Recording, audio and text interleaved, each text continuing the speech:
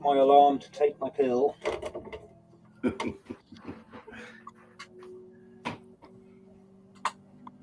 We should be live.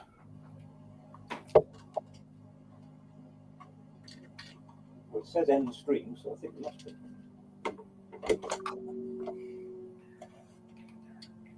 Oh, there we go. It's popped up on YouTube now. We'll get used to it eventually. Yeah. Hi, Steve. Hi, everyone. Oh, Adam.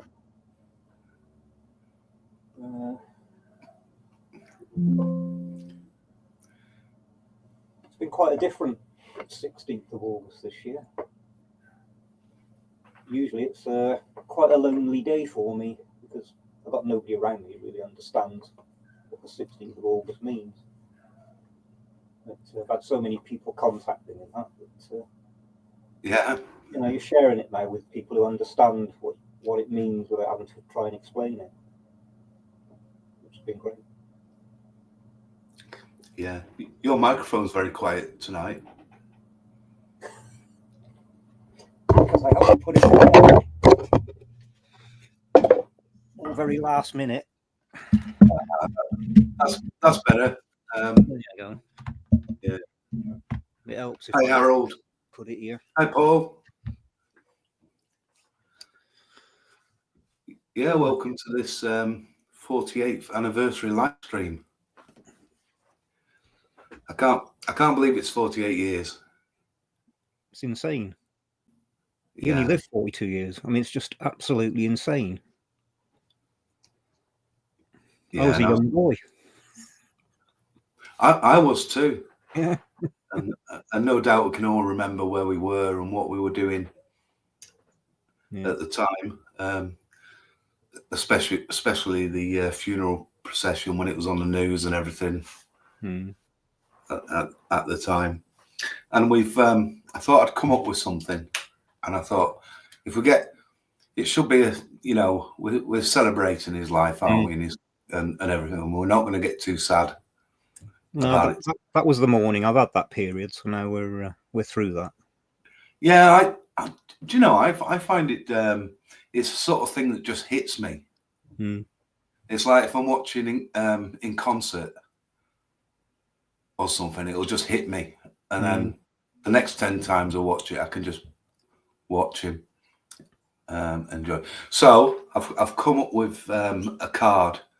If we start getting too sad, I'm going to play the Elton John card. Uh-oh. My wife will burst through the door. That'll put paid to anything, won't it? We've got Harold, Paul, Ben, hello. Off to a family party.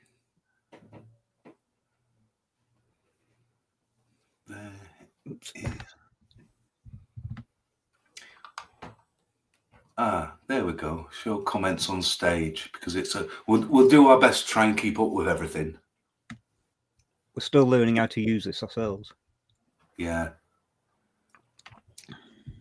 Now that says it should show comments on stage, and it's showing a little grey box with no comments. Let me try it again.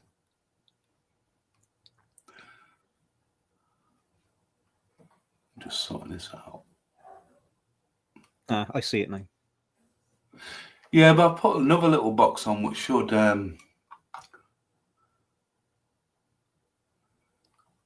yeah, thanks for just dropping in and saying hello, Ben. It's it'll be nice to see who actually comes on tonight and who's available. We're going to give it quite a long run. I'll keep going as long as I can. Well, I'm honoured tonight. I mean, I haven't done many live streams, and I don't think I've done a live stream with you, have I, Steve? No. You know, and you are the king of the live streams. I try to keep going.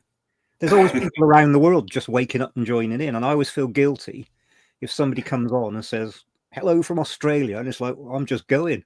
So I stay. So we'll see how long. Yeah. We have to wait for David to wake up in Japan, of course. Yeah. No commitment, look, he's sleeping. No commitment. I know. What do you want to sleep for? Oh dear. So what has everybody been doing today?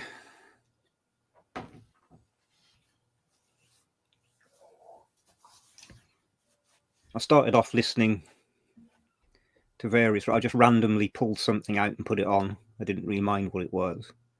And I did the round of all the YouTube videos to see what people have put on. Scotty's videos up, of course, which I was waiting to see. Yeah, I was at my PC when it popped up, so I watched it as soon as it came live. It was and Scott and Craig always do a fantastic job, don't they? Yeah, yeah. And anyone who's not watched their channel, but I can't imagine it's many because the amount of followers they've got. And their editing is phenomenal. Yeah. And that little box has popped up now. Ah, yeah, I see. So everyone can see what people are. When you watch live streams, if you can't see what everyone's saying and what the answers are, I find it a bit disjointed. And so hopefully they'll start popping up automatically. Well, that's why when I'm doing it, I tend to read people's comments out, so that because most people aren't going to read them. Oh, Paul's awake at 1 a.m. in Western Australia. Adrian, hello. Hi, Adrian. Yeah, when you consider Paul's comment, when you consider the amount of product, I was when you asked what we're doing today, I was doing some work on my PC and getting set up for tonight and trying to tidy my room because I've just got releases and editions everywhere, and I just thought try and get it in order somehow. I thought tonight's wall, I always try and have a bit of a themed wall. So I went for the bonus picture card wall tonight. Yeah, nice. And what are you missing? Just some of them. I am missing, which will be next on mine, is I've got a lot of Speedway releases, but I've not got the bonus photo one.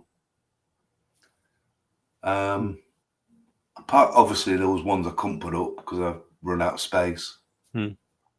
I think that might be the only one now. Have you got King Creole? I've got King Creole. Oh, I don't have that yet. Yeah, I've got the original USLP and bonus photo. In fact, I should have put that one up as well because that would have been a nice one. More difficult one to find. Yeah, yeah. But going back to Paul's comment, yeah, I was just looking around, just so much stuff. You know, just this week I had the Sunset Boulevard Lemonade and Orange Crush vinyl arrive. Friday, the new Gurulnik book arrived. We've obviously got the 5 CD, the black LP version of Sunset. Just, yeah. Endless. Adrian always seems to have some new set. There's an endless supply.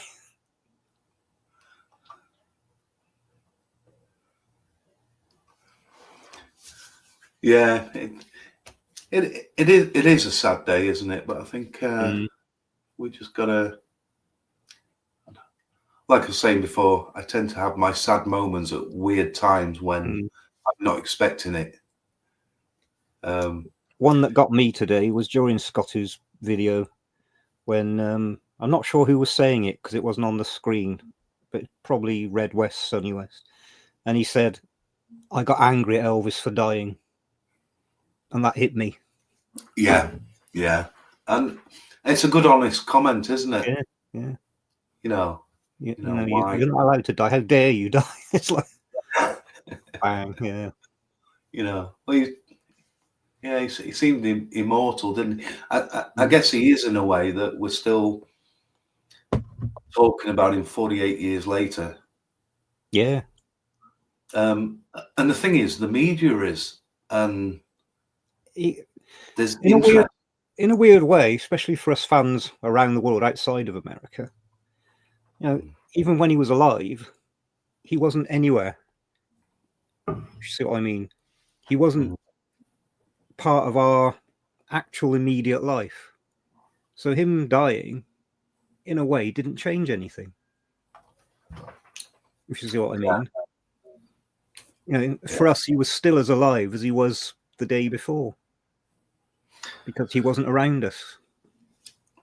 Yeah, and I think maybe it's different for different age groups. It's like I was very young, you know, and that was what initially took me with your channel, Steve, because it's TCB since '73. Well, you know, and we sort of discovered Elvis in the same year, basically. Yeah.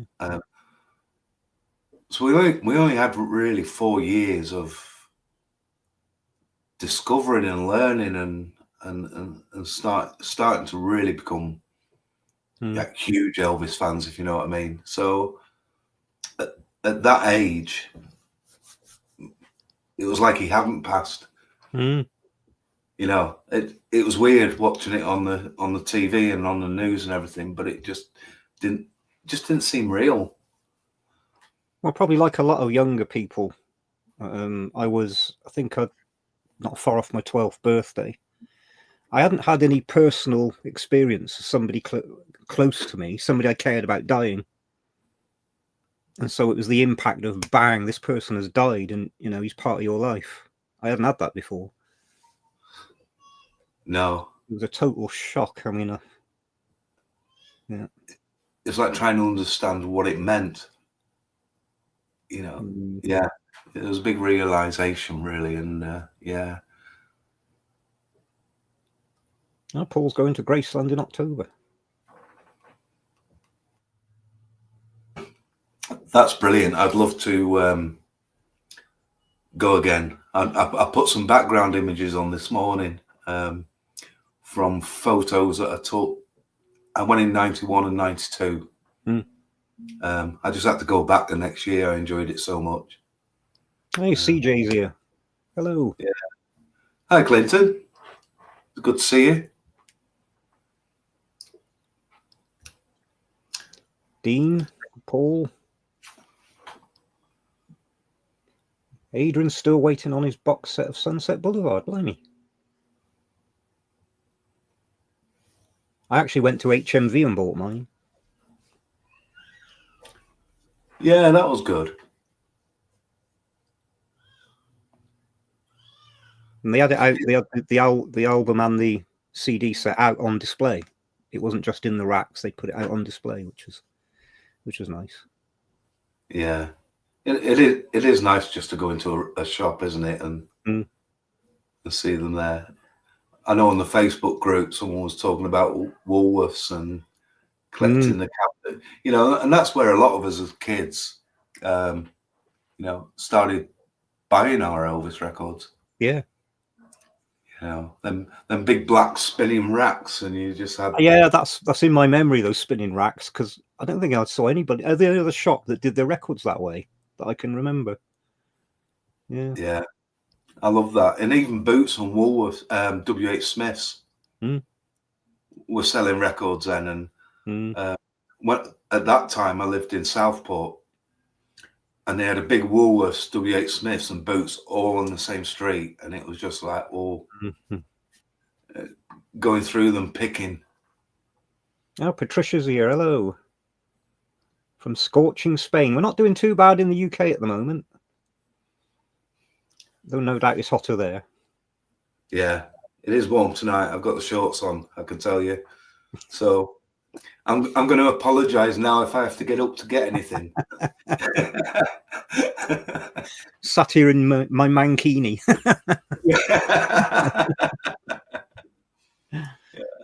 Woody Cat, hello. Been watching Roustabout and Girl Happy. Excellent. Mal, hello. Oh, 38, 39 in Spain. Well, that's too hot for us Brits. I think I'd shrivel up and die. Thanks, Adrian. It's another great channel.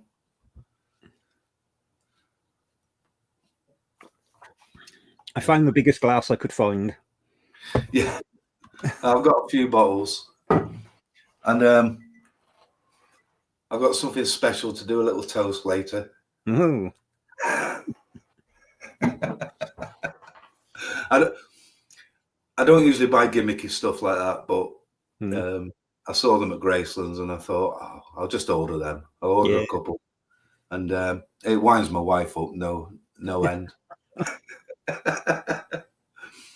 Yeah. Have you any? Are you doing any gigs tonight, Clinton? Are you? I noticed you've been doing some recently.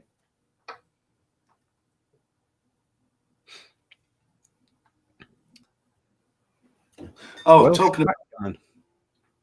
Hello. Yeah. I was asking about Epic. How exciting! I can't wait. I can't wait for it to come on. No.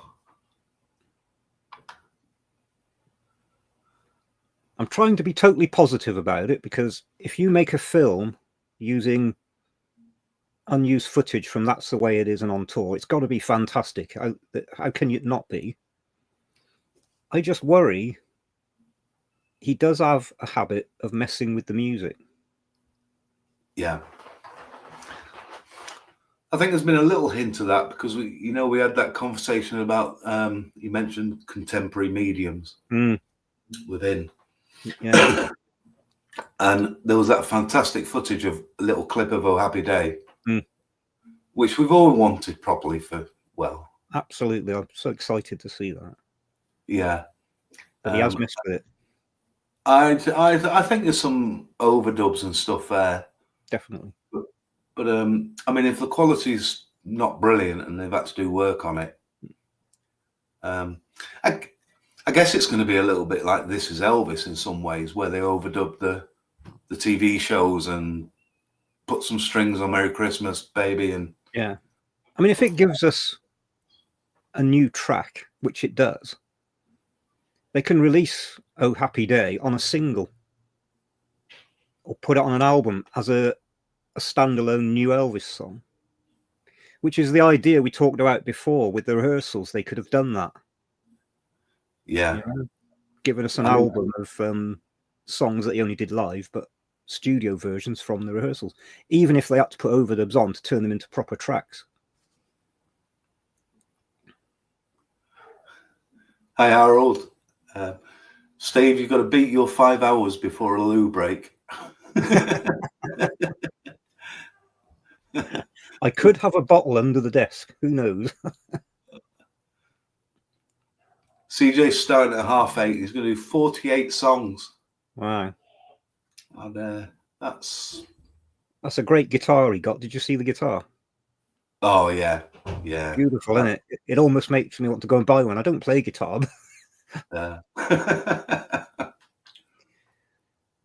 Patricia's sending everybody a hug. It is a difficult day, isn't it? You don't want to be too sad. You want to celebrate his life and the fact that we had him. But it does get you now and then. It got me a couple of times today. Yeah. Anyway, we know what we're going to do if we get too sad. Yeah. And anyone who watches Steve's channel will know the joke. And but I don't know if you want to explain it for anyone who's not. My wife likes to wind me up. But anytime I buy a new record or anything at all, she says, "Oh, Elton John." And at first I used to buy, "It's not Elton John." And then I realized she was actually doing it to wind me up. So she'll always say, "Oh, you like Elton John, don't you?" So Elton John is haunting me now. He's become a thing. Oh, I'm always saying you've got the best Elton John channel on YouTube. I had to dig an album out for you. Yeah. I don't have one to dig out. Oh dear. Have you bought the new music on vinyl reissues? They've been en route for several days. Originally, I got a thing from FedEx saying they would be delivered on Tuesday. And then each day I get one saying that it'll be delivered the next day. And now it's going to be Monday. So God knows where they are. Well, I got one saying they were coming yesterday. And they didn't. And I wasn't going to buy any. I've got them all in one form. And then last minute, I kind of thought, I'm just going to get this one set because I wanted one of them that was in it. And I thought then I might pick and choose as I go along. And then you end up buying them all. Yeah. Yeah, I know. It's a bug. Hey, Johnny's here. Yo, what's up? All right. How y'all doing? I thought you were starting a new fashion then. No, good thing I wasn't picking my nose. Dang.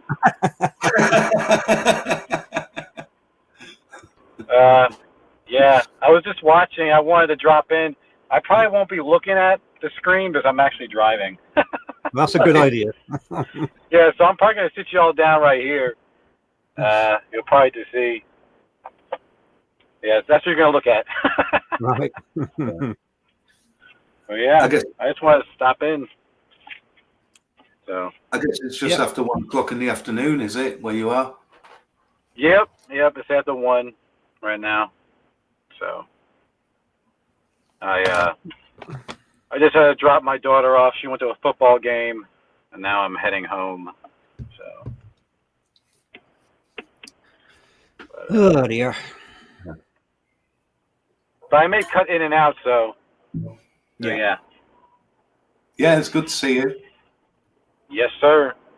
Yeah, so this morning I dropped my part 2 video, my review too.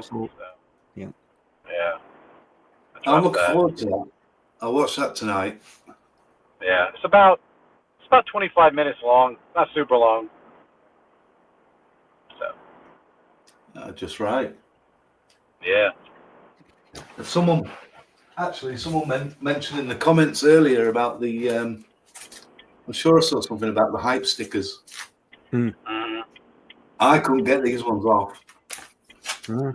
They were just tearing. I know it's not the end of the world, but I ended up having to cut them out. Just to keep with the LPs. Yeah, see, I have a thing with my stuff. I'm just weird like that. I don't take my stuff out of the shrink. I'm one of those guys. But yeah, I just cut it open, and that's really it. Very rarely I do that. It's a bit odd that the stickers have become a thing when you think about it. The reason that they're rare and collectible is because in the past everybody just ripped them off. Now that everybody keeps them, they're not going to be rare and collectible because everybody will have them. Yeah. So I'm not that careful anymore when I peel them off. Oh, gone under a bridge or in a tunnel.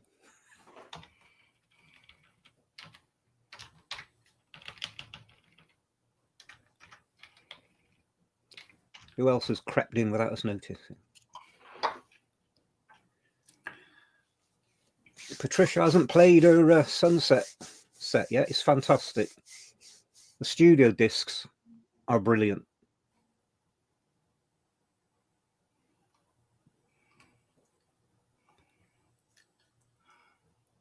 There you go. Clinton's got a tip for you. Keep an Elton John album handy when your wife comes in, Steve. Yeah, I should call her bluff. There's your Elton John record. Now go and play it. Harold, Australian Paradise Hawaiian Style Blu-ray. Yes, I've got it. I did a little bit of a review on the Facebook page. It's definitely a lift in picture quality. I did quite enjoy it. I did think there was a drop in sound quality though compared to the DVD version. But otherwise, it's just nice to have it on Blu-ray, and it was an enjoyable watch. Like anything, we just want them all, don't we? I mean, Oh, Tony's crept in. Hello, Tony. Trying to keep an eye on who's coming in. Yeah.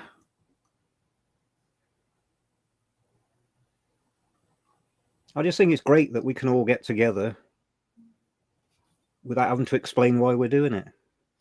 Yeah. You know, it was always like the only person that really understood today was my mum. She knew what it meant to me. So she would ring me during the day just to have a chat. But since she died, there's nobody in my life that gets why today is like it is. You know, when you say to somebody, look, I can't work, I can't do this, whatever, because today's the day Elvis died, they sort of look at you like, what?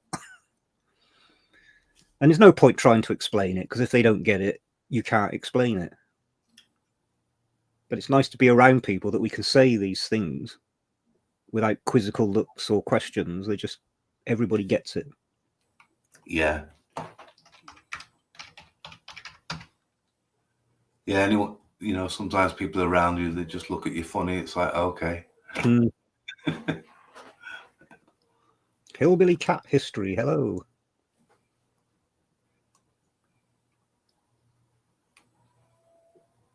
I actually did have a record arrive today. It's strange. You have these records for decades and don't notice something. And I was looking at, of all things, this. So this is the UK re-release of Elvis's first album, which of course they put a picture on from the '68 special, because that's what you do. Now on the back, I'd never noticed. So they talk about Elvis's first album, and then here they put the cover. But of course that isn't the first album at all. Yeah. That's for LP fans only, which has a different track selection. I mean, how do you get that wrong? That is bizarre. So I went and looked to see if they ever corrected it, and that's what arrived today. There was a later reissue with a completely different back cover, and they took that picture off. Yeah. But how do you get that wrong? You talk about the first album and put a different cover on it. It's like these cheap labels, isn't it? Made in the EU or whatever, and you get, you know, here's the Jailhouse Rock album with a picture of Viva Las Vegas. Yeah, I stopped buying those. Yeah, I don't mind many. I don't buy many. I think the Wax Time, I never used to buy them, and then they did the Rock and Roll #2, and I thought, just for the sleeve, it was worth the £12 or whatever I paid for it. I like the Wax Time because they're not expensive, so I will buy those. Yeah. Paul, yeah, going back to Scotty's video, I had 3 pictures on. 2 of them were put together from when I was in Memphis, and there was one when I was with Chris and Steve and Eddie. We picked up all the latest FTDs and we went out for a meal that evening. That was quite good. I saw you there, Steve. Yeah, I sent a picture. Yeah, you got on. John is going to try and come back later. Yeah. Have we had any new CDs besides Sunset Boulevard? I haven't actually bought any new CDs for a while. I can't remember what the last thing. Oh, I do remember. Yeah. The last one that I needed, Time Life. Oh, right. This was the last one I needed to complete the set. I had to send to America for it, so the postage was more than the CD, but it completes the set now. Yeah, I've got quite a few I picked up a few months ago. recent listen is this, A Whole Lot of Power. It's a CMT release, 1970 recordings. I always go the wrong way with this image. The one I listened to before this was the Stax Power one, and they're great releases, great sounding.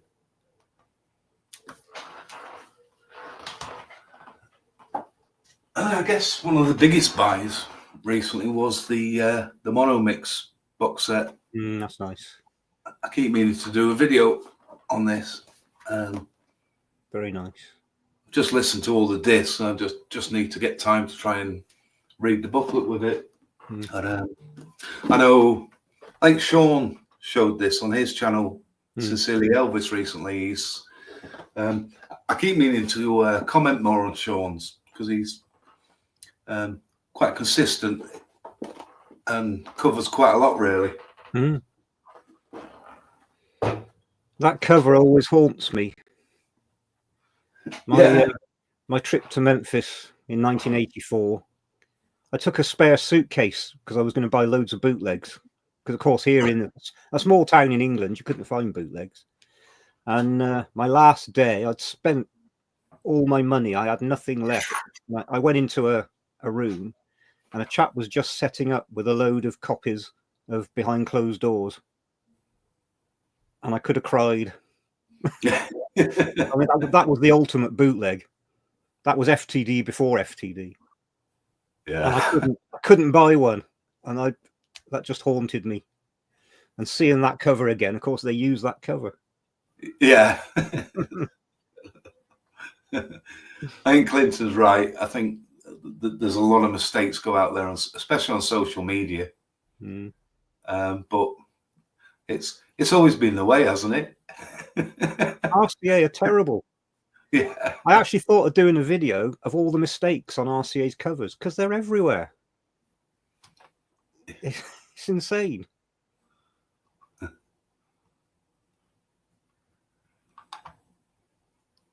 Tricia, there's a lot of good channels out there. You know, there's I mean, I recorded my piece several days ago, and I was 50-50. Do I put it out there or not? Because it was very personal. But then I thought, no, the people who watch it are going to understand. So I did it. And I think it was just a simple, beautiful little thing to do. Sometimes rather than a big lengthy thing, it had some impact. I'm glad you did. Thanks. I couldn't have done any more because I was choking up. You know what's coming.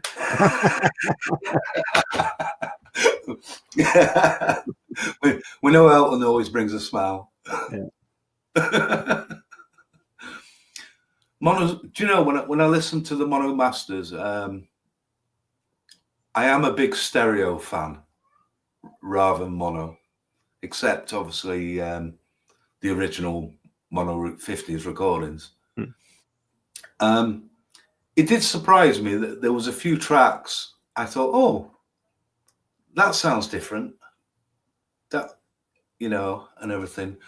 But what I'd really love to see is a re-release of this mono set right from the beginning to the end of the singles, including the 81 ones, because there were some promos with a mono side, and the ones at the very end where there is no mono, I don't mind if they mix them down just for the set, and then you've got the complete sort of 1953 to around about 81, 82 single set.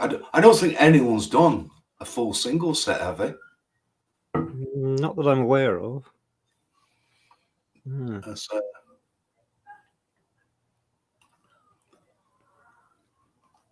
trying to catch up with the Tony, yes, we've watched Scotty's video.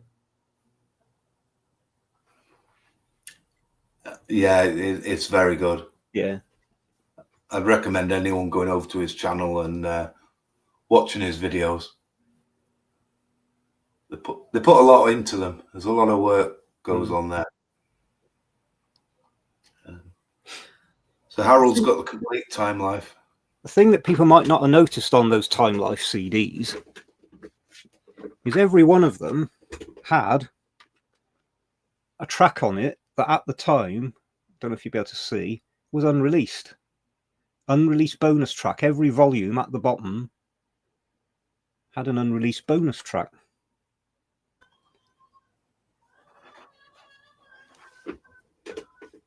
I've not actually played them to find out what it was, but you know, why it was unreleased. On this one, it's Seeing is Believing. I assume it's an alternate take. I've not got any of them anymore. I did have some, and for some reason, it might have been when I was buying new versions of stuff, and I gave a lot of CDs away to friends and things, and now I wish I kept them, especially the really early original 80s CDs that came out.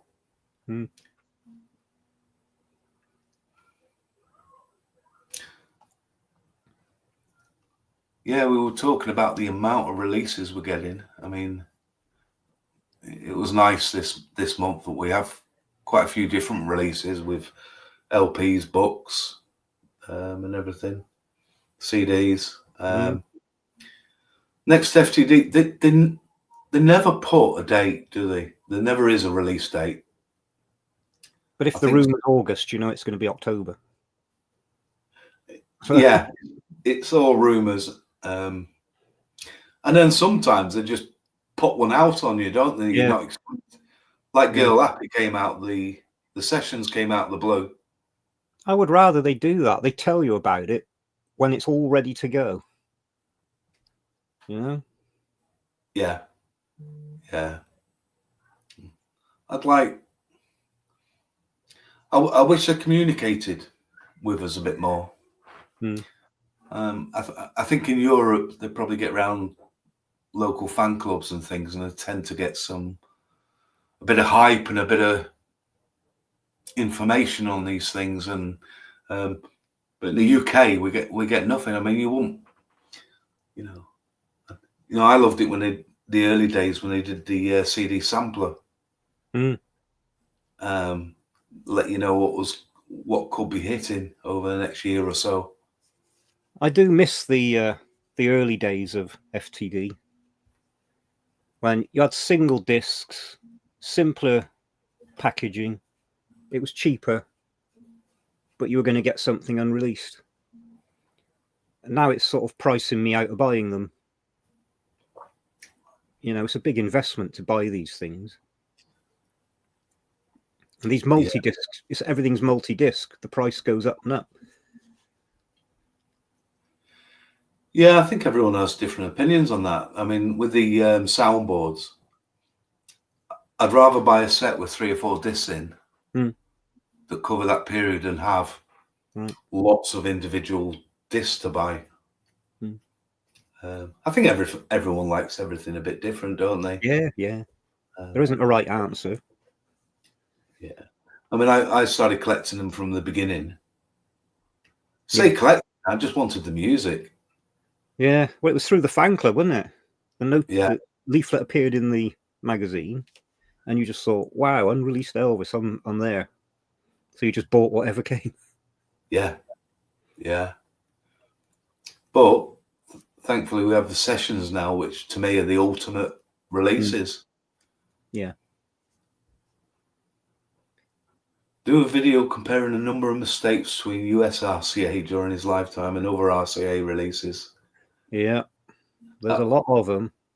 In fact, I'll compile a list. That will take some making, I think. Yeah, and I think it's true, isn't it? I think Parker was pushing images at them. I don't think some say he didn't care as much. He'd just give them any image, but I don't know. My opinion of Parker is hardening. Was never a fan. And I'm becoming even more hardened. The more I learn about what actually went on and the way he manipulated Elvis, my opinion of him is sinking even lower. Yeah. I think it is part of Elvis and the legacy, the history, isn't it? I mean, It's happened, yeah, we can't change it. I look at it all with interest, and the more facts or things I can find out, I quite enjoy. For me, the tragedy of it is Elvis was supremely successful, and then you realize he could have been even bigger. He could have done even more, you know. And there is definitely an attack on his legacy now.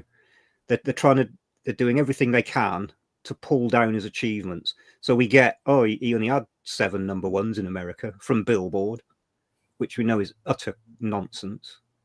And they seem to be doing everything they can to rein him back so that more modern artists can be at the top, so they can sell more product. Yeah. Here's one for you, Steve. Just pulled out my century rock on the show.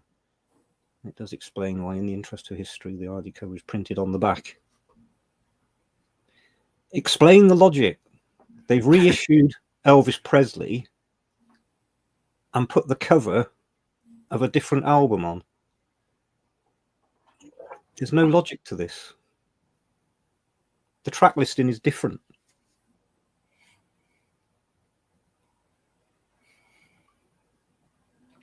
But then we're looking for logic and consistency here, where there's never been any. You know, the picture on the album should reflect the contents of the album, as far as I'm concerned. Yeah. Dean also mentioned he's not seen Scotty's video yet, but we definitely recommend going over and giving it a watch. It's really good.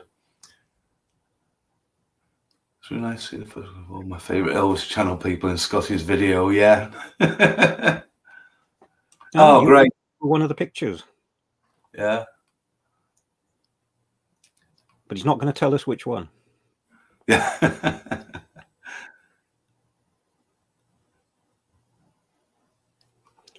The early first editions.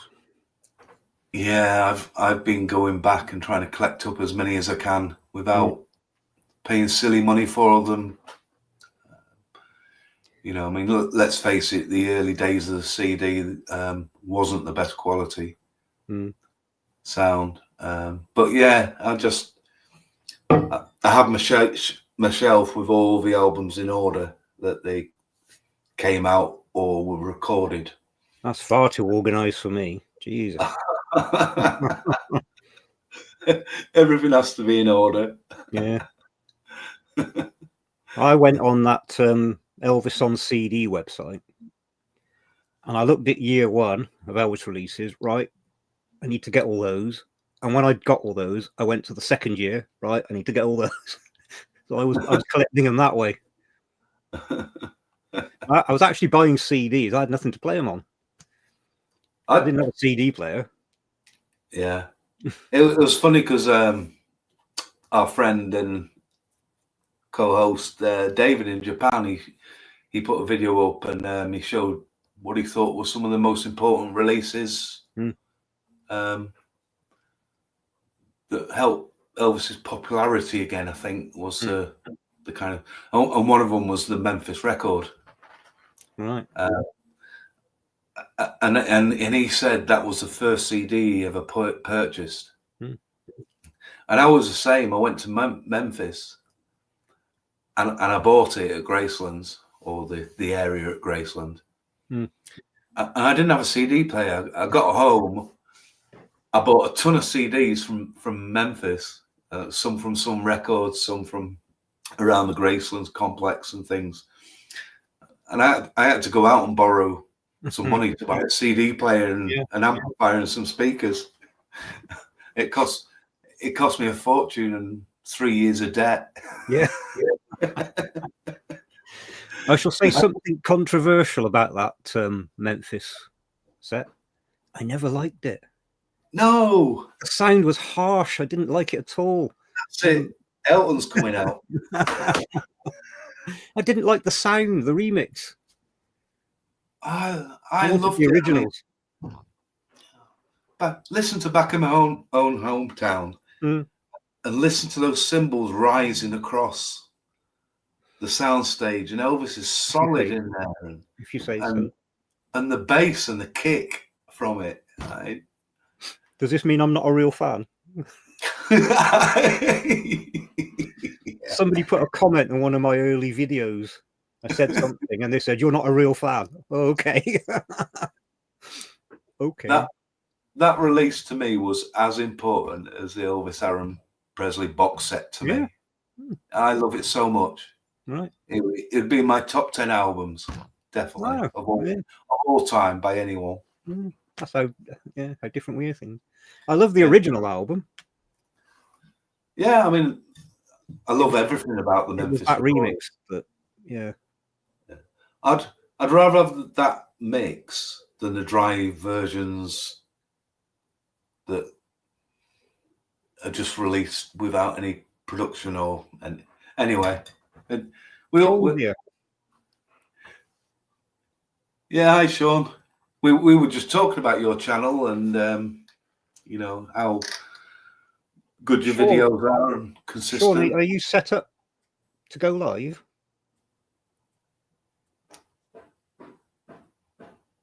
Because if you are, we can invite you on. Yeah, come and join us. It'd be good to me. I've been, in fact, it was funny because I was having a little message with Keith Moen today, who does the Elvis Day by Day books. And he asked me if I had Sean's contact details. I said no, for some reason. I know when Mark was with us, we talked about getting Sean on. And then obviously Mark's taken some time out of stuff. And it never had a chance to follow it up. Any news on the Clambake box set?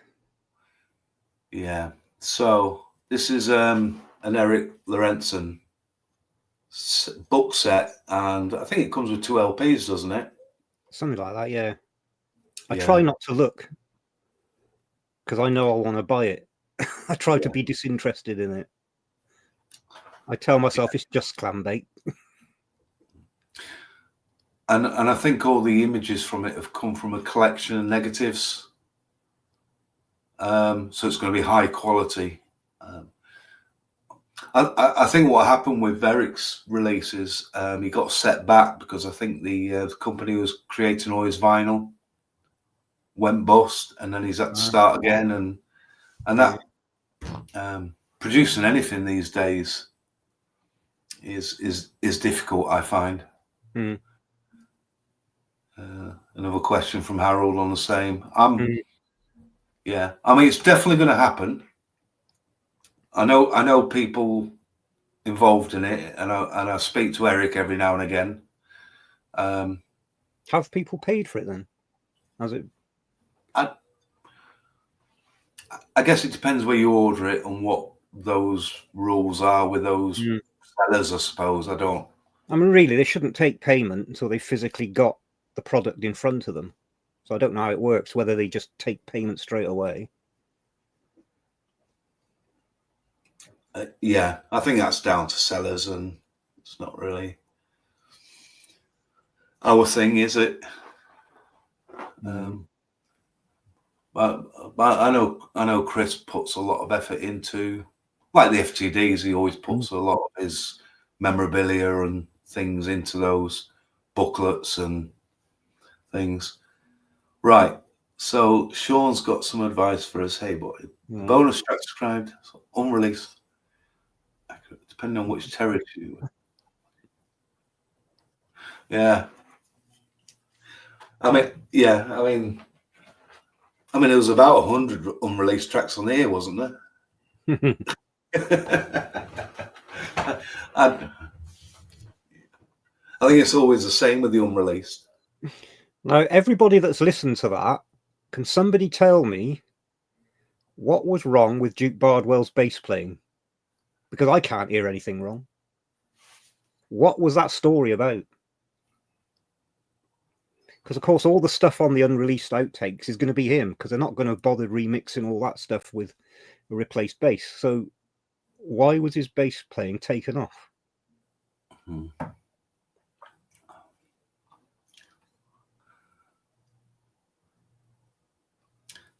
I think my opinion is it's just, and it's only on the rumours we hear. But I think even in interviews and things, Duke has said for some reason he didn't get on.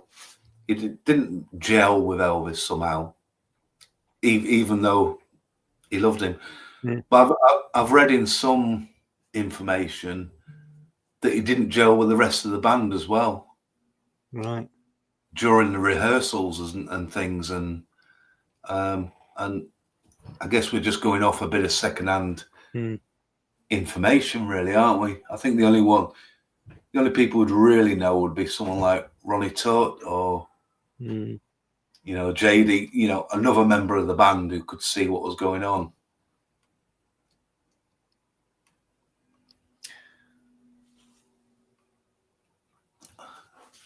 Your favourite subject, Steve? What could have been? Yeah. I honestly think if he'd have changed manager back then, he would have been alive. Because he thrived on the challenge. Once he got into the rut, that's when it all went wrong. And the challenge was the world tour. Yeah. We'll have to repost our Remaking History, our 73 video now. Yeah. For anyone who doesn't know, I mean, we had the Elvis Forum video group going, but we hit a problem with YouTube. And as usual with YouTube, they don't let you discuss the issue. They just remove you. So we decided to merge what was the forum with the collectors group to create this new Elvis Now and Then group, which was David's idea, wasn't it? I thought it was quite good.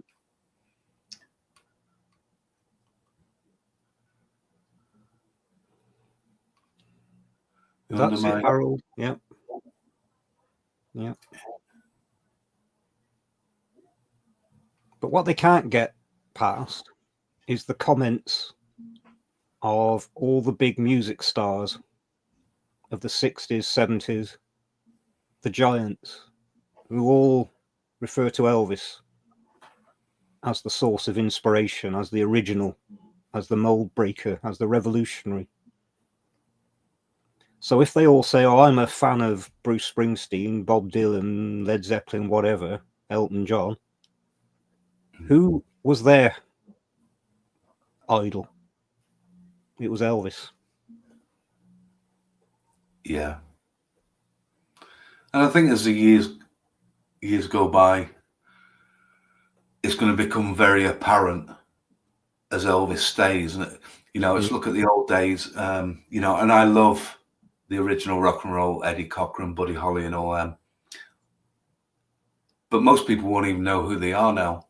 You know, the current generation, they'll know who Elvis is. They'll probably know who Frank Sinatra is, but, you know, a lot of the other talent that didn't get to, you know, progress and create their own long careers. And, you know, you just, you know, you look at, you know, I'm a big blues and soul fan and gospel and R&B, and, you know, all those artists are becoming forgotten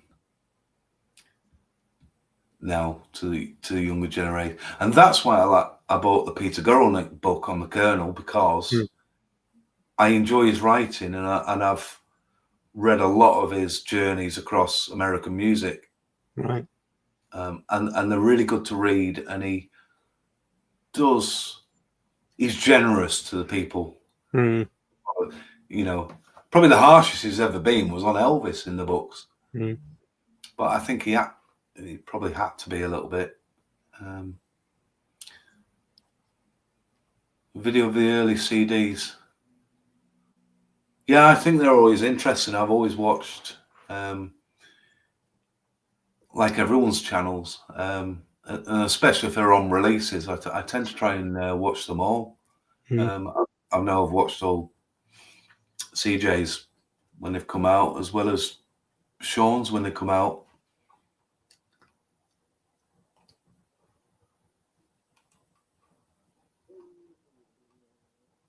Right, I shall have another look.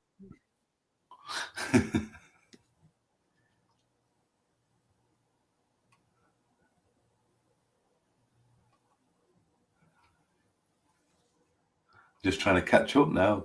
Yeah. Harold's going to get the new Tom Parker book. I think as a document, it's got to be worth having. Especially, I'm more interested in getting to the letters part of it to see what was actually. I wasn't going to get it, especially after hearing the first reviews that say that he's gone very light on Parker. But it does interest me about the documentation, because the source material is always the most important, because you can't put an opinion on that. It is what it is. So I might get it for that. Yeah. I think, you know, with the world tour, I mean, had Elvis just been pushed too much by then? You know, was he too, you know, put into too much of a situation and doing the same thing over and over and over again? I don't know. I mean, the guy didn't stop working, did he? I mean, you look at from what he did from 56 to 77. And I know people say he didn't record a studio album in 74. But he recorded a live album. And we had the classic Having Fun, didn't we? Ed's favourite album. Yeah. But you know, and the thing is, we all go back and go, I wish he'd recorded in 74. But even we won't give him a break. Because he, you know, he just turned out so much, didn't he? Yeah. Yeah. No, one thing that's come out of that book is this phrase that Parker said to him: "Do not give RCA anything more than they ask for." I've heard that repeated several times. Yeah. So if Elvis has said, "Why don't we go into the studio and cut some more songs?" his response is, "No, you filled your contract this year. Don't give them anything more than they ask for." Yeah.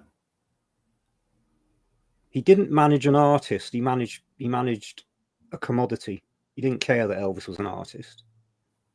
Yeah, I think Elvis was just a product to him, wasn't he? Yeah. You know, it's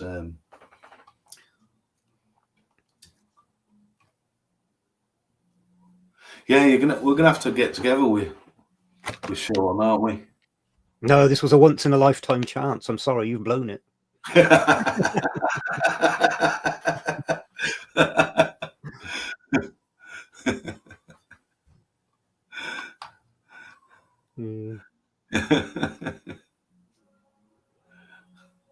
Be careful, Elton's waiting.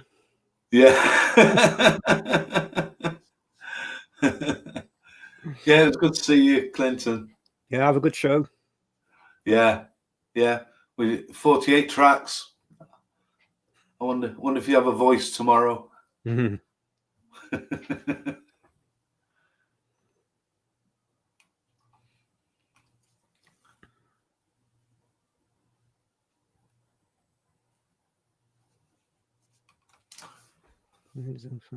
Colonel or Priscilla responsible.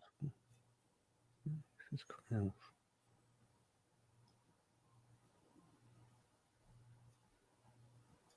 Yeah, that's a difficult one, isn't it? I mean, I think Priscilla gets some stick. I think Priscilla, I'm just sort of, I don't know. I wasn't there. I don't know the facts. I don't blame Priscilla. I just don't trust that her motives were ever genuine. Mm. I don't trust her story, her version of things.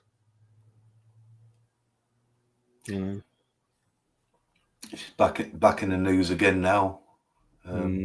All for the wrong reasons, but I think anyway. What do we know? Of course, ultimately, Elvis was the man. For some reason, he just trusted the Colonel. So, but the Colonel was very manipulative. I think that will come out of those letters. He knew the buttons to push to get Elvis to come round to his way of thinking, and he wasn't afraid of pushing them. Yeah, I think that's why I'm interested in reading the book. See if there's a little bit more to be learnt there. It's very difficult.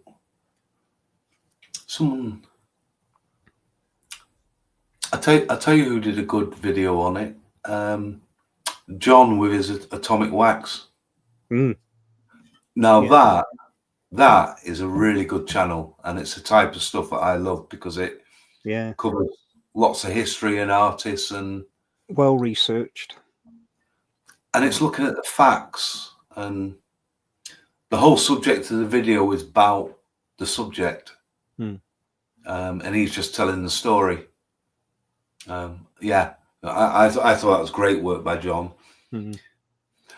As to, you mentioned to me about John and Jamie going around Memphis. I thought that was really good. Yeah.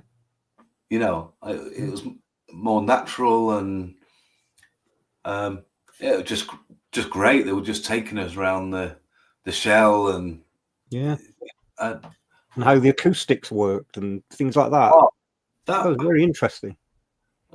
That was right up my boat. That just brilliant, and like how people in the area saved it from being knocked down for a college or something at the time. People can bring me more of that because we're just not there to see it, are we? No.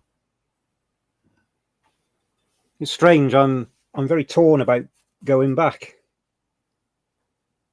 Obviously, a big part of me wants to go back to experience it all again.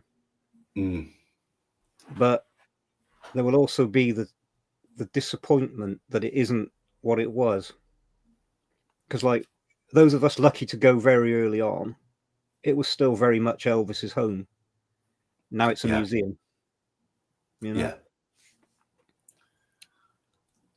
I think it'll just keep expanding, won't it? But the danger is it becomes a theme park. Yeah. You know, because there won't be anybody there that was there when Elvis was alive that has this personal connection to it. So if somebody came in early on and said, "Why don't we put a Ferris wheel in the garden?" everybody would have been horrified. That's not what Elvis had. We're going to get to the stage. Why don't we put hey, that's a good idea. We'll generate some more income, blah, blah, blah, blah, blah. Yeah. There are already elements of that. You know, this idea of building the recording studio. I would have loved Elvis to have had a recording studio. Apparently he had plans to build one, but never did. Now they're on about building one. Now, do we want that? Because there wasn't one when he was alive. It's difficult. Yeah, and everyone's going to be saying they've recorded something at Elvis's home and think, you know, is that a bad thing? I don't know. That's why I'm 50-50, but how much do we want it to actually change? Yeah, you feel like that complex that used to be, if I remember when I first went, it was like a big pink complex, wasn't it, of shops? Yeah. Really all that land around there, that's where they should expand to keep the original home as original as it can be, you know. let's build the museums as museums across the road or something. And I mean, my big worry is that eventually they're going to build a hotel on the ground so that you can stay. You know, I stayed at Elvis's. yeah, and I can see something like that coming. Yeah. Trying to think of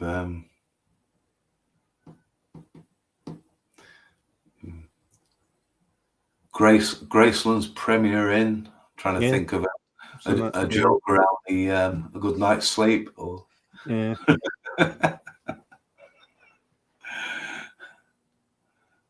Yeah, great, Paul. I mean, you know, I think 72 did affect Elvis, and do you know, that's a really good point, because I've been listening, especially with the Sunset release coming out, and 72 and 75, there was a change in the way he was feeling and the types of songs he was drawn to. You know, whereas you listen to 70 and he was singing those songs, but they were light and he was soaring. You know, I don't think Elvis was any different. He always sang them type of songs. It was just the feeling and the sound of them had changed a little bit. But it did make me think a little bit more about the lyrics. And is he regretting the split up with his daughter more? Is he singing about his daughter all the time, rather than presuming the rest of his life was miserable because he was divorced? That's how it's put across. But there was an interesting comment, wasn't there, that after he'd recorded Always on My Mind and Separate Ways, which we assume he chose because of what was happening in his personal life, he said in the studio, "Man, you're killing me with these songs." As though they were giving him, "Hey, record this." Yeah. That he hadn't said, "I want a sad song to sing." They were giving him them. And he then made the connection, you know, "You're killing me with these sad songs." I thought that was an interesting comment. And I was playing the vinyl last night, and you know, the 72 and the 70, you know, Pieces of My Life and Always on My Mind, they're just fantastic recordings. But yeah, I do agree, Harold. You know, he was human. You know, he suffered, got things wrong, got things right, as we all do. There was that story, wasn't there? I can't remember who told it, about Elvis had gone to watch, I can't remember if it was baseball or something. He'd actually gone to watch. And I think it was one of the bodyguards told the story. Said this woman come up and said, "Where's Elvis?" And he said, "Oh, he's gone to the restroom." And she said, "I didn't think he did that." Yeah. He's like this superhuman who never needs to go to the toilet. Like, what? Yeah. The Queen doesn't poo. Yeah.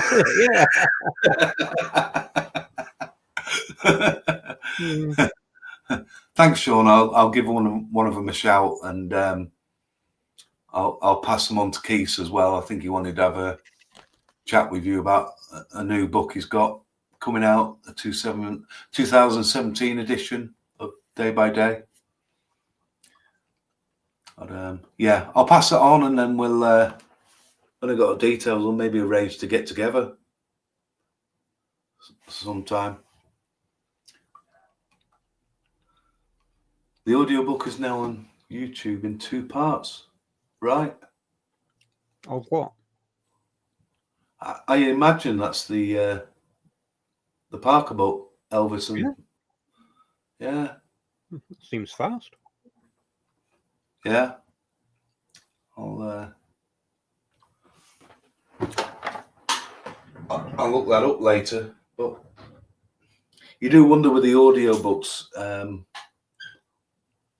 what you might miss, because they've got to be condensed versions, I would think.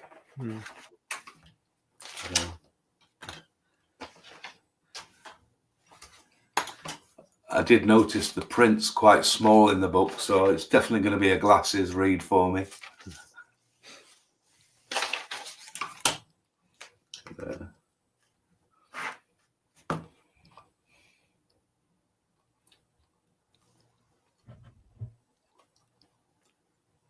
Elvis in an 80s outfit. Yeah, you do wonder where his style would have gone, because obviously he'd have to give up the jumpsuits at some point. Yeah.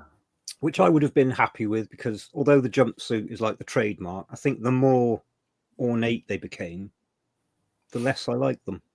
I like the very simple jumpsuits. Not saying I didn't like the later ones, but I preferred the plainer ones. Yeah, I mean, some of the early 70s, 71 were fantastic looking. I think it was a cool look then. The ones I find difficult are the ones with the puffy sleeves and the big plunging neck. You know? Yeah. Never keen on those. Yeah.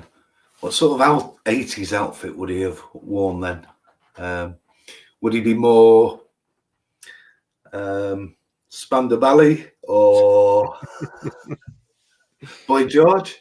A new romantic. Of course, we know that he was having a stage suit designed that fired lasers. Oh, the light up. Yeah. That was actually being designed, and he said, I want it for London. And who ended up wearing it? Michael Jackson. Yeah. Yeah. Yeah. Elvis with a trilby and one white glove. Yeah, I think he might, in the 80s, he might become more suited. I think, yeah. I mean, he was pretty stylish through the 50s and 60s, wasn't he? Elvis, I mean, this needs to be recognized. He was the greatest male supermodel in history. You could dress him in anything, the most outlandish costume, and he would pull it off. Any costume designer would have killed to get a model like that. And that isn't recognized, and it needs to be. Yeah. You can go through any book and he's wearing outrageous outfits that on anybody else would just look ridiculous. He makes it look cool. Yeah. I think all the comments on the 72 period, you know, it was definitely a hard time for him, wasn't it? Hey, on happier moments, Eddie's here. Here, right, Eddie. Who do we get to?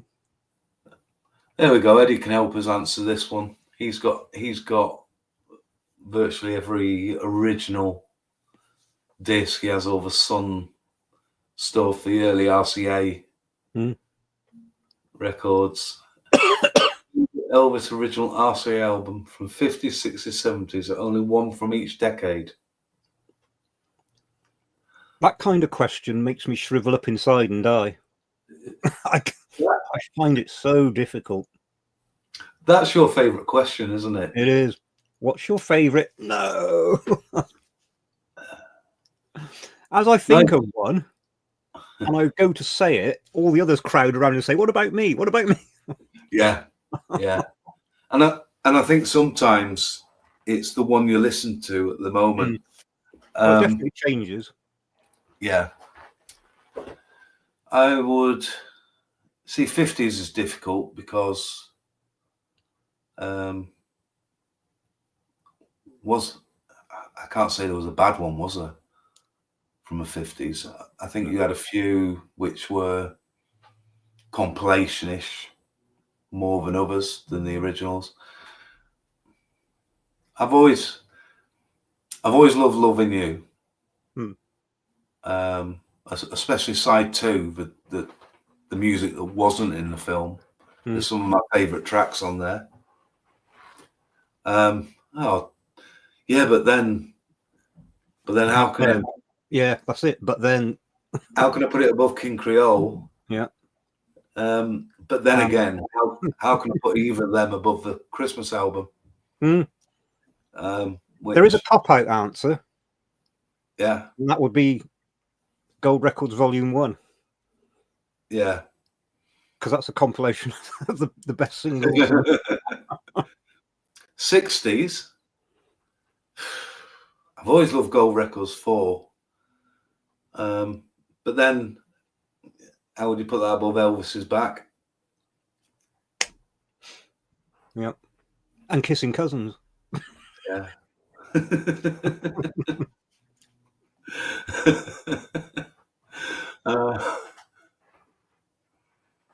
Some people do like top 10 cover designs and things like that. I've tried and I can't do it. Yeah. I think top 10 is easier because it covers most of the 50s albums. Yeah. Top 10 albums of each decade. Okay. Yeah. But like Elvis's Back or From Elvis in Memphis, which which one's better? They're both different. When it comes to 70s, I think I tend to steer to Elvis Country. But that could be that's the way it is on another day. And you know the reasons for choosing it. What is Elvis's best album of the 70s to what is your favorite album of the 70s might not be the same thing. For sentimental reasons, Promised Land holds a very big place in my heart. Yeah, you know, it's Promised Land, Today, both solid albums with no bad tracks on. It's and even the stuff you might call bad, it's not actually bad. It's just that you know, like the full album. It's got great tracks on it, but as an album, is it Promised Land or Today or That's the Way It Is? You know, it's so difficult. And you even come down to things like, if somebody said to me, do you want to listen to an album by Johnny Mathis or do you want to listen to Frankie and Johnny? I'll listen to Frankie and Johnny. You know? Yeah. Yeah. So how can you leave an album out of this listing? Yeah. I'm still loving everything that comes out. You know, whether it's my favorite release or not, or you know, whether it's your favorite movie, to get things like the sessions and everything that we're getting. Amazing, yeah, it's amazing. It is amazing stuff, and the sessions always sound more alive, and just the quality of what they were recording in the studio was so much better than what was being sent out on records sometimes. Yeah, I've always loved Patricia. The two-piece suits look really good. I think that could have been his way forward after the 70s. Yeah. But yeah, thanks, Sean. We'll definitely catch up.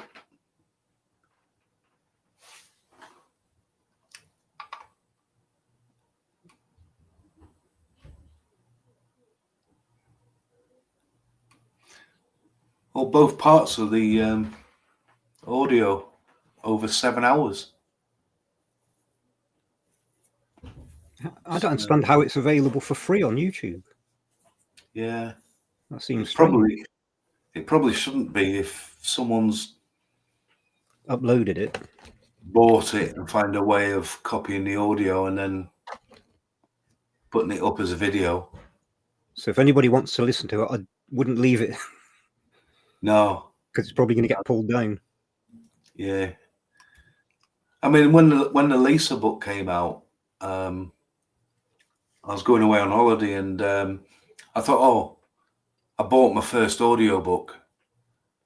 I've never really been interested in listening to books on my phone or whatever, and while I was sat in the car traveling, I just listened to the whole thing, and it was quite interesting. I've only ever had 2 audiobooks, and that's because I loved to listen, and that was David Niven reading his 2 autobiographies. Yeah, fantastic. I bet they were good. I like David Niven. I highly if anybody's not read or heard David Niven's 2 autobiographies, highly recommend. He's just got charm and wit, and he writes like it. Superb. Wouldn't Elvis would have been great in a spoof 007, wouldn't he? Yeah. He had the comedy timing for it, and the looks. He could put the look on to, you know, Yeah. some people have got that, or they haven't they? I tell you what, Harold's hard, isn't he? Only one from each decade.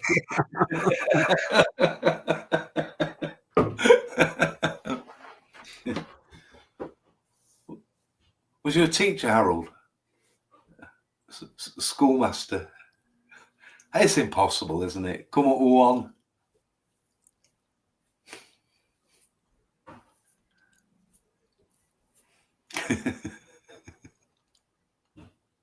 I try and think of one, and it beats me back.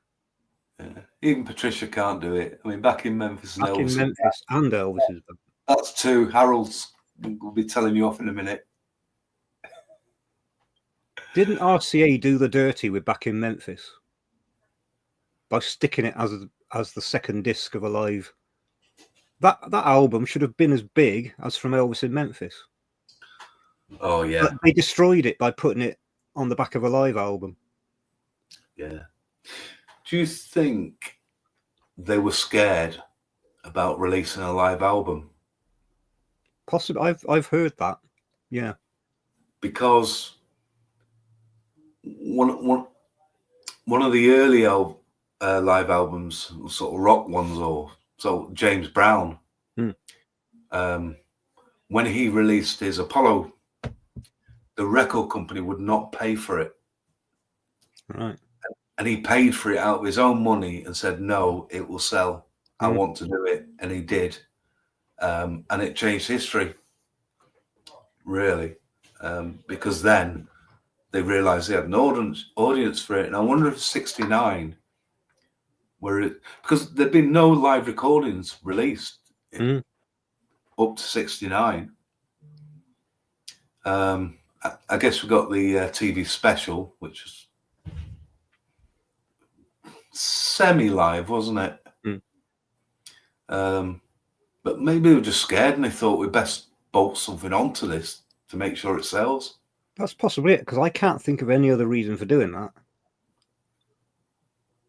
But I think it killed Back in Memphis as an album. Yeah, almost like an afterthought. I definitely agree. It should have been. But then as an afterthought, they released them separately, didn't they? Yeah. But it was too late then. It was nice. And I that's always been my own opinion. And it makes sense. Yeah, it makes sense. Don't quote me on it. But, hi, Steve.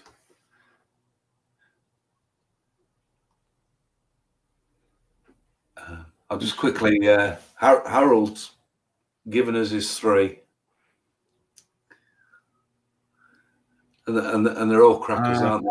He's gone for Gold Records Volume 1, look. Yeah. Elvis is back. See, nobody can argue with that. No. But No. but where's From Elvis in Memphis? Where's... That's the problem. There's always going to be a great album excluded. But it's definitely a firm 3, and they're all crackers, aren't they? I'm talking about 57 with the gold lame suit. Did you manage to finish the book? No, I gave up. I know you said you found it hard. I found his writing difficult, and he took a negative tone from the beginning, which put me off. You know, when you start a book saying Elvis wasn't as successful in 1957 as he had been in 1956, and you carry on in that tone, it's like, what are you doing? I think he was probably following the industry at the time that were always trying to put him down, weren't they? I've only got about 40 odd pages in, and I keep putting it down, thinking I need to pick it up again.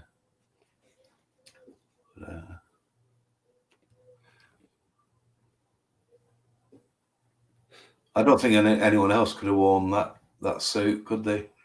No. Particularly as a suit. The jacket on its own with a pair of black trousers, yeah, that's good.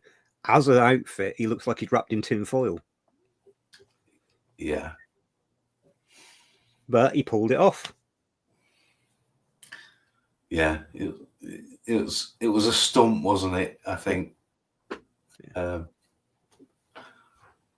He should have driven into the arena in his solid gold Cadillac and got out in his gold suit.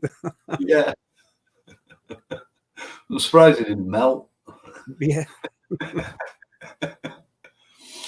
Yeah.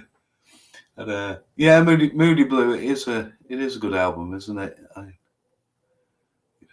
They all are, especially when we grew up with them. I think we just loved them all. Yeah. Moody Blue's a strong album. It's just forever, unfortunately, got that link, with when it came out.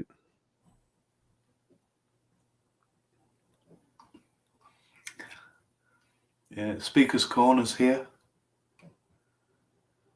Hello. Who sneaked in? R. Roberts. Would have loved to see Elvis in it. Oh, right, that's that one. Paul.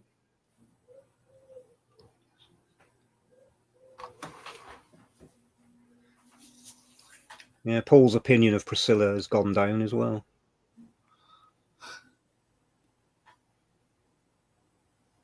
I'm fascinated by the story that American Airman tells about Priscilla and what really happened in Germany, that she then went to court to stop him from publishing. Yeah, I read a little bit about that. Because he tells a different story. Yeah. It's funny because I've still not watched the Priscilla movie yet. There's no way I was going to make any effort for it. It did come on Sky. I downloaded it about 4 months ago, and I still haven't watched it. Yeah. Yeah, I think Paul, Johnny Cash. He had some big albums, live albums, really. And I think that 68, 69 period, I think he had some good ones from people like B.B. King, and there was a lot of them who did those prison rounds. Was it County Cook Jail and everything? I've got quite a few Johnny Cash. San Quentin, was it? He did. Quite a lot of stuff. I enjoy those. And the crowd could be quite rowdy, obviously. Yeah.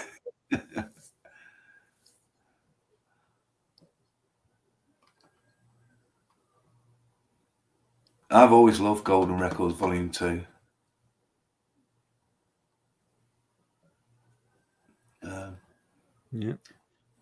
Yeah, another top 3, aren't they?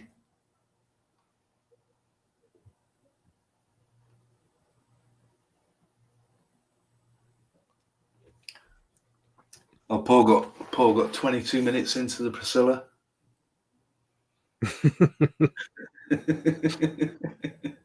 I had it on, but I wasn't paying much attention after about 10 minutes. It was there in the background. Yeah, I tend to see things on Priscilla and news and clips and things. I just don't. I glance at them and I just move on. I just it's not important to me. It's only going to be, you can only make opinions that you don't really know anything about. So I tend not to. Don't get wrapped up in it.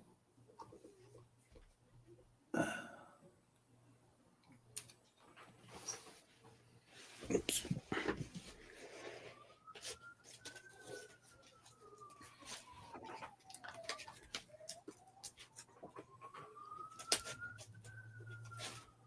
So if anyone does want to come on and pop up with us and have a chat, just give us a shout. I'm sure we can make it happen.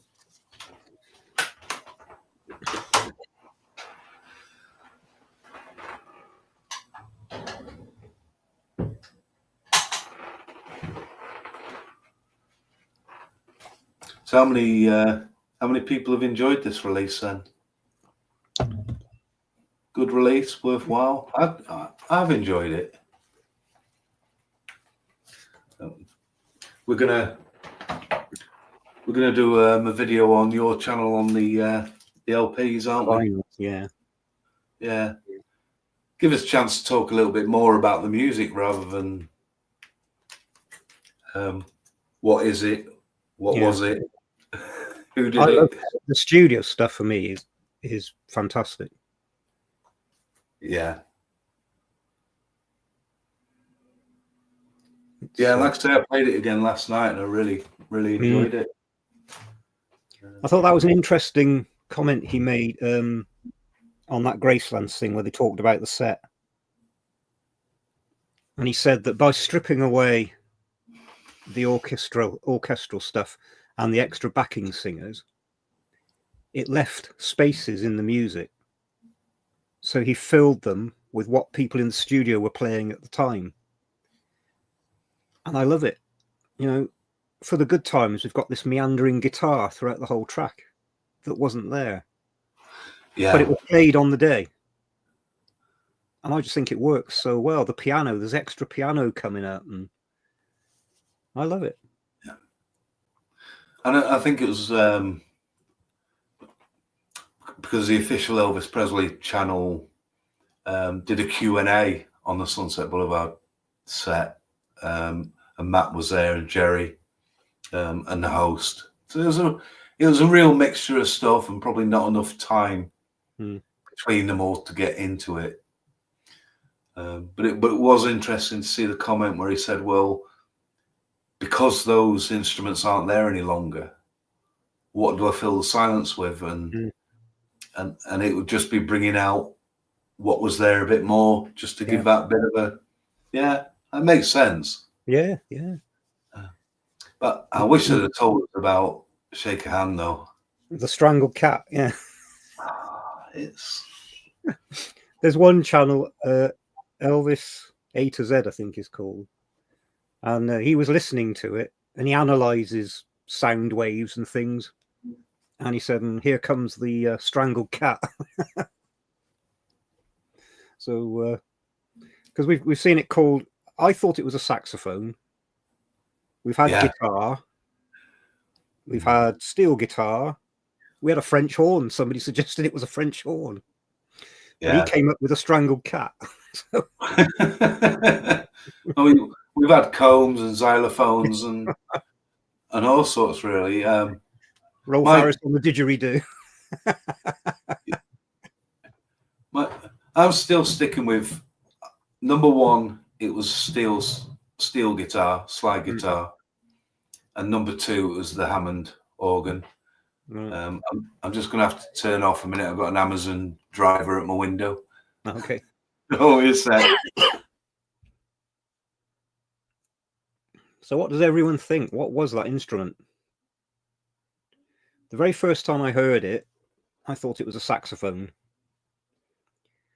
And of course it gets very deep. But in the overdub sessions, there was a saxophone player and a baritone saxophone player.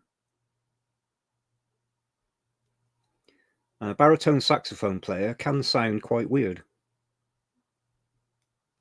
So what is that noise? I was hoping during the question and answer session that he would tell us.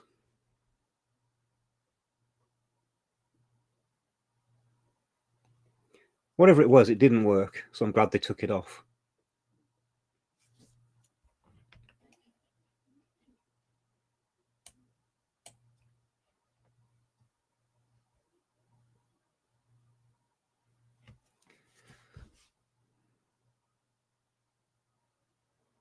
Ah, so right, the audio book on YouTube is Alana Nash's book, Elvis and the Colonel. That makes more sense. Again, it's not a book that I've read, so I might have a listen.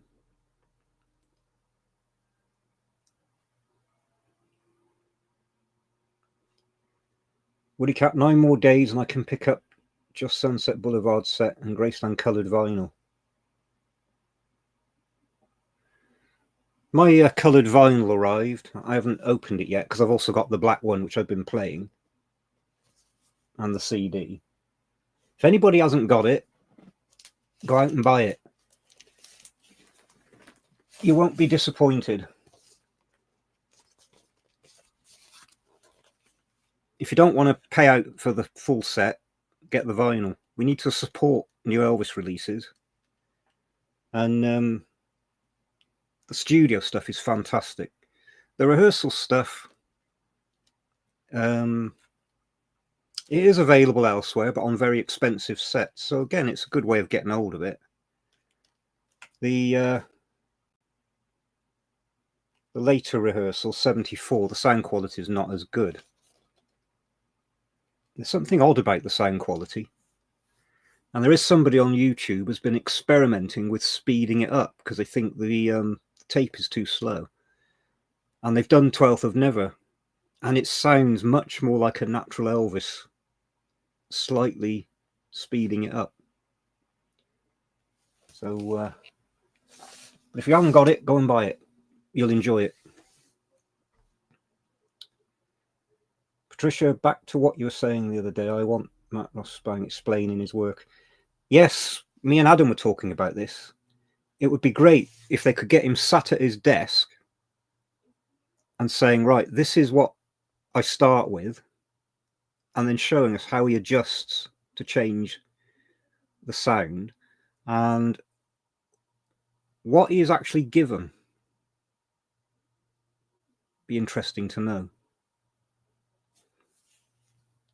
But what a great job to sit there with, these original versions from the sessions, the best quality you're ever going to hear them, because he sat there listening to it.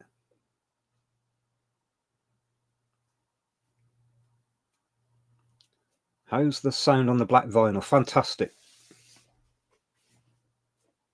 I prefer listening to it on vinyl than on the CD. I don't know if it's psychological, but to me, vinyl's got this warmth to it. I always refer to it as listening on a CD is like listening in 2D, and listening on vinyl is like listening in 3D, which is a mixture, mixing things, but that's how I explain it. Paul, Leeds first game, Monday, Everton. Yep.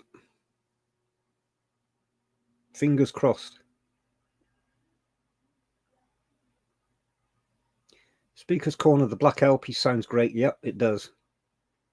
That's how I prefer to listen to it, the vinyl. In fact, downstairs, I mean, my collection's all around me, but downstairs by the record player, I've got a small cabinet. And in there, I keep a select number of albums, which are my playing albums, because I think they're the best sound. And I've put it down there. It's one that I will be playing quite regularly. All right, they're not the original versions, but I don't think they've ever sounded this good. And I like how he's remixed them.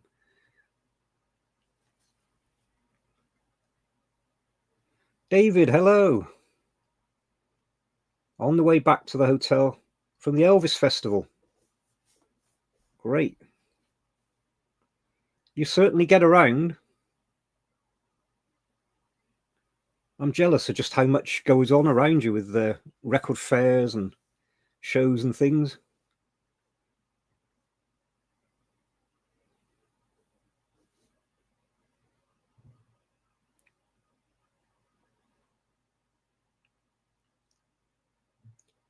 Woody Cat getting the black one too. Why not? Exactly. And we need to support Elvis releases.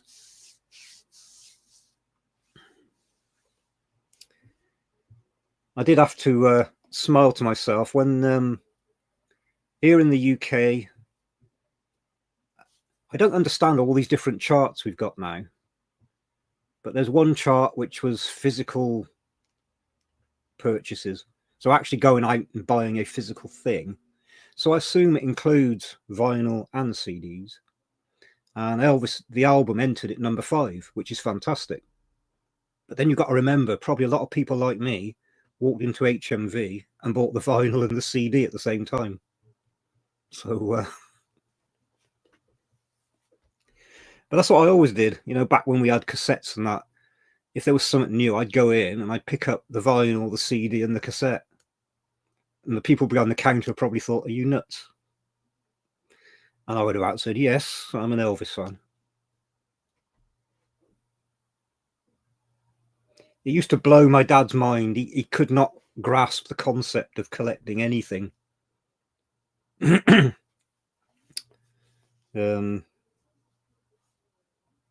his world, if you had a record, you had it. That was it. You didn't need to buy it again.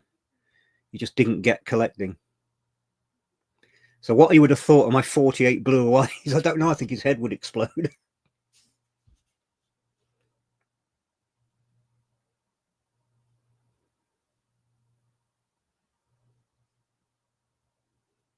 Did you see Linda, David? If David's still here. Paul wants to know if you saw Linda. Harold, when are you going to do a solo live chat again?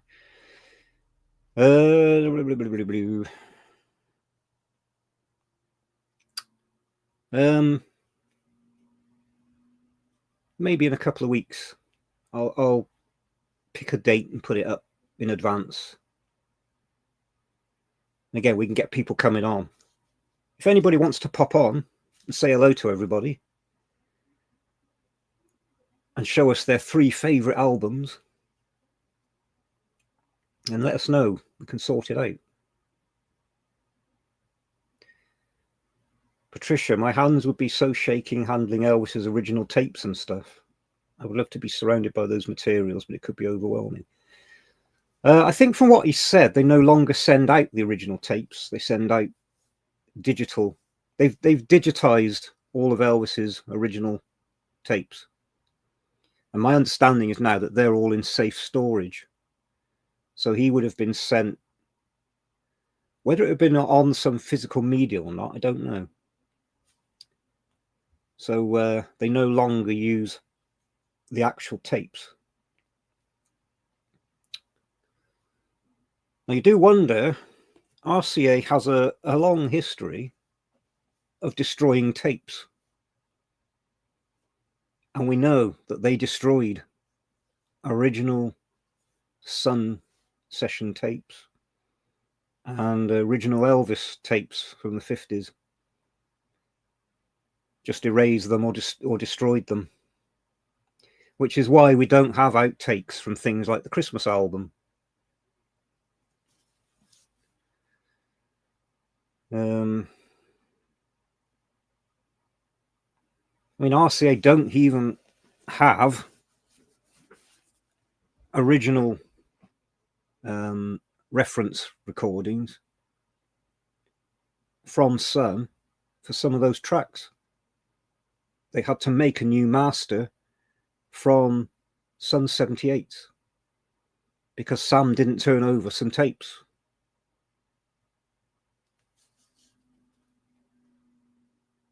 So what we lost on those tapes, who knows? There are all these legends about what Elvis recorded. And like we know for a fact that when the tapes were handed over, and was it Felton Jarvis went through them and made a quick list, and he listed a song called Satisfied. So we know that was on there when they were handed over. What else was on there? Possibly Tiger Man. There's all these stories about Elvis recorded Tiger Man. And of course, in the early 70s, he used to introduce it as his second recording he made at Sun. Did we lose Tiger Man?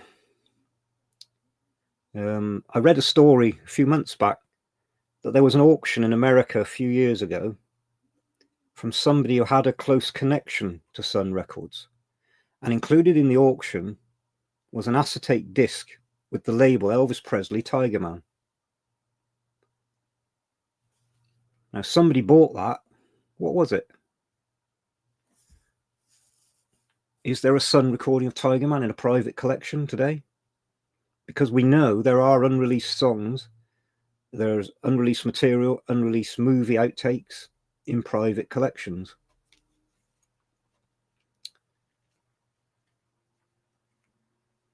Which I think is tragic. If somebody contacted me and said, look, my dad used to work for RCA and we've got this tape that he brought home.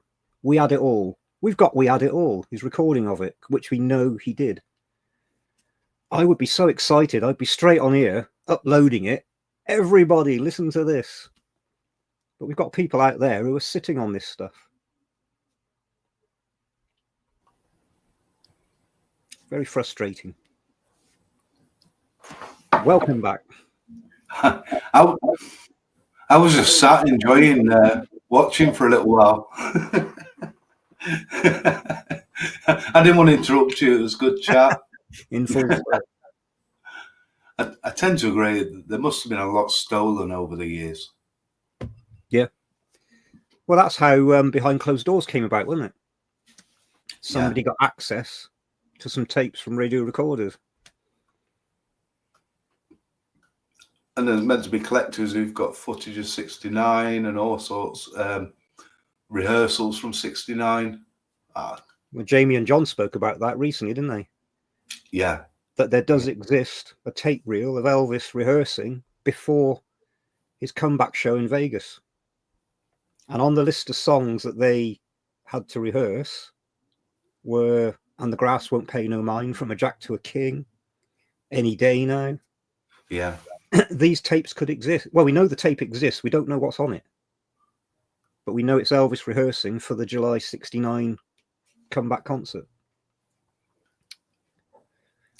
Yeah. Maybe, I mean, this year it's the 48th Elvis 90, isn't it, this year? There wasn't really much from the label around Elvis 90, was there? So we got the 50th coming up in 27. I wonder if they'll look to try and grab anything for that. The Elvis in Person book, they talked about 72 concert footage that's available, but they won't buy it. You know, maybe it just wasn't commercially viable, but at some point this stuff's important to get out, isn't it? That's what we'd really love to see. I mean, if it's not commercially viable, then it has no monetary value. Then why sit on it? Yeah.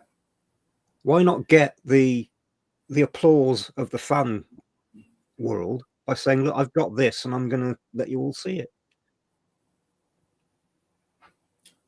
Yeah. Well, just do some sort of royalties deal so you get a percentage cut of every physical product or stream or whatever, and just there's got to be a way, because that's the only way you're going to get the maximum amount for it, isn't it? Other than just plucking a huge figure out the air that no one's going to. And then, you know, there's an aging audience out there. Yeah. What's going to happen to all this stuff? You know, it's it needs preserving now. And I've always liked the song We Had It All. I got to know it through Bob Dylan singing it live when he did his tour with Tom Petty. They would do a version of it together, and I thought, that's a great song. And then to find out Elvis actually recorded it. Yeah. And is there some recordings of I Will Always Love You out there somewhere? Yep. You know, that's another. Yeah. Because obviously he was rehearsing it. If he's thinking of recording it, he's got to have been rehearsing it. See, what the thing that gets me is when we get session tapes, the first take, they all know it. So there must be, before that moment, Elvis and the band learning it. You just don't go straight into it and everybody just happens to know what part to play and this kind of thing. There's a build up to it. Yeah. So they must have rehearsed it because they were thinking of recording it.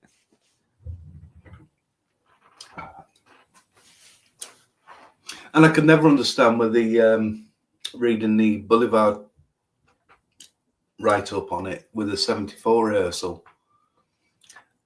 And the guy saying what it was like watching Elvis rehearse and how wonderful it was. But they were in a recording studio. Why didn't he?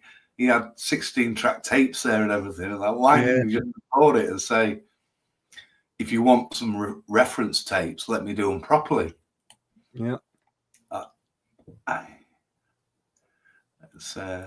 It's just these sad things that happen, wasn't it? Really. Patricia wants to kick somebody. Any volunteers? Any volunteers? Oh dear. Thanks, David. I mean, my eyes still can't get over that suit. That was some video. Hello, Helga. Helga? Is that how you pronounce it? I was 14 on this day, but it was the day after Wednesday, Norway. It's funny you should say that about it being the day after, because, of course, for a lot of us in the UK, it was also, well, I was trying to get my brain around this. Surely it was the 17th of August when we heard. I was young, so I was in bed when the 10 o'clock news came on. So was that the 16th? If it happened in America on the 16th, and it's on our 10 o'clock news, what day is it? And of course, I found out the next morning. So was that the 16th, or was that... I'm sure this is very easy to work out, but my brain just freezes. It's like... We're ahead of America, aren't we? So it must have been the 17th. Yeah. Yeah. The morning of the 17th was when most of us found out.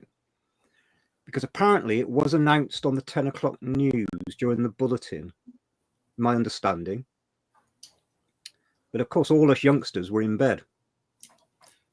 So we would have been finding out about 9 o'clock, would it? Yeah. That's right, isn't it? I got that right.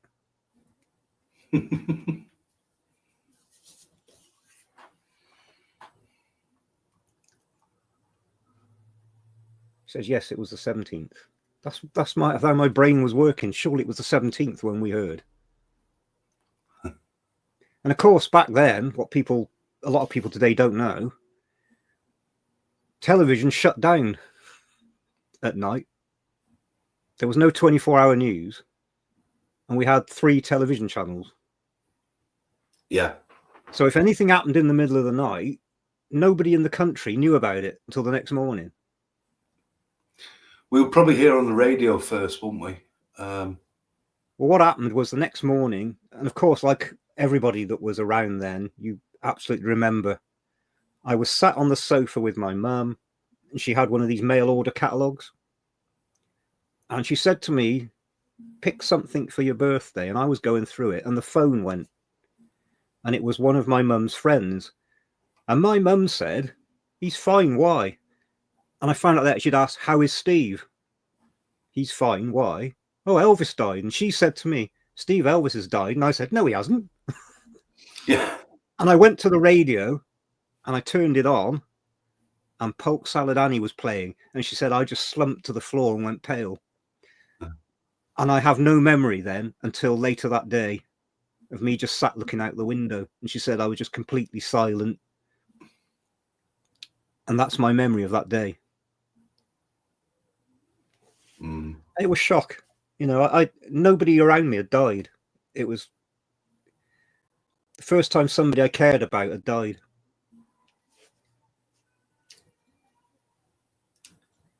You know, and I had my little money box that I would put coins in, and everybody knew that was my box to go and see Elvis. That I would collect money, and one day I'd have enough money to go and see Elvis. And of course, I did eventually go in 1984, but to see his grave instead of to see him perform. And that hit me when we were there, that I should be in America now to go and watch him walk out on a stage.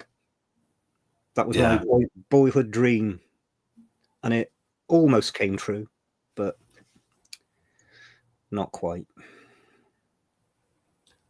It would have been an experience to watch him, wouldn't it? Yeah. Helga's in Norway. I lived in Finland. I know that's not Norway, but I lived in Finland for 3 years. Never did get to visit Norway, though. Went to Sweden and went across to Estonia.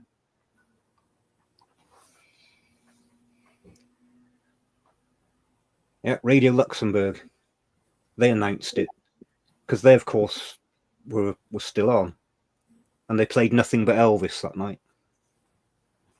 There is actually a recording, isn't there, of that night? Yeah.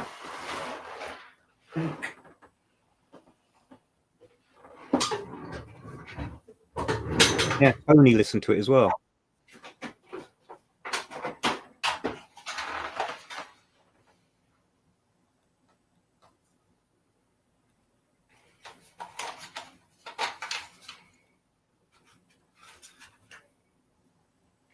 Don't have many cassettes now, but these were right. I don't know where I got them at. It's just called Elvis Memorial. Must have been. I'll have to replay them and have a listen of.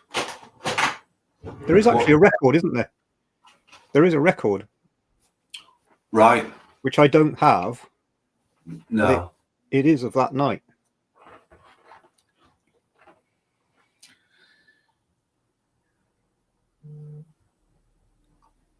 And what people who weren't around back then probably can't quite understand is the overwhelming impact that news had on everybody. Even people who weren't fans understood that something had happened, that, you know, it had an effect. Even my dad, who couldn't care less about Elvis, even he felt it. And he said, you know, Elvis was always there. You know, he was over everything. And it affected everybody. They said that the telephone system in America was overwhelmed, that they sold more flowers in those 24 hours than any other time in history, that they were bombarded. Somebody recently was talking about was it Sean, about the newspaper? You know, the Memphis Press Scimitar and that published that paper? Yeah. And they were receiving telephone calls from around the world ordering 10,000 copies of that newspaper. They had to keep reprinting it. Yeah. You know, it was just, wreaths were coming into Graceland from the Kremlin, from everywhere around the world, people that you wouldn't dream, but it just hit everybody.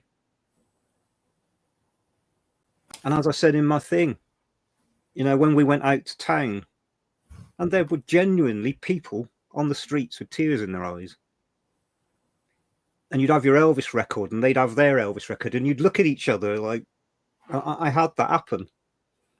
Young boy with his mum walking down, and he had some Camdens in his arm, and I was walking the other way with some other records, and we sort of looked at each other, and that connection, like, I don't know you, but I know what you're feeling right now.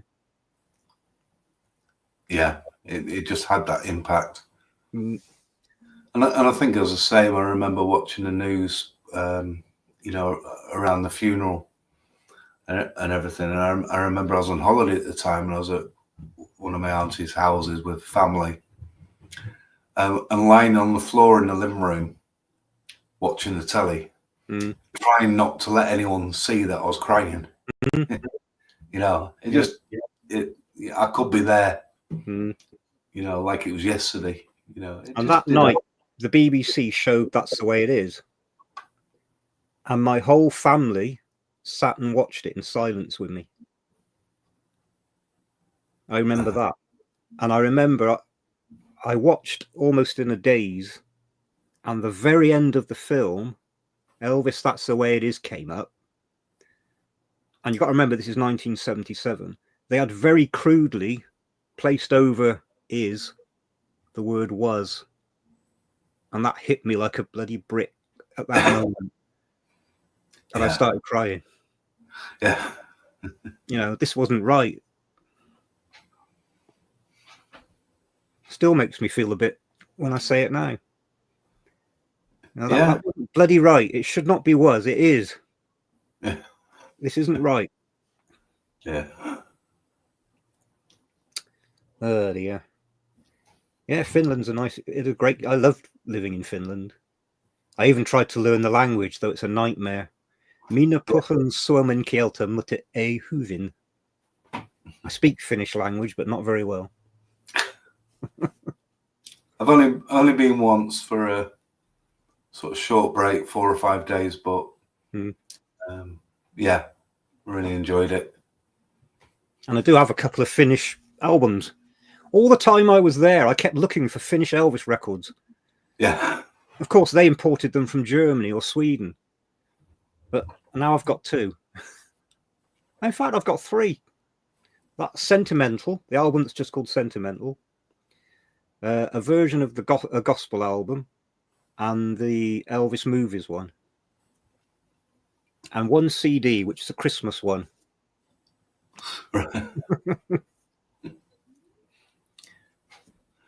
Like most of us, I mean, if you ever went on holiday, you'd always scour everywhere, wouldn't you, to try and pick up some Elvis records or tapes, and a lot of stuff you find on tape. It wasn't actually Elvis after you'd bought it. It was someone else taking him off. Speaker, I was at a cottage with my parents and grandparents. I still remember the shock. Yeah. It shocked everyone. You didn't have to. The impact was incredible. You know, everyone was affected by it.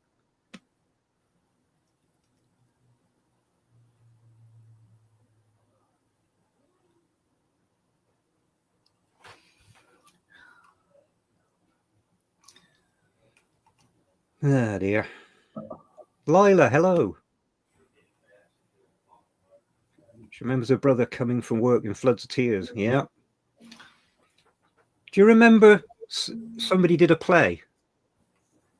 Oh, what was it called? And at the end, there were a group of teddy boys stood in the street all crying. And somebody at the end says, "He should have bloody lived here. We'd have looked after him." Do you remember that? Oh. I can't think what it was called. But I always remember that because, of course, it was set here in England. And he says, "He should have bloody lived here. We'd have looked after him." That always stuck in my head. I don't know if anybody else remembers it. And what was it? A documentary on a play? No, it was a play. Right. Just a straightforward play, yeah. About the day he died and the effect it had on people. Right. And I always remember that ending. Elvis history, hello.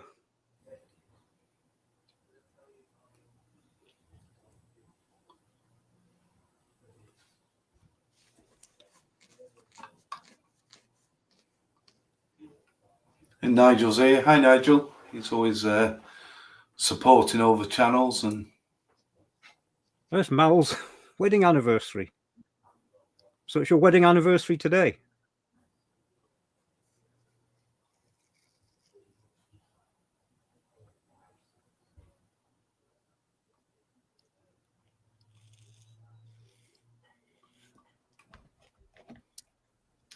So can you do the maths on that? If it was the 8th, what would it be now?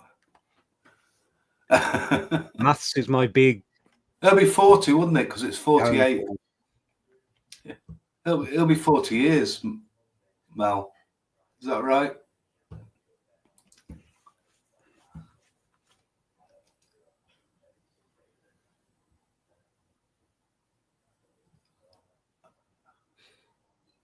Hello, Nigel.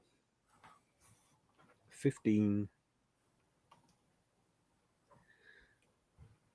I know there was no social media back then, but when you saw what condition Elvis was in, was it a surprise? Total shock. We'd had news, like the Sun newspaper in the UK was a bit of a rag. And of course, they did the Elvis Fat and 40. And they would always choose a picture of him where he's sort of, you know, so he's got this look on his face, and they'd always find the most unflattering picture that they could find. Yeah. But a black and white picture in a newspaper didn't get anything across. It was only when we saw Elvis in concert that you thought, Jesus Christ, how didn't somebody not grab him and rush him to the nearest hospital? Yeah. You know?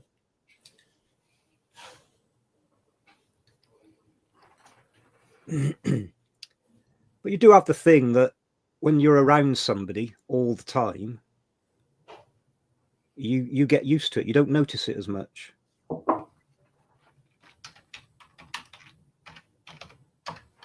But it is shocking that somebody didn't, maybe as a group, they should have confronted him. You know, I don't want you to die. You need to do something because you're going to die. I think you need to have been.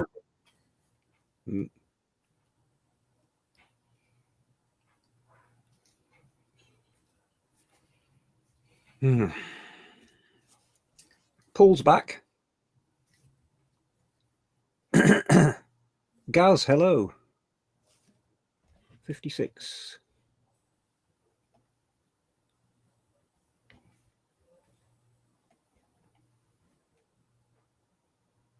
I do think when you see all these pictures of Elvis from about 76 onwards, to me, he does not look comfortable in his skin. And I sort of get that after my heart attack for a good 12 months, even though I physically felt okay, I was not comfortable in myself. And that's what I get when I see pictures of him from 76 onwards. He just wasn't comfortable in himself. And, you know, a lot of men, they know something's wrong. Something's not right, but they don't want to face it head on. If I ignore it, it'll be all right. But I think he knew something was wrong. Something was badly wrong. And I don't think he wanted to confront it. And as they said in that interview, how do you save a man from himself? Might be time for Elton John. It's coming. What do you want? Well, I guess we won't go for the blues.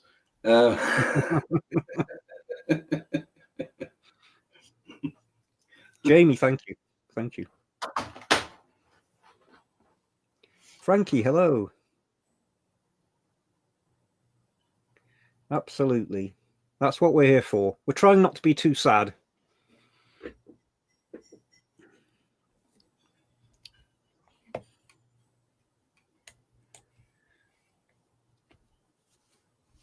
Woody Cat says good night to everyone.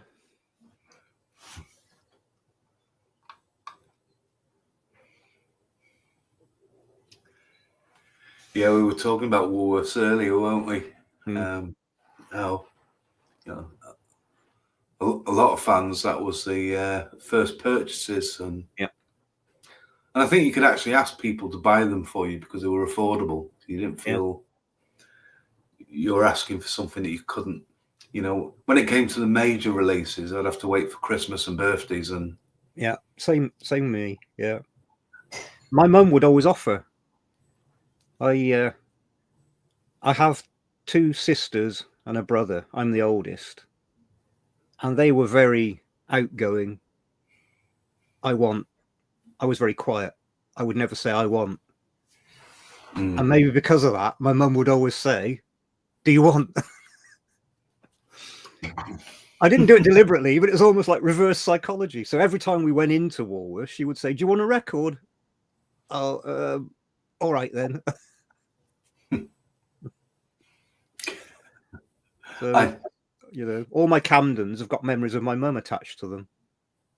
Yeah, and I've, you know, other members of families when we school holidays and things, and but I used to just go and stand by the rack, and I wouldn't move.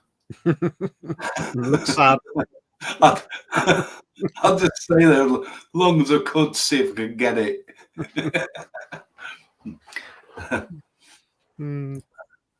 But I collected up so much from the family. I mean, you know, the original generation. I mean, my dad was born the same year as Elvis, so that generation of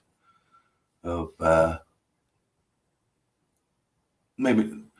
I think my mum was more of a fan than my dad, definitely. But that generation of experiencing Elvis and what how he changed music and everything. Yeah. But yeah. But I'd just go around all the family's collections, and they'd all have Elvis and Cliff and the Beatles and Neil Diamond, and I just used to pinch all the records. You know, and I'd usually ask, but they were always coming home with me. I had a brilliant original collection, you know. Just by doing that, it was. Well, my mum and dad, of course, had one Elvis single. That was it, which I have told the story on my channel. And I've still got that single. That's the first Elvis record I ever heard. The first one I had. Yeah. Well, it's like mine was 78's Hound Dog, Doggy Cruel, and I'd never part with them. No. That's the good thing about records. If I get one out, generally I can remember where I was when I got it, the first time I heard it. They've all got memories attached to them. Some are bittersweet, but you know. Yeah.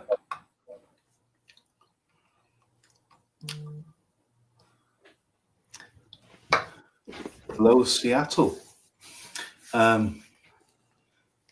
Did Elvis like the Beatles? Well, he says he did in the '68 special. Yeah. But I think I've also heard him mutter under "Never Been to Spain." Something like "Not much" when he sings the lyric. And it's funny, isn't it? Because I mean, what another lost opportunity. Yeah. I mean, at least setting up a short photo session with the guys. Yeah. And, I think it's quite funny. I've read in some books that when they arrived and they all sat down, they all just sat there staring at him. Yeah. And he sort of said to him, "If that's what you're going to do all night, I'm going." Yeah. Yeah. That's it. I think they all appreciated Elvis, didn't they? Apparently, John Lennon was very big Elvis fan. Yeah, and I think John was just one of those who could say controversial things, not really thinking about what he was saying at the time. You know, look at the trouble they got in with saying they were bigger than Jesus or whatever. It was just a slip. It wasn't meant. No. You know. No. But he always said daft things. You know. Yeah. But the truth was, like, when I listened to his very last interview that was recorded couple of days before he was killed. And in the outtakes from that interview, what does he say?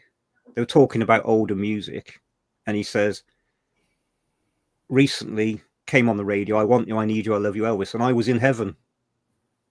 Yeah. Listening to Elvis. Yeah. Lila. Absolutely.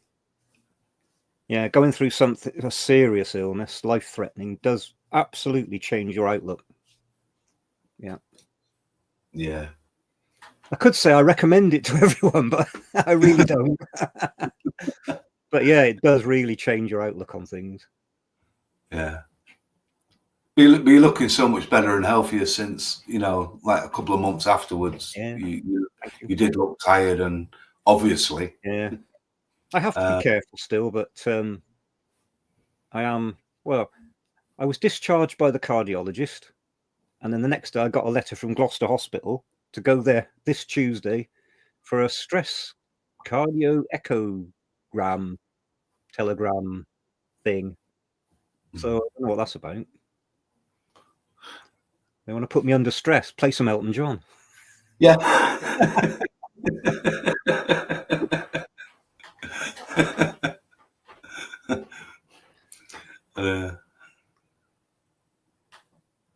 Yeah, he was young, wasn't he? I mean, 42. It's only as I've grown up, I realise how shockingly young he was. Yeah. And he's hardly into his 40s. It's insane. And that's a strange discussion that I've had with several people of our age group, where the sort of you start slowing down, don't you, once you get into your 50s and everything. And I know a few people have said, well, at least I got past 42. Yeah. And they don't mean that in a nasty way. They mean it like it has a relevance, that it was that shocking. Yep. That people see an achievement in life is getting past 42. I bet everybody out there that is past 42 had that thought on their birthday. I absolutely did. Yeah. And anyone who isn't yet 42, when you get there, you're going to realize just how shockingly young he was. Yeah.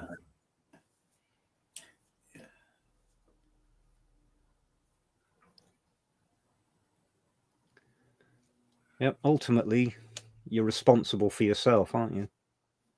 Yeah. And I think you can't understand a state of mind, can you?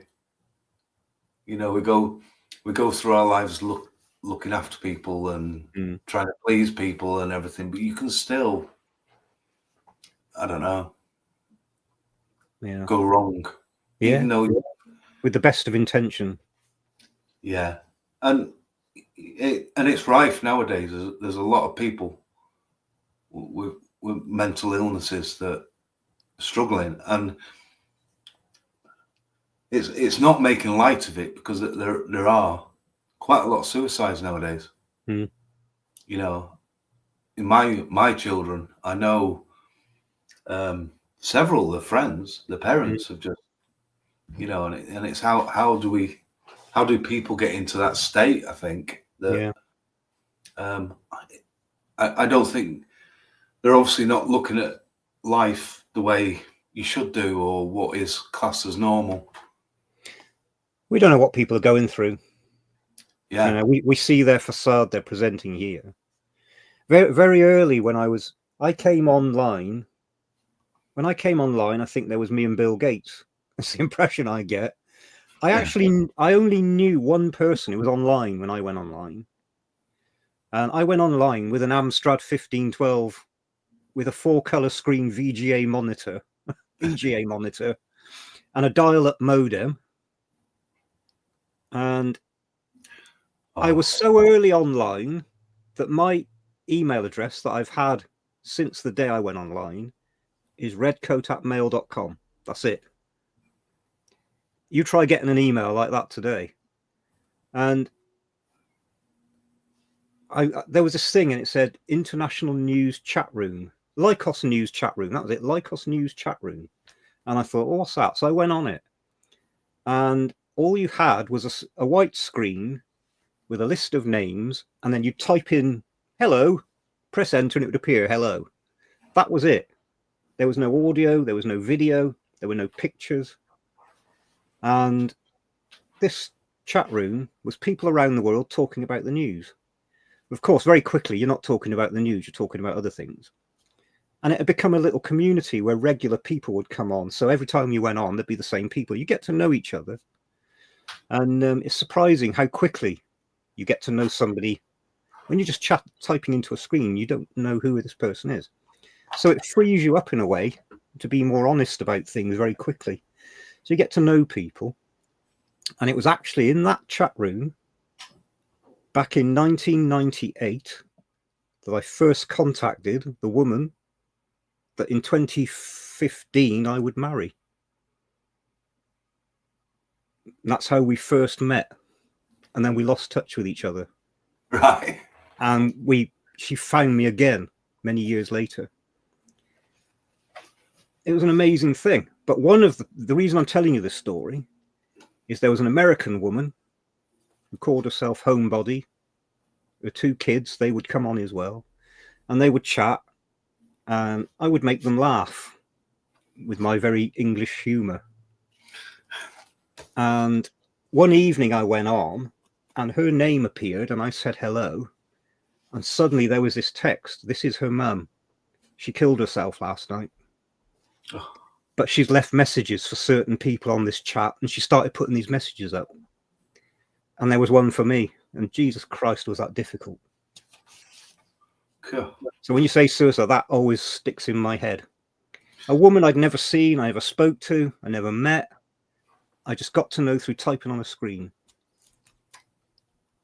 And that's always lived with me. Yeah. I'm not surprised. How did we get onto this? I don't know. I think it's an Elton John. Right, where have we got to now? We're getting behind. Jack White, Gary says, did you get a copy of the Jack White My Happiness 78? I actually, it was one, because it was a record store day release, wasn't it? Yeah. And somehow it's one I missed. And I only a couple of months ago picked up a copy. I found one at the Elvis shop in London when I was there. Have you played it? I haven't yet, no. No, I haven't. But Jamie and John reckon it's the absolute best reproduction of this that you're ever going to hear. Far outdoes the one released by RCA. And I think Eddie on the Facebook collectors page played a bit of it on one of his posts today. Right. So it's quite surprising that. But yeah, nice. Yeah. Well worth picking up if anybody sees it. Yeah.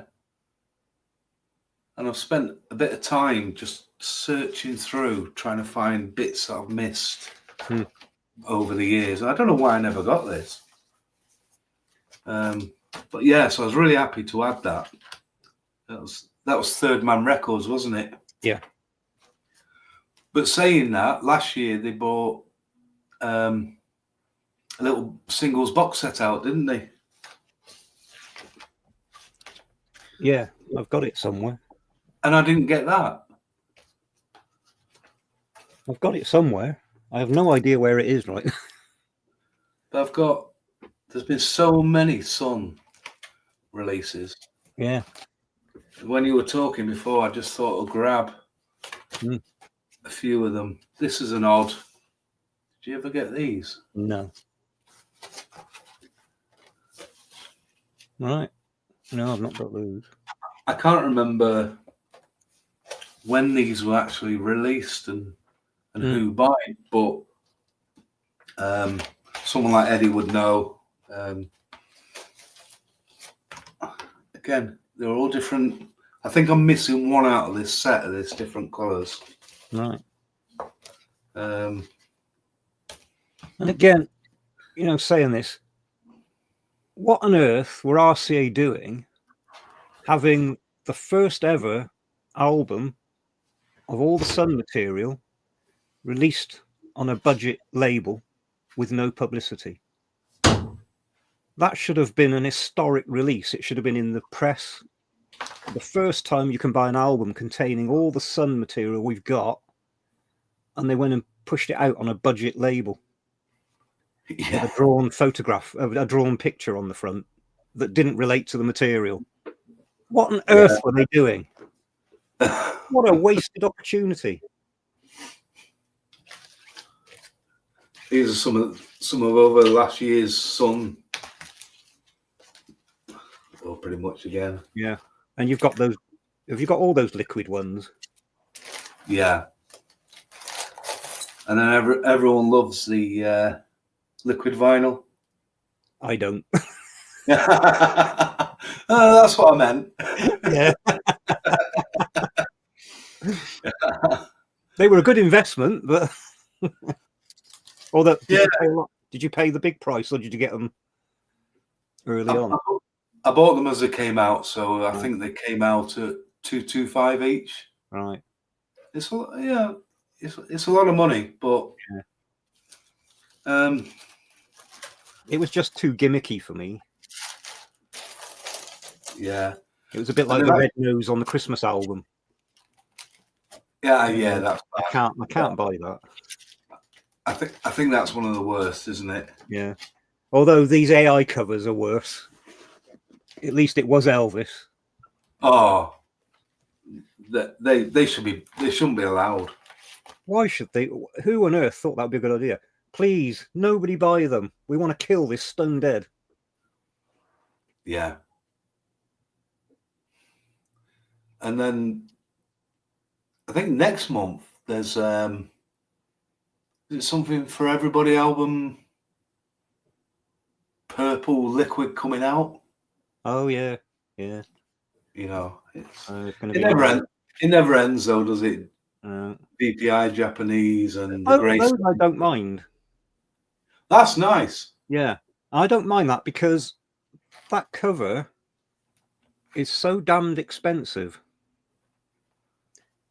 So where you've got a foreign album that you're going to have to pay £400-500 to get, doing a modern version of it, I got no problem. I've actually got The Loving You. I think it's here. Yeah. So I was happy to get this because to get the original Japanese album is going to cost you hundreds of pounds. Yeah. Now, I've always thought it was a very odd pose. It just doesn't look natural. Yeah. And I would like the original Japanese, but this satisfies the itch. So I don't have a problem with them doing these. When you showed that on your channel, I must admit it always costs me money watching people's channels. Yeah, I've had other people say that. But I must admit, when I got the Wax Time #2, and then I saw that and I thought, oh, you've got me buying Wax Times now. Oh dear. Yeah. Everything's falling down.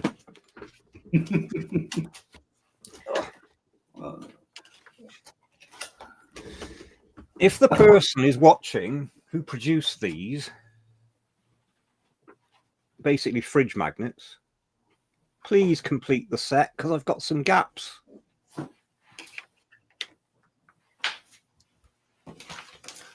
Yeah. How many are you missing? I think it was 8.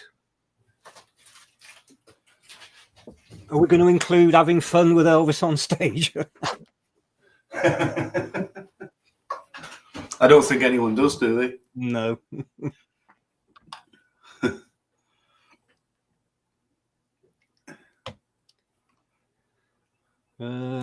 Where have we got to?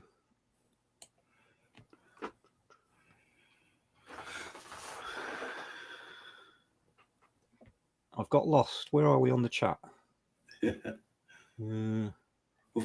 Frankie says he was a long-haired hippie in the 80s. He'll wear his Elvis t-shirt. Yeah. Yeah. Well, I was definitely a rock and roller in the 80s, and I even had some hair to do something with it.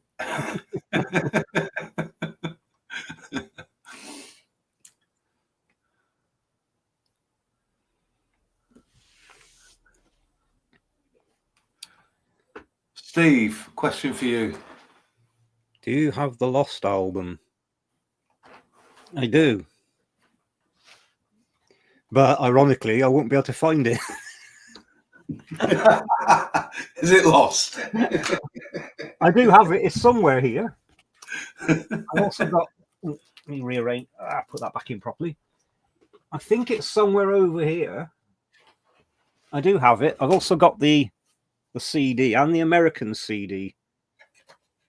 Yeah, I like it. It's a good selection of songs. Yep. Was it ever intended to be an album? I don't know. I don't think it was, but that's just my opinion. But I think there was so many of those really great sessions where it just, like the 72, because that's current topic.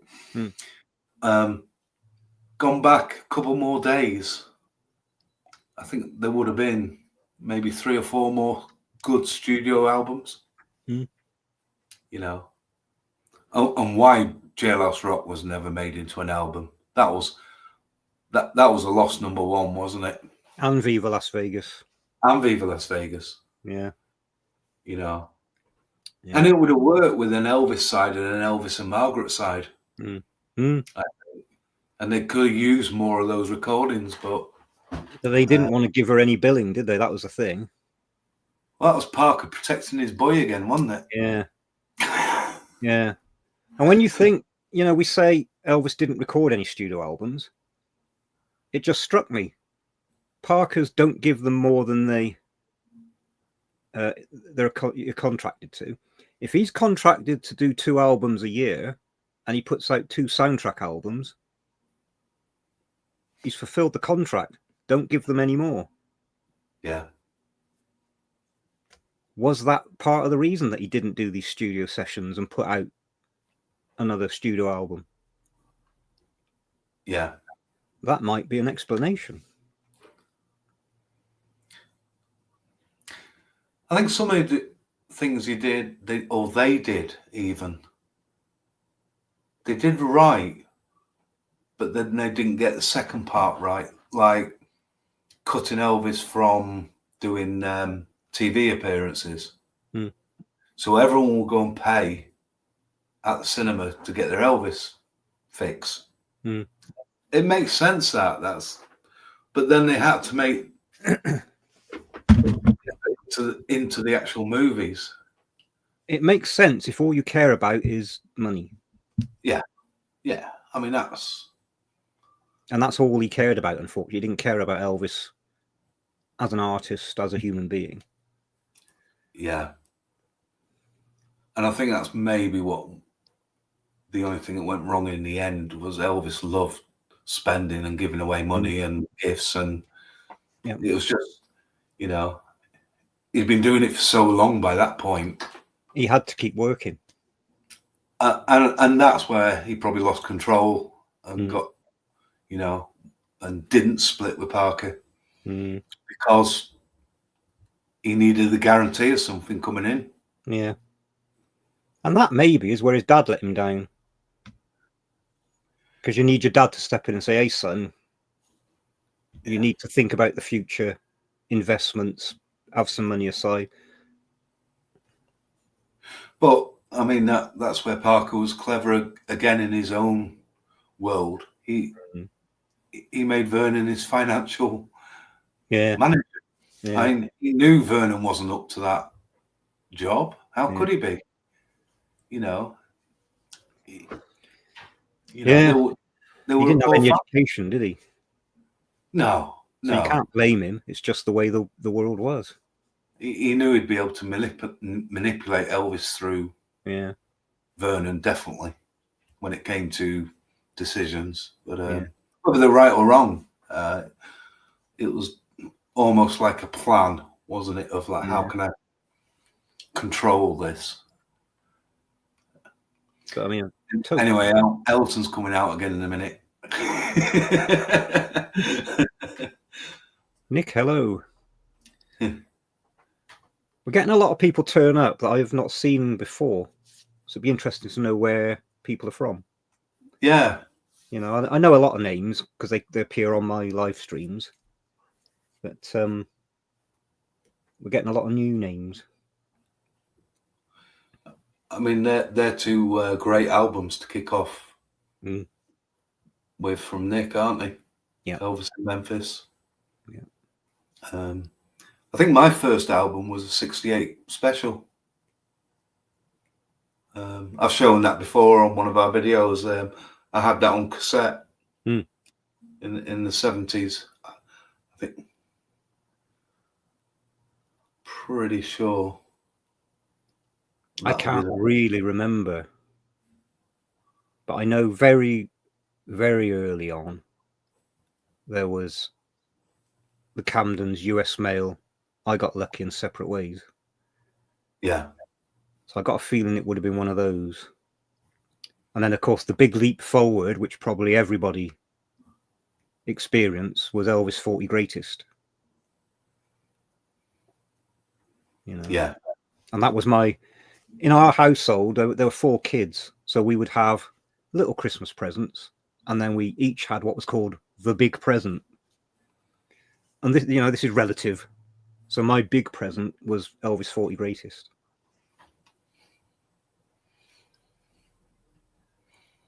Yeah, I remember being gifted that by one of the family members, but it was the RCA version, the pink version, and I was absolutely amazed. They gave me pretty much brand new copies of Elvis in concert, Aloha, and the 40 Greatest pink. Ah, what a gift! Yeah. Little fly came in. It's funny, I got these memories are starting to come back. And my mum's family was very big. She was the youngest of 11 children. So there were aunts and uncles who were far older, and their kids were far older, even though we were cousins. And we had one, they were farmers, and they lived on a farmhouse near a place called Saul, Gloucestershire. And we would go to visit them on a Sunday. And their oldest son, who was my cousin, but he was far older than me, was an Elvis fan. And he'd had the full teddy boy outfit, the hair, did it all. So we would go and visit them. And they were a very traditional farming family. So in the house, most things happened in the kitchen. But their front room was always shut. And it was for special things only. You didn't go in there unless it was something special. And I remember one day, I was sat there, and my uncle said to me, "Do you want to go and listen to an Elvis record?" Of course. So we went in. And he pulled a record out, and I could see an Elvis album that I didn't have.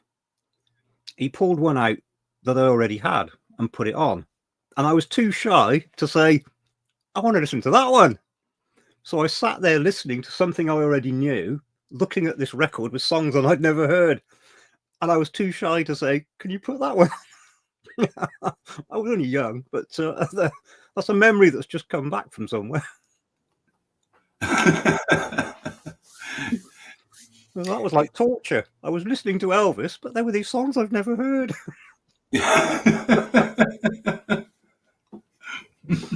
Oh dear.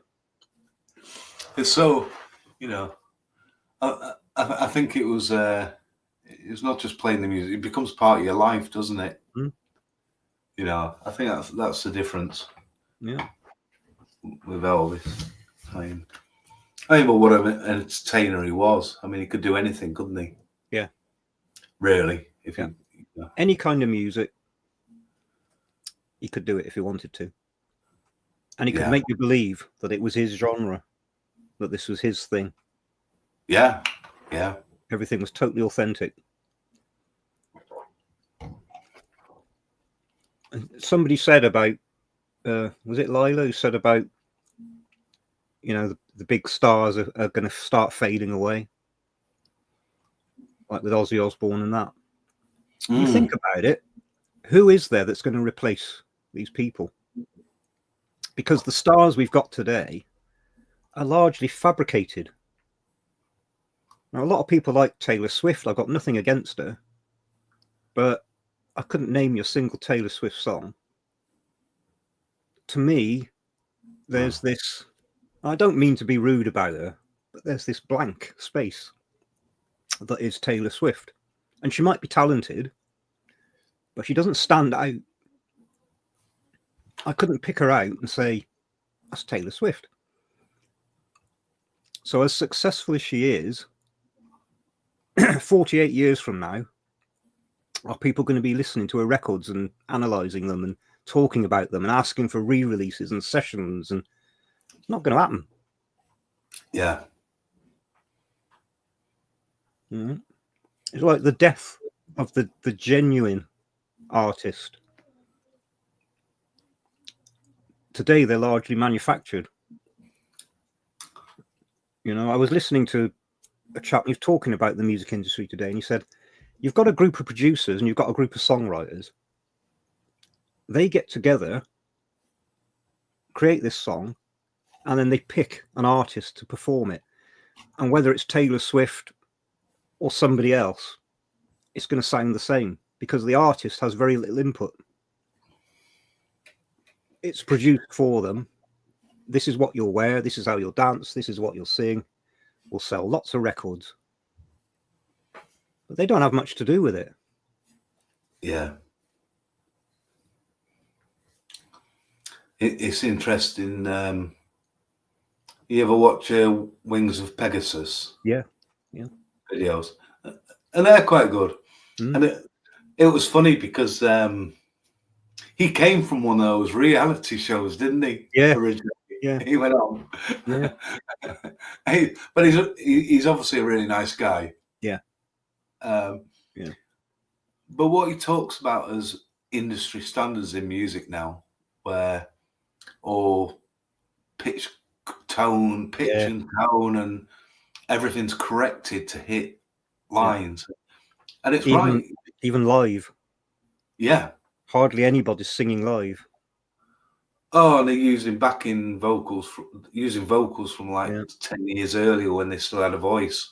You know, and we get the annoying thing now where some nobody puts a video on YouTube of them singing the perfect rendition of a song, and all the comments are, oh my God, the greatest singer in the history of the world. And it's totally fake. Yeah. That is not their natural voice. Yeah. There's nothing natural about it at all. But then to me, it just sounds boring. There's no emotion left in the vocal. And I don't know if it's just me, hopefully everybody else, you can usually tell when you listen. Yeah. It's not natural. There's something about it. And he's always very complimentary about Elvis. Yeah. In his videos. And the good thing is we know there's so much with Elvis that goes back to analog days. And a lot of it was captured very quickly to get it. You know, look at Aloha, which is, to me, has always been the greatest live performance ever. You know, there are other great artists out there live, but you know, that's what it is to me. But we've had it so long, we know what it should sound like. Yeah. You know, if you started messing with that too much now, you know, I don't mind. Doesn't need it. No, I don't mind what Matt did with, if you're going to be able to bring out the drums a little bit more in the mix, and as long as you're bringing out what's there. That's the key. Yeah. And don't start changing slowing down his vocals or changing his pitch and things, then you know that's fine. You know, remastering something in a good way, because we know a lower, same with Madison, would have been recorded and rushed out as quickly as possible. So they would have had the minimum amount of production time. You know, so I think you can do things with. Have you heard the version of 12th of Never that somebody's done on YouTube, where they've just sped up the tape slightly? Right. And it sounds more like Elvis that you would expect to hear. And I think they're right, that either the original or somewhere along the line, that tape's running a little bit slow. And that's Frank has just mentioned that in the comments. Yeah. It always did sound and I thought it was because it was a cassette tape. But when you hear this slightly speeded up version, it's very convincing that that's correct. Yeah. And with it being an old cassette tape, the chances that it doesn't run at the wrong speed, you know, quite slim really. And I think, and also running at variable speeds. You know, because you look at a tape, I mean, we've all had tape machines, and it's you know, when they start going, and and I think that's where the work comes in. It's like FTD get a bit of stick sometimes for, oh, that's the wrong speed. But if it's at the wrong speed and the right speed and like variable, that's a lot of time correcting something, and I don't let it bother me. But I know what you mean. I know what you're saying. Maybe if you're going to put something out like that, you might spend a bit more production time on it. It'd be interesting to see what MRS did with it. If they did it. Yeah. Have MRS released it? I can't remember. Don't think so. Let me. Hopefully, not that I remember. Let me see what I've got in my database. Hopefully, I'm not going to mess anything up here. No. Wrong file. Paul, it's funny you're saying about the postman. Probably a lot of you are like me. You get to know the postman quite well. He even has a little joke now when he comes in. Oh, you've won the jackpot this time. He's got a pile of records like this. Because he knows what's in there, I've told him. Yeah.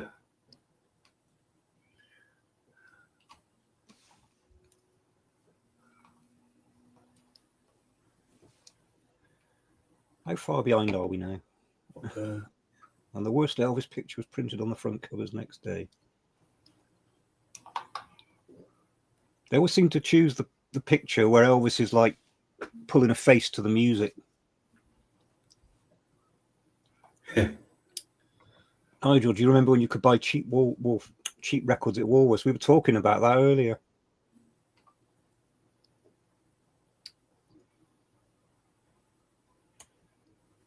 Gaz, a question that always plays on my mind. Why did Vernon seal Elvis's death certificate for 50 years? Yeah. Who knows? I mean, what could it say? Other than mentioning some drugs, but we know, you know, what drugs he was using and why he was using them. Again, that's something that was brought home to me by what happened to me. That for the first year after my heart attack, I was on 11 different pills. So if I died and they'd done a post-mortem, it would say he had 11 drugs in his system, and everybody would be, oh my God, he was a drug addict. I wasn't. The doctor prescribed those 11 pills, and they all had a reason for being there. I think where the fatal flaw with Elvis is he had more than one doctor. And I really think that's where this whole problem started. That if you've got 3 or 4 different doctors and they're all prescribing your pills, I know they should talk to each other. But this is the 1970s. It's not like today where you've got a computer. Even today, the NHS cannot link up. So I will get something from my doctor, something from the hospital, and something from my local surgery. And they're all asking, what did they say? Let us know what this said. Let us know about this. They're not even joined up today. 1977, you had no chance. So it's very easy to see how he ends up with all these different prescriptions. So who knows what's in this death certificate? Well, we'll find out in a couple of years, won't we?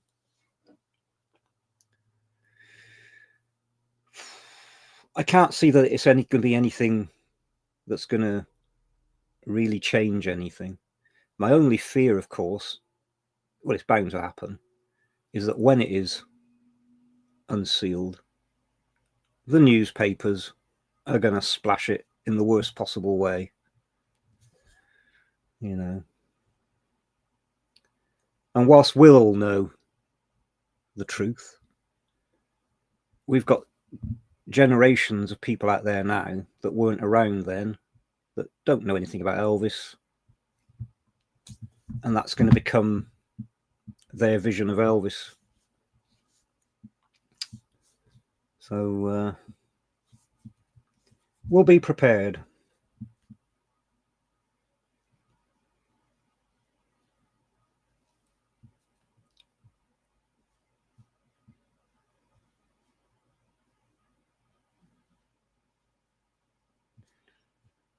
Yeah.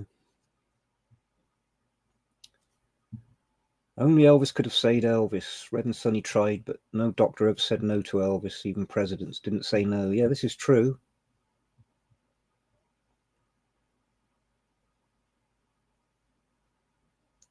Yeah.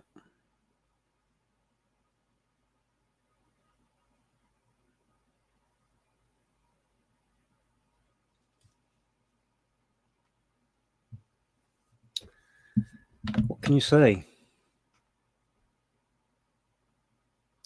I mean, I don't get it. I can't believe that Elvis didn't sit down in front of a mirror and see this reflection and think, oh my God, I need to do something.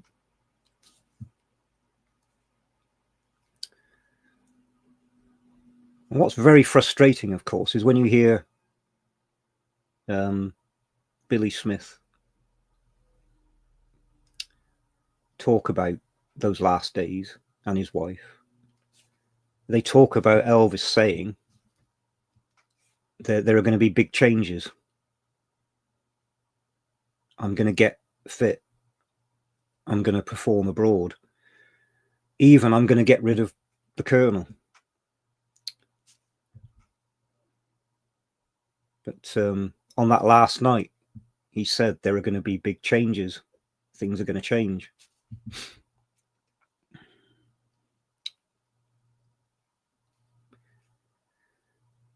But unfortunately, he came to that realization too late.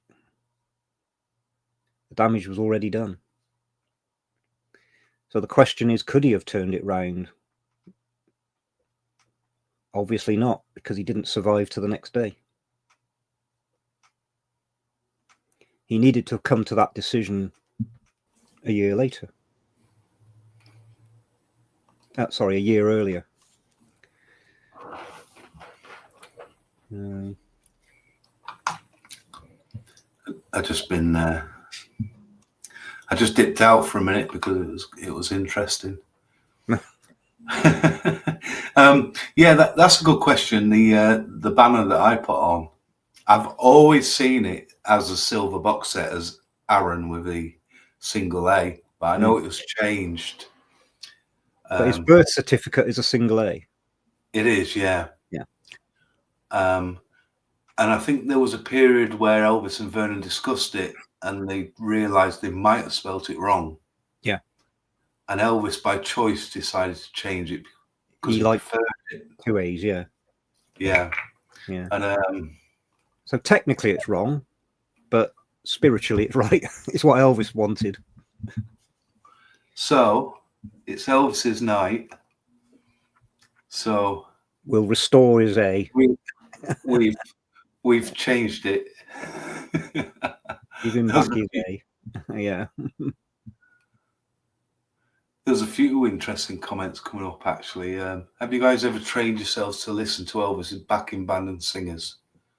Very hard not to. Brilliant with that lineup.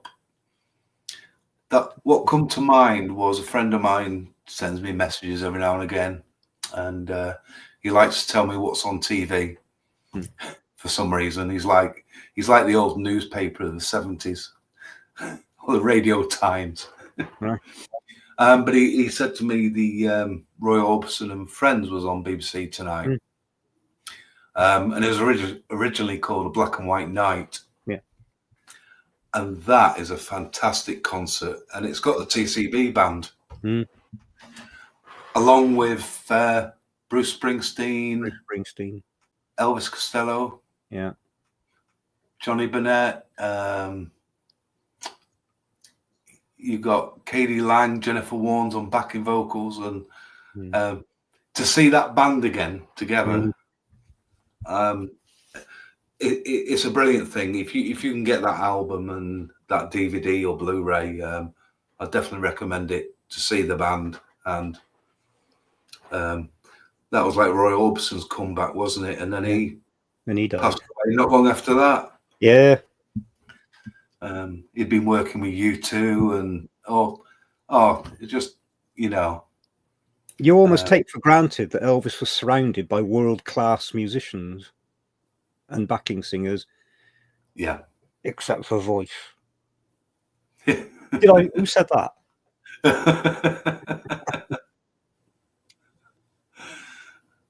It's maybe that was just his like little whim of the time that he just, yeah, you know, he was quite proud of introducing him, wasn't he? Yeah. As he was with JD and his friendship and how long he'd known him, and but you can't.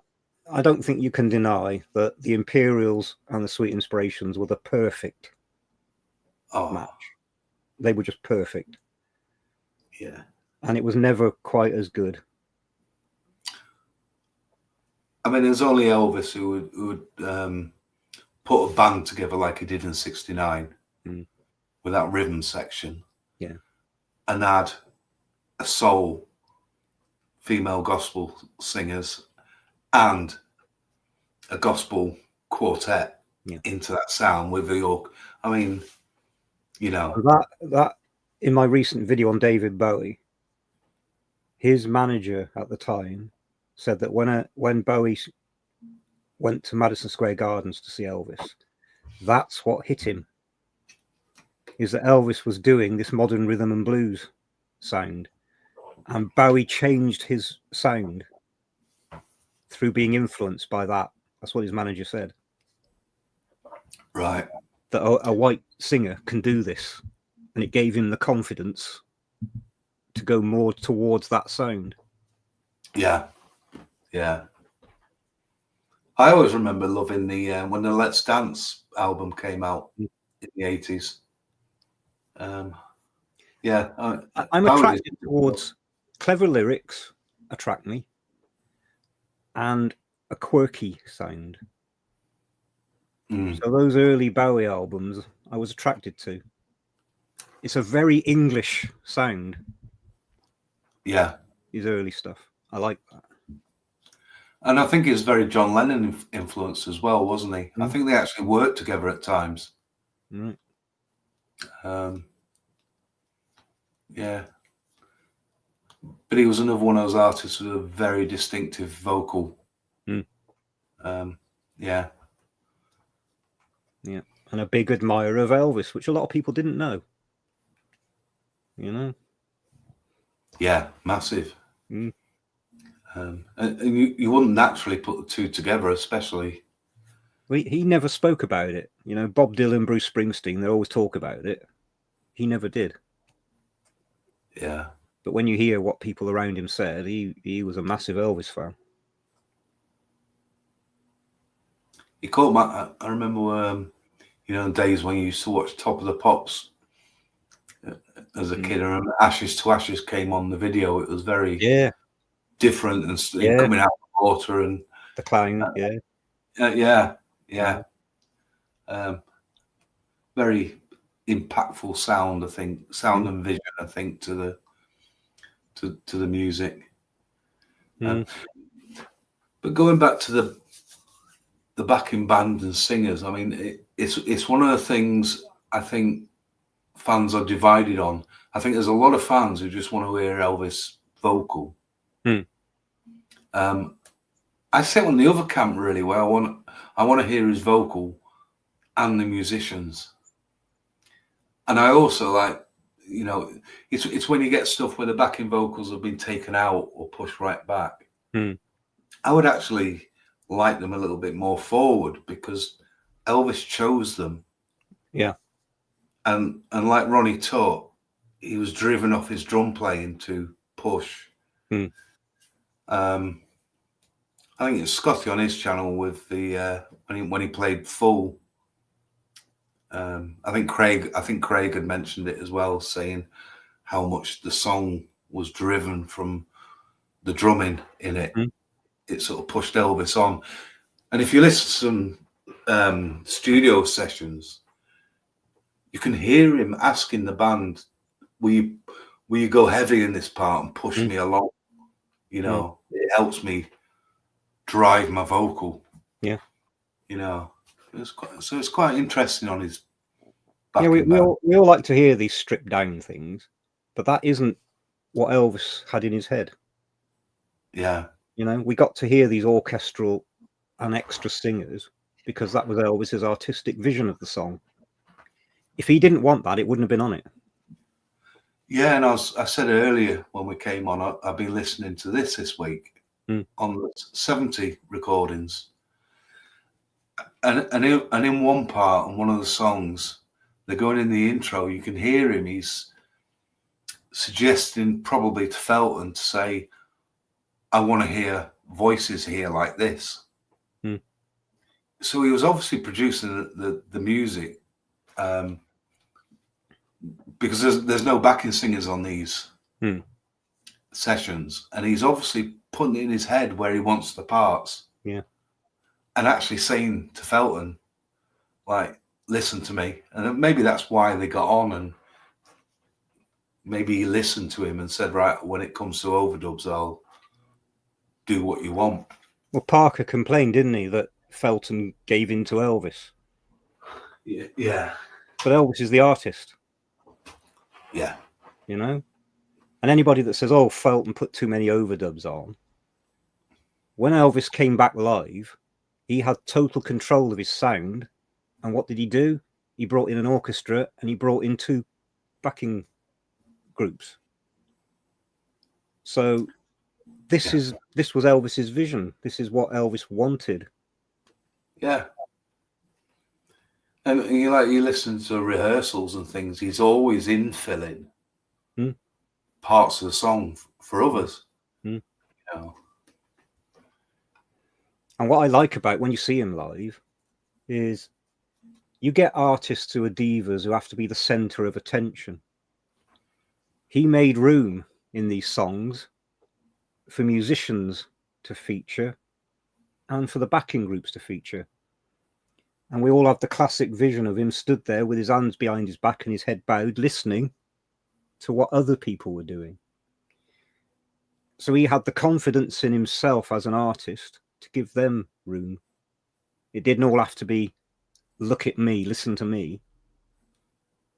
And that takes a lot of self-confidence in your artistry to give them that room to shine.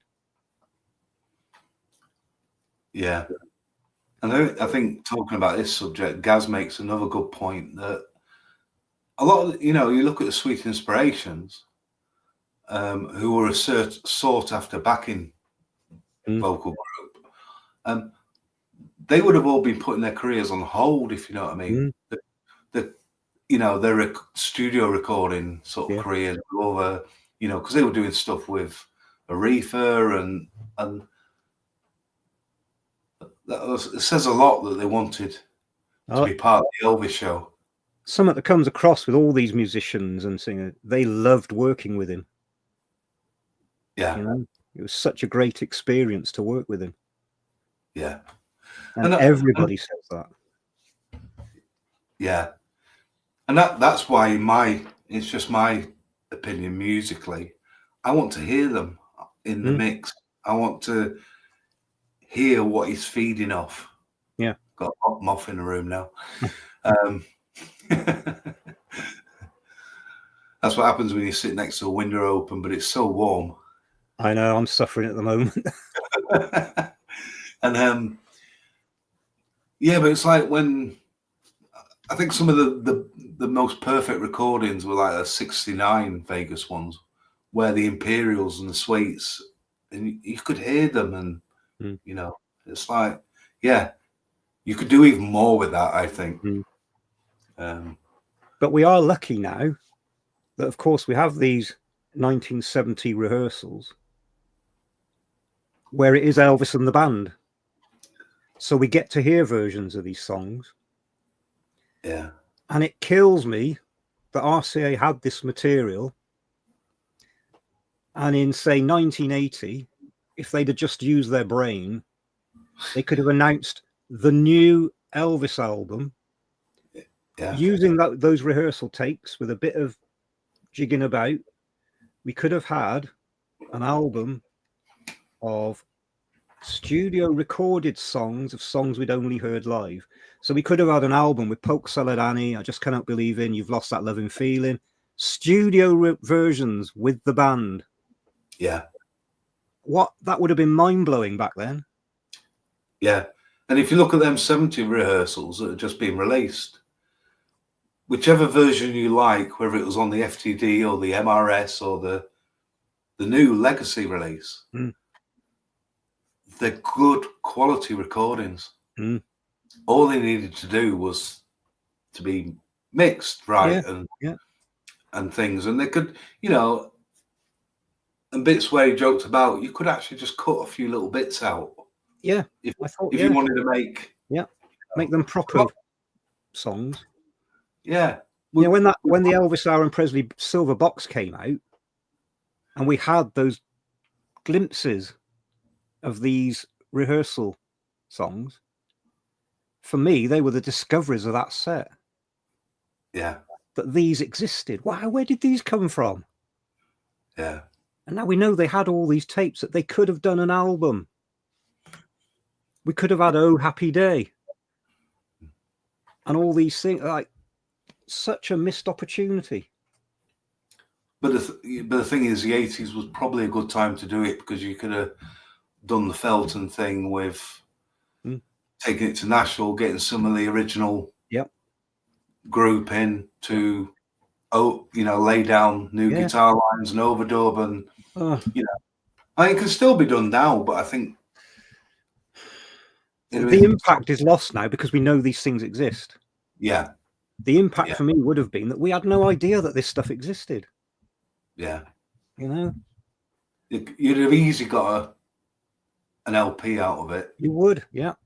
And it would have been a good rock blues type LP. Or you could have got two, really, between the sort of country ballad pop stuff, Just Can't Help Believing and stuff like that. But even that has such a soulful feel to it in Elvis's hands. Yeah. Yeah. And that's the thing, Bridge Over Troubled Water.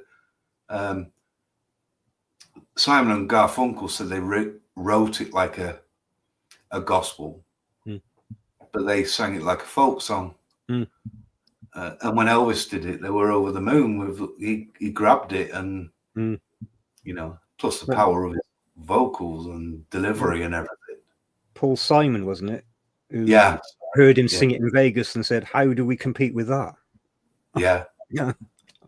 But they were two very different visions of the song. They weren't competing. They were completely different visions. And as we say, all right, Elvis didn't write songs, but he took a song and he created something that the songwriter never imagined. Yeah. You know? I'm struggling now because we've got so many good questions coming up. We better catch up with some then. An interesting topic. No, they're all... We're not ignoring it. We just get so carried away with... Yeah, I'm going to try and backtrack. And right, let's catch up. But Frankie says, have you rediscovered a certain Elvis song that you were not crazy about? Yeah. That's, you know, I love that question. And I think over the years, I keep finding songs that are for, like, probably the most famous one for me is Summer Kisses Went to Tears. I went through years and years and years of just seeing it as a bit of a nice nothing song. I absolutely love the beauty of it now, and it's such a creative vision of that song, isn't it? Yeah, it's I think, and I think it was because it wasn't released well. I think it was when FTD brought it out as a take. I don't know. It just had a different impact on me, and then I've heard lots of different takes of it now, and they used it in the Baz movie, and they made it a bit different. And yeah, if that comes up on a compilation, I always see that's going to be a highlight. So that's my song that I wasn't crazy about, but now love. Well, this has happened in the past few days with a song, and it's a song that I'd not taken a lot of notice of because it was famous from somebody else singing it. So I would sing along with it, and it's great to have an Elvis version of it, but I didn't appreciate just how bloody beautiful it was, and that is And I Love You So. On this new set, that version of that song just blew me away, and it really brought home just how gorgeous that is, and I hadn't appreciated it. Yeah, I've always loved that song. For me, the master with the overdubs is always my favorite version of it. But yeah, just such a great song. And he was sounding damn good in '75 on that session. Another great question from Nick. How do you keep your collections organized?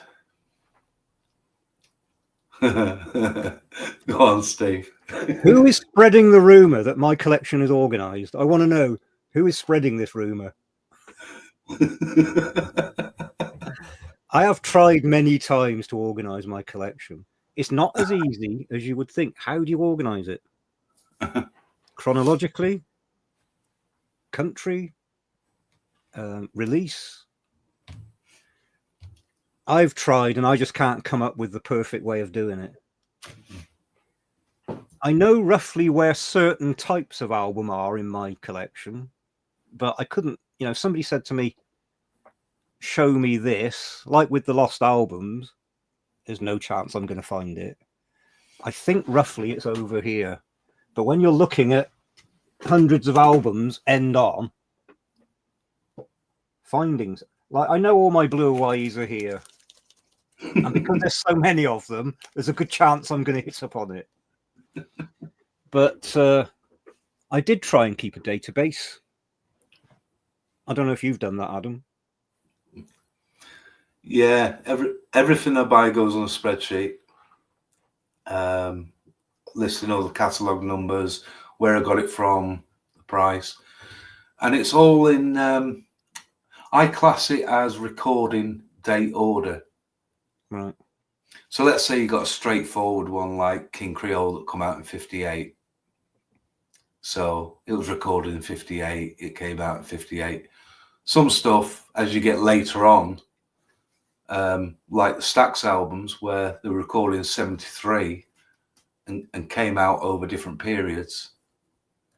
So it's kind of, I guess, really it's a kind of a mixture on choosing the release date over the recording date, so it sort of runs smoothly. So if a bootleg comes out on 69 sessions, that'll sit in with my Elvis in Memphis list. Mm. You know, and then all my shelves follow that same format when they were released. But because so many releases are in different covers, you got CD singles, you got LPs, you got 7-inch CD sets, you got 8-inch CD sets. It's like the classic albums. All my FTD classic albums run in order, like 56 to 77 on a shelf, and I tend to run everything like that. I'm not that organized. I have a Word document which you can see. Yeah. And that is my attempt at keeping track of what I've got. So it's a very simple list. So here are some of my blue Hawaiis. Yeah. And at the top of the section, it'll say metal rack A. So this is the metal rack, and A should be there. So but that's as much as I can do. My problem is, at some point, I got very lazy about entering new acquisitions. Yeah. So it's very out of date now, and I have no idea what is missing. So that was as close to being organised as I'm ever going to claim to be. Well, that's my problem. I keep on top of being organised, but because I want to be organised, I end up with hundreds of releases all sat on the floor. Oh, I've got that. Yeah. Because they're waiting for me to organise them and catalogue them. But then again, I don't buy anything just to put on the shelf. Mm. I've got to play it as well. Mm. So I've just got tons and tons of releases I'm still trying to get to. Yeah. You know, and I just... How did we share this? Is it that one? Share screen. Hold on.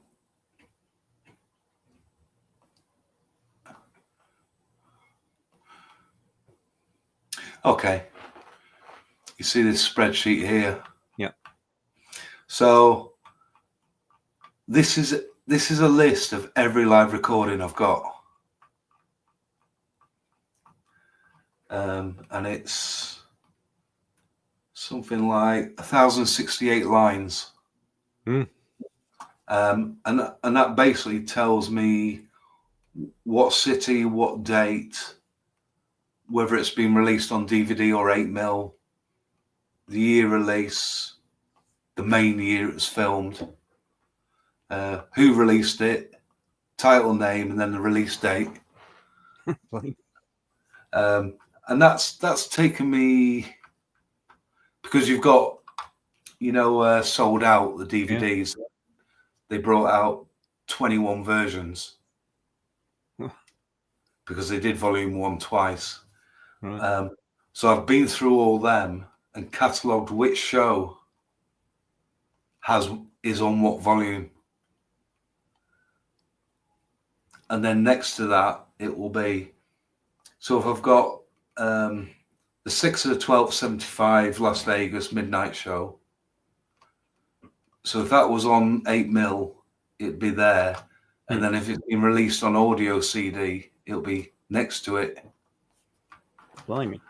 And that's how organised I have to be before I can put it on a shelf. Right. So, if you said to me, like, what release is 21st of the 8th, 71, I can quickly go to and say, oh, there's some 8mm, but no one's released any audio yet. Wow. The limitation with that is it's only on modern bootleg releases. Obviously there've been releases going back to the 70s, haven't there? And I can't capture everything, but I think, yeah. So That's taken me years. Looks like it. To create, and I've got spreadsheets for all my records, CDs, DVDs, everything.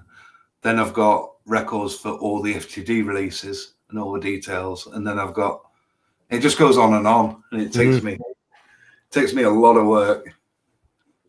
Just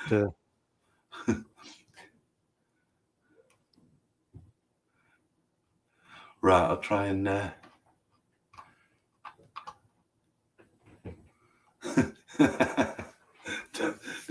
our grandkids a sausage roll.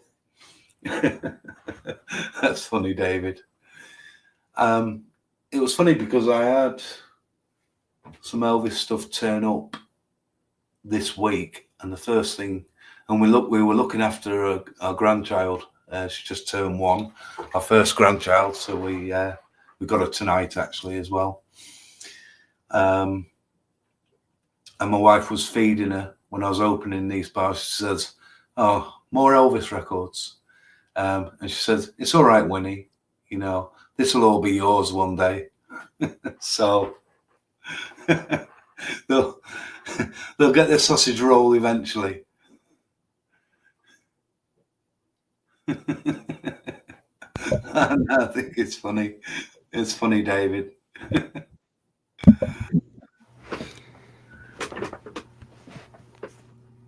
Now, with the question about organised collections, the problem that this leads to is I recently bought, in fact, it's still here because I still haven't put it away.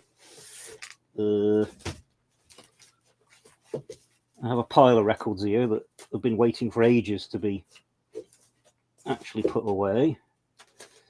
Right, so I recently got this. So this is the Mexican Flaming Star. Quite a striking version of the cover. And of course, everything is in Mexican. Estrella Flameante. And I put a picture of it up on our chat. And David in Japan said, "I want that one. And also the Australian version." And by chance, a couple of days later, I saw for sale the Australian version, so I bought it. And then when I was looking to put it away with my other Flaming Stars, I already had it. So I now have 2 exactly the same Australian Flaming Stars. So I'll probably be giving one of them away at some point. And that's through not being organised.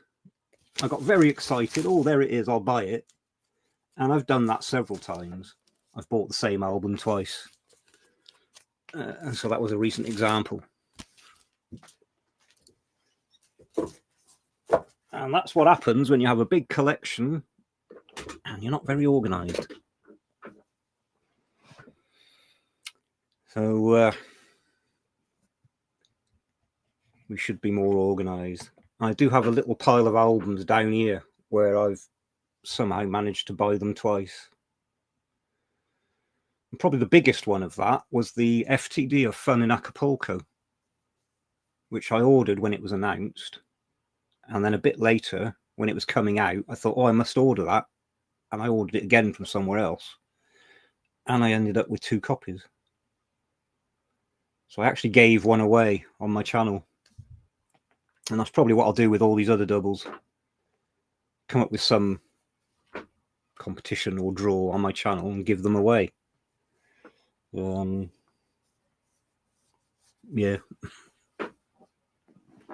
Well, you can't complain about having 2 of the same because it's an Elvis record.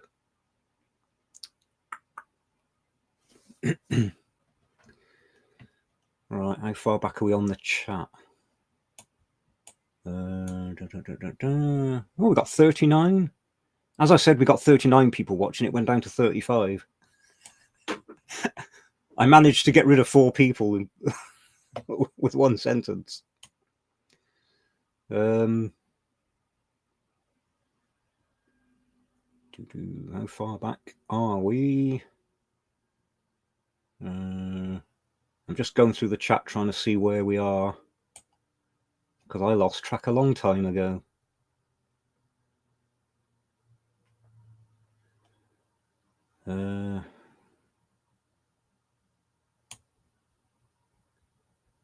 Right.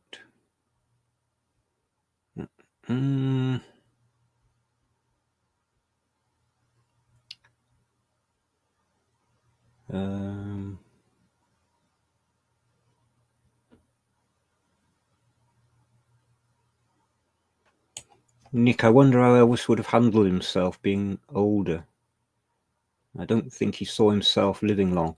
Apparently, he did say that to somebody. Can't remember where I saw that. And of course, we know that there is, how would you put it? There is a thread running through Elvis's family of people dying young, which sadly Lisa Marie carried on the tradition.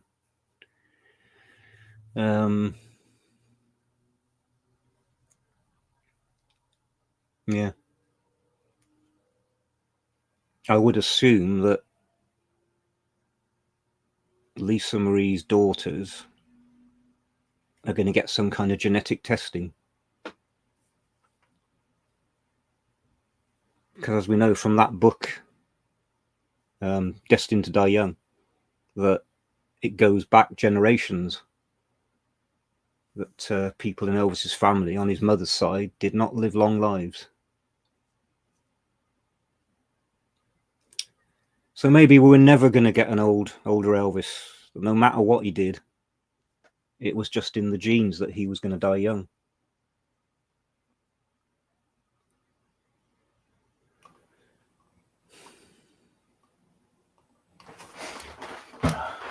Mitchell, and there's a new name I've not seen before. Mitchell Westford. Yeah, I just want to say thanks to everyone who's been dipping in and out. It's been it's fun. I can't believe it's nearly 9:30, Steve. Am I? Yeah. Living up to your standards? You are. Yes, we're breaking you in now. For everyone, David, who's in Japan, because of the time difference and his total lack of commitment to the cause, is going to be joining about midnight. So he said, right, we're going to keep going. But the good thing is that people around the world are waking up and joining in. So we have a reason to keep going. And if we can't keep going today of all days, we owe it to Elvis. We're going to keep going. Well, I found it's flown. Yeah. And I'm really enjoying reading. And sorry, we can't keep up with answering them all actually and talking about them all. We'll do our best, but it has been fun and interesting. Yeah, and it's nice to share this day with other people. I said early on, 16th of August for me was always quite a lonely day because I had no one around me that understood why this day mattered to me. So to share it with people who just get it is fantastic. Yeah, and I think with our channels, they're always about Elvis, aren't they? They're not. I don't see tonight being about us. It's about Elvis, and you know, anyone will know I've never been that comfortable with the video side. I like making things. I like showing things and making creative videos, but it's only recently I've started coming on videos really. So I'm still learning, still trying to get things right. Everything. It's scary sometimes. Yeah, I mean, the first time I did it, I was quite nervous, but people are watching because they love Elvis too. Yeah. So they're on your side straight away. You know, they're watching because they want to see this. They want to share in it. Yeah. And I find, and I want to thank people actually, because I found everyone being very kind. You know, we're not professionals. We don't know everything either. We're just, you know, we spend a long time listening and buying and reading and things. So it is nice not to get an onslaught of, you know, your videos are pants. You know, you said this, and actually it was this, and blah blah blah. Yeah, I mean, we're learning from you as well. Yeah, I don't mind people who put facts and No. and correct things. And the thing is, we started off watching other people's videos, and you know, and me and you are both slightly different collectors, aren't we? Because we become collectors because, you know, there's not newly released material anymore, really. You know, Elvis isn't here, unfortunately. But you buy a lot of really nice exotic records, and I'm always searching for the next bit of audio. Yeah. More than the next. Although I still do love buying versions as well. Yeah. You know, that's. I have become addicted to it. I never intended it, right? My original plan was, I'm going to pick the single My Boy and the album Blue Hawaii and find as many variations of those two as I can. But then I couldn't stop, and it morphed into any exotic version of anything I want, which has been damned expensive. I'm very lucky that I could afford to do it. There's a lot of Elvis fans out there who, with the best will in the world, just can't afford to do it.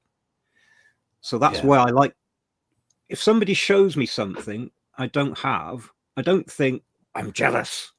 I think, fantastic that you've shared that with me, because I don't have it. And so when I'm showing these things, it's not, look what I've got, you haven't got this. It's, wow, look at this. I want to share it with them, because they might not never have seen it. And that's my motive for sharing these things. And people appreciate that, which is great. Yeah. And if it then drives them on to go out and buy it themselves, it's not my fault.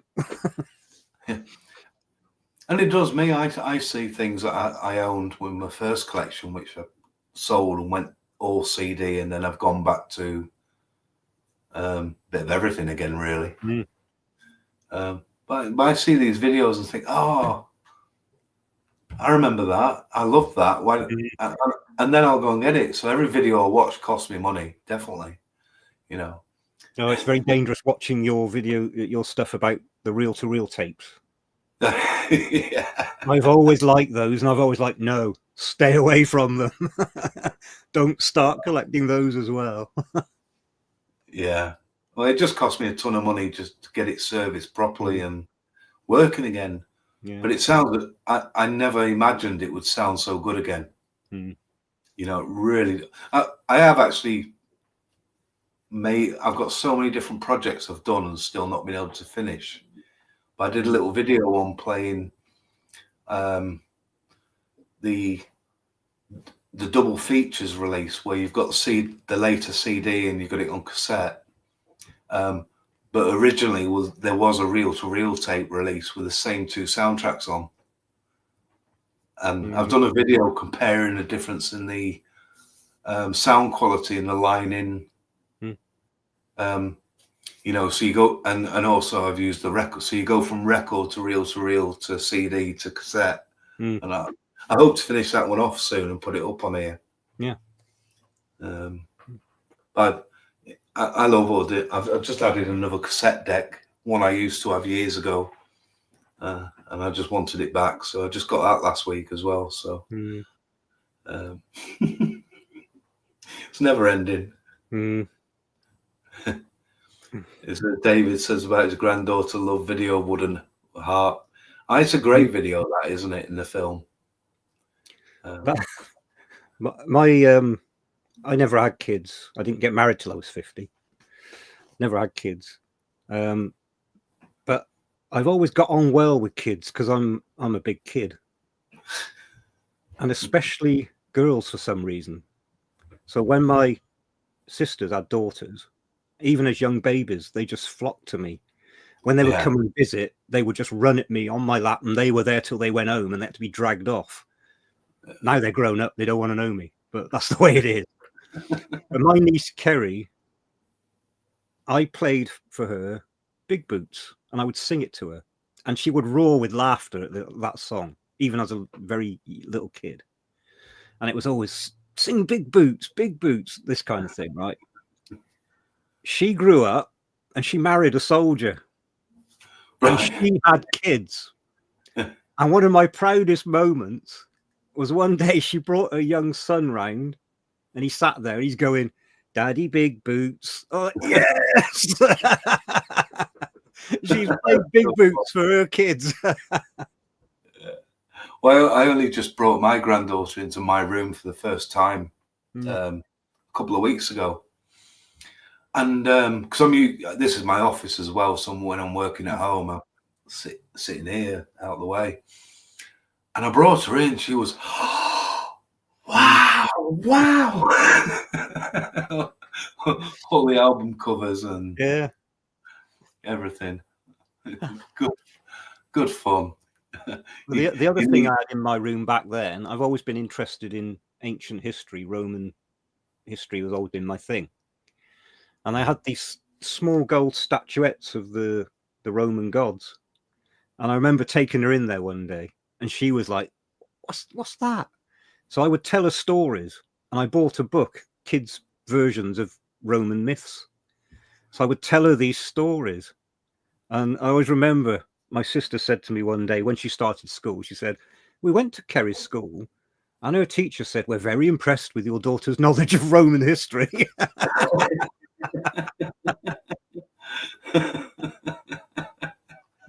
So it obviously stuck. It's funny because we're kids. I've got 4 kids. My eldest is a girl, and I've got 3 lads. They're all in the 20s now.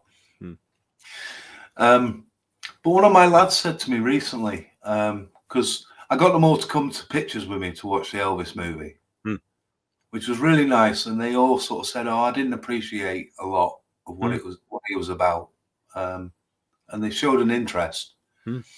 One of my oldest lad, he said to me, "Do you know when we lived at such and such?" And he was very young. And I've always had an office in between sort of living room and kitchen wherever we moved.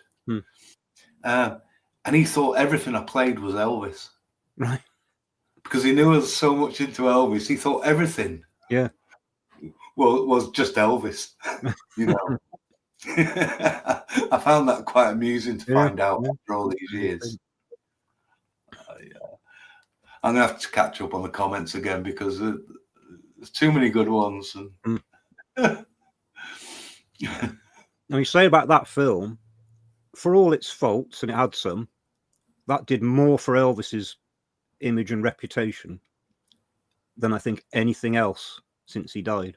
That film, it made so many new young fans.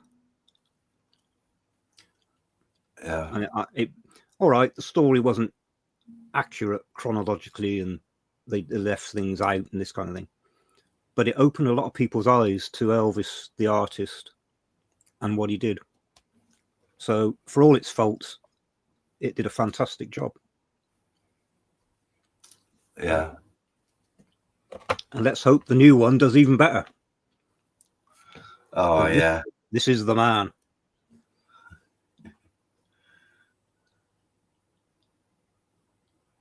Thanks, Speaker's Corner.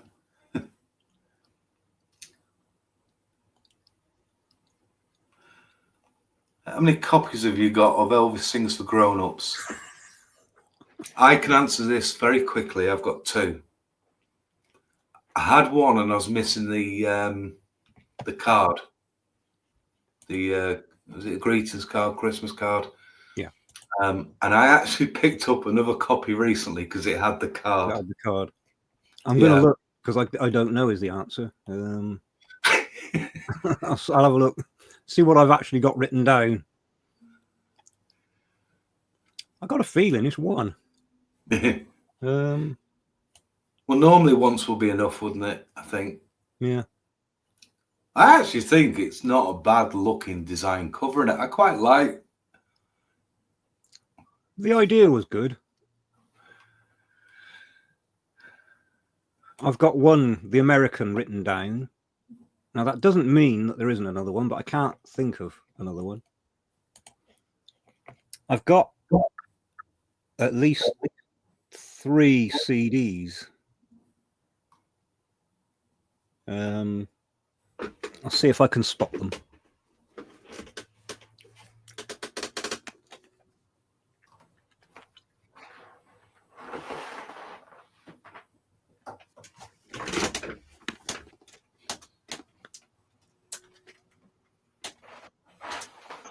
I can see 2.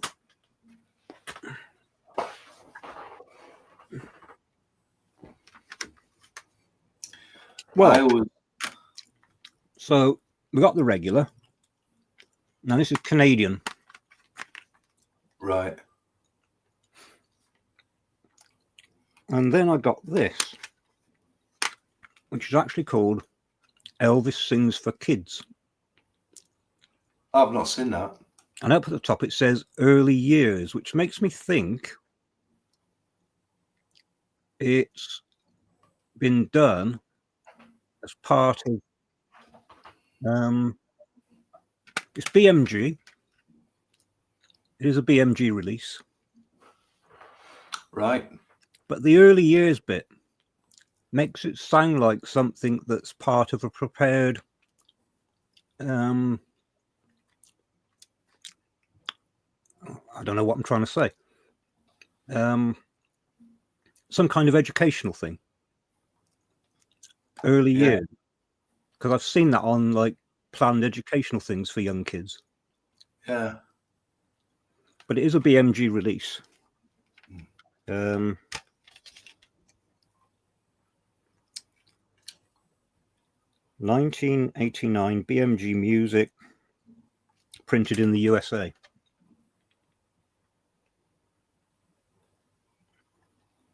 Nice. So there's 2. There is another. I can't see it.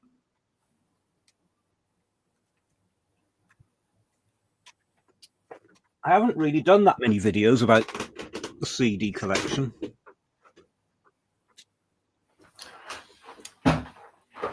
Yeah. I was actually listening to Old MacDonald. I just like the artwork of the boxes. Yeah. I had I should get the blue away, shouldn't I? Yeah. Yeah, it's quite this is obviously the reel to reel. But I was listening to it Thursday, actually. My granddaughter was in. Old MacDonald came on. So I don't know if not really sure how she took to it, but I think she was waiting for a tea at the time, so she's more. Well, somebody said something very good, which I like. They said, all right, it might be Old MacDonald, but it's the damn best version of Old MacDonald you're ever going to hear. Yeah. I know. That's the way to look at it. It might be a crap song, but it's the best version of that crap song you're ever going to hear. Yeah. I think when I first heard it as a kid, I just thought it was a fun set of lyrics to Old MacDonald. Yeah. The old pork and beans at night. Well, that was the thing about the Camdens. That as a kid, when I played a Camden, I wasn't hearing an album with selections from a film. I was hearing an Elvis album. And to me, there was no difference between the Camden I Got Lucky and Elvis Today. They were 2 Elvis albums. Yeah. You know? It's only later you learn to sort of look down a bit upon film songs because it's from a film. But they don't deserve it a lot of the time. They're pretty good songs. And they're the best versions of those songs you're going to hear. Yeah. Going back to your CD of Sings for Children, did you say that was a Canadian RCA? Yeah. It's one I've never had on CD. I mean, maybe it's one I never needed on CD, but... Was it available on CD? Outside of Canada at the time, I don't know. I've not seen it. I've not. I didn't know if it was a US version released at some point, but it's not. It's not one I have. No.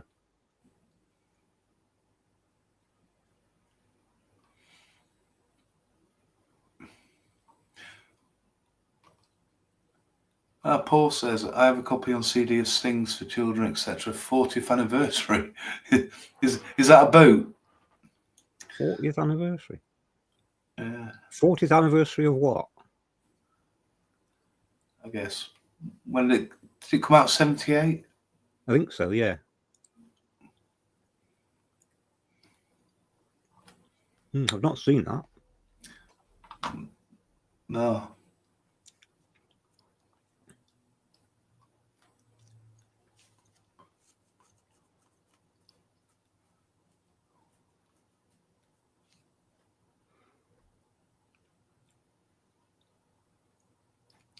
I do only have one copy of Having Fun with Elvis on Stage.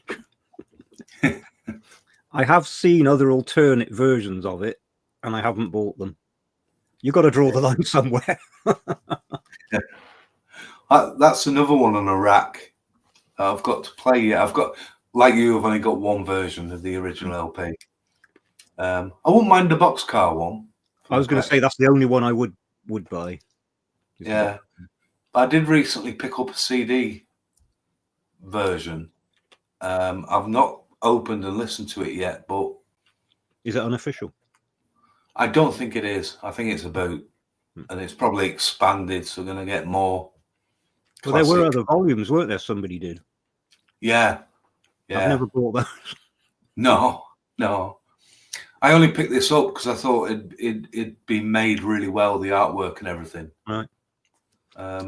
My nightmare is the announcement of an FTD box set with On Stage, Live in Memphis, Hello from Hawaii, Madison Square Gardens, and Elvis in concert, with all the music removed. As an FTD box set. Nightmare.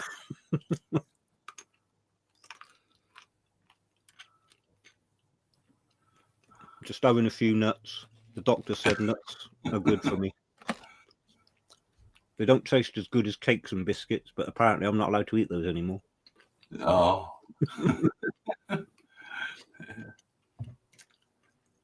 Gaz, all here for Elvis 48 years, and the fans still love him. Absolutely. Yeah, it was special, wasn't he? Absolutely. I've had a little glass of wine sat here for a while, so yeah. Here's to Elvis. Here's Elvis.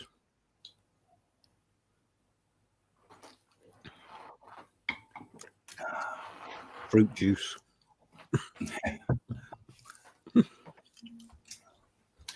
I've drank that many bottles of water. I'm about sick of it now. That's why I keep nipping off when you're talking.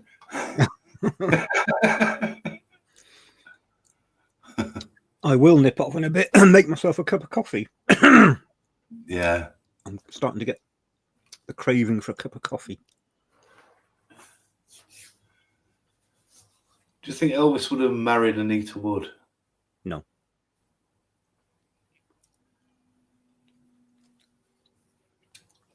I don't think Elvis really wanted to get married. No, I get that feeling, and I think even if he did, he wouldn't have been faithful. It'd have probably ended very similar. Yeah. Yeah. I think the sadness with the Priscilla thing was Lisa, wasn't it? The daughter, having a daughter. That's why I think a lot of his emotion was around that and not Priscilla. But it'd be interesting if this new book has got anything about the marriage, because it has been said by people that Parker forced Elvis into getting married. Be interesting to know if that's true. If that's true, that kills any argument that Parker was manipulating Elvis.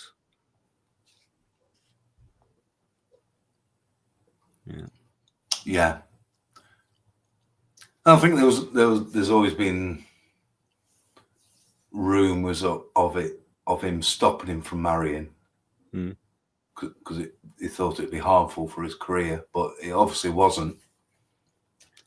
There are people around Elvis that knew him very well that I trust, who said that Elvis actually expressed that he didn't want to marry because they said he would never have married Ginger Alden.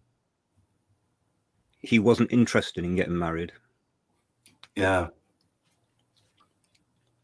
But it's possible he was saying something in front of some people and something else in front of other people. We don't know.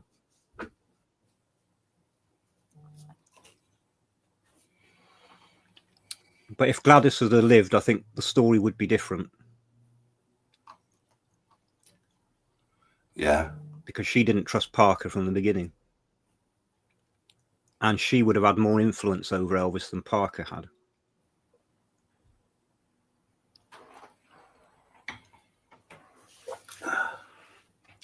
Three copies of the boxcar. Yeah. Are they different? Are there three different versions of the boxcar? Or are they all the same?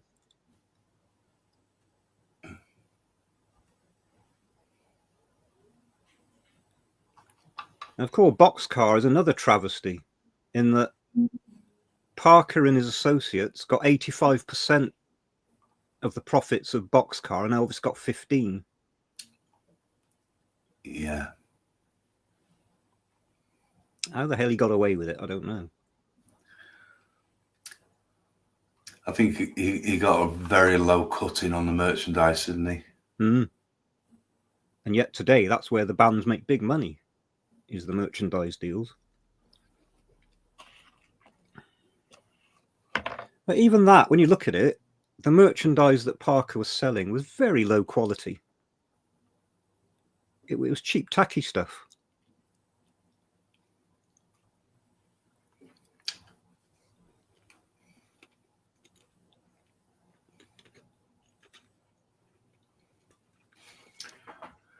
I'm just having to read through all the comments. How far back do they go now? Helga, which year online? I can't actually remember. But I was using an Amstrad PC that had a whole, wait for this, 0.5 megabyte of memory. Yeah. And I physically took that machine to a computer shop in my town and asked them to upgrade it to a megabyte. And the chap said to me, "What on earth do you need a megabyte for?"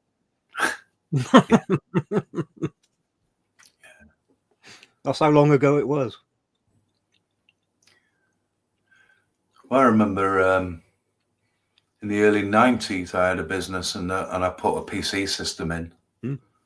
And it run my whole business for years, and it only had 4 gigabyte total space. Yeah. Mad, isn't it? It's like 4 gigabyte now. Is the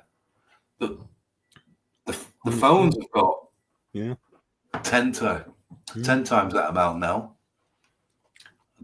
Yeah. And my first computer was the Spectrum ZX81. Yeah. With the rubber keyboard.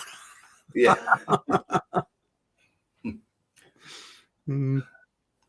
I remember getting it home. I set it all up. My brother came up to me. "What's that?" I said, "It's a computer." He said, "Ask it a question." It didn't work like that. You're watching too much Star Trek.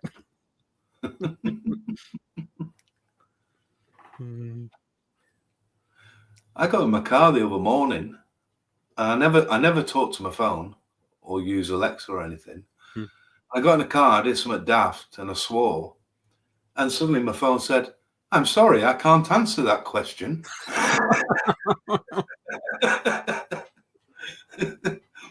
Just out of the blue. Yeah. Is Buddy Holly popular in England just as much as Elvis is?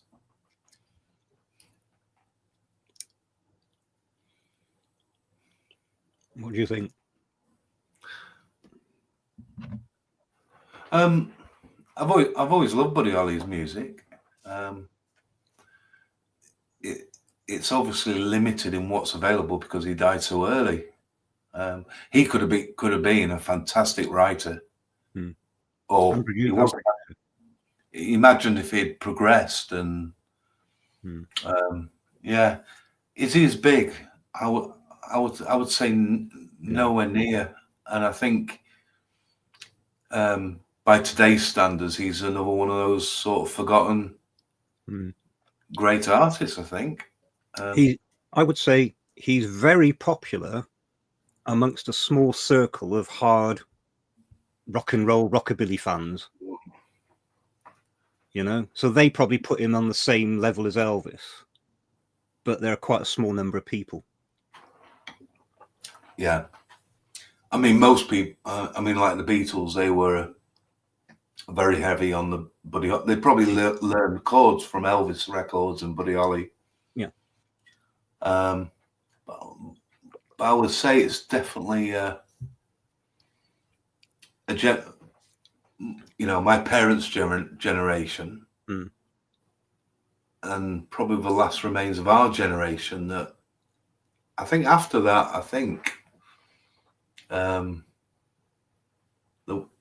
I don't think many people have heard of him now, which is a real shame, isn't it? Yeah, yeah. You know, like Carl Perkins. I mean, Carl Perkins was, if you were in the know, or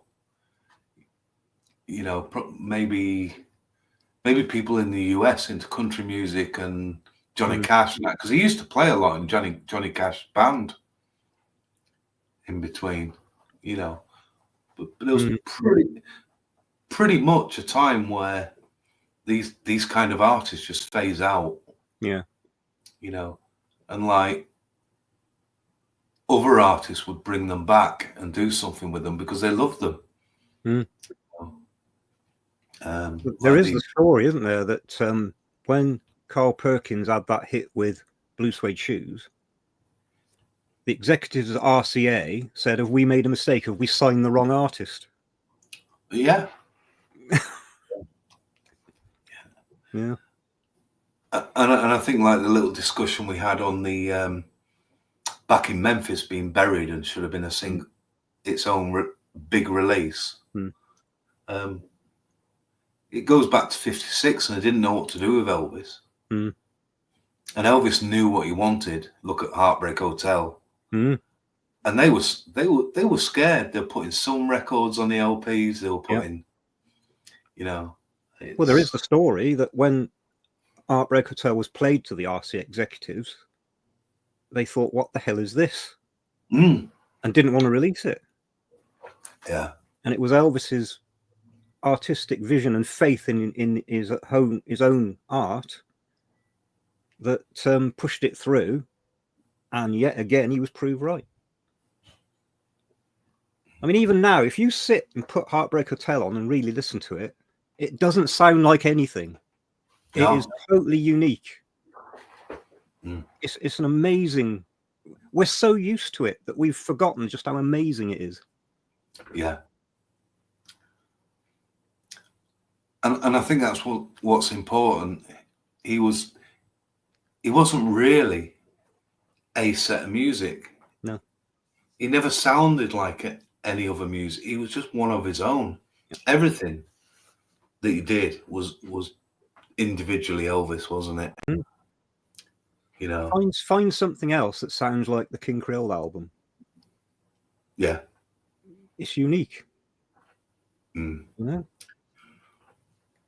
Or Hound Dog, bringing in Jordan Ayres as a backing on a rock and roll blues song, and Hound Dog sounds nothing like the original.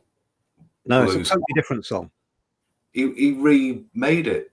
Yeah, I don't know which one it was. Either Lieber or Stoller actually said in an interview, when I first heard it on the radio, I didn't realize it was our song. It was a totally different song. Yeah. It's Joe Brown. To Joe Brown. Now, Joe Brown. Joe Brown is a fantastic guitarist. Yeah. I've seen him live, and he actually puts on a really good show. All right. And I think he's an artist that's got very dated somehow. But he was there originally playing with Gene Vincent and Eddie Cochran when they came over to the UK. And yeah, I wouldn't knock Joe Brown personally. I know he has like a comedy thing to him, but that's his character. I only know Joe Brown from, say, the 1970s, 80s entertainment shows. I don't know Joe Brown, the rock and roll artist. Yeah. You know, musically, it was quite important in the British 50s rock and roll, because he was one of the few who was up there live every night with Eddie Cochran and these people, learning the guitar from them, learning the, you know, I always think he's quite important in our history of rock and roll, like Cliff Richard is. They're not Elvis, are they? No, and Cliff Richard was just total rip-off of Elvis. You know, I've even seen, I've not gone in much into him because he just didn't do it for me. But I have seen a very early footage of him where he basically is an Elvis tribute artist, even trying to curl his lip. You know.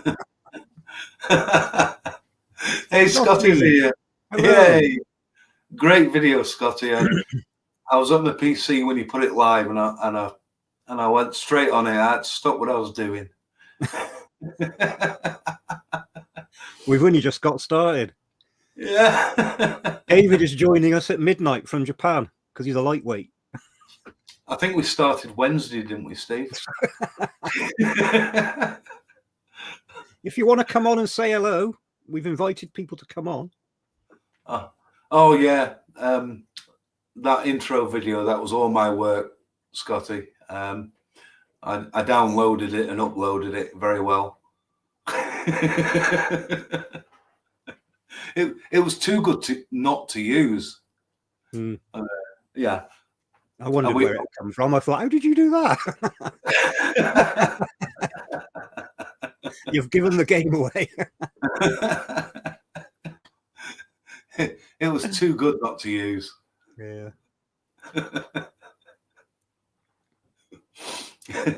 We've got to give Scotty some competition. If I really had time to sit down and do stuff, I would. But like that video we did, we were on for 2 hours, 10 minutes doing that. And I find it so hard editing down conversations and stuff to say, I should leave that out, I should leave that out. And, you know, it took me 4 hours just to get the edit of our conversation. Yeah. And then swap it around, because we started with the rehearsals first. Yeah. And I swapped it round so you couldn't tell. Yeah. And I thought, I'm saving the rehearsals for another video. And we'll do a little bit on that. But, I'm glad I got you thinking. Hopefully everybody's seen Scotty's video.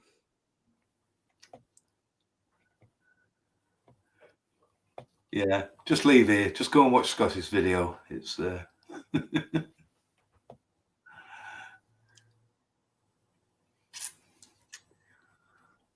yeah, he was definitely one of a kind, wasn't he? How far back was Scotty's comment then? Because I can't see it. It's hard to say. Oh yeah, there's times on them, isn't there? Blimey, there's a lot I've missed. It was.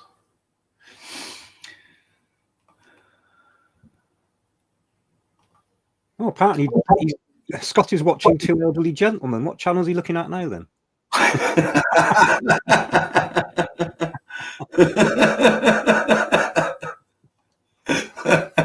That's a damn cheek, isn't it? He's obviously got two monitors. He's watching something else as well.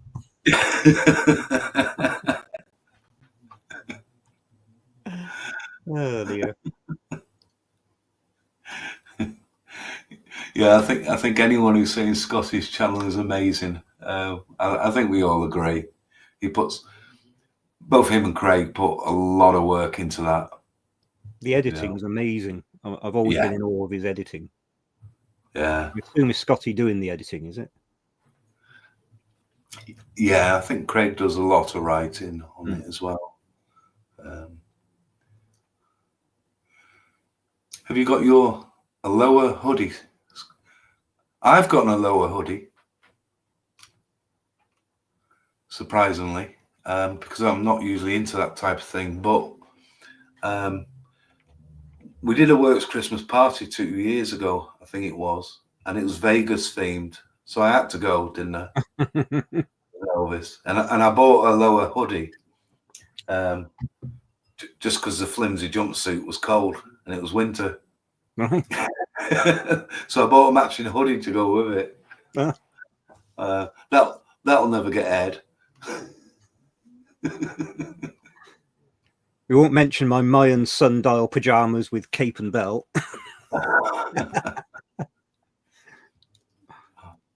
Oh, I love my Spidey pajamas as a kid. Hey, Johnny's back. Johnny, give us a thumbs up to enter.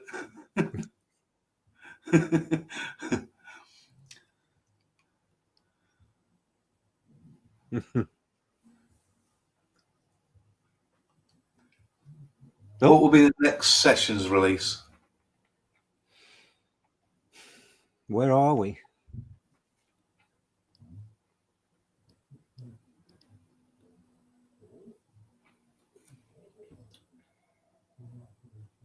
I assume it's going to be another movie.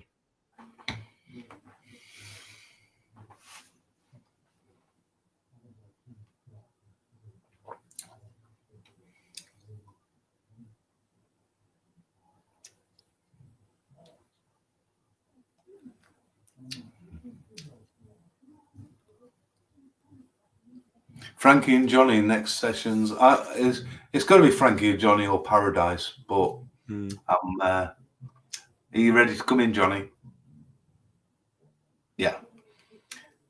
I didn't want to add you in while you're setting up. Yeah, I don't know. It's just because I have multiple phones. Usually I use my old phone for videos and live chats, and I was trying to set it up, trying to figure out how I can copy the link and do it in here. So. Dang, y'all been on here for a while. We have. We were just talking about what the next FTD session is going to be. What are y'all thinking? You said Frankie, didn't you, Steve? I didn't say a word. Do you know? No, you said Frankie and Johnny. Did I? You did. See, I'm losing it. That's right. I just turned into an old man overnight. Yeah. Aging by live stream.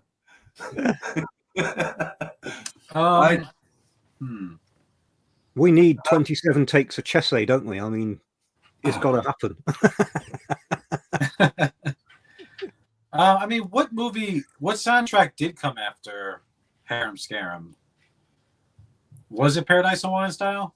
Or like in his discography? Yeah, can't remember. Let me see. I'm gonna look at the albums collection box set. Let me look. No, I didn't say it was Frankie and Johnny. I was reading Scotty's comment, thinking I'd said it. Ah, right. No, So blame Scotty. Blame Scotty. Yeah, I think it's gonna be Frankie and Johnny. Yeah. That's what I think. Excellent. Well, someone said to me, not a usual source, that Frankie and Johnny in Paradise will come out this year. I think it'll be a miracle if it comes out this year. Because they're always, you never really know. Whatever date they tell you, don't count it to be that date, you know? It's ridiculous. But yeah, I think it's gonna be Frankie and Johnny, all the outtakes. Maybe like the same concept as Harem Scarum with the remix, remastered tracks. Something like that. I haven't bought that yet. I haven't bought that set yet. I'm waiting for it to restock on Shop Elvis. But But yeah, I look forward to that. I really want them to get onto the 70s. Oh my God, me too. Yeah, Elvis Country, Stax. Yeah. I would love to see that. Just everything in one place, not scattered on all these box sets, all these releases. Yeah. I want the Wrecking Crew session. Oh yeah. Top form Elvis and the Wrecking Crew. I mean, well, I definitely think that since they're like there's not that much material left for the '68 special. I think they're going to do some type of big book there in FTD with all the Wrecking Crew stuff, like all the takes and everything. I can totally see them doing that eventually. Maybe for the 60th. I don't know. Is there any potential for any surprises in the Wrecking Crew stuff? I don't know. Makes you wonder, doesn't it? Yeah, because it really hasn't been touched on, I guess, when you think about it a lot. And he obviously considered a lot of other songs that weren't actually used. Was anything done with those? Yeah, but when you think about it, it's really been touched on once, I guess. Like with that disc on the FTD and that other disc on that big box set of '68 special for the 50th. That's really about it. I'm afraid to touch anything on the screen because I don't want to disappear. I want to touch something, but I'm afraid to. I don't know if this. I don't know if this is for the comments or what. We can bring you forward. Let me see. It's your boy Johnny. There you go. All right. I think it's this. Hold on a second. No, see, I rate effed up. Okay, I'm not touching anything. If you see a comment, just throw it at me if there's one for me. I don't know. There you go. It's good. Yeah, it's good to have you on here. Patricia's volunteered to come on and sing. Please don't stop loving me for us. Yay. Please don't stop. I tell you what, man, I'm really itching to go on a video with Steve Hansen because I haven't been on any videos with him yet. Yeah, I would love to meet him on here. It'd be great too. We'll have to do it. Scheduling's a problem, isn't it? He's still in Mexico, isn't he?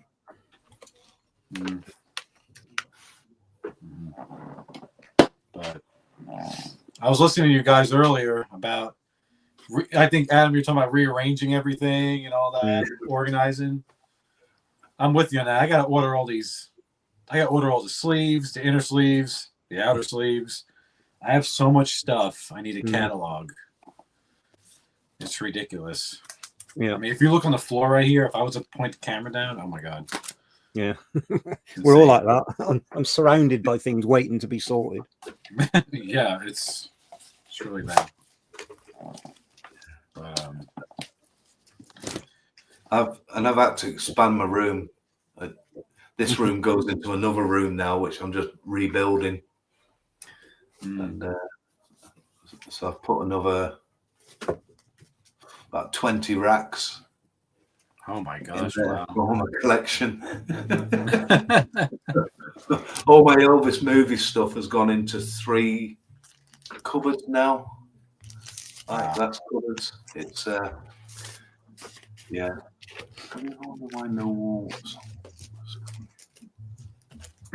That's down by my chair. Yeah, I saw that, man. Congrats. That is so awesome. Yeah. That is so awesome. I mean, it's great to have that because it is. That's the original first cover. Yeah. That's, the disc, of course, is the important thing. For anyone that hasn't seen it. So the label says made in the USA, but that's actually the label is made in the USA. The disc is stamped manufactured in Germany. So this is the version of the album that was sold on American bases in Europe. Whether it was sold outside Germany, I don't know, but definitely in Germany. That's nice. Yeah, I came across one of those one time, but it wasn't that. That's a beautiful shape, though. That's nice. Very nice. Here's a question from David. Have you ever wondered why no warm-up songs were not discovered, redoing all these sessions? Do you think they just stopped the tape rolling when... I did actually mention that earlier, didn't I? When we hear take one, everybody knows their parts. So there must have been rehearsals before they start the tapes rolling, where everybody's learning. Because those take ones are complete, everybody knows what they're doing pretty much. Yeah, and you can hear him sometimes, let's say on take 3, and it sounds one way, and by the time you come back to take 4, it's gone off in a different direction. The mics have been moved around the room, and or it'll take a bit faster, a bit slower. Yeah. You know, it's like they're settling into it.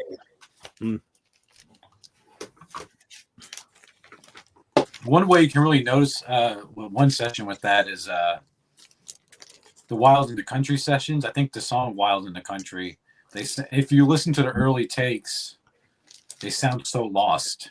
It's like they progressively got better in each take until they finally found where they wanted it. One of the great discoveries for me was the Loving You session, where the song goes from a slightly rhythm and bluesy sound to a country sound to a ballad sound. So different. Who knew that existed? Yeah. And it's like I guess where they have caught them, one of them could be like Tiger Man, because you can hear that's coming quite late. Yeah.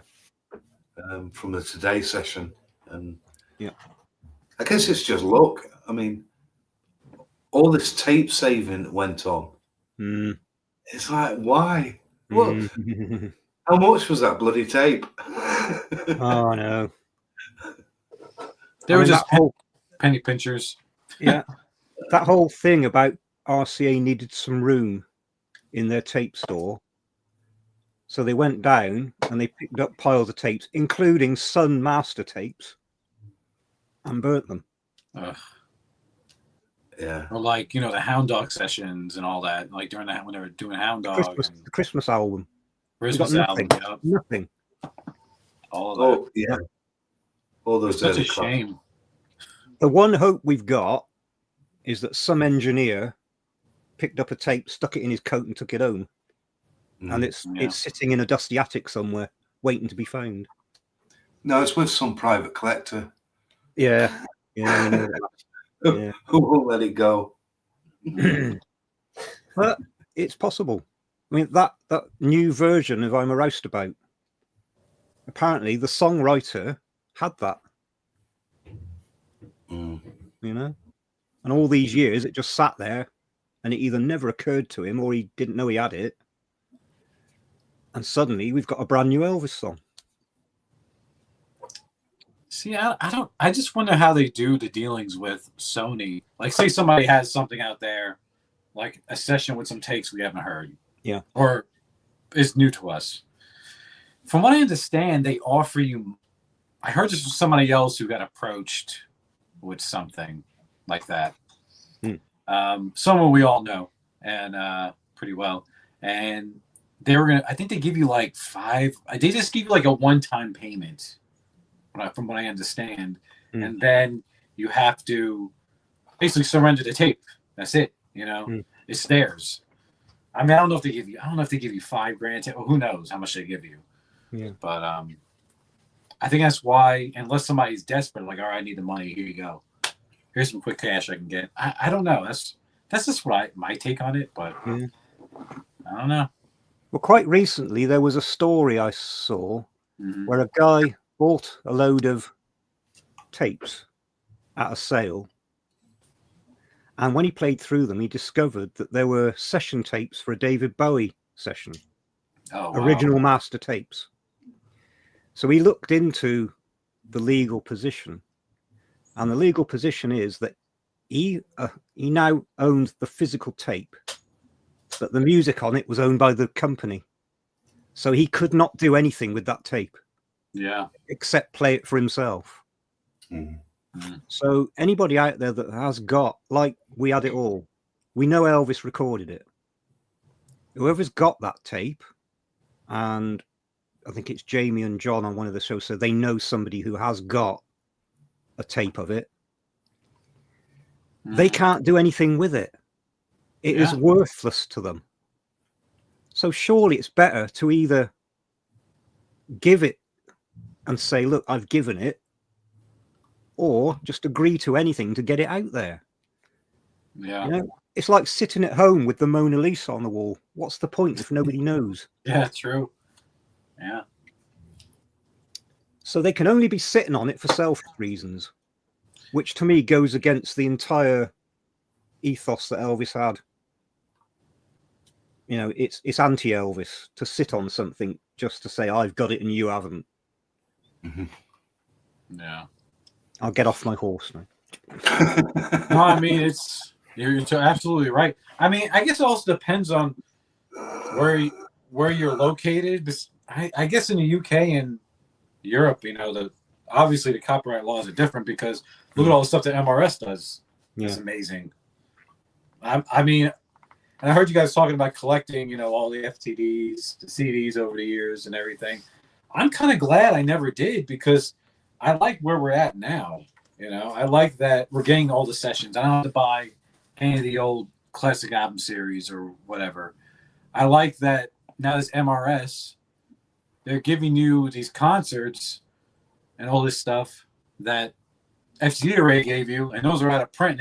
One release will go like for $100, and you can get that concert on that release with like 2 or 3 other concerts. So I like where we're at now. I think it's great. And I'm really looking forward every year what they come out with. I actually been buying a lot of MRSs, the CDs, just catching up with them. There's some early ones I really want, but they go for some money. Yeah. There's somebody in like the UK or Europe, maybe it'd be different if they had some of those session tapes from, say, something like when you recorded Hound Dog, just for example. Like, you probably get out there pretty easily. Yeah. And that would probably really piss RCA off for a missed opportunity, you know? Like, oh, man, look how much money we're missing. This is Hound Dog, like a huge commercial hit that we could have made money off of. Yeah. You know, and I guess that's why there's so many bootleg releases. Really. Yeah. But, yeah, $10K for the 74 rehearsal tape. Well, that's a lot of money for something you don't really own, isn't it? Yeah. I'd be happy with that. But I would just want, if, like I said, if I had a tape with an unreleased song on it, I wouldn't be able to stop myself putting it on YouTube so everybody could hear it. I would want everybody to hear it. Yeah. You know? Yeah.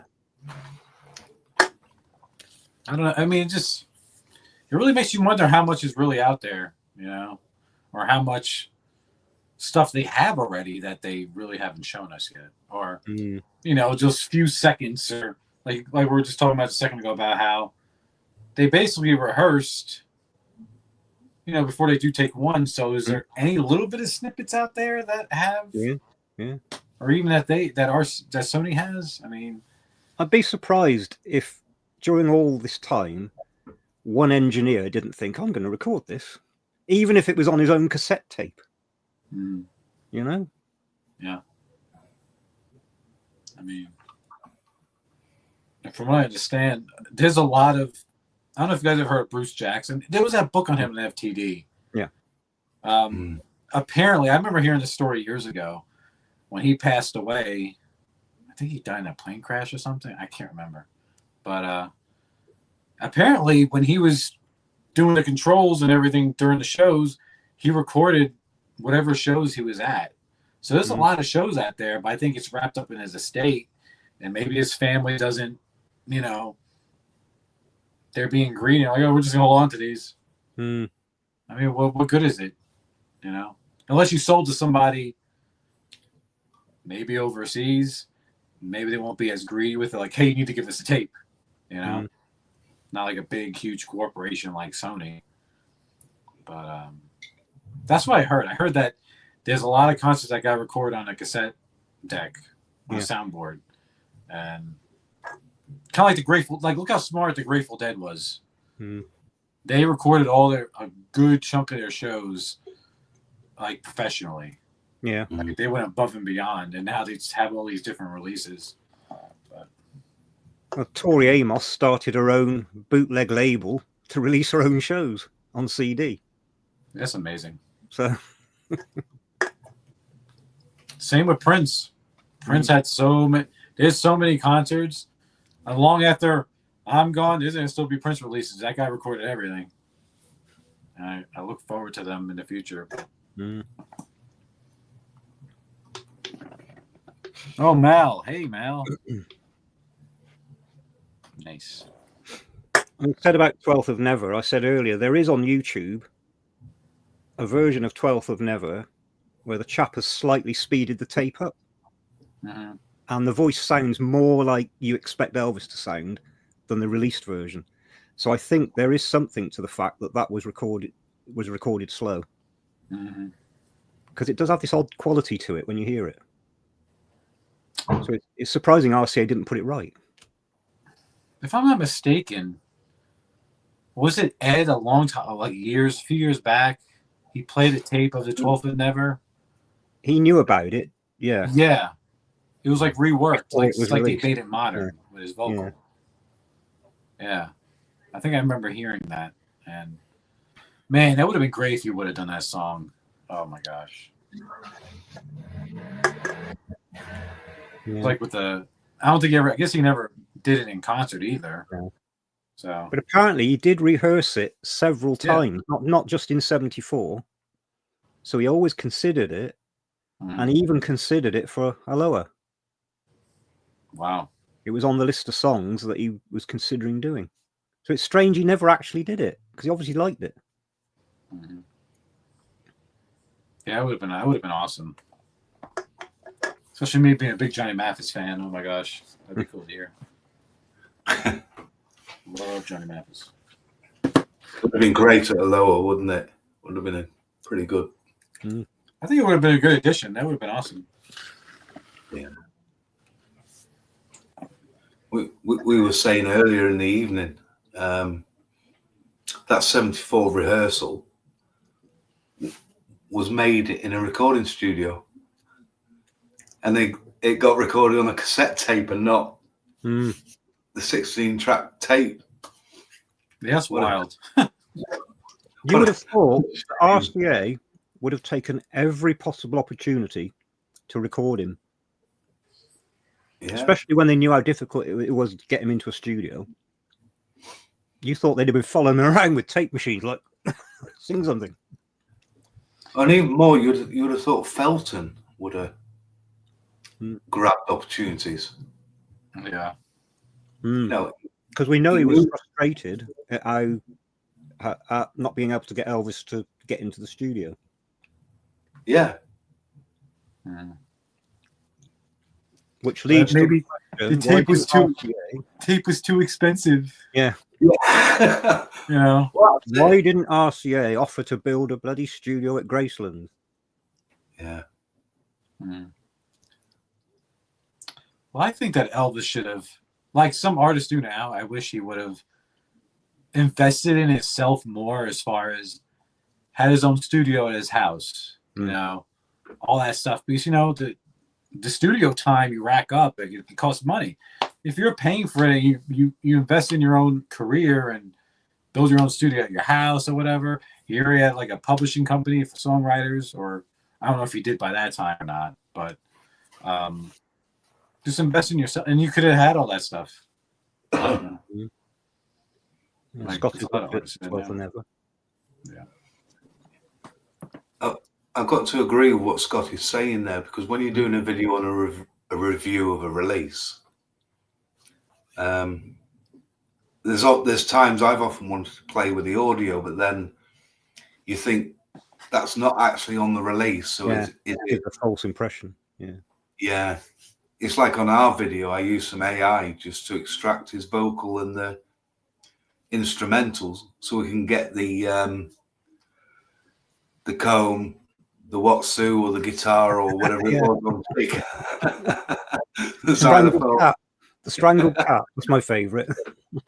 I did do an extraction on that, but it's still truthful to the original audio. You know, all I'm doing is, and I put his vocal at the end, you know, without the backing, just because I thought it sounded good. But isn't it amazing what you can do? Yeah, I found a free bit of software for separating vocals and music. And I mean, I have no knowledge of it. I just had a go. And I got Write to Me from Naples. And I pulled Elvis's voice off. And then I got Dean Martin's version of the song. I pulled Dean Martin's voice off, put Elvis on, made some adjustments for timing. And I was amazed at what you can do.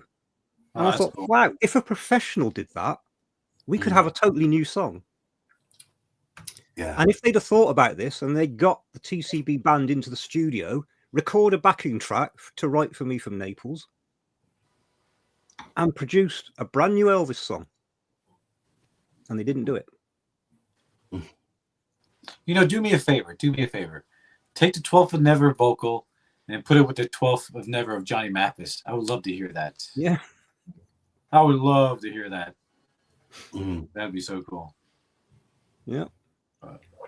Well, you think back to when they had those sessions to re-record the backing tracks for the 56 material, and they had DJ Fontana and Scotty Moore. Why didn't they record a backing track for the slow version of Paralyzed off the $1 Million Quartet? They could have made that into something. Yeah. There were so many things they could have done. I guess in the moment, you can only think so much about the stuff. And when you live in the moment, I guess you don't think about that and think, oh, man, one day, this far down the line, you know. Or is Elvis is so big now? Is he going to be later? I mean, yeah. And yet they did the Guitar Man album. Yeah. Yeah. But, man, that's awesome. Yeah. So what do you guys think is going to be the next like big book set with CDs on FTD? What would your guess be? Like if it was a session or something? Or what would you like to see next, I guess? I think in keeping with what they've been releasing so far, I would expect either a Loving You or a GI Blues. I was thinking the same. There's been a lot of GI Blues and Loving You tracks released. I mean, there's 2 classic album sets of GI Blues, isn't there? But I'd like it all in the correct order. Yeah. Me too. The full sessions. Yeah. Because what they did was they'd still mess around with take 4, then take 2, then. Yeah. And we don't want that. We want like takes 1 to 55 in order. As recorded. As recorded, yeah. Just nice, clean. I'm going to come totally out of left field here because there's only one song. Charo. What I would like to see is all the usual photographs of the filming, but I want to see the original script that Elvis was handed that he got very excited about before it got butchered. Yeah, family friendly. He was really excited about that film. So I want to see what he was excited about. And I want to see what went on in the background. What we've got from Parker saying Elvis isn't going to kill anybody in this film. What a ridiculous situation to be in. Elvis is not allowed to shoot anybody dead in this film. You gotta keep that family thing around. Yeah. In a gritty western with no songs. Yeah. And it's crazy because it wasn't a bad movie, but it wasn't great either. It could have maybe been great with that original, probably great with the original script, because it dragged a little bit. But what made it so cool is that you never saw him like that. No. He just looked so badass. But we had a Clint Eastwood western where they took all the violence and sex out. Well, what are you left with? An episode of Bonanza? You know? Yeah. Yeah. I wish they would have done a bigger book. And not that they can't do it again. They probably could. I wish they could have done a bigger book with Change of Habit, because I love that movie.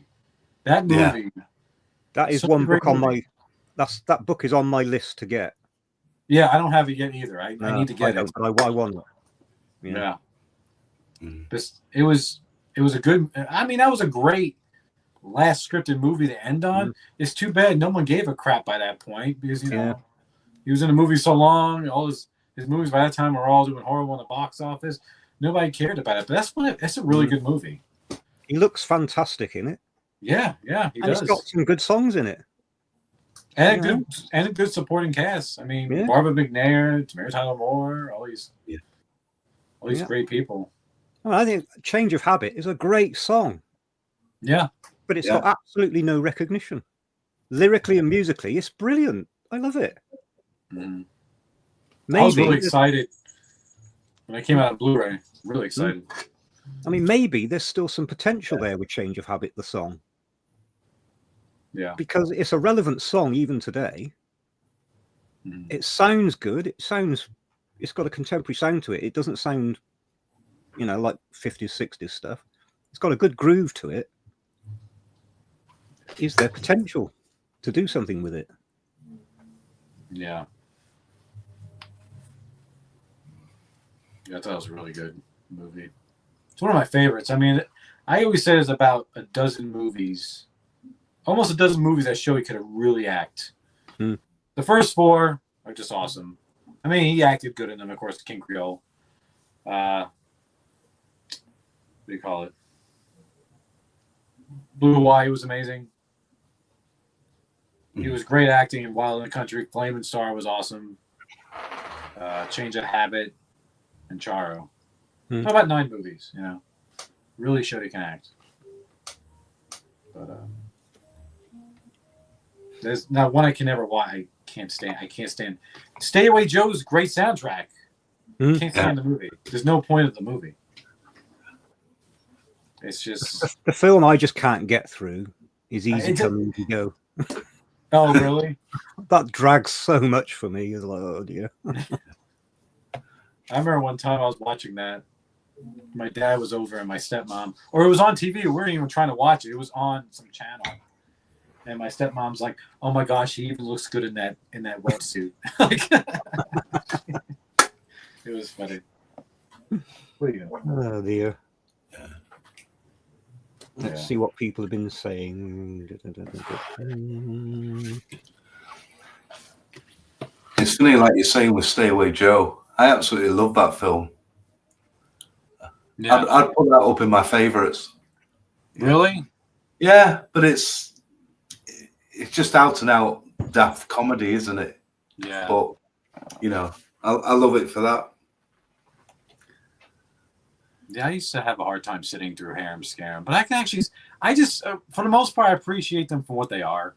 It's not the greatest acting, it's not the greatest story. They're just, some of them they're just good to watch. Some lighthearted stuff. That looks amazing on Blu-ray. Oh my gosh, it looks amazing. Yeah. There goes my cat again. You're killing me. Someone was asking earlier, did you get the Paradise Hawaiian style Blu-ray? No, I haven't. Is it region free? Do you know if that's a region free Blu-ray or? No, I think you need a region free player for it. Oh, okay, yeah, I haven't got it. I'll wait.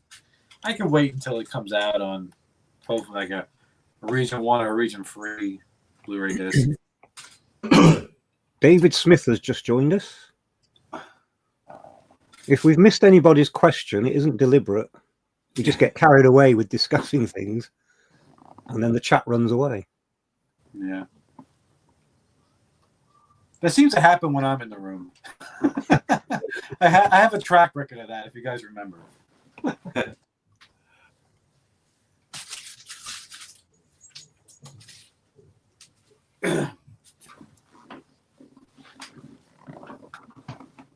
So Patricia wants a good blues collection. Elvis singing the blues. There've been a few over the years, haven't there? Yeah, there has. That one in the 80s was good. That little 10-track thing they had. And there was that Blue Rhythms, Everest, wasn't it? Everest label. Yeah. Yeah. Nice cover on that. Yeah. And it was on blue vinyl as well, wasn't it? Yeah. And there was a French one with a very strange brown cover. Very odd looking cover. I remember. I've got it somewhere. It's somewhere there. Around me. I'm organised. It's in this room. Have you got a brown cover section? So yeah, I organise my albums by the colour of the cover. Why not? There are certain albums I do actually look for the spine with a particular colour to try and spot where it is. Yeah. Some are unique, aren't they? Yeah. I have seen somebody that's got their albums and sticking out, they've got these cards with what's in that section. Yeah. But if I did that, they'd all be on the floor within a week. I have that on my bottom shelves with my other artists, like the genre. I have it by genre on the bottom. I have those. Yeah, they work pretty good. Here's a good one for you all.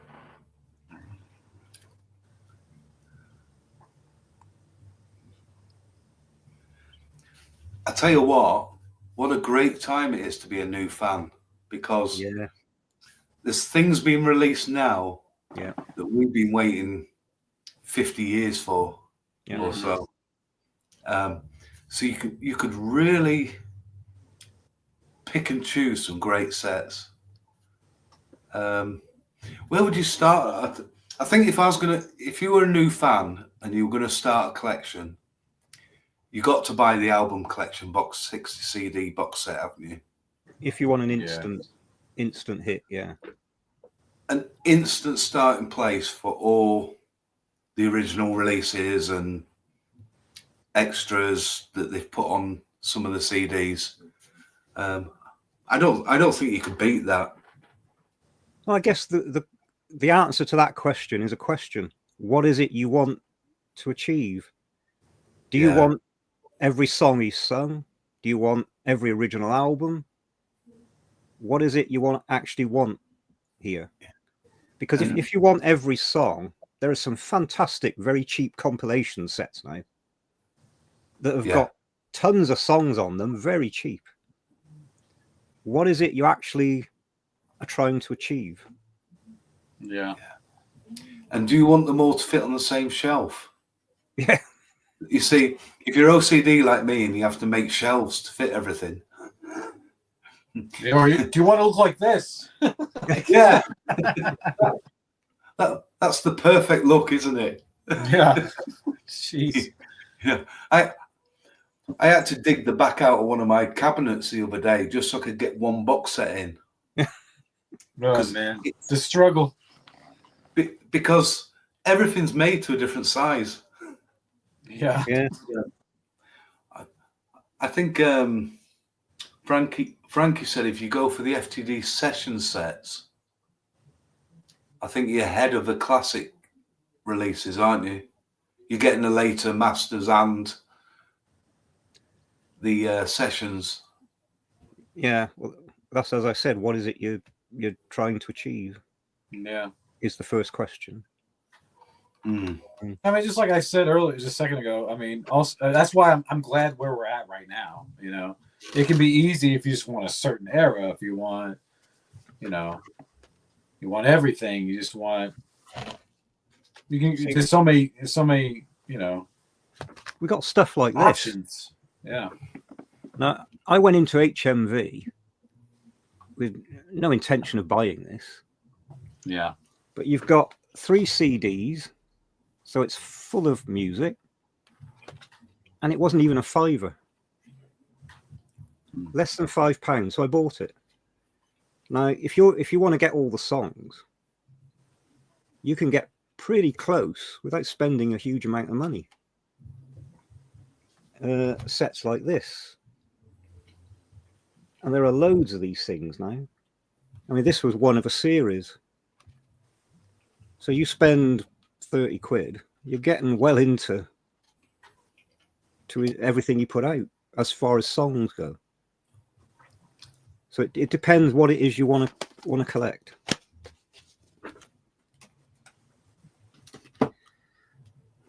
Or do you want to collect 48 copies of Blue Hawaii? I do. Oh my goodness.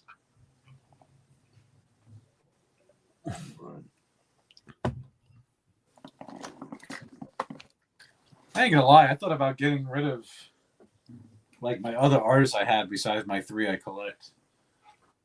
Like just free up some room. But I'm telling you right now, once I fill up this thing, man, I'm retiring. I'm nah, I can't. And unless I had like a bigger house, like with a basement. Again, I have a friend who has one of these. It's 5 high and 5 across, so it's 25, cubes or whatever. My friend, he needs his head examined. He has 5 of these. Yeah, but he don't collect Elvis though. He's not an Elvis collector. He has like the MO5s, because he collects all those. He's more of like progressive rock, all that. All that stuff, like one-off bands, like psychedelic bands. He loves all that type of stuff. But yeah, he has 5 of these. He'll tell me, I know, I need my head examined. Yeah. With the why is the RCA album box set better than? I don't say it's better. But if you're a new collector, it means you're not going to have everything.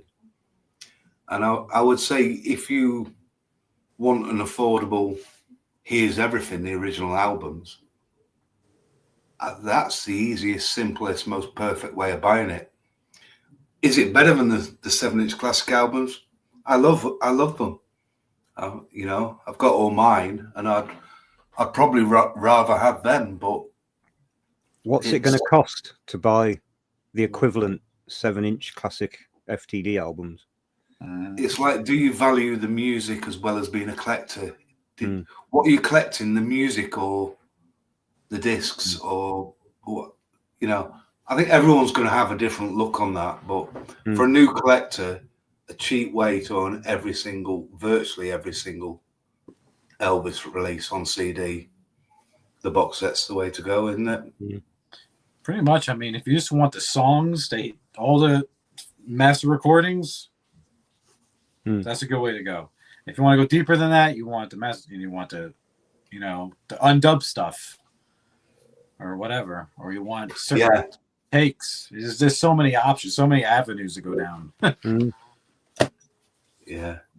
I mean, I guess the purists who come at it, it's going to be, I want every original album. Yeah. Yeah. And maybe you start out with CDs and then eventually that doesn't satisfy the itch anymore. And you want the originals. Yeah. Yeah. See, that's what happened to me. Like when I first started collecting, when I was watching David's video, it reminded me, because 30 number ones hits, the compilation, that's when I came on board. I was 13, 14 years old. And then after that, I basically just listened to the hits throughout his career for a little bit. And I focused on the 50s and I focused on the 60s. And I really didn't start appreciating his 70s music probably till almost 10 years ago. Like much later. And I started going deeper than just the hits and all that stuff as time went on. Yeah, so I progressively, you know, built up to where I'm at now. But I'm envious of the fact that you're going to be discovering all this stuff. Yeah. Yeah. Yeah. I mean, that's it. And you've got so many box sets now with like complete Madison, complete Aloha, Elvis on tour. You know, then your collection box sets. And then it's also the mastering as well, isn't it? You know, the early classic album CDs, the sessions sound so much better. Yeah. Than the first releases, because they spent more time on them, and they probably at times I don't think they had all the master tapes, did they, when they were compiling them? No, they've discovered some of them. Yeah, in recent years. It's, well, we're up to 39 people. 40. I think that's the highest we've had so far. Right. Wow. People are waking up around the world. It's nice people have been dipping in and out, haven't they? Yeah. So you guys are doing this on your PCs? Yeah. Yeah. Okay. That's why I can't see all that too. Okay. Yeah, I mean, I'm kind of envious of these people who are becoming fans now and want to collect. You know, like what Steve said, you're saving money in a way. You know, look at all the stuff that we bought all these years. You know, I just think I always use just like one song. I always use Such a Night. Such a Night is an example. We started getting unreleased stuff with that, starting with A Legendary Performer. And little by little throughout the years, we got on this compilation, that compilation, through the 80s and the 90s. And then they gave us a little bit more of each take. Then we got the single disc FTDs, and then the classic album ones, and now the sessions. Like, it goes on and on. We've all... there's somebody out there who's bought all that stuff. Yeah. And it's insane. But we complain about it, but we're going to still do it. Yeah. Like, we're this far deep in, why wouldn't we? Yeah. But so that's why I'm glad, like I said earlier, I'm glad I missed out on some stuff. Like, I'm glad I couldn't start from the very beginning of FTD because, first of all, I was too young. Second of all, even when I did have a job, I couldn't afford it. I had a child when I was 20. You know, I remember those vinyls coming out. I wanted them so bad. I'm like, I can't afford. Even at that time, I guess they were like, what, around $40, maybe, at the time. Can't remember $30. The first one, what they cost. Yeah, I mean, I couldn't afford that. But so. I started buying the FTDs when they first came out because they were sold through the fan club. Yeah. So, fortunately, I bought the early vinyls. But then when I moved to Finland, I stopped buying. So I have this big gap. And they're very expensive now. So am I ever going to try and fill the gap? Probably not. But occasionally, I mean, I spend a lot of time looking, and occasionally an FTD vinyl will come up for sale at a ridiculously cheap price. Yeah. Somebody's just put it on, you know, give me 40 quid. Bang, I've got it. So, who knows? Maybe one day. Yeah, I haven't ran into any. I haven't tried to get any of the vinyls lately. I accepted the fact, look, if I get them all, cool. If I don't, that's okay too. I got a good chunk of them, you know. I think the earliest one I have is, I want to say Potluck. That's the earliest one. And I want to say that's like one of the first 10 or 15, I guess. I got that for a good deal. I just snagged it because it was good. I found it for like, I want to say a couple $100. It was going for more than that at one point. I said, all right, I'm going to snag that. And I got volume 1 of GI Blues around the same time. I'm like, oh, got to get that one. So. Well, the last one I got was the Jungle Room Sessions one. And somebody put it on eBay They said it's opened £200. Now Wow. I've seen it for 600. Yeah. So I thought I'm going to buy it. So I grabbed it.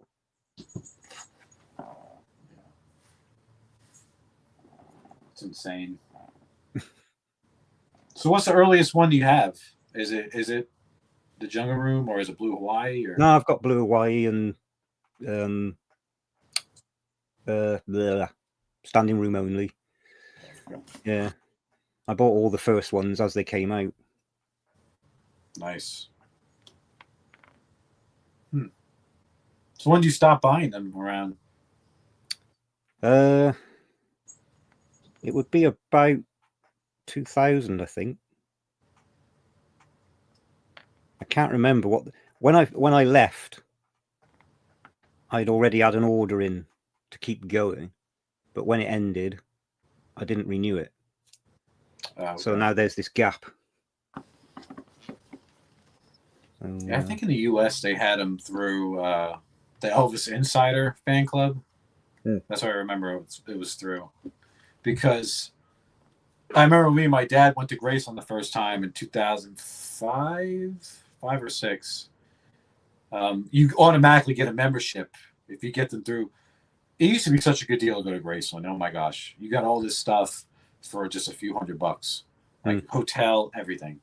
And I think that you automatically got an insider's fan, but you still have to still buy the freaking release. Now, like, you got it for a discount. I think you got it for like 10% off, which is nothing.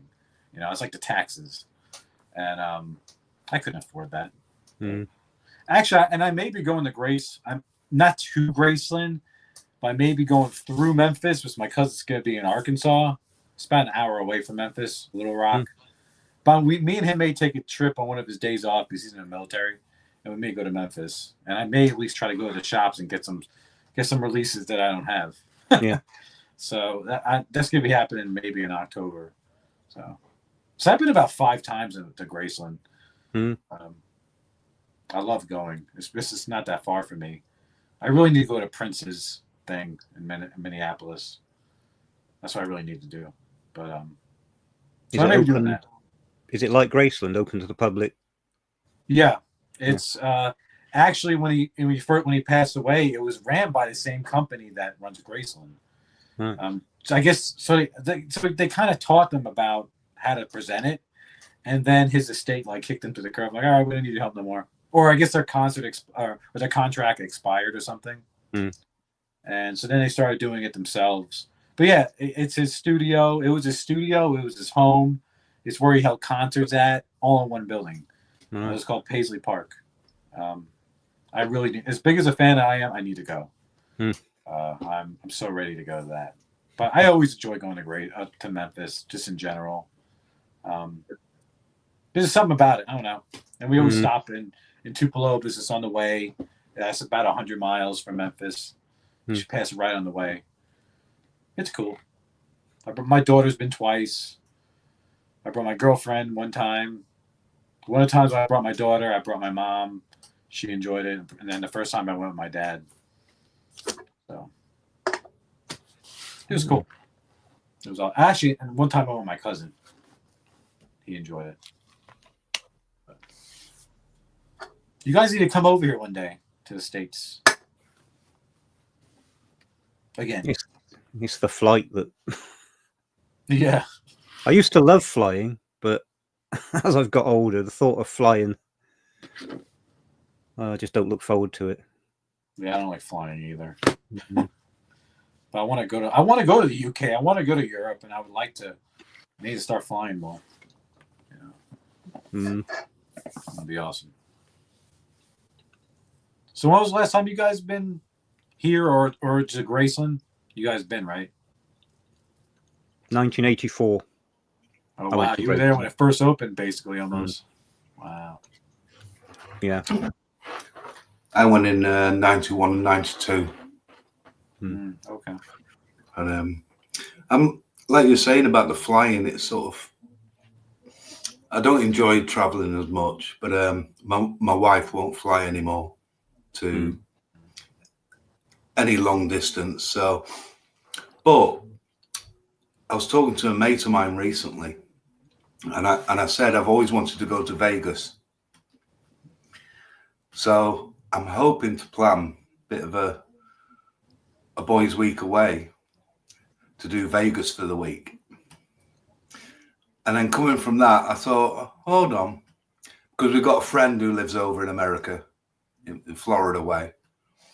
And I thought, well, while I'm in America, I may as well go to Memphis for a week as well. Yeah. And just do it. And even if I have to go over to Memphis on my own, I'd be quite happy just wandering around on my own, just enjoying it all again.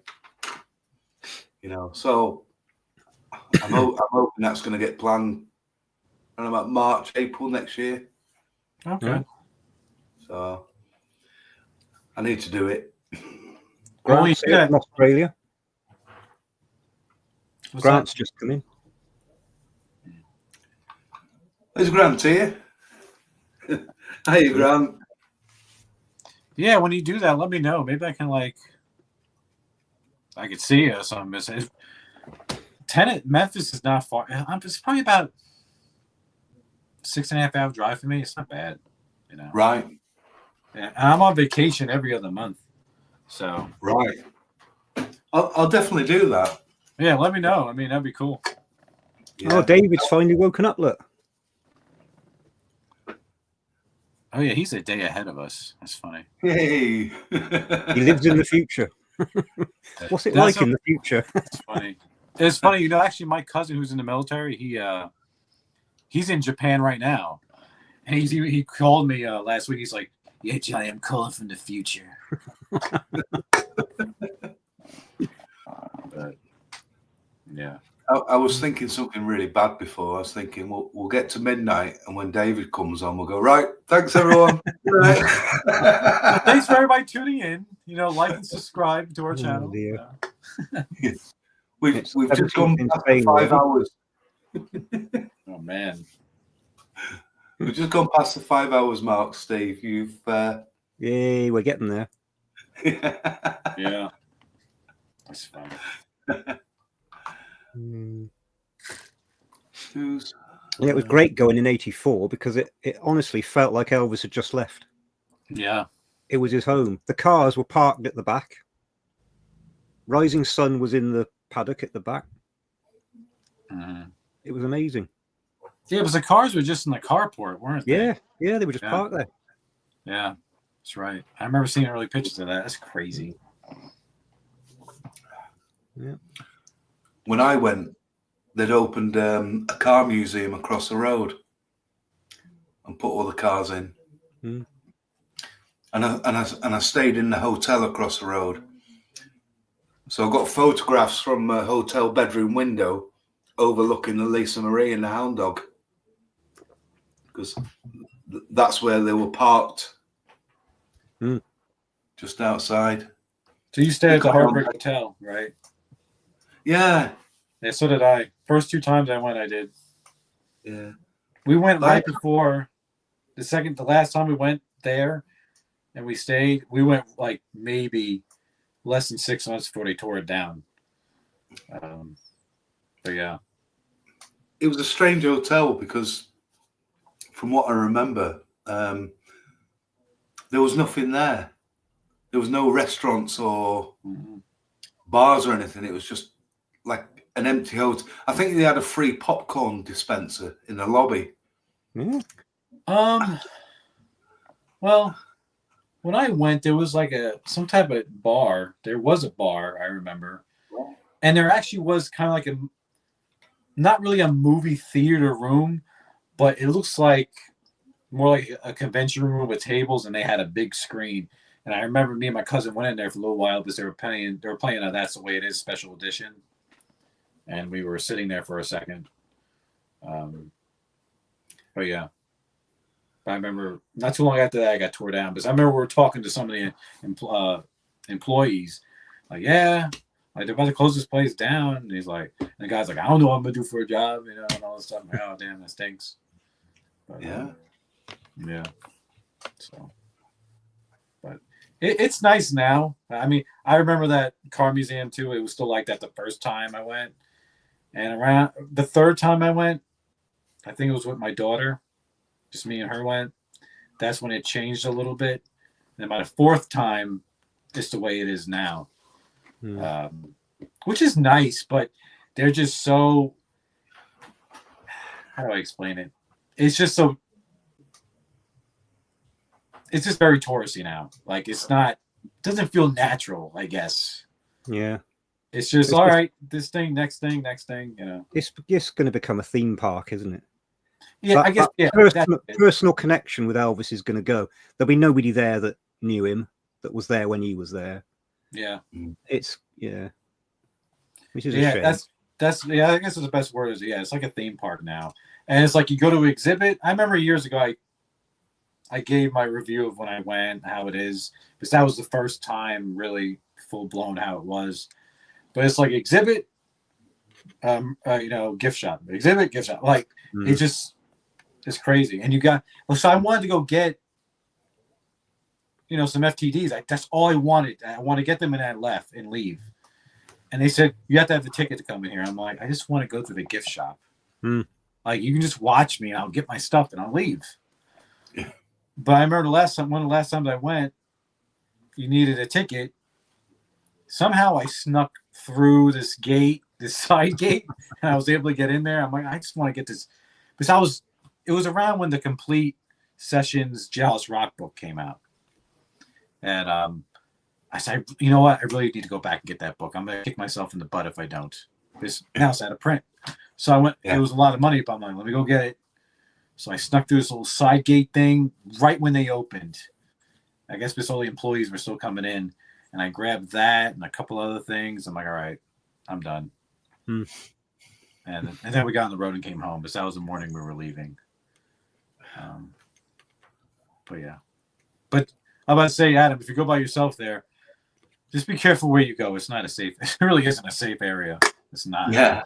I must admit, the first time I went, I made the mistake of walking all the back roads everywhere, and I had a massive, big Praktica SLR camera on me. I got quite a lot of attention. And I got sort of approached by quite a few people. Yeah, it's pretty sketchy when you start driving through Memphis. It's rough. I mean, I would just stay in the tourist areas, and literally after the sun goes down, you really don't want to be out. It's like I remember with this guy when me and my cousin stopped in Tupelo. We were talking to a guy. He lived in Memphis. He's like, yeah. He just said just like this. He goes, no. He goes, if you go past this point, you're gonna die. Okay. I was like, well, damn. Okay. No options, just die. Yeah. And I remember when we parked our car downtown in this really sketchy area. I said, man, we're gonna come back. The wheels are gonna be gone, man. But we were lucky. And there was a couple times I feel like we were gonna get jumped. But I remember my cousin. He had his gun on him, like to carry. I'm a gun on me, if anything. I'm like, yeah. But wow. Yeah. So Michael says he's been 30 times. Wow. North of Kentucky. I must admit, when I was there, I just love hanging out on Beale Street. Yeah. Really, really good nights. BB King's Bar, and there was a bar called Rum Boogie Bar. I don't think it's there now. Yes, I think it's constantly changing. Yeah. Especially after COVID, I'm sure a lot of stuff closed and different stuff has come in. Yeah. When me and my cousin went, I remember we went to different bars. We went like bar hopping. It was really awesome. It was pretty cool. Do we all agree with David's comment? Yeah, I was going to say, Steve, can you answer this one? Yeah, I'm like, who would put that?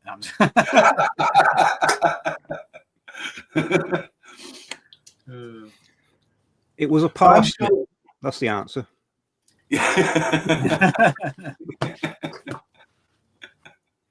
But remember we went into this one bar. There was this jazz band up there, and there was this older man sitting on the side of the stage playing saxophone.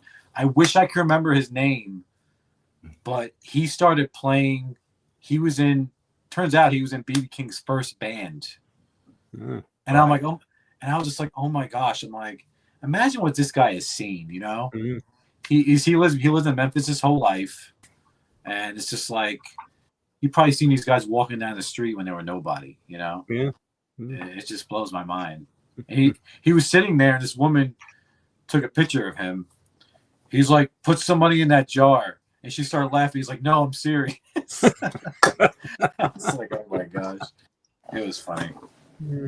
It was awesome to watch. It was cool.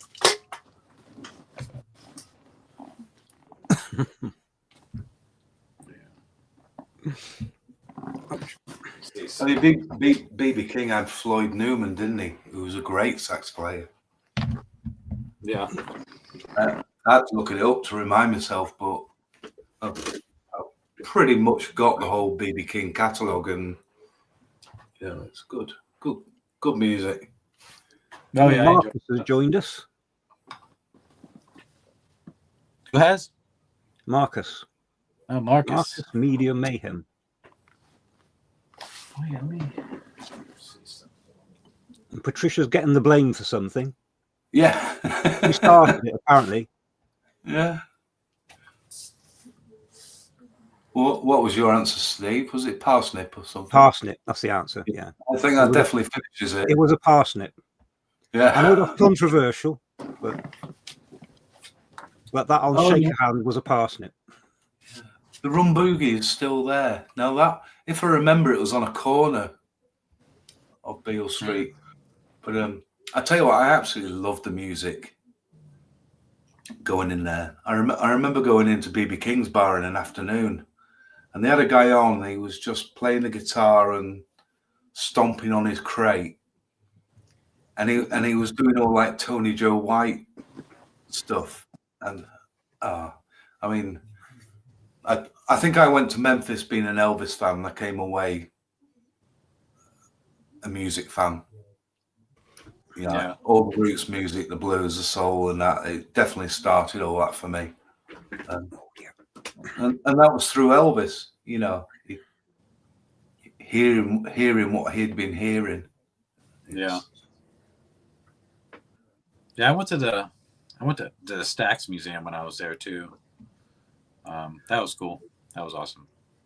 But that's recent, isn't it? I mean, obviously I'm a big Stax fan. Yeah. Yeah, I always see you wearing that shirt. Yeah.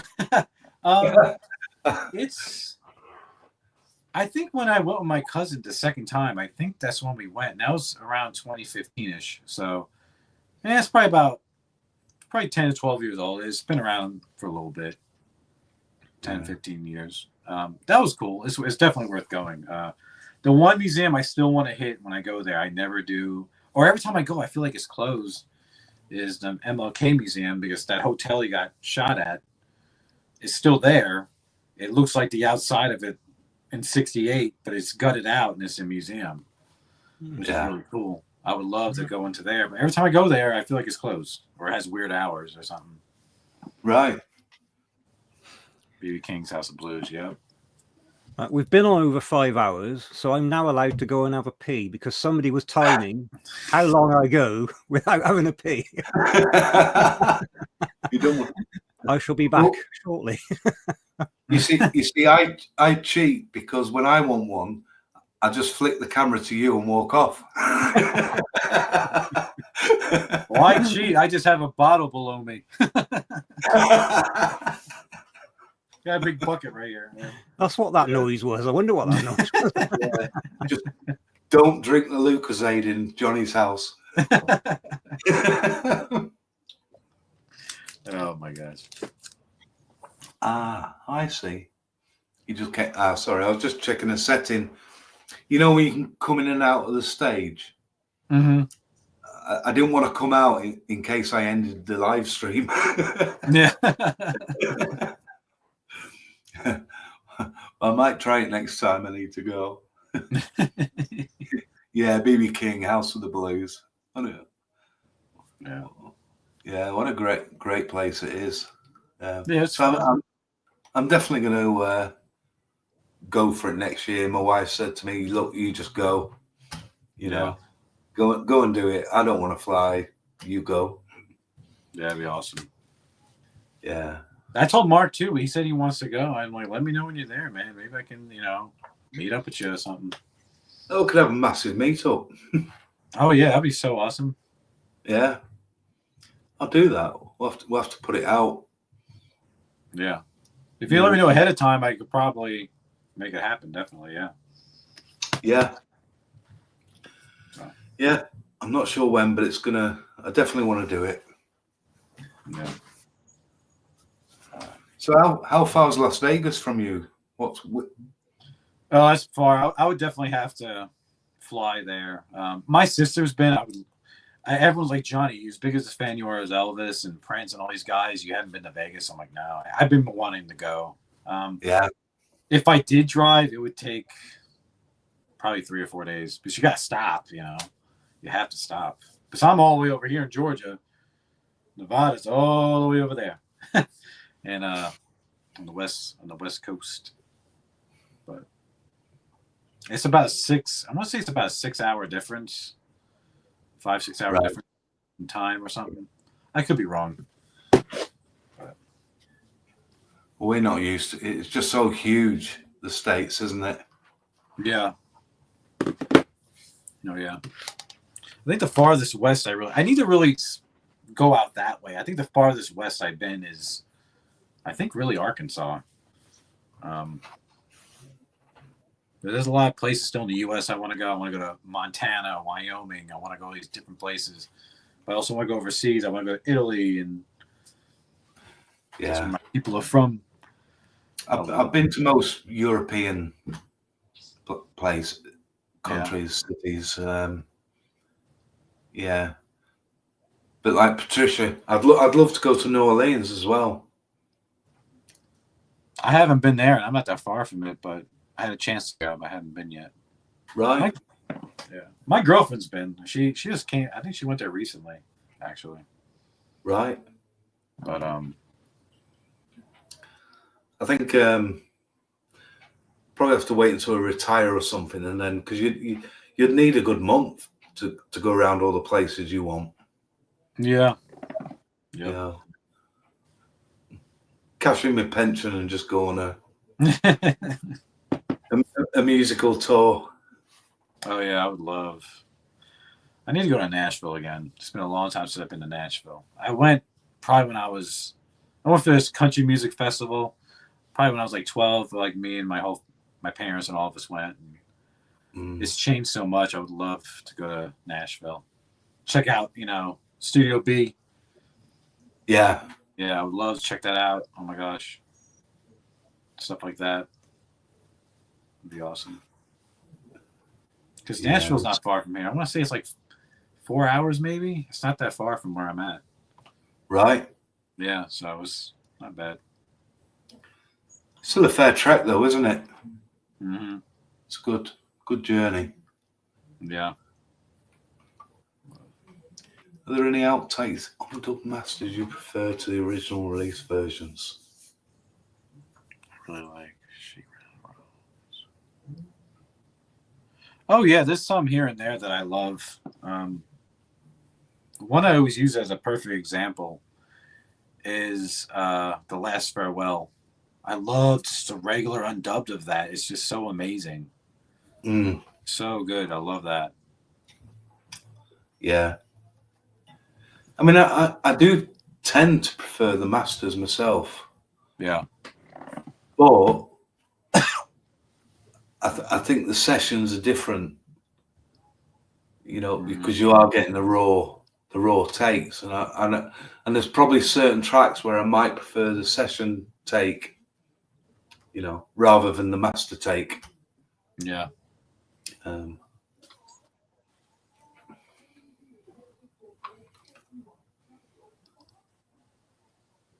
Or I love If You Talk in Your Sleep, the undubbed. I love that.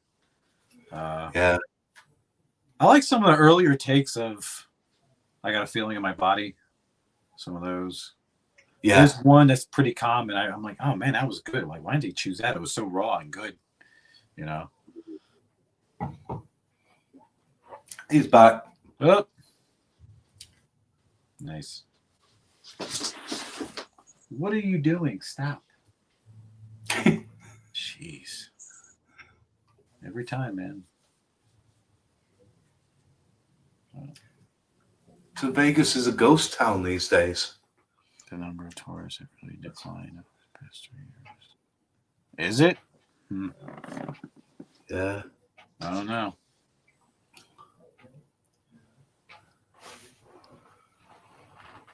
Yeah, I would like to go one time. There's a lot of record stores there. I have a friend that goes almost every year, and he always tells me about the record store. He's like, Johnny, he goes, they have Elvis stuff galore there. It's just so common. It's there. It's kind of cheap.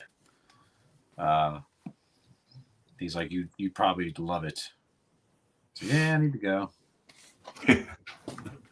So Barry Manilow's in residence, and it's a ghost town. Is there a connection? I don't know, man. I had to laugh when they made this big announcement that Barry Manilow had broken Elvis's attendance record. Yeah. Elvis performed there for 6 years, and he'd been there 50 years.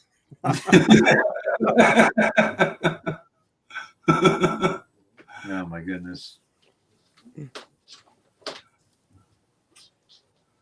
Oh dear.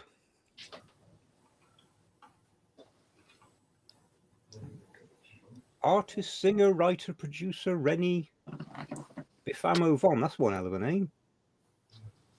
I prefer the Stranger in My Own Town X-rated version. Have I heard that? I think I heard it before. Ah, Danny B-sides, yeah. That must be the 70 rehearsal. Oh yeah, I think he does the verse about what is it? Sonny and Red are in the pound or something. Yeah. Yeah. I think it's I think it's edited out on the official releases though. That's another example of where we could have had a new song. Yeah. I know I keep saying it, but there were so many opportunities for RCA to produce a totally new album. And they didn't. I mean, we're this far in. I personally want every. There's other channels that talk about that. I mean, I want that too, but yeah, I want everything. Just all that. He was a human being. He cussed. He said certain things. I mean, yeah. At this point, it's just like with the Elvis in concert. Just release it.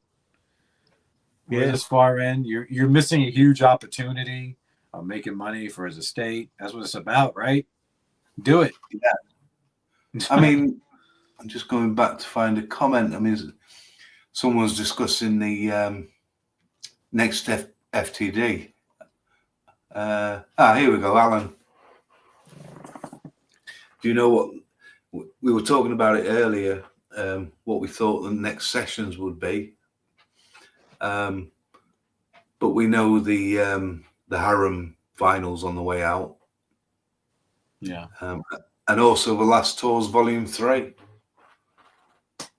Yeah, but why release the Last Tours series and not Elvis in concert? Yeah. Hopefully it'll lead up to that, Hopefully it'll just lead up to that. Well, David Lund said goodnight.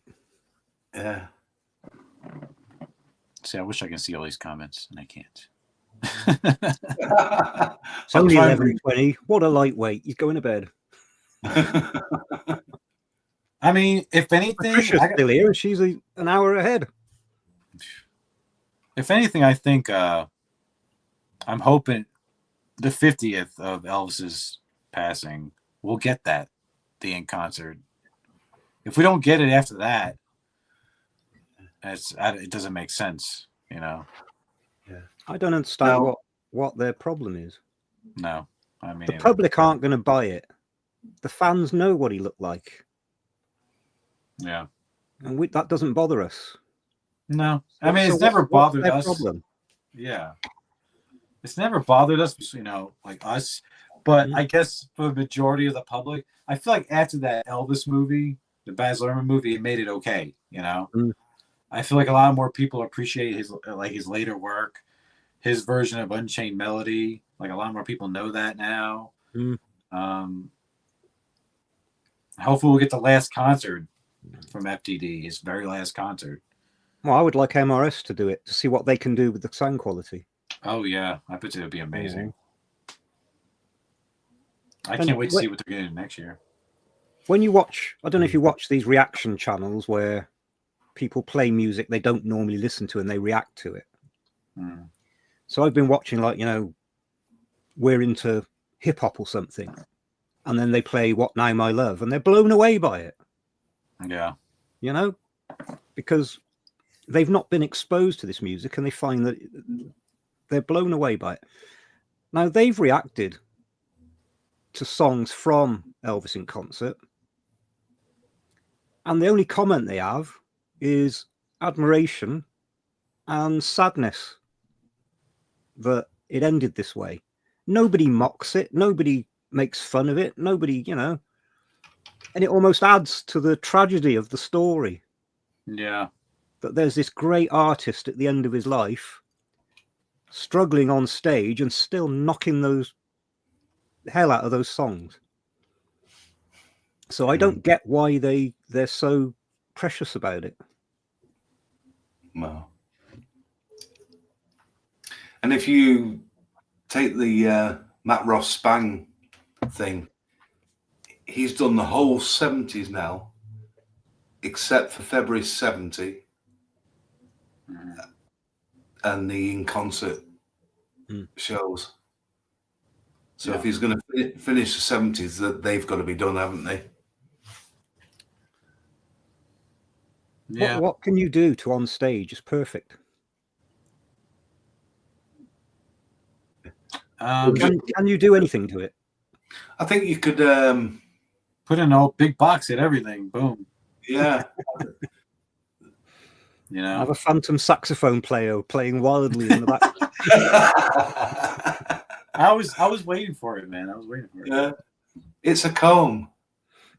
It's a cat. My favorite theory is somebody said it was a cat being strangled in the studio.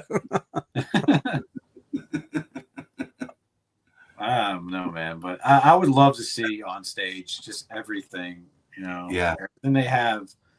It could probably be about at least 3 discs, maybe 4, you know. And maybe some bonus stuff in there. Maybe like, I would love to see a big coffee book set of that. Oh my gosh, imagine all the photos for that. That'd be beautiful to see.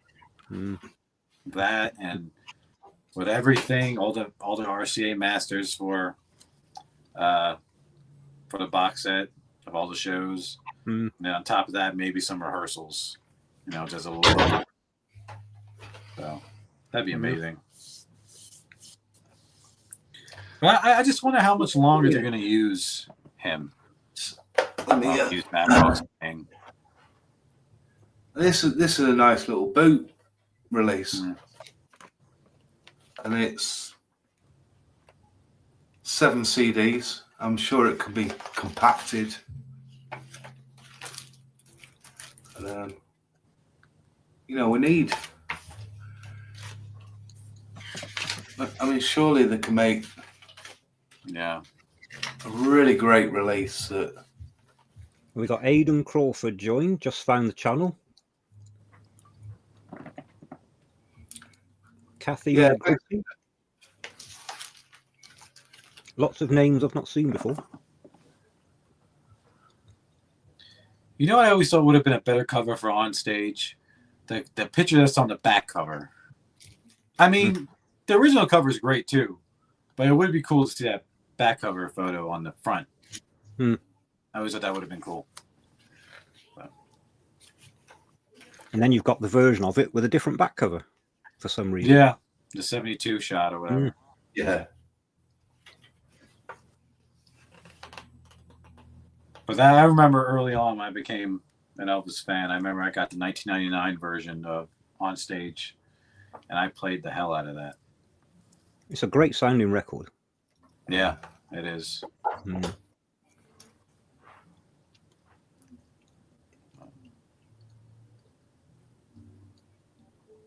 Yeah, it's definitely one of the best, isn't it?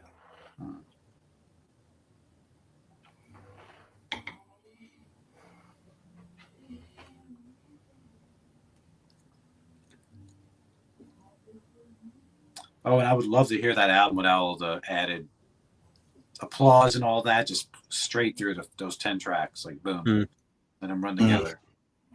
That would be cool. I mean, he really, I feel like Matt Banks, he doesn't have a lot of misses. He has more hits than misses, I feel like. But I feel like he is really strong with the way he balances concerts. I think he does a great job with them. And what do y'all think?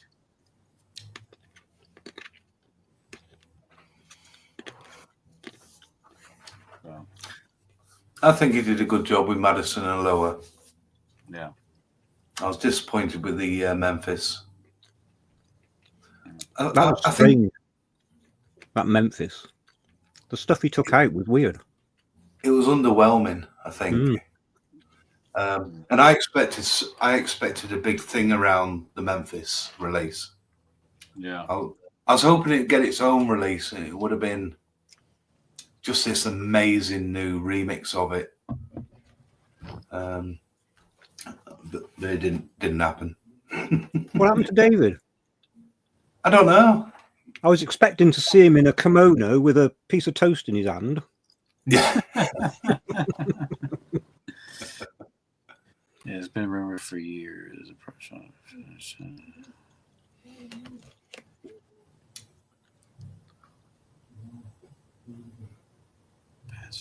Yeah, wouldn't it be nice that there was some footage? Yeah. Oh God, I just wish they did the whole shows professionally and on stage. That would have been amazing. Because he was still fresh. He was still fresh and like doing different songs. So I was like, why didn't you just record full shows? It was different set list even from '69. Thank God the shot. That's the way it is, though. Yeah. I would love to see for somebody to release it official. That's what Alan, that is my dream release, as I stated. All the original mono albums and a CD box set.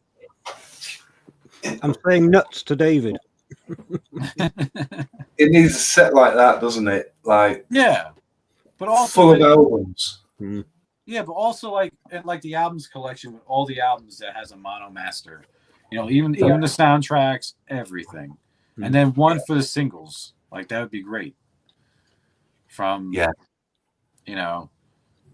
50 or 60 to 75, those singles. Or 80, or to the 80s, Yeah. So I heard you guys mention that earlier real quick. Like, that would be cool, to the 80s. That'd be awesome. Yeah, because it did release, like, the Guitar Man as a promo with, and I thought, yeah,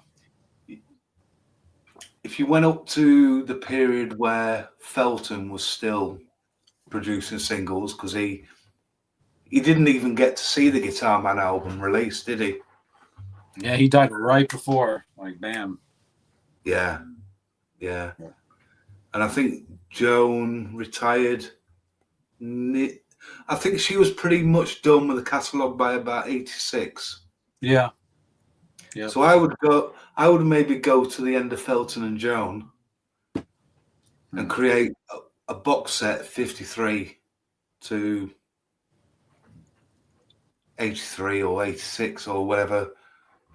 But no one's done a full singles box set that I know of. Besides that, no, yeah. Yeah. But even that starts at 1960 and stops at 74. That's the closest thing, yeah. Yeah. I'd re-release that. The Worldwide 50 Gold Award Hits is probably closest. That too, yeah. But it goes up to what, 71 or something? Yeah. But I think one day we will see all the albums, kind of like the albums collection, kind of like what the Beatles did with their albums in mono. I think one day we're going to see that with Elvis, sooner or later. They got to do it. I mean, well, they keep doing it, don't they? Because they did the original Beatles mono collection. Yeah. And then they've just done the American mono box on 64. There were so many albums released in America in 64 because they were playing catch up, and they did them in different orders, and they were all mixed differently in the US. But yeah, so we definitely need an Elvis one. Yeah, I think it's going to happen. I think it's definitely going to happen, especially with CDs. It'll probably take some time for the mono vinyl. I feel like for all the albums, I'll probably just select certain ones, like the big ones. But I guess, because I know I remember talking about this with you, with Adam and David, because mono went a little bit farther than the US did. They went to like 71, right? Or was the mono by then just mixed down like the albums or something? Because didn't mono go to like 71 in the UK? What was the last? Yeah, I think it was. I think David said it was. What the last was? But were they truly mono, or were they just mixed down? I mean, yeah, you know, last new mono LP was from Elvis in Memphis in the UK. Yeah, that's right. I remember seeing the mono. Yeah. Yeah, I just want to know if that's really even mono or if it's just mixed down to mono. I mean, either way, I would love to have it, you know. Mm. And there was another RCA cock-up. The stereo album, and underneath it says also available in stereo. Yeah. That's double stereo. Yeah. Or is that quadraphonic? No. Stereo. Yeah, I get what you're saying now. Yeah.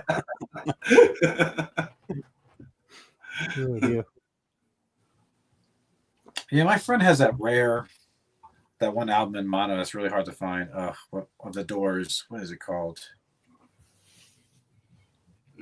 It's like they're standing on top of a hill. I can't remember what that album's called. Damn it. Anyways, it's a really hard version in mono to find of that. But it's in '68, you know, here in the States, mono was gone. Yeah. Like that. So the ready to go. Music on Vinyl 50 Gold Awards hits is stereo after the 50s. Whereas the original was in mono, wasn't it? Yeah. Oh man, I hate to cut y'all short, but I gotta go. Actually, if I come back, you guys are on here, I'll jump back on. But I gotta drop my girlfriend off at a party she's going to. So, right. Yeah. So it's been fun. Maybe I'll see y'all later if y'all still on here. Who knows? Yeah. Especially with Steve. Especially with Steve, who knows? Yeah. Steve's going to break his record yet. Caffeine. Yeah. All right, see you later, guys. Red wine. Bye.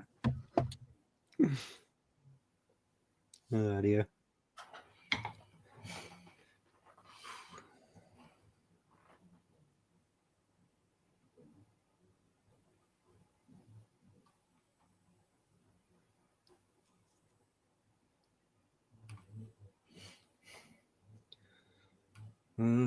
Where have we got to? So, Elvis Thailand channel. Oh, is that the Scottish guy? David Smith. I can't remember. I found a channel recently. It's a Scottish guy living in Thailand doing Elvis stuff. Maybe that's him. 4 minutes isn't that bad, is it, really? I wonder if I've still got... No, I shut it down. Let me have a look.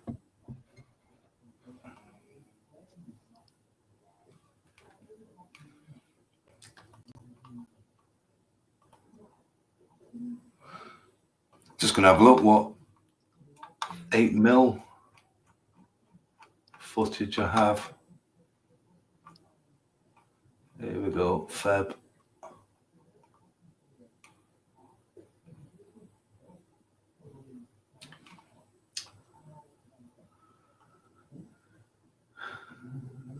No, there's Houston.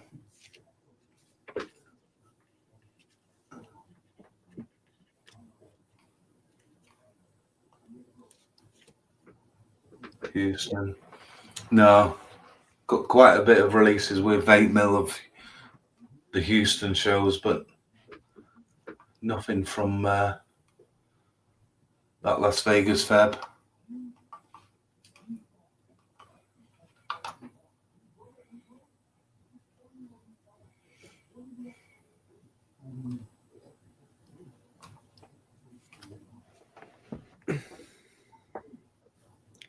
When you think back to the late 70s, you couldn't have believed just how much footage there is of Elvis in concert.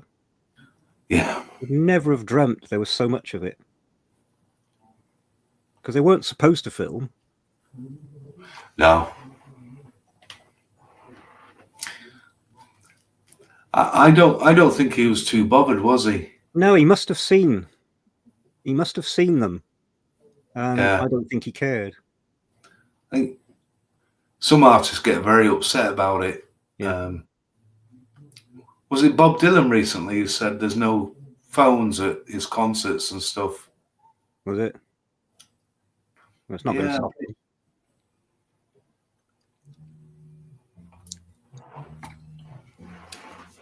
Yeah, but some places have got really strict now over that. And I always think, like, what harm is it doing?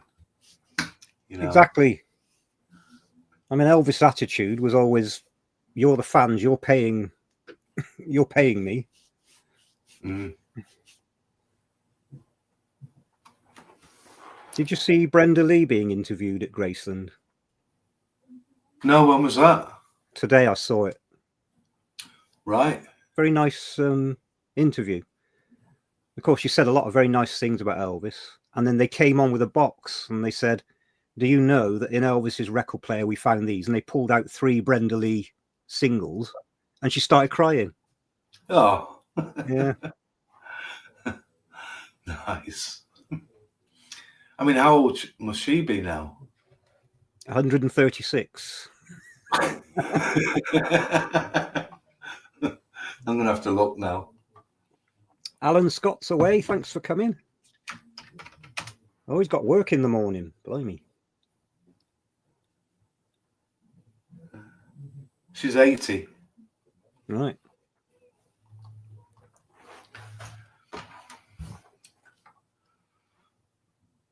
Yeah, it's a nice little interview. It's worth having a look. Right. Where is it, Steve? I saw it on the Elvis Information Network. Right. But if you Google Brenda Lee Graceland, you'll probably find it on YouTube. I'll look that up.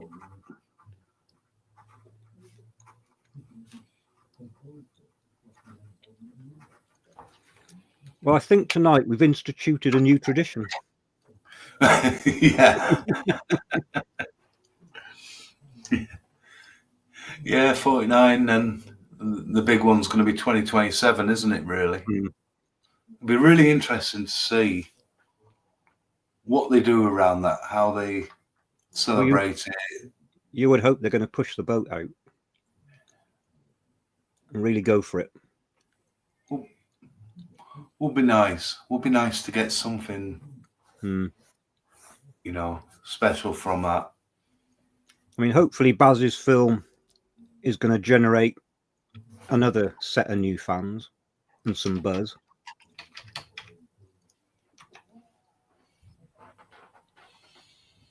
Yeah, maybe they can save us like the odd full concert release.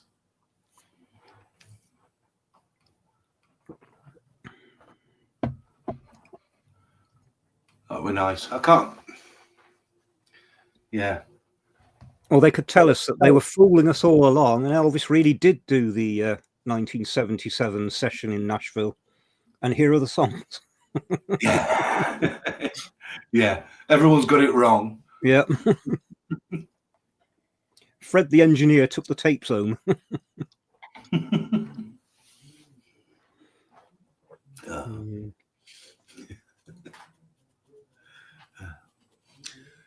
So what's your record live stream time? And what the last one you did on your channel was 6. I think that's the longest. So 6 we're nearly plus there. hours. Yeah, we're nearly there. Yeah, a low impact film production From Germany. Yeah, that's a good name. He's an hour ahead of us. Yeah. Is it an hour? Germany? Or is it more? I think it's an hour, isn't it?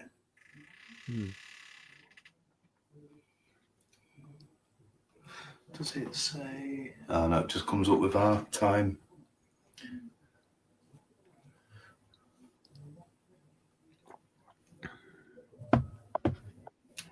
$12:45. Yeah, an hour.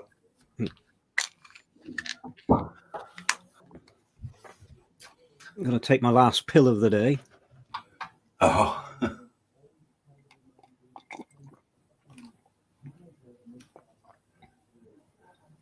Yeah, that would have been really nice, wouldn't it, Steve? Yeah. Really nice. And it was scheduled for the supposed Nashville. Yeah. Yeah. You know. And the track that I really like from that is a track called Day by Day. That's proper. Is that a Dennis Lind? I think it is, yeah. Track. It's on. They did a little. Joseph Tunzi did a CD release, A Cold Night in Nashville. Right. And that has all the tracks on it that Elvis was going to record. All right. Or what they penned for him to record. And it was a really good listen. Couple of good tracks. I mean, Elvis would have knocked out Rainy Night in Georgia very easily. Another Tony Joe White track, wasn't it? Yeah. I'm trying to think what else there was on there. I did a video about it a while back, but I can't remember. Yeah. There was there was some nice ballads, but there was 2 or 3 up tempo. If he'd have just gone into that session and done those tracks, he would. I think Moody Blue would have been a different album. Real nice mix of an album. You know, because I do love all the studio recordings he did. For that. Yeah.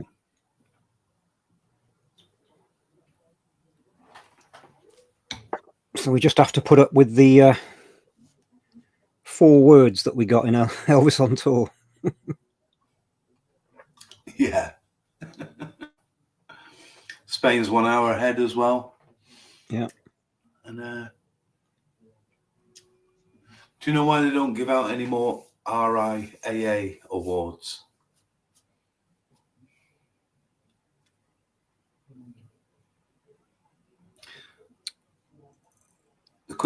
My quick answer is no. I would assume that RCA just haven't got the paperwork to submit.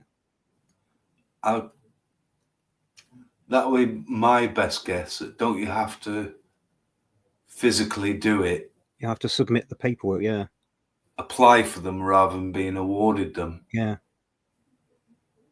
And typical of RCA, they just didn't keep the records. Yeah. Yeah, crazy, really. Then again, with accurate records becomes accurate royalties. Yep.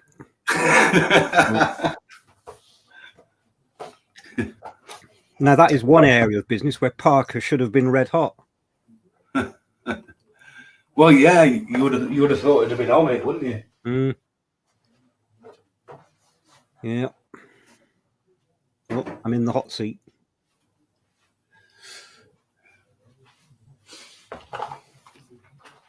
So I'm sure if something sells and they put the paperwork in, they'll give the awards. Because RCA did go through a process of trying to submit retrospective paperwork, and they did get new awards made. So I don't think there's any conspiracy or anything like that. No.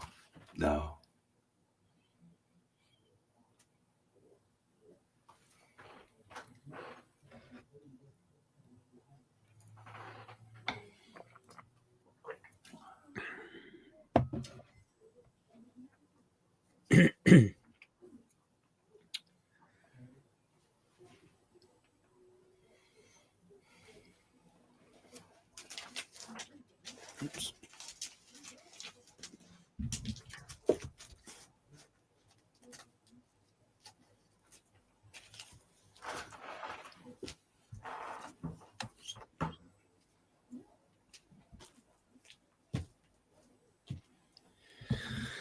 I have finally succumbed to one area of collecting Elvis records that I tried to avoid, and that's the UK large and small orange labels. Oh, that rabbit I was hole. just happy to have an orange label. Yeah. But of course, with Blue Wire, I had to get one of each, and now I've started picking them up for other records. But then, is there small and large and rigid and... I'm not touching rigid. I'm not going anywhere near that. Even for me, that's a step too far. Is it rigid or flexible? I don't know, and I don't care. Yeah. But then how flexible is it? So, I mean, I really think collectors should have a flexometer. Just to see.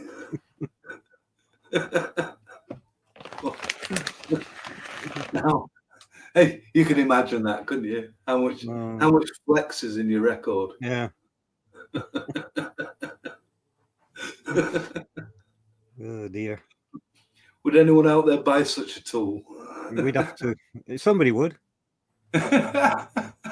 Many years ago, I got to visit Wilkinson when they still made swords in the traditional way. And they actually have a machine that you put the sword blade in, and it has to bend to a certain level without snapping. And it was amazing just how far they bent it. Right. So maybe we need one of those.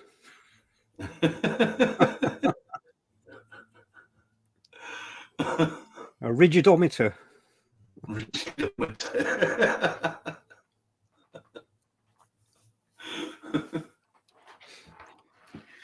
But this is where you can go mad, isn't it? Yeah. Well, we're not far off.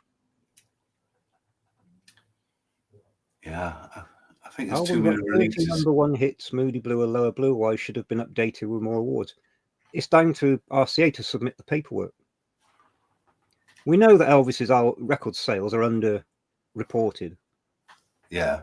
I mean, that's just a fact. As massive as they are, they're underreported. Dean Jones, I've had to drift in and out tonight due to dad duties. Has there been much talk on Baz's Epic?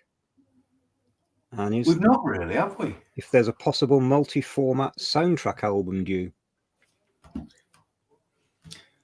Now, the Baz soundtrack, or the potential of the soundtrack, has been a video that I've been wanting to make and discuss, because there's a lot of focus on the visual,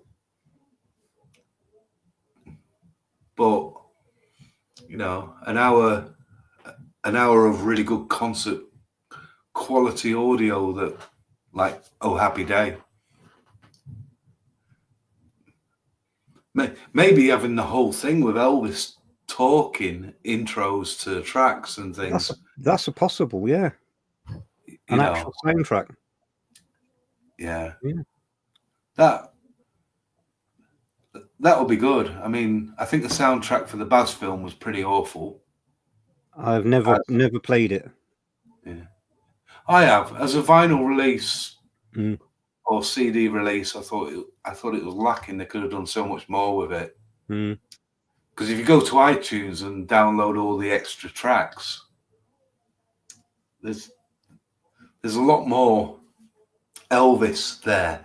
Right. If you know what I mean, that they've remixed a bit, and it makes for a better listen. And so it could be an interesting soundtrack album. It'd have to be a double album. They could do a CD version with the full commentary and a highlights music only vinyl version. That would make sense. My worry is, as we've said before, his comment that contemporary sound, and we know that they've changed Oh Happy Day, that they've played around. I'm not necessarily against that. You know, you have to improve the sound for a movie that might be watched by the general public. But do we want that as a release, or do we want actually what was played on the day? Yeah.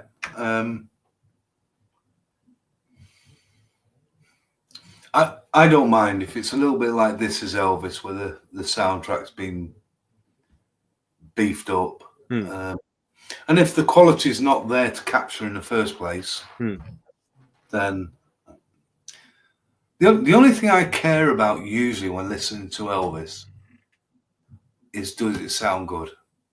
Because we know he sounded good. We know his bands, his backing singers sounded good. And there's great releases and there's poor releases out there. You know, even a release of a classic album can sound bad. Yeah. If it's not been done properly. And all, you know, if I could feel... Sorry. I was going to say, if I feel like it feels like Elvis, I'm okay. You know. But did you notice they have removed the Sweet Inspirations from Oh Happy Day? It did sound it, but we've only got such a tiny clip of it. Yeah. And then you don't know if they've overhyped the clip. Yeah. It might not be what's actually in the... Yeah. Like always, we've got so many questions on everything. Yeah. But I'm confident it's going to be great. Yeah.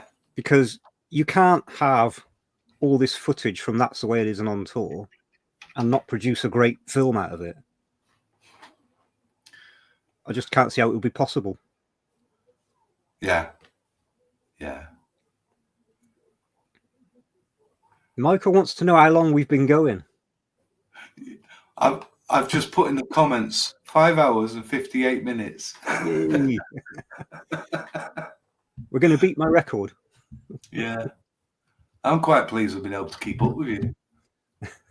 And we've still got 37 people. People have been coming in and out all night.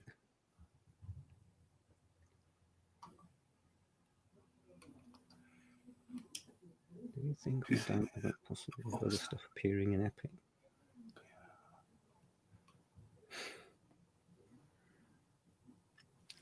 We've seen little bits of 57, haven't we? Yeah, and that makes sense to me, because we know in the commentary Elvis talks about his career. So obviously at some point he's going to mention earlier in his career. So it makes sense to have some of this footage. Yeah. Now he says it's not going to be a documentary. And it's not going to be a concert film. Yeah, that says to me it's not going to be someone getting out of a lift saying Elvis walked here, or I don't want to see another Bruce Springsteen say how great Elvis was, because we know that. No. we don't need that now. Even though I like Bruce Springsteen, I'm nothing against him. Or I don't want to see another ex-friend of a friend or something talking about how he changed music. We know all this. We just want, you know, the way I get it is he's going to use Elvis telling his own story, and we're going to get Elvis in concert, and we're going to get concert footage and probably rehearsal footage, and we might get some flashbacks to some unreleased 50s footage even.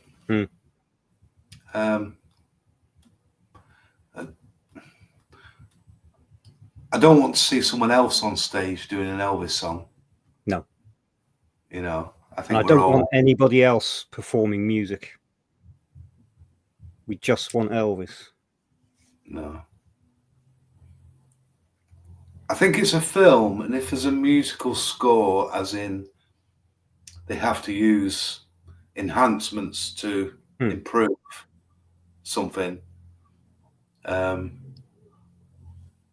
like there must have been a lot of enhancing done on Oh Happy Day, because we've seen it in such poor quality. Even officially, it was on as bonus material on one of Blu-ray discs, and the frame rate was tiny. It was shocking. It wasn't even worth releasing for me. You know, and I've every single That's the Way It Is release I've downloaded to my PC and scrutinized it and made my own videos from, and almost what they used as bonus material wasn't usable. You know, so it looks like we've got a lot to look forward to with it.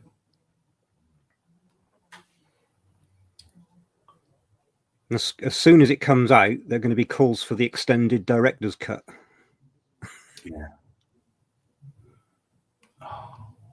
Can you imagine that? Just hours and hours of footage.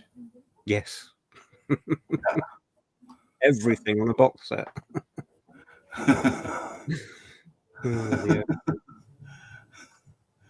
It's you know, I can see by the comments, you know, I think everyone feels the same, don't they? You just want, you know, let's have another full concert, or even if there isn't a full concert, let's have an edited full concert of, you know, take a clip from this show to fill that show, and why not? I don't mind. Just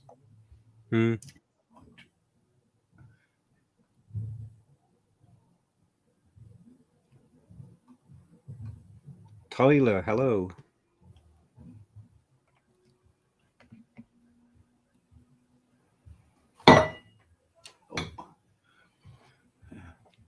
Thanks, Mal.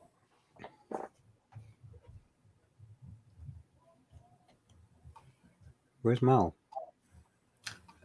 Mal just commented. He's off to bed. He's off to bed. He hasn't got your stamina. None of us have got your stamina, Steve. I think they put 2 hearts in there when you went in.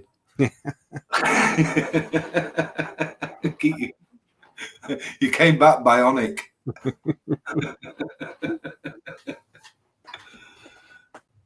I'd be Meccano, man.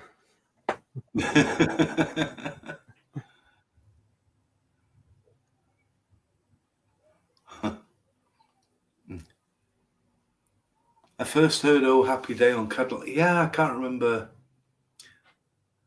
That's one of the few bootleg LPs I actually bought. I didn't start really buying bootlegs till later on. And I love the intro to that. And it's like Cadillac Elvis. And then you have Elvis come in and goes, well, it's a crazy title. And then I think it went into Poke Salad. Right. And yeah. It was one of the few I found in a second-hand record shop in Yorkshire, actually, when I was visiting one day. Like way back in the 80s. Yeah. David's looking forward to Epic 2 already.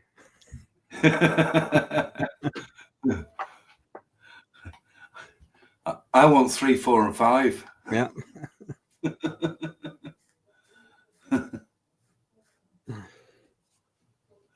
I bought it at JD Sumner concert. I bet that was good, just seeing the gospel groups just in their own right doing their own thing. I think it would have been quite good. Epic. David's getting carried away now. Yeah.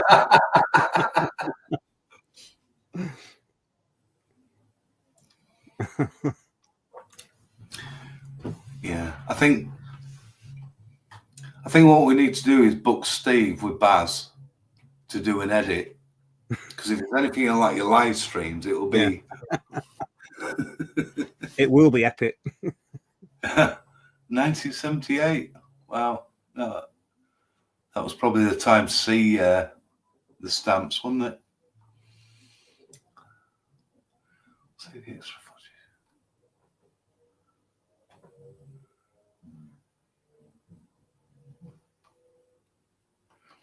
Yeah, I think the running time of this epic I've read is like 96 minutes or something like that.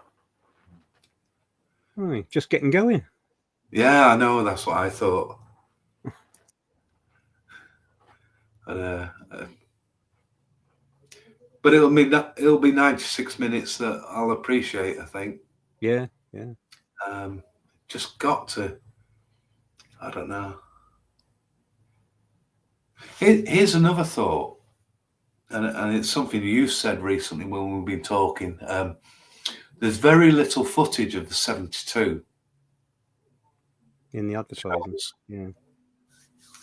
And what David's saying about EP2C sounds like a Star Wars figure. What if he puts it out and it's just 70 material?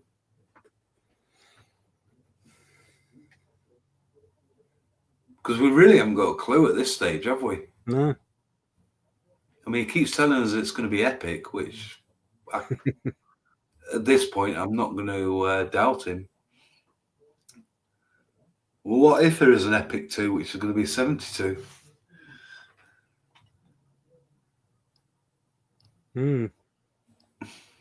Don't know. Because, of course, the commentary is from 72. Because he could spread it across. Yeah, but how do we know? We have to fill in the blanks. We've assumed, yeah.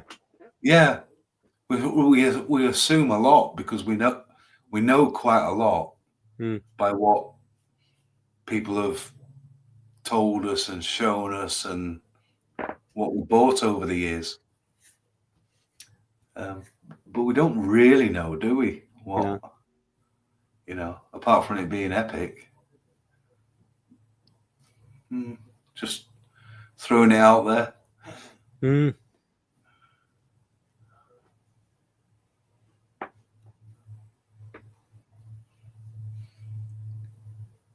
Yeah.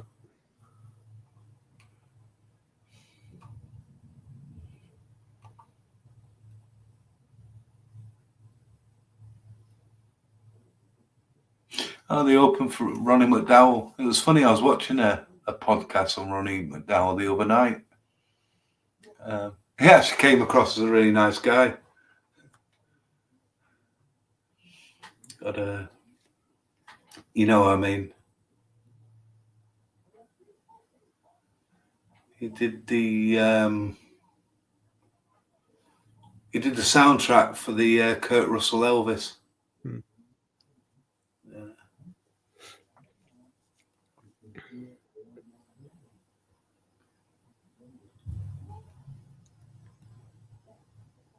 All right, that's interesting from Dane. Yeah.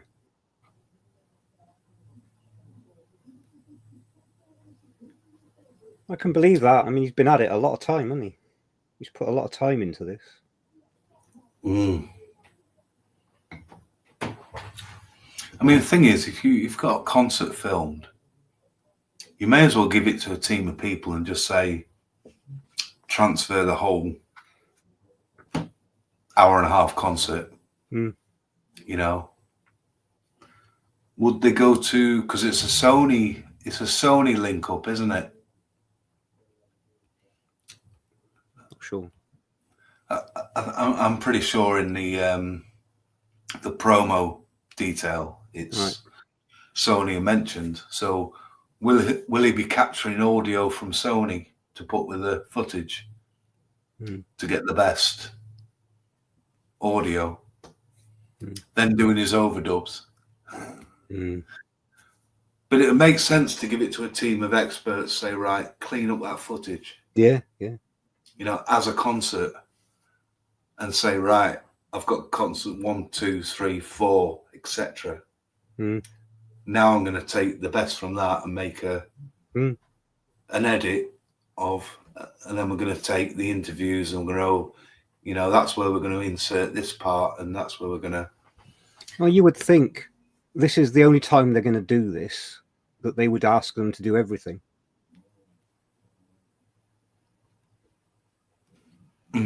Yeah. You would. So, like, yeah, a cinematic version, 96 minutes or whatever, and then maybe a Blu-ray set for the bigger fans. You know, there's got to be, hasn't there? There's got to be. Yeah, it would be dumb not to do that. Yeah, this is RCA though. I've always thought that Turner and RCA and Turner and Sony and Graceland, EPE, whatever you want to put together, should have just worked on, let's say, 3 tracks, perfected the visual, perfected the audio, and put a sampler out. You know, sell it, put it up for sale, a limited edition, and see how it sold. Yeah. You know, tested the market, and because we'd all bought it. Yeah.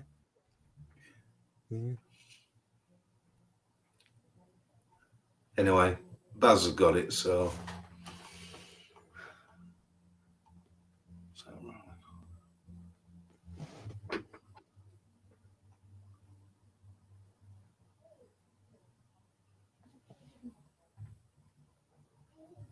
Yeah, would have been great to meet all those people, wouldn't it?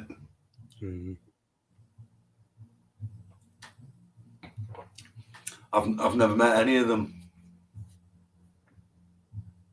I smiled at DJ Fontana. Yeah, I went into I think it was a shop, and there was a whole group of people at one end of the shop. And as I walked down, he was sat on a chair behind a small table, and he was just surrounded. I thought, well, there's no chance I'm going to get anywhere near him. So I just walked up smiling, and yeah. He didn't hit you with a drumstick or anything.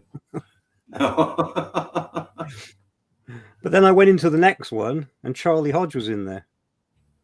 And he was signing copies of his book, which had come out that day. And literally, as I walked in and picked the book up, somebody said, "That's it, thank you, everybody." And he got up to walk away, and I walked straight to him, and I said, "I've come all the way from England just to get your book." And he laughed and took it and signed it.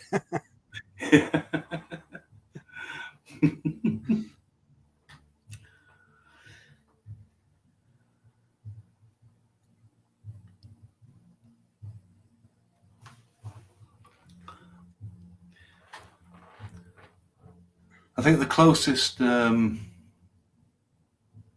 really got to meeting people was, and I can't remember, I was quite young, but I won a competition on the radio with you remember David Hamilton? David Hamilton, yeah.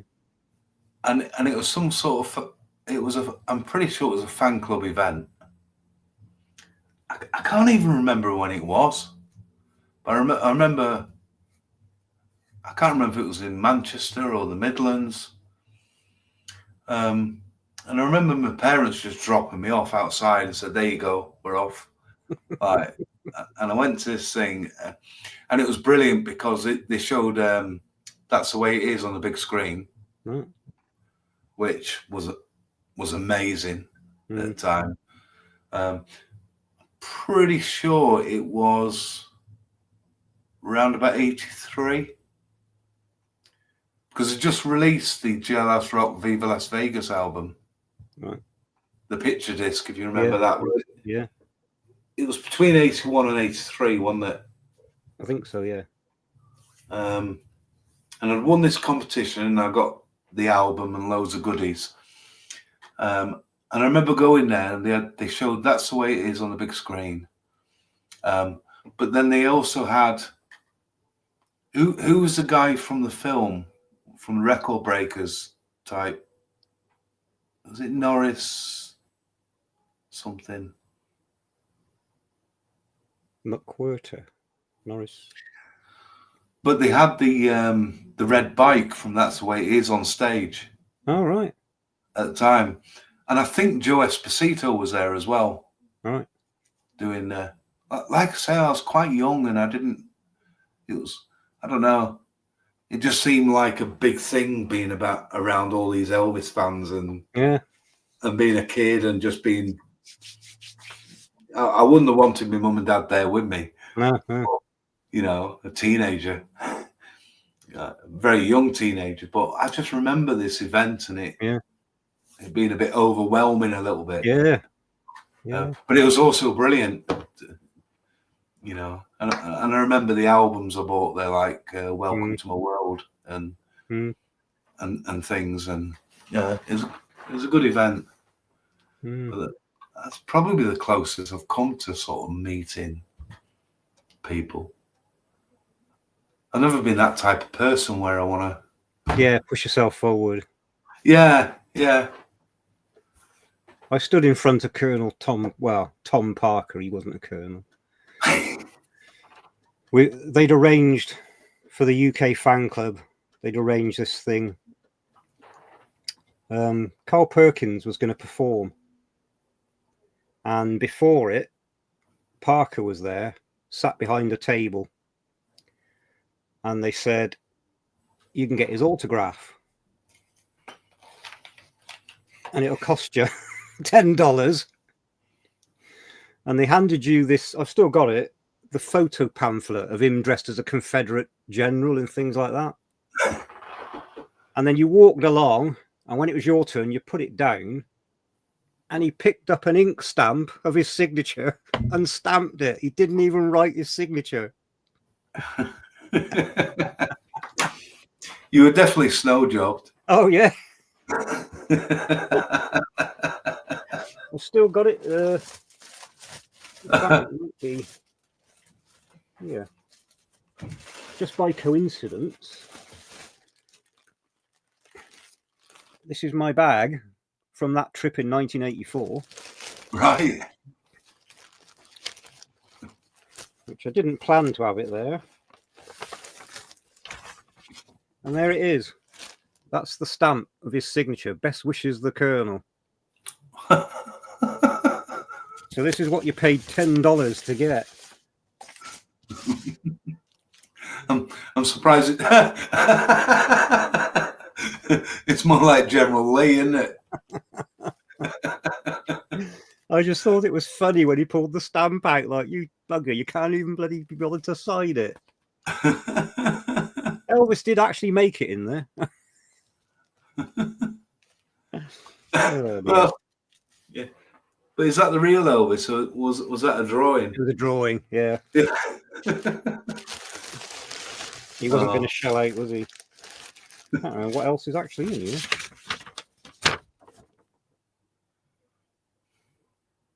The TCB Fan Club of Chicago, Illinois. They were handing them out, so I took one.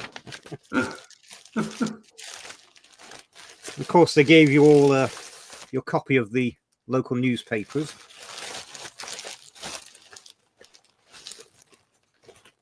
What else have we got? And then all my photographs. all the tickets for Lisa Marie, for Graceland.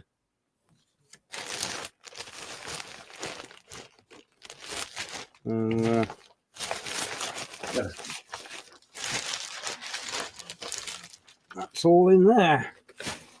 It's all nice stuff to keep, isn't it? Yeah, like I've got the card off my hotel room. They put a card on the door with your name and Elvis, all stuff like that I kept. Yeah.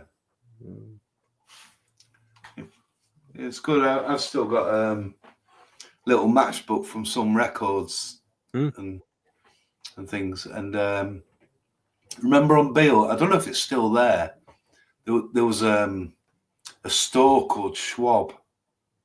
Right. Is that still on Beale Street? Does anyone know? I'm gonna...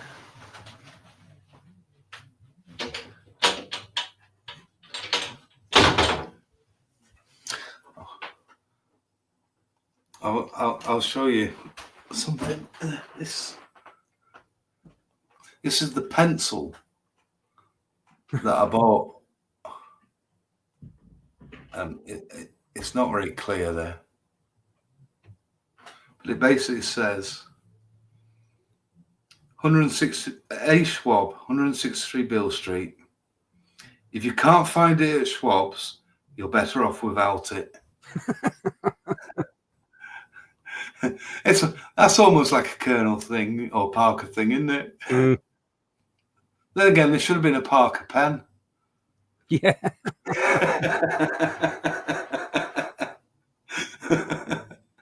Oh dear. But I've kept that, and it's mint. It's not even been. It's just one of those nice little things, and I just liked it.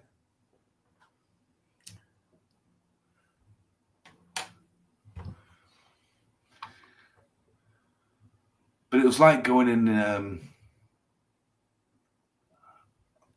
almost like a barn. It was like it was 40 years backwards in times. It was a really good place. You know.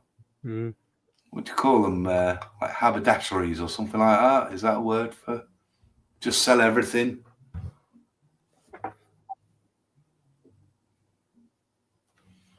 Haberdashery is material, isn't it? Is that is that just materials and clothes making? Yeah, but they literally sold everything, and there was different floors to it.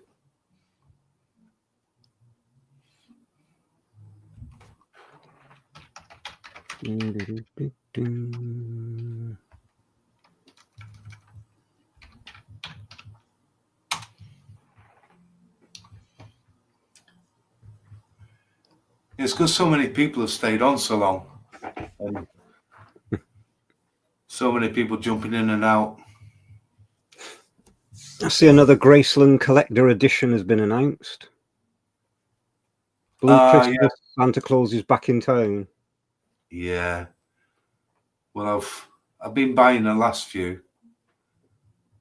So, to be honest, if it's got Santa Claus is back in town on a 10-inch, it's definitely a winner.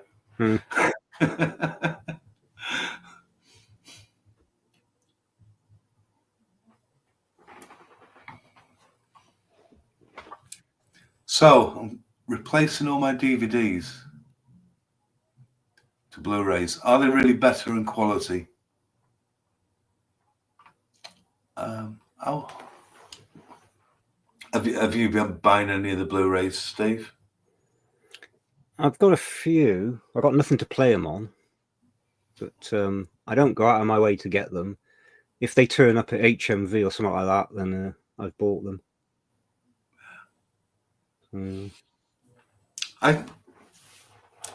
On quality, I'd say it's a mixed bag.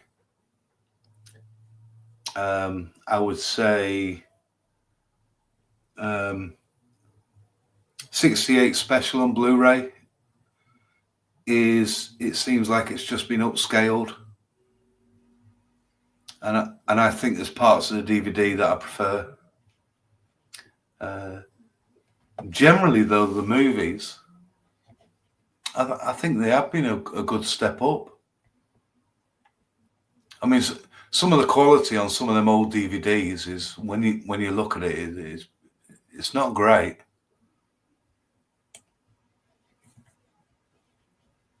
Impact is off to bed.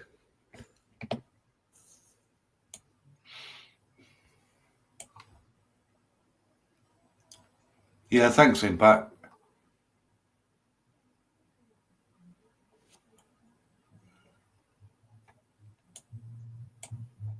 And King Creole was pretty good on Blu-ray.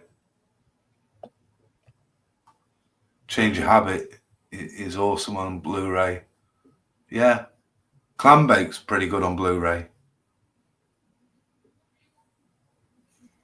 Kid Galahad, I think it's a bit average. I was a bit disappointed with the 4K Blue Hawaii.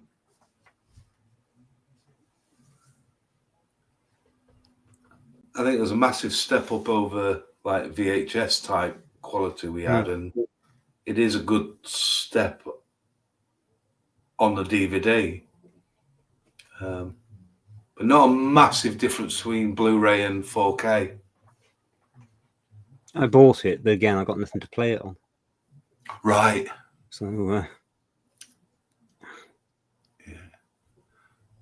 Well, I had a Blu-ray player, and when I bought the Blue Hawaii, I had to buy a 4K player to replace it. Yeah. Just so I could play that. Yeah. Yeah. Steve met Larry Geller at Acton Town Hall. Why not?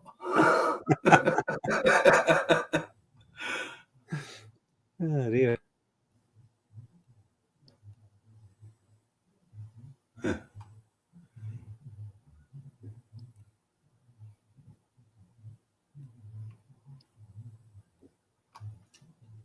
Yeah, there's plenty of people who have met a lot of people. I think DJ Fontana's always come across as a pretty nice guy, hasn't he? Same with George Klein. I think he's. Oh, Patricia's giving up. Maybe I'll wake up and you'll still be here. Yeah, we'll both be like this. We'll be in your nightmares.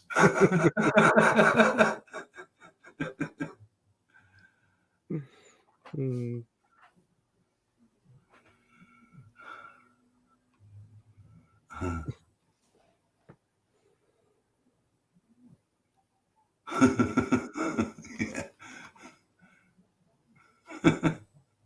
It's quite scary, isn't it?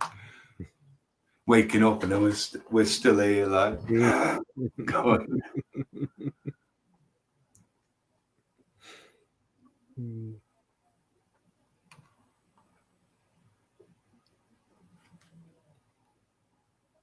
David said he would join us at midnight. He's disappeared. Yeah, I don't know what's happened to him. He's yeah, I think Michael just I don't think you can get wrong with buying the Blu-rays. Definitely a step up. Some are better than others. Some are massive jumps in video and drops in audio, which is really strange. You know, like Paradise Hawaiian style DVD is in stereo, and on the Blu-ray it's in mono. Strange. It's like go figure, but they definitely improved the video. Odd. It's an odd world of releases, isn't it? And what we want is the definitive final version, so you don't have to keep buying them. But it seems difficult to get because there's so many different companies involved. No one. I think the estate's got to do it, haven't they? They've got to get together and say, yeah. here's the ultimate collection. I mean, that's another future release, isn't it? Yeah. Every film, start to finish. Yeah. The ultimate collection in Blu-ray, restored. Yeah. With theatrical trailers and outtakes. Yeah. In HD stereo. I'm not bothered about surround sound, but at least HD stereo. You know, or DTS stereo, whatever you want to call it. There's so many versions of that now. Yeah. You don't know if you're coming or going, do you? I mean, No.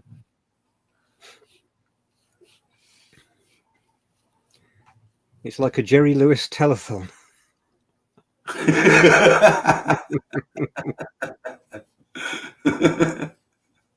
We're not doing very well on the donations front. No.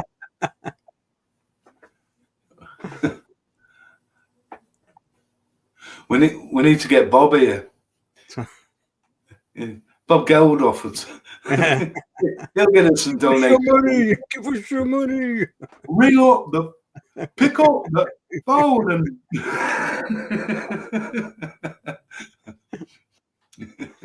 oh dear.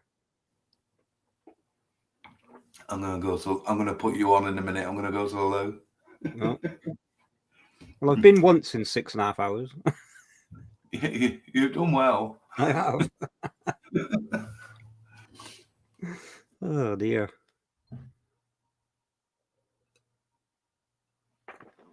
Oh dear. So how are we doing? Still got 25 people.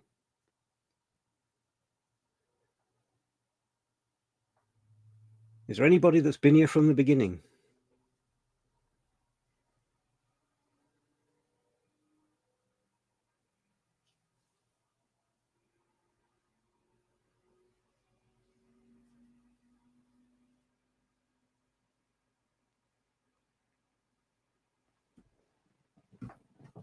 Have I got any other new records around? I'll have a look.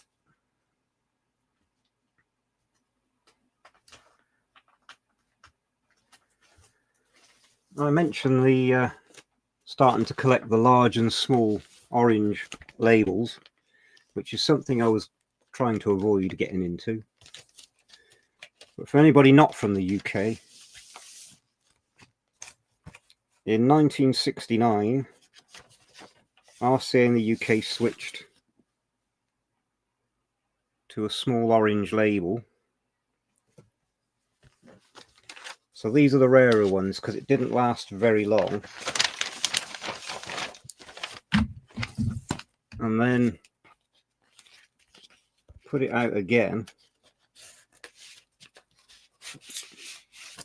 Oh, I got it the wrong way round. Let's get this right. All right.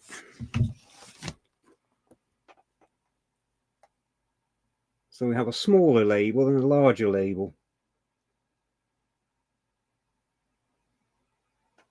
And for years, I'd ignored that fact because it meant buying everything again. But I've succumbed.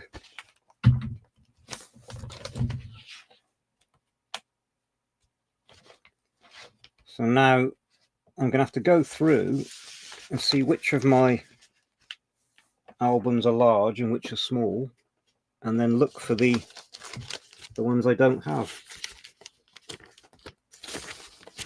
So I got those two recently, and I got the red spot, and I've got the large silver. There doesn't seem to be a small silver spot version, which is good news.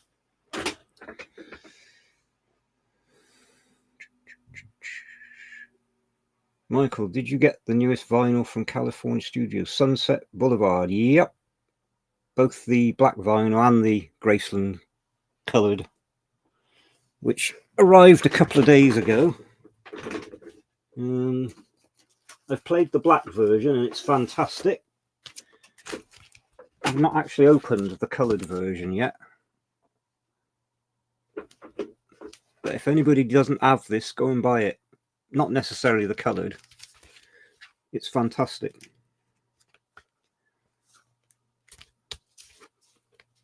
Let's see if I got something to open this.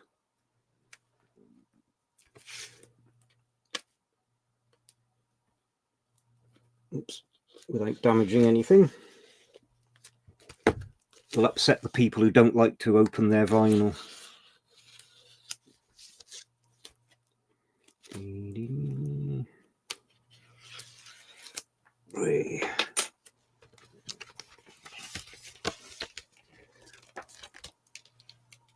And there it is.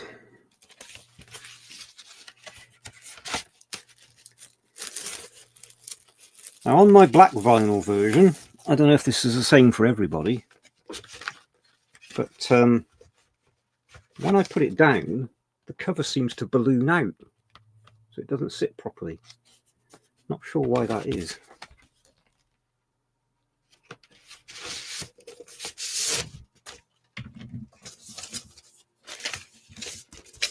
So there's the orange disc.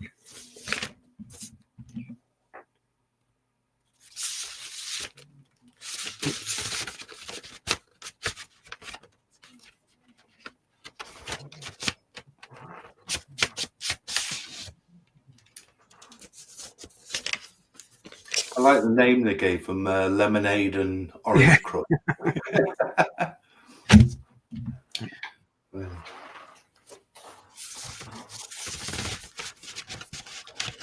But what you're saying about the LP covers ballooning, I'm finding that a lot these days, right? With different releases, and I put them straight in these sleeves, shiny. The sleeves I've got, I can't fit it in, so I'm going to have to get some bigger ones. Yeah, well, I have two types, one for single LPs and one for doubles. And if the doubles balloon, like you say, I squeeze them into single ones to compact them. Right. But it's a nice vinyl, isn't it? It is. Yeah. Colored. Sounds really good. Yeah. The CDs session discs are fantastic. Yeah.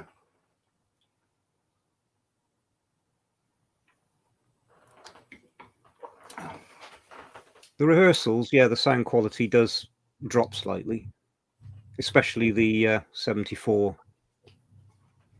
But that's because of the source material. I think the 74 is what it is, recording on a cassette deck. But the 70s sounds fine. That's good, yeah. I think people have questioned that because it's been released different ways in the past. And I even did a mono mix down on mine, and it sounded pretty good. But I've no complaints with the 70 rehearsals. They're no. But I also think because what they've done is they've done a proper stereo separation where you got the music in the right channel and Elvis in the left. And when he starts a session, he's off mic a bit. So if you've got a wide system, it's going to sound worse. If you listen to it on a narrow system, it closes it up, and you know. But as the session goes on, he comes on mic more, and it gets better and better as you go along. So I've no complaints about it. I just think that's where people are being a little bit picky, I think.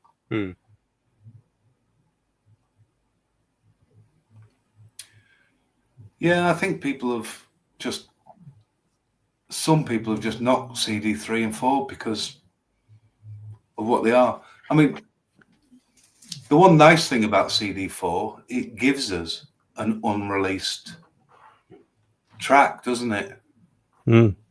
Not a new song, but a tape that we've never had before, which is quite rare these days.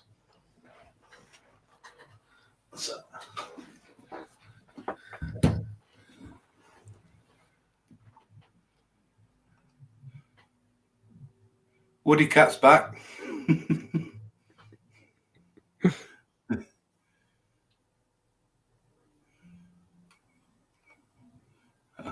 Oh, thanks, Woody. Do you want to talking about a seal to reveal? This is a box set I picked up a few months ago. I never had. Just because it's going to be my next play, I think. Right. But should we open it? See what's inside? Yeah. It's always exciting. Like I say, I think I've got about 100 releases sat around my rooms. It's still waiting for me to play them and enjoy them, really.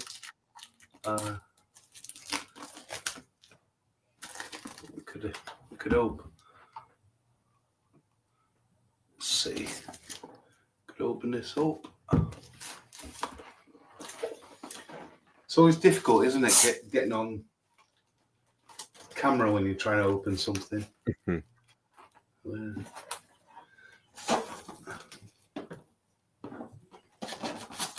Did you, on the Boulevard releases, did you try removing the hype stickers, Steve? Yeah. Did you get them off okay? Yeah. No, you didn't. Mine was so stuck on. Right. I tore both of them in the end. I just ended up cutting them out. Right. Well, mine came off. I don't know. Have a look at this one. Maybe it's me being impatient and just thinking they should just peel off. But this is a set I'm looking forward to playing. Let's see. And get it out.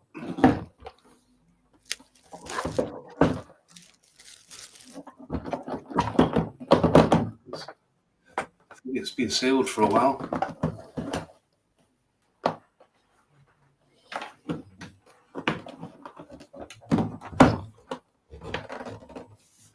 God.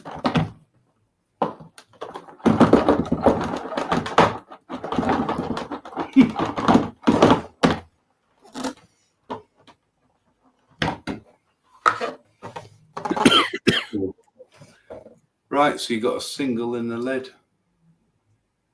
Ah, so it's like that Jungle Room set. It is, yeah. Is it? They must be the same company, is it? I would imagine. I don't think there's a company credited. Same on that set, yeah. I guess really they're trying to avoid getting busted for. That's quite nice, isn't it? Yeah, yeah. Let's go the full hog and have a look inside the. Yeah.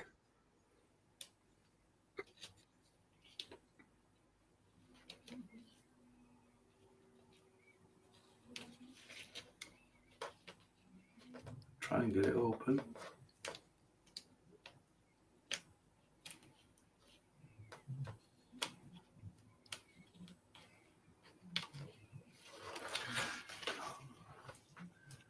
I tell you what, shrink wrap can be tight sometimes, can't it?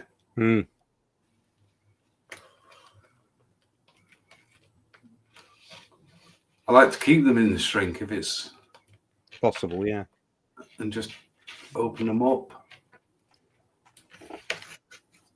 There we go. Sorry, I'm getting there.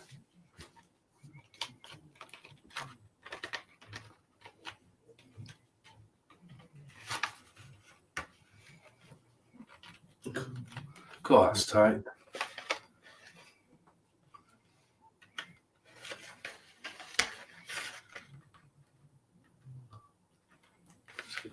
Missed a bit.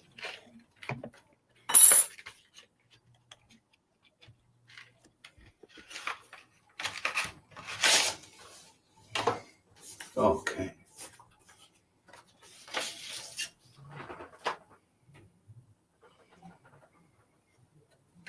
That's quite nice. Reproduced an RCA label. Yeah.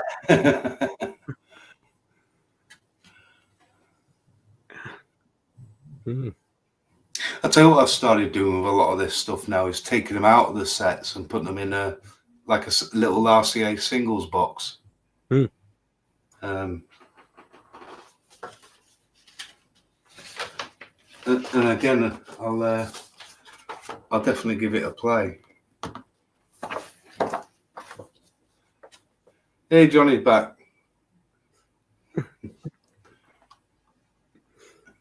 Now, what we want to know is, in the book, are there any scantily clad Linda pictures? Oh my gosh, I want that release. Now, would it be Linda in 1969? No. Yeah. What surprises are we going to get then? Charlie Hodge in a bathing suit. Let's try and do this right.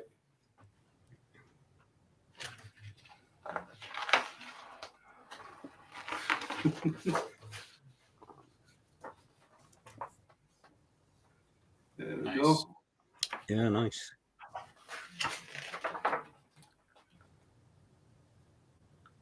That's good to see a big shot of that. Yeah.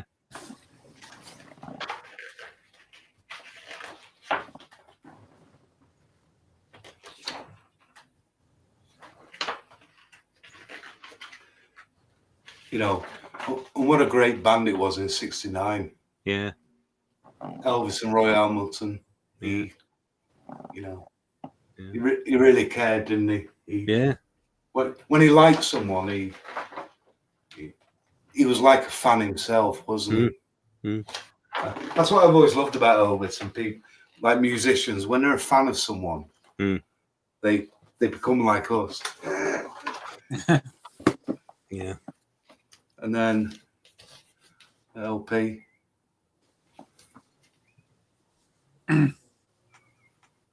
Yeah, I heard nothing but good things about that box set.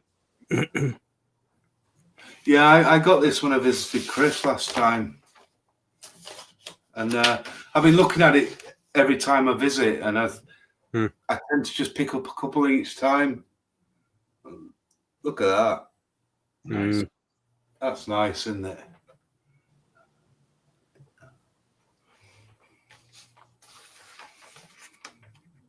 Yeah, I know at first that was just released as a CD box set, and I guess a few years later they came out with that on vinyl and CD. That's nice. And I think there's a lot of different mixes on here as well. Yeah. I believe they've done something like the Memphis record on it as well. Yes, there's also a lot of offensive language from what I understand, too. Yeah. Which I like.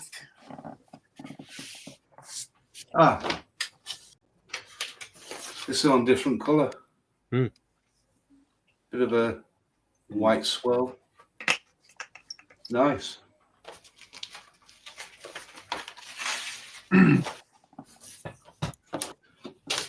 So I'm hoping there's some CDs in here that I can put in the car this week. Yeah, it should be. Yeah, they were in the Jungle Room set. Yeah. Yeah, a friend of mine has this set on the CD set. He's like, Johnny, if you buy that, you hear stuff on there that's not on that FTD set. Yeah. Right. Like some language and all that stuff. He's like, it's so much better.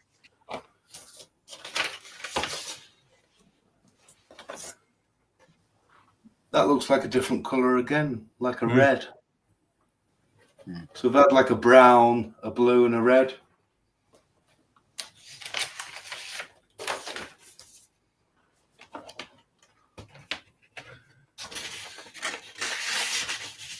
I mean, it's sets like these that really sort of challenge Sony, isn't it?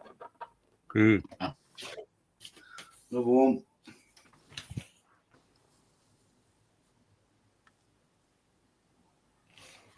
Yeah, box sets like this is like, why can't you do it like this? Like Sony, come on. Back on blue.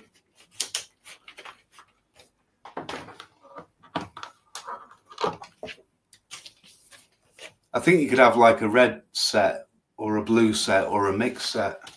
Right. I went for the mix just to see. Yeah, I gotta pull the trigger on that set. I've been looking at it too. I'm like, Back on red. There's plenty of LPs in here.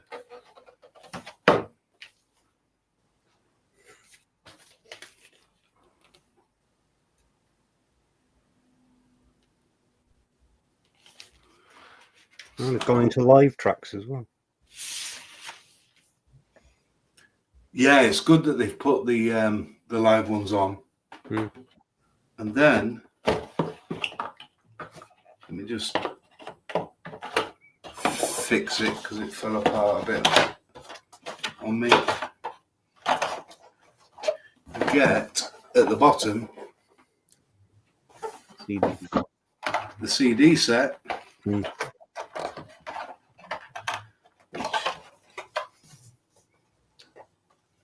Yeah.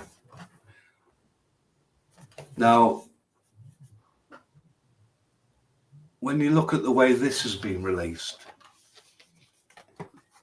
it sort of mirrors that sort of feel of the Graceland set that you had, Steve, but also that 70 February set that I showed earlier. What do you got? 1, 2, 3, 4, 5 CDs. Mm.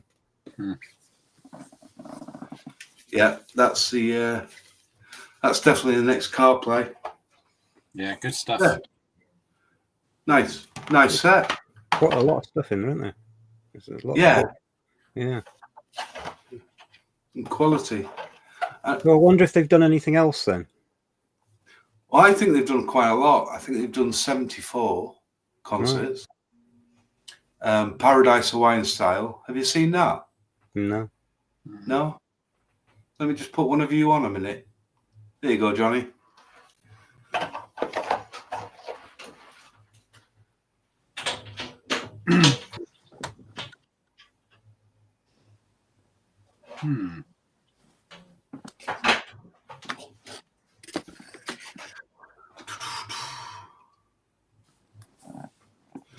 Reminds me a little bit of this. Oh, I seen that. Now I remember seeing it.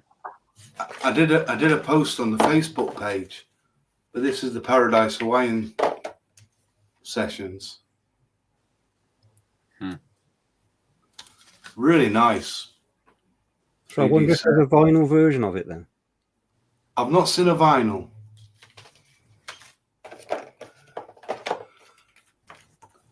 But again, you just feel like it's the same people. Yeah. Doing this sort of under the radar, no label. Yeah.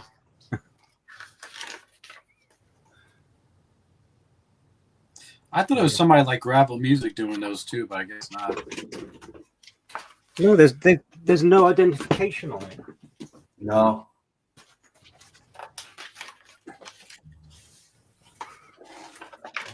No, I don't think I'd put it down to Gravel. I mean, they do some amazing stuff as well. Oh yeah. Yeah. I mean, why would they not admit it was them? True. Just, I don't know. See, that's the Jungle Room set. That's really nice.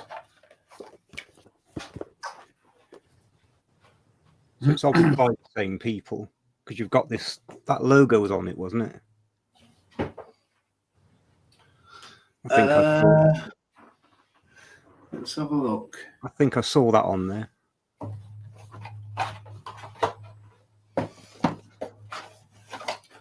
Let me just get it back together.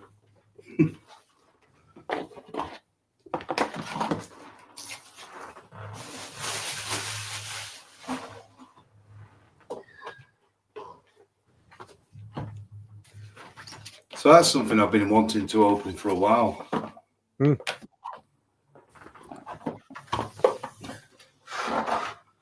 Nearly there.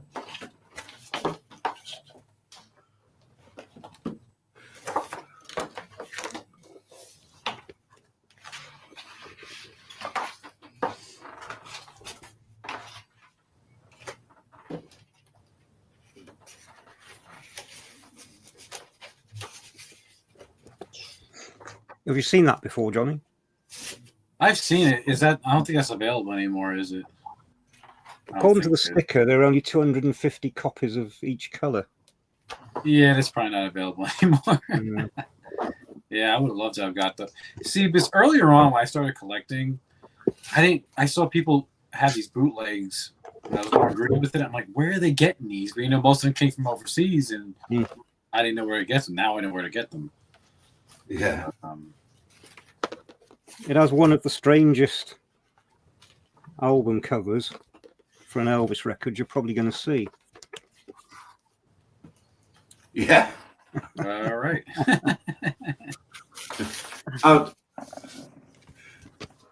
I'd love to get that. I've only got the CD set. Oh yeah, the Linda Thompson poses. That's funny. Yeah. So how's the language on there? Is there some stuff you haven't heard? Or yeah, that's awesome. They've got the joke outtake of Hurt. Oh, Take 69, as they call it. Yeah. Nice. And that's how naive I was when I first saw that. I thought, surely there weren't 69 takes of Hurt. So that's just the vinyl, right? Does it come with CDs or CDs in there as well? Yeah. Oh, okay. Yeah. Nice. And a booklet with lots of pictures of Linda scantily clad. The 69 version. Yeah. Nice. And there's the CD set. Yeah. Show me that label again, Steve. It says long playing. I thought I saw it on that box. Yeah. You're spot on. Yeah. Oh, yeah, there you go. Yeah. Yeah. So it is there. I reckon they're all from the same producer. But there's no actual label listed. And the booklet is full of pictures of Linda. Yeah. In various poses around the jungle room. So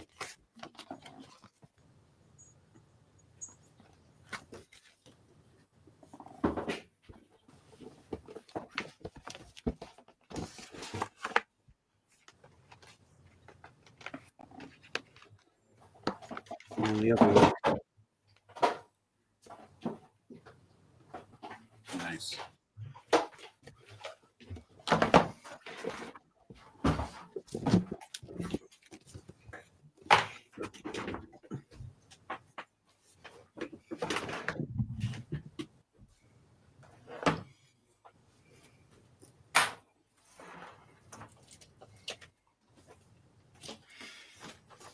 You see, I think these are all related releases.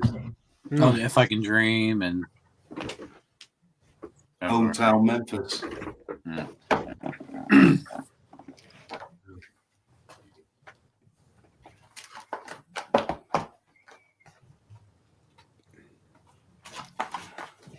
Yeah, they've got that look, haven't they? Yeah, and that's a good set. It's got little bits of takes and things that aren't on the 68 box set.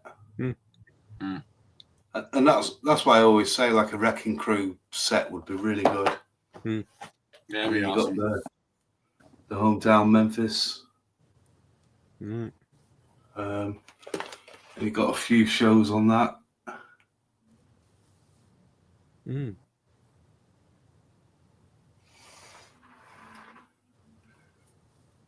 Yeah, it's interesting. I would like that set of yours, Steve.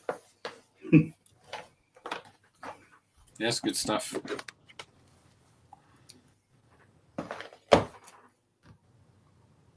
I still need to dive more into bootlegs to get a few. Like that other one that just came out not too long ago with with the This Is Elvis edits and the Guitar Man and some from I Was the One. You have that, Adam. I seen you show it. Yeah. I would love to get that. I really like that. I find the tracks that weren't released more interesting than the released ones. Yeah. And they're quite good. I think it's the best the Hey Jude track sounded. I think they did quite a good bit of overdubbing on that. Yeah, that's another nice set. Yeah, I like to get those type of sets, like to fill in the gaps. It like fills in the gaps, some of them, you know? Yeah. What I like about them.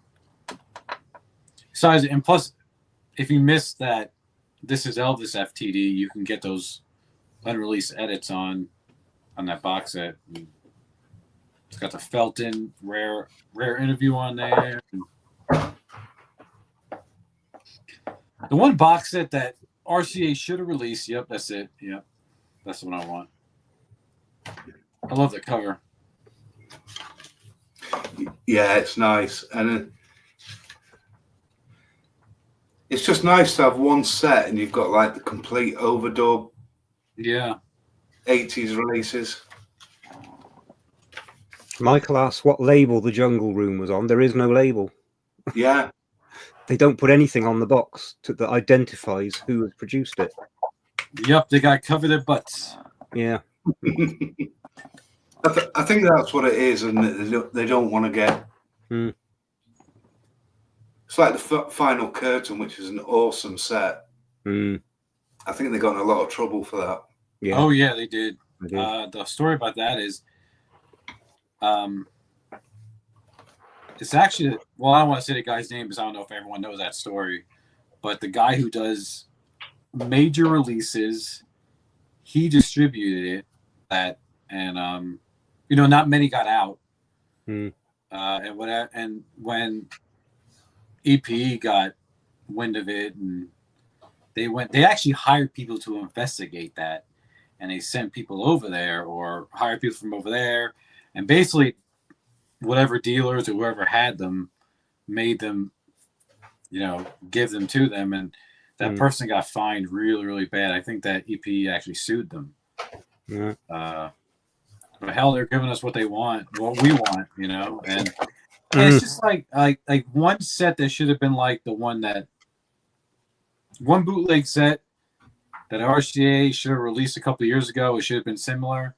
It was that bootleg set of Elvis on tour. That was perfect. All the stuff that was in it. Amiga. Yeah, the Amiga release. Yeah, when that came out, I wanted so bad to get. Again, I couldn't afford it at the time. Yeah. I think when I say it was a couple $100 maybe when it came out. Sounds like a bargain now, doesn't it? Yeah.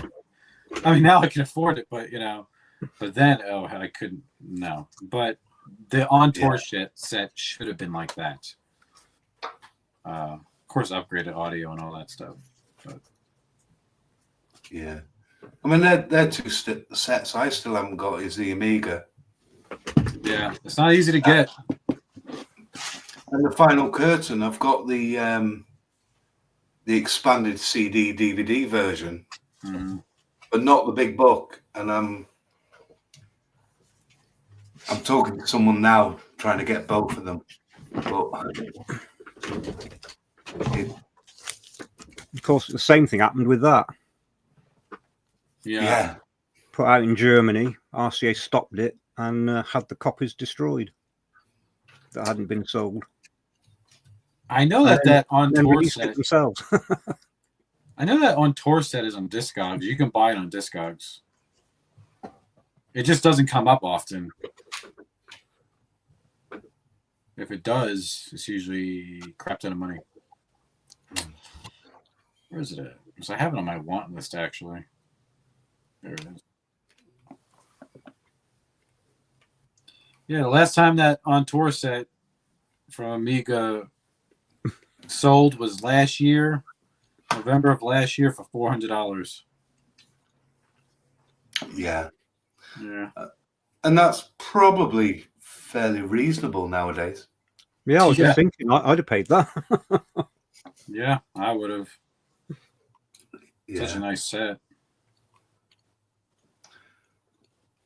And that's it. I'm slowly but surely picking up all the bits that I missed that I couldn't afford at the time or whatever. And I buy them now, and it's like, well, eventually I'm probably going to have a big clear down and just pick and choose what I want to keep. The best of everything type thing. And, you know, because it's pointless leaving it all behind. Yeah.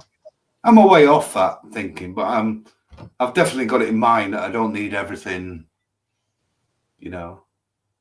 Yeah, keep the stuff that you know you'll listen to and enjoy. Like, you know, keep like the albums collection box set, for example, and all those other like the 90s CDs and all that stuff. You know, you can get rid of that stuff like that. Yeah. It'll be hard because I keep saying I'm not going to buy this, I'm not going to buy that, and then it's like, oh. Somebody shows it on their channel. Yeah. I want that. This is another nice little release. Oh yeah, I saw that. That's cool. So it's another boat, but what I like about it is it collects up all the radio specials. Right. So on one disc you've got the NBC radio program, and you've got the Christmas program and the gospel. And it's just kind of nice just to collect them all together. I don't know if I ever showed it on a video. Let's see if I can find it. Because I have the original vinyl of... Here it is.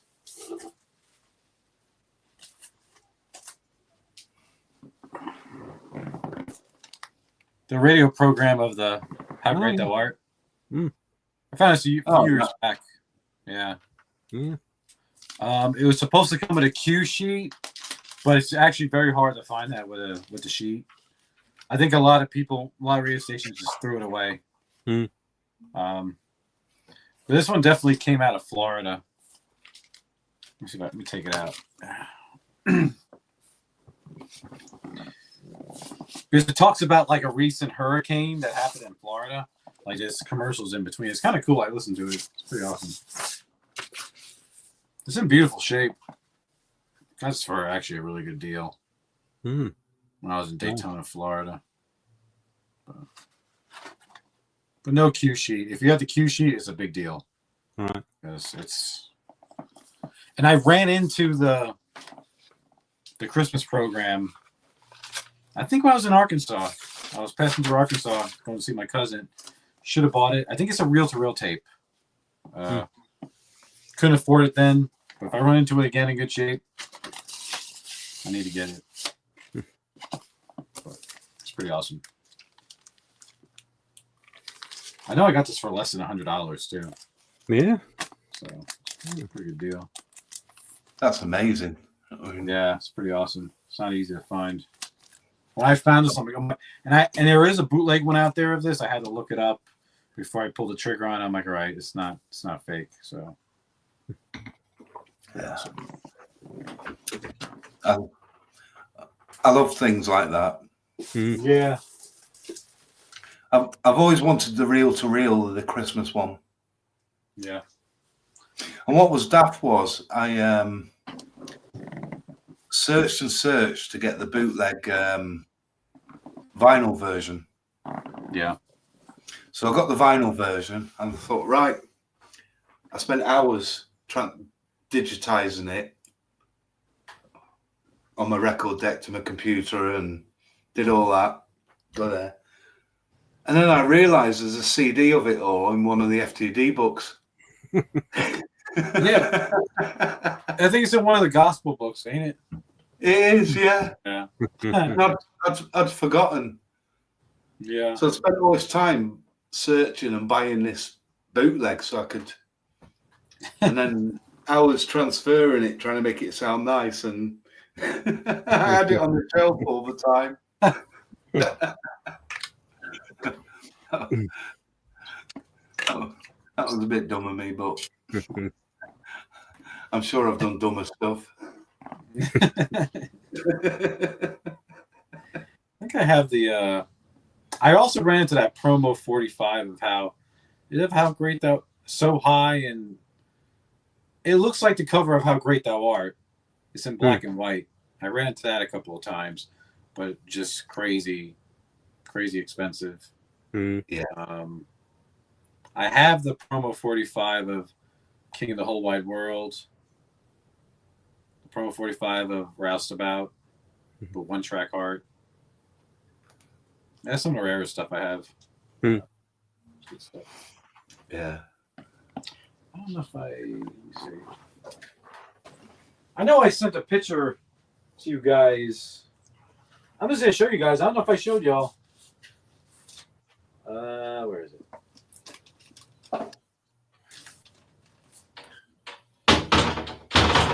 On our conversations, I sent this. I sent pictures of it, but here it is.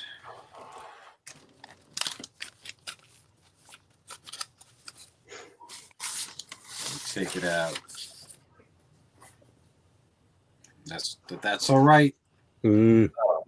Nice. Yeah. I just wish that damn sticker residue wasn't there. Blue Moon, Kentucky. And it's not in that bad a shape considering. No. God. I want it. Okay, so this is the thing. So I talked to Robin Alaniz of Collecting the King. I have his number. Sometimes we talk. I was talking to him. I said, yeah, man. He's making me think twice. I said, I really want to clean it. And he's like, I wouldn't do that. I wanted to research, and see what I can use to clean it. But he's thinking, these were pressed and not the best pressing plants, not probably using the best material.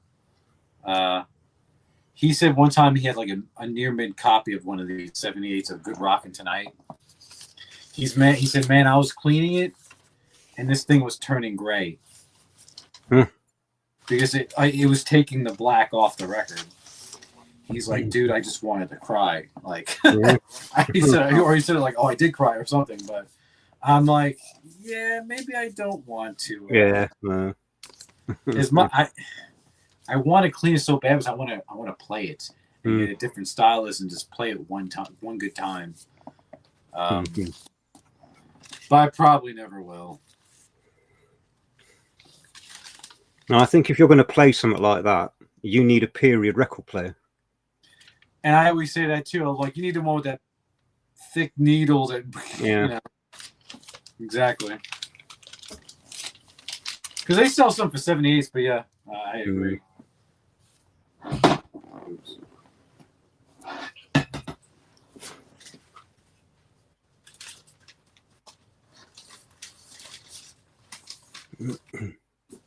But I also have the original Big Boy Crudup. That's all right. Yeah. Get that. Had that for a lot of years. Well, that's nice. That's the type of record I'd like.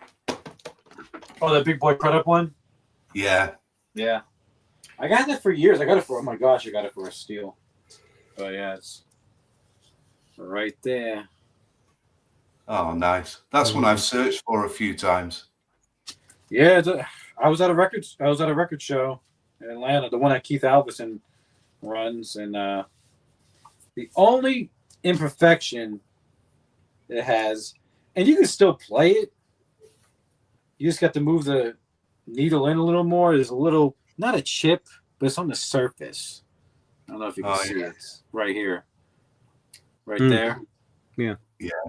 But it doesn't cover the whole surface. And it's the whole side is still there. It's just like on the top of it. But and it's in beautiful shape. This one, not bad. Yeah, nice. But, yeah. So. I would like to find some of these original sleeves. The original RCA sleeves.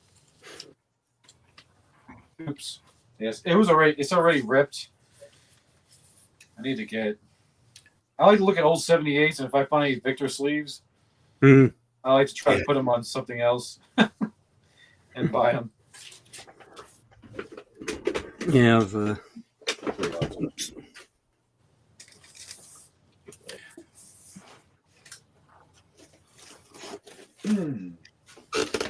whenever I see records at a charity shop or anything, I go through for any RCA or HMV sleeves. Yeah, yeah. Because if they want like 20 pence for a single, you might as well buy it and keep the sleeve. Because you're probably going to need it one day. So I've got plenty of HMV sleeves and early RCA sleeves.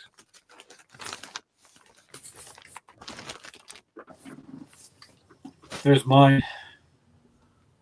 Yeah, beautiful. Yeah. Oh my gosh, when I found this from that old woman. That's nice. Yeah. That's what you dream of. That was actually a lady who put something on the Facebook page, didn't she? I don't know if it was actually, and I don't know if it was on the collectors group when you guys still sold on there, or if it was another group.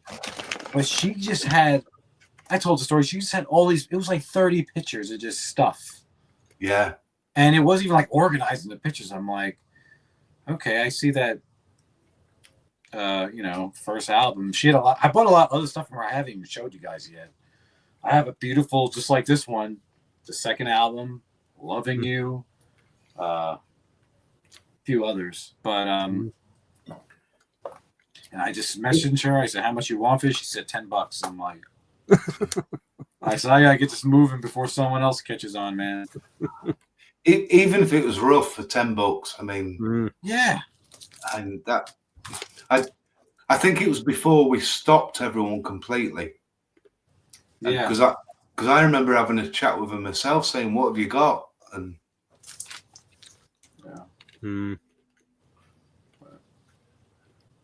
And then when you did your video, I straight away knew who it was. Who was yeah. There's the original baggie. It was in. And the rice. Is it the rice sleeve? No, it's not the rice sleeve. It's a paper sleeve, but it's not even tore on the it's not torn at all on the inside. But, right. I mean, it's like this was bought yesterday. It's just ridiculous. That's what you dream about. Yeah. Pretty amazing.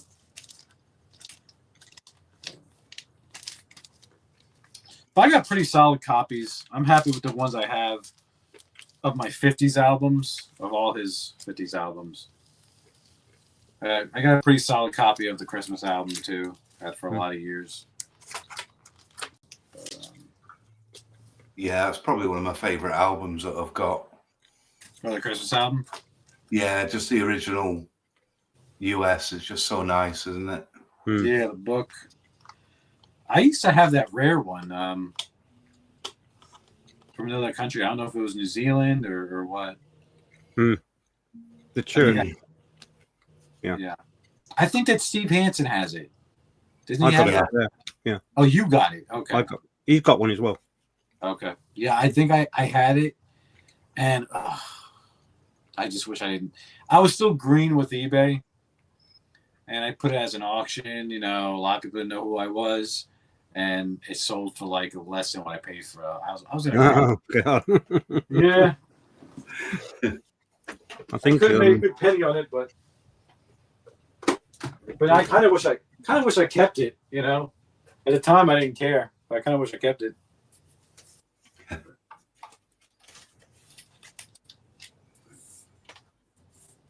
It's up here somewhere.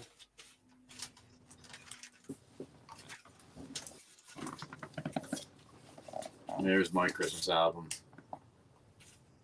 Oh, nice. Yeah, and I luckily have a little bit of the gold sticker. Too bad it's not. Oh.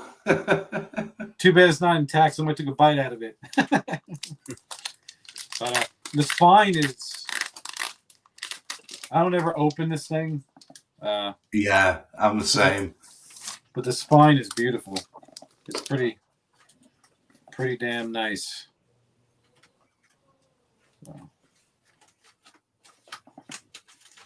Oh, look at that. Yeah. Yeah. All intact. I found another copy and I got the vinyl from another copy. Because I always find this one, it's usually not in the best of shape, the vinyl. But this one's a lot better shape. Well, I think people played it, didn't they? Oh, yeah, this must have got played a lot from teens and stuff. Yeah. Some releases are like that. Yeah. Some releases you feel like they were bought and they were played once and then put away, where something like that has been obviously played and played. Yeah. I don't mind that. Yeah. I can see. That's the thing. Like, you know, this is like with his first album. It was played a lot, but that woman who I bought that album from, it's like she played it once and she never played it again. It's ridiculous. Yeah. It was just insane. Right now, it's like you were saying about the 78s. I have a separate stylus just for playing the 78s that I pop on. Yeah. Yeah, I need to get one. I was just telling Steve, I don't know if you heard about what I said, but what Robert told me. But I really wanted to get it cleaned or clean it with something. I don't know if distilled water or what. But they say you should. He said I would never clean that. He goes, because he told me a story. He's like, I had a near mint Good Rockin' Tonight Sun 78. He said as I was cleaning it, it was turning gray, like wow, just nothing but black. He said I freaking cried about it. That's what he told me. Yeah. Well, I use when I'm sonic cleaners now. Yeah. And all I do is put ionized water in. Yeah. I don't use any chemicals, and it does clean them up nice. I like that. I don't have to scrub them. Yeah, but the thing is like I was saying earlier too. What he told me, I don't think they came from the best plants to Sun Records. You know. So it may be not the best material they use to make them. They're like a bigger like record company like RCA or Decca made a lot of them, you know. So I don't know. He made me afraid of it. He was like, if I was you, you can do whatever you want, but he goes, but I wouldn't clean it. So he made me scared.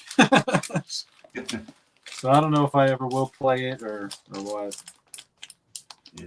So Steve 1962 Jiver Tone.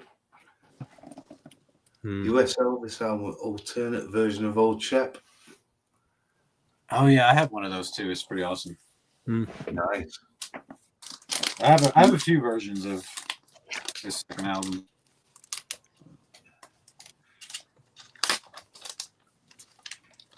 We were talking about reel to reel before. This is it's a reproduction of an album that never made it to reel to reel. That's awesome.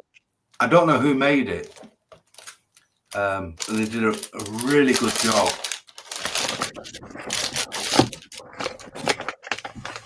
Quickly show you. And they even put little picture card in it. Nice. Oh yeah, that's cool. 6/7 calendar and the photo from the session. Nice. So do you have a lot of reel to reels, or you have a few? I have a few. I've only got a couple of Elvis now. I've got a mixture of stuff. But I tell you what, I played this and it's probably the best I've heard this album. It really does sound that good. Wow. On reel to reel. Do you have any, Steve? No. I'm trying to stay away from them. Yeah, I know what you mean. I have a few of them. Same with the 8 tracks. Yeah. Let me see. I actually still have some 8 tracks. I'm trying to get rid of them. Michael's off to NASCAR. Let me see. Get to my NASCAR race. Brilliant. Oh, thanks, Are you Mike. watching or are you driving? Yeah. Here are my reel-to-reels. Oh, nice. We got this one. Mm-hmm. This is a red label, though. Haven't found any reel-to-reels lately. This is probably my most valuable one, I would say. This is an original potluck, and it has the little catalog with it actually too. It has that, and inside it has all the Elvis ones at the time. Let me see. I remember seeing. Oh, you got the catalog. Yeah. 4-track living stereo reel takes. That is very similar. So at the time when this one came out, Blue Hawaii, Elvis is Back, GI Blues, and Something for Everybody. Something for Everybody is really hard to find. That must be early 60s. Yeah. Oh yeah. This isn't it came with this tape when I bought it. It's the original tape because this is a black label. Yeah. Because I got one of the catalogs. I borrowed this off Chris. Hey, check out the back. Yeah. There's all the advertisement for the other tapes. I haven't looked at. I would love to get a player and play these one good time. This one goes up to Something for Everybody. Yeah, it must be from the same time period. Yeah, close. Yeah, this one goes up to Something for Everybody too. It must be the same one. See? Let me see. Yeah, just different. Oh, different front. What was it? It's a US one. So. Yeah, it must be. They must have had a couple that year. They could have even had a couple that year. Yeah. I got the Elvis is Back, but this one is I don't think it's. This one's a red tape. Too cool to have. Got Elvis Country. I had somebody who wanted to trade something. I can't remember what he was trading, but he wanted this so bad. Oh. The Elvis Country. On stage. You've got a nice collection. I got a few, man. I would love to own. Like, I know the Fool one goes for a crap ton of money. I got this one. The only thing that stinks is that the spine split a little bit, like from opening it, I guess, a lot. But we got this. Nice. And this is my last one. One of these. Yeah. If I find one for a good price, I'll usually try to buy them. And if the box is in good condition. Like, I know there's a Moody Blue one that goes for... Whew, it's not easy to find those late 70s ones. And Elvis in concert. Because they're out there. Because at the time, they were, what, $20 a tape maybe? Yeah.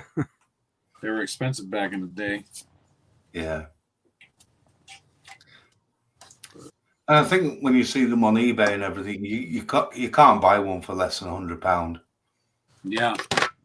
Or so. I think somebody apparently had. One time I think I saw a sealed Fool one. They wanted like $400. Yeah. It was ridiculous.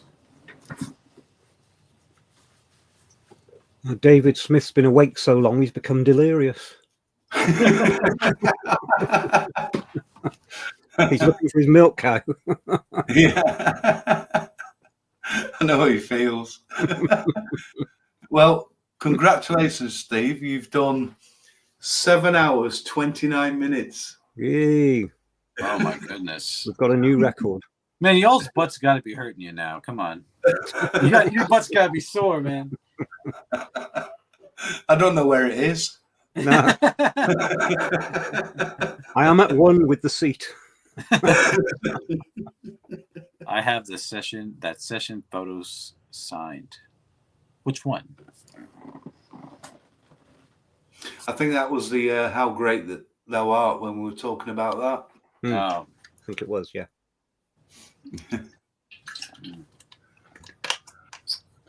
Oh, you got a nice collection of reels there. I've always wanted the Elvis in concert one. Oh, the in concert. Yeah, Yeah.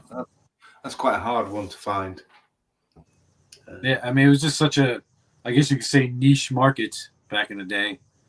You only had those if you had money, I guess. And really, by the late 70s, they were starting to go out the door, I think. I mean, yeah.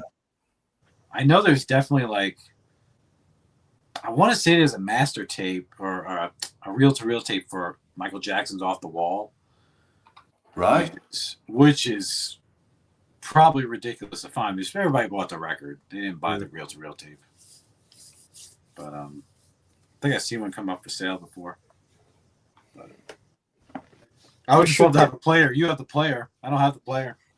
I need to get one of those. I should get the Blue Hawaii, shouldn't I? You should. Oh my gosh, yes. What are you thinking? They come up more often than I thought they would. The Blue Hawaii ones.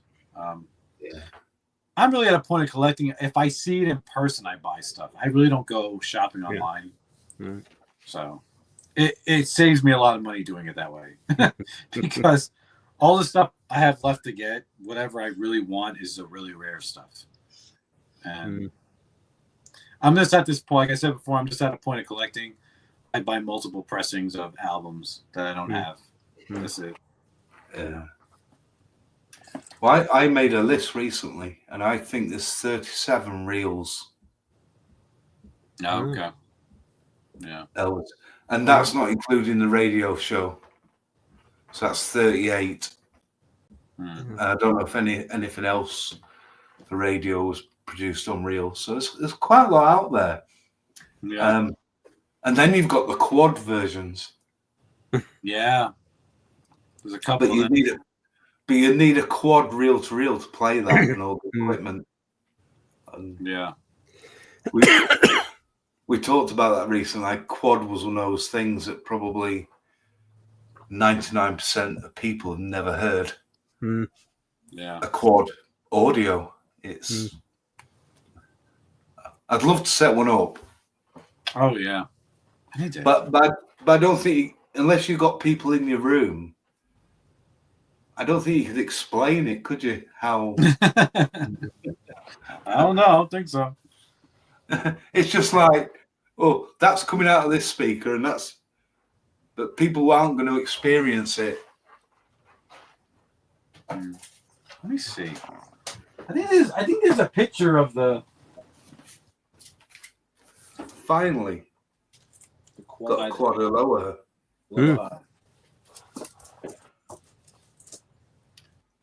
So I've never really.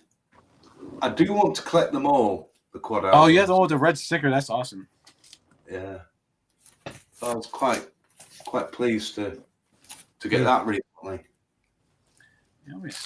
Nice. What I want to do with it is experiment between my normal needles and the 78 needle and stuff, and see which one plays it better. Because I believe the quad needle's somewhere in between the two. Right. Yeah. Oh yeah. Oh, the sticker right there. Yeah. I can't get that thing straight. There you go. Yeah. It's always nice to get something different.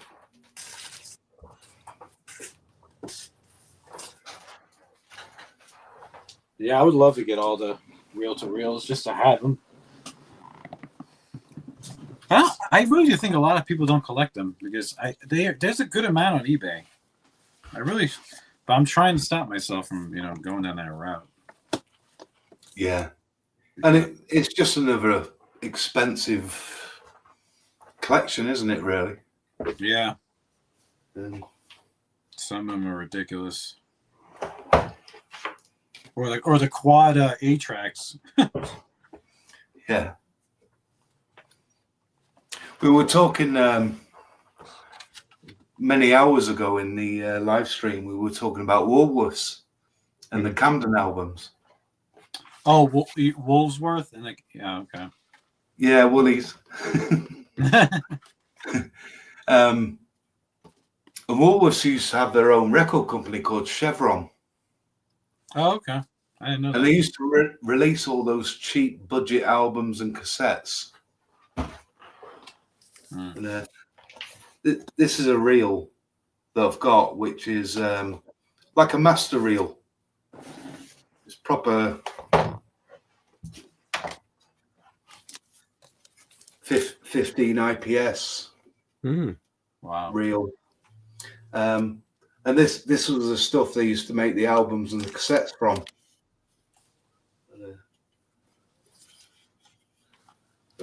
I like just like odd things to put in my collection. But I think what happened was they were selling them all off from the warehouse. Oh. And I bought them on eBay years and years ago.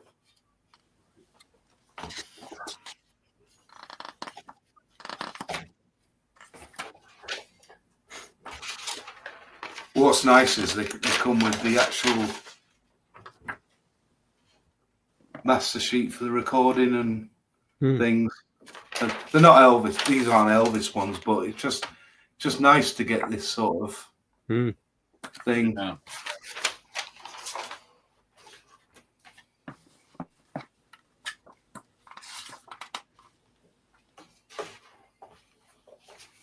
I mean, anyone in the UK, these are Shakin' Stevens reels who played Elvis in the West End for a couple of years.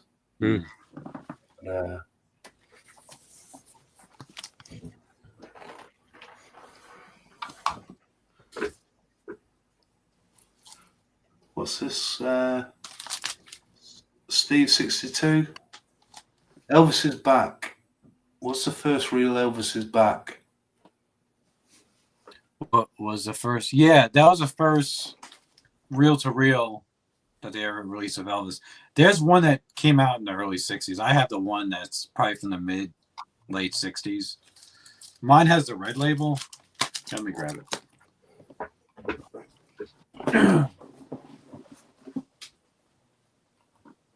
Because that's when stereo, they were, 1960, Elvis is back. That was his first, stereo recording. But this one's like a repress. I think judging by the label, it's from like the mid 60s. But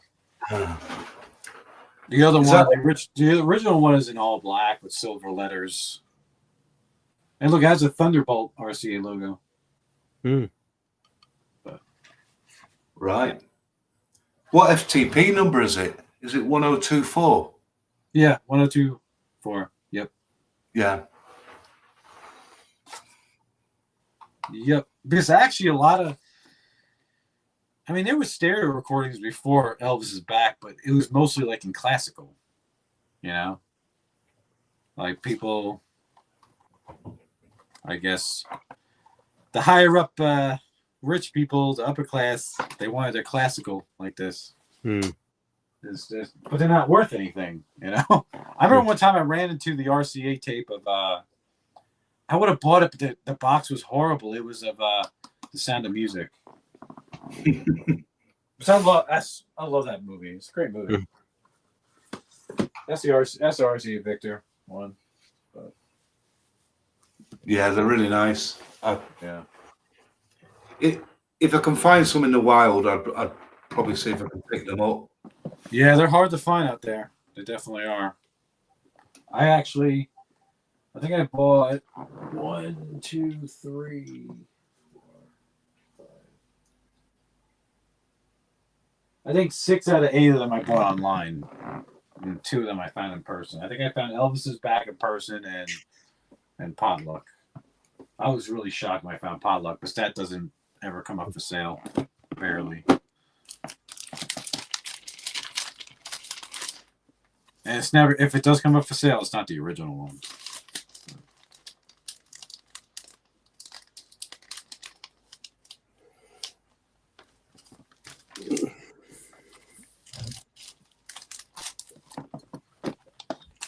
I still got to put all this stuff away from my video. Jeez. Oh yeah, I wanted to show you this real quick. It's, I had this for a while. I found it at a estate sale. So we were talking about B.B. King earlier. It's like a test pressing of one of his albums. All right. But it's only on the A label. It's for the album There Must Be a Better World Somewhere. It's like from the 80s, early 80s. That's a great album. Yeah. It's actually a really, really good track. There Must Be a Better World Somewhere. Yeah. Isn't it written by someone who's written for Elvis? The song? I don't know. I have to look it up. But the other side is blank. I got to say at estate sale. It was really odd, and I think I got it for like $5. And I tried looking up on Discogs. I think only one other person has one, according to Discogs, and it's never came for sale. And there's not any on eBay. I thought about partying with it because was that? That's a buy. I'm really jealous about that. Yeah, I mean, I thought about parting with it because I listened to it once, and that's it. But where the hell is the sleeve? I just had the sleeve. It's in beautiful shape, but it's never been played. Yeah, I think it won a Grammy that album. Yeah, we'll talk. Yeah, if you're ever getting rid of it. Oh yeah, definitely. I ship stuff overseas. I wouldn't have a problem doing that. Just that the post office really sucks. I never have any problems with them when I sell stuff, though. I'm usually pretty lucky. Yeah, there's a great track on there called "The Victim." It's he did a lot of comical blues as well as serious stuff. If you ever get a chance, give it a play.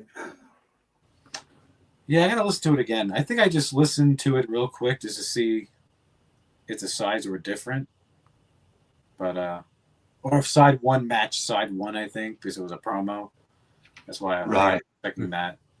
But it's funny, I used to work with this one guy over here where I live in Athens, Georgia.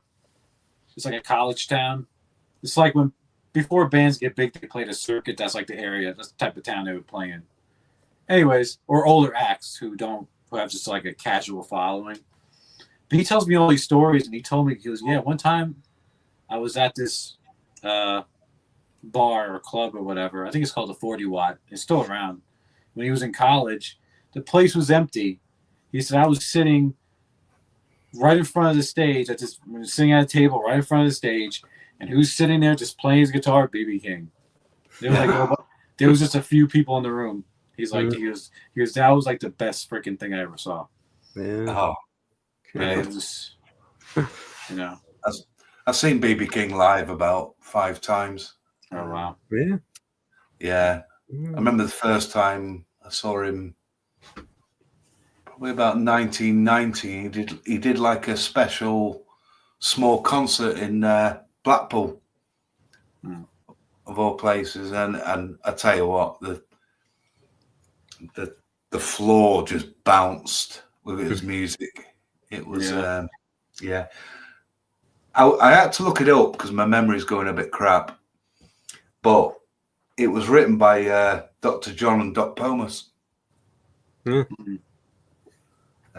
knew there was a link there. Yeah. See, that's the thing. Over in the UK and Europe, they appreciate Elvis. We all know that a hell lot more than we do. It's like because we're used to having him, I guess. And same with other rock and roll acts or blues acts. It's like if they didn't have a career here, they would go over there and they have a career. Like Little Richard, go over there, freaking sell out stadiums or whatever, or Chuck Berry or whatever. Yeah, we just lap it up. Yeah, you know, the amount of artists that I've seen over here, from B.B. King, Ray Charles, Bobby Bland, and people who, like, some of them are sort of forgotten. Yeah, and they come over and we just love it, especially me, who's that sort of music fan. Yeah, that original R&B, blues, gospel, soul, which is basically what everything Elvis did. Yeah. And that's the thing. I know I saw or heard somewhere that, I don't even think the U.S. really follows album charts anymore, like that. I know over there. I know it hit the Sunsets release. I think it said number 5 in the UK. Yeah. Who the hell knows when Elvis ever had something that high? It was probably 30 number 1 hits to hit number 1. I think ever since then, Elvis hasn't charted no album over here. Yeah. But then the charts now is so split up, isn't it? Between downloads and so many different versions. It's probably number 5 on a physical product chart or something. Yeah, but that's insane because over here, Elvis doesn't even hit the charts, anything physical, nothing. He never hits the chart. Yeah. Maybe a Christmas CD will. Maybe. I don't even think that happens.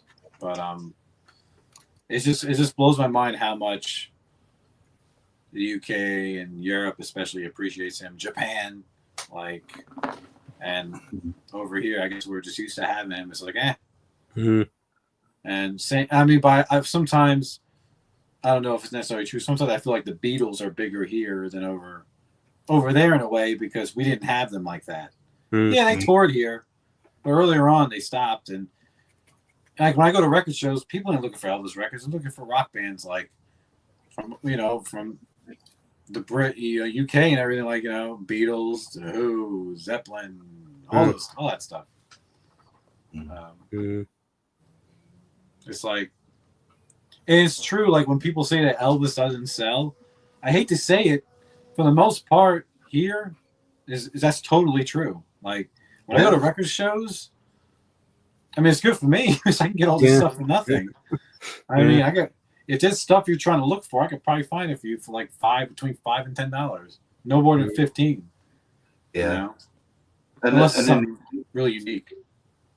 Yeah. And in the UK, every beat up, crummy LP is like mega money. Yeah. And if you got something nice, then they want silly money. Yeah. I mean, it's just insane. Like, I got this from a guy. I think he was overseas. And I found this guy on Facebook in my local area on Facebook Marketplace. Where is it? I think it's where's it at? Damn it. Here it is.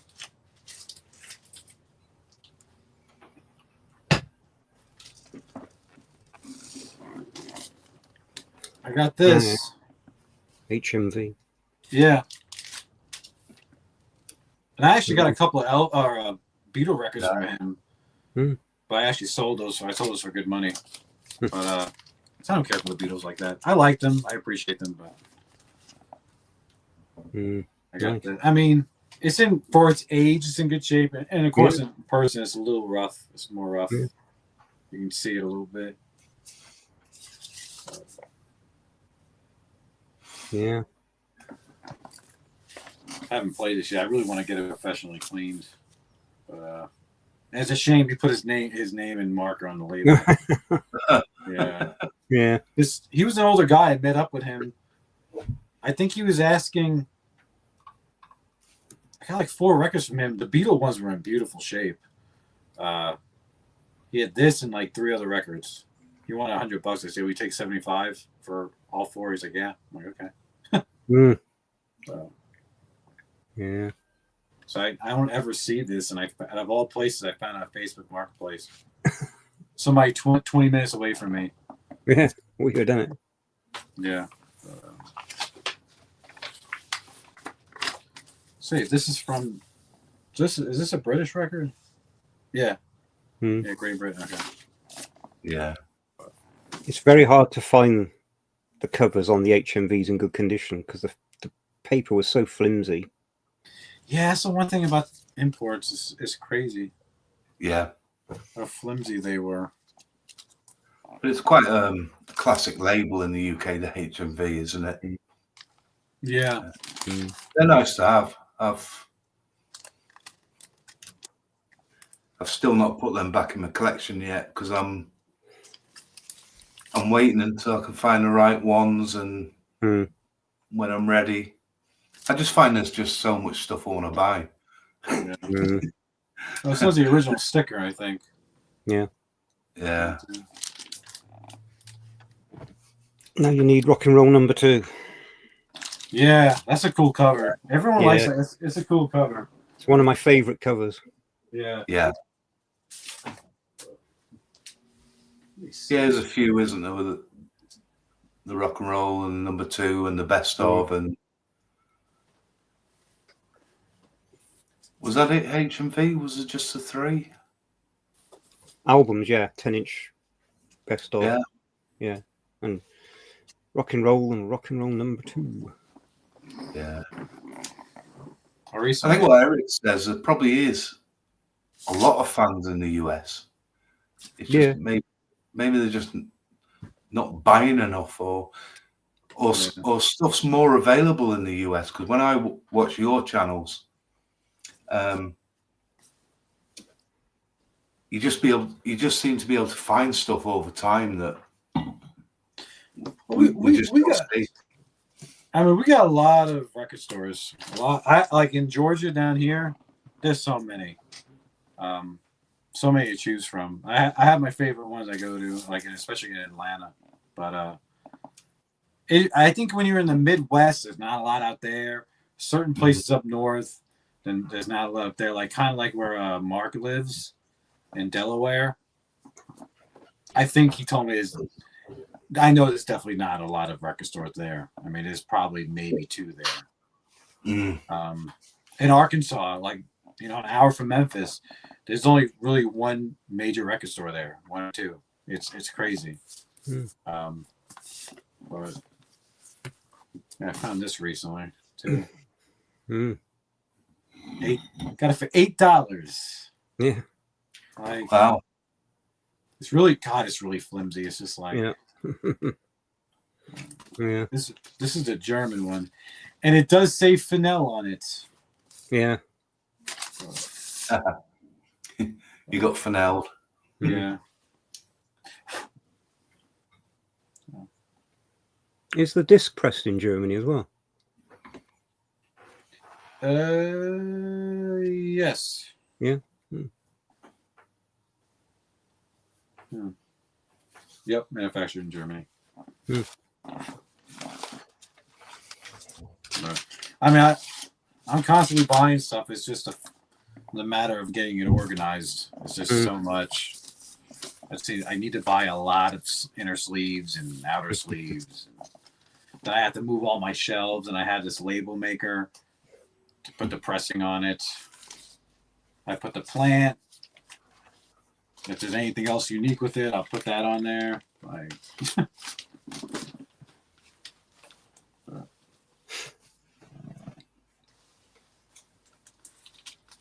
I think we've had an outbreak of mad cow disease in the chat. Yeah.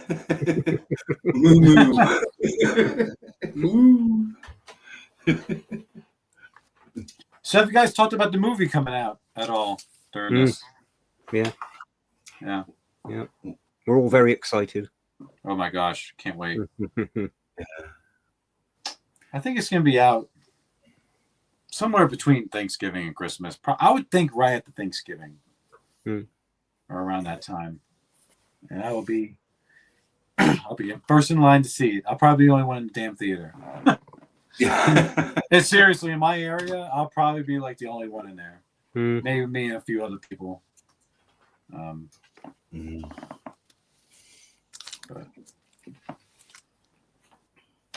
the only time, besides a Baz Luhrmann film, I remember being in a crowded theater is when they put Elvis on tour in 2010 back in theaters. I went to go see that. It was sold out. Like the person I went with, they had to sit somewhere else because we couldn't sit together. Like, when y'all can sit here and there's an empty spot up there. I said, I'm gonna go up there so I can see the whole screen. I said, I'll go up there. It's the person I was with, they didn't really care. You know? Yeah. It was a girl I was talking to then, and she didn't care. You know?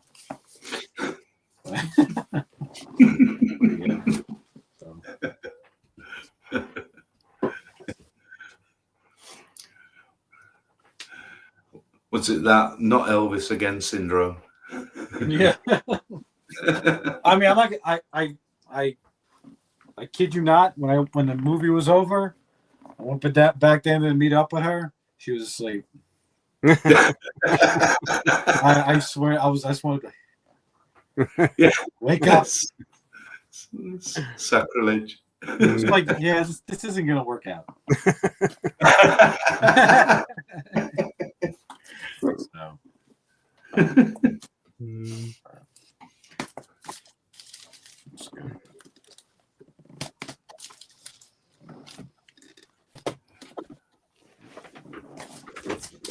All right, stuff right there. Nice. I'm surprised there's still 20 odd people still here. They're probably asleep at their keyboards. Doing well. Yeah. Oh dear. Is that the legacy?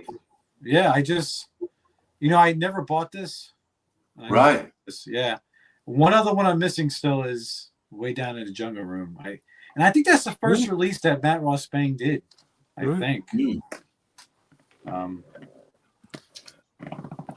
But, yeah, so I pulled these all out for my review that I did of the box set.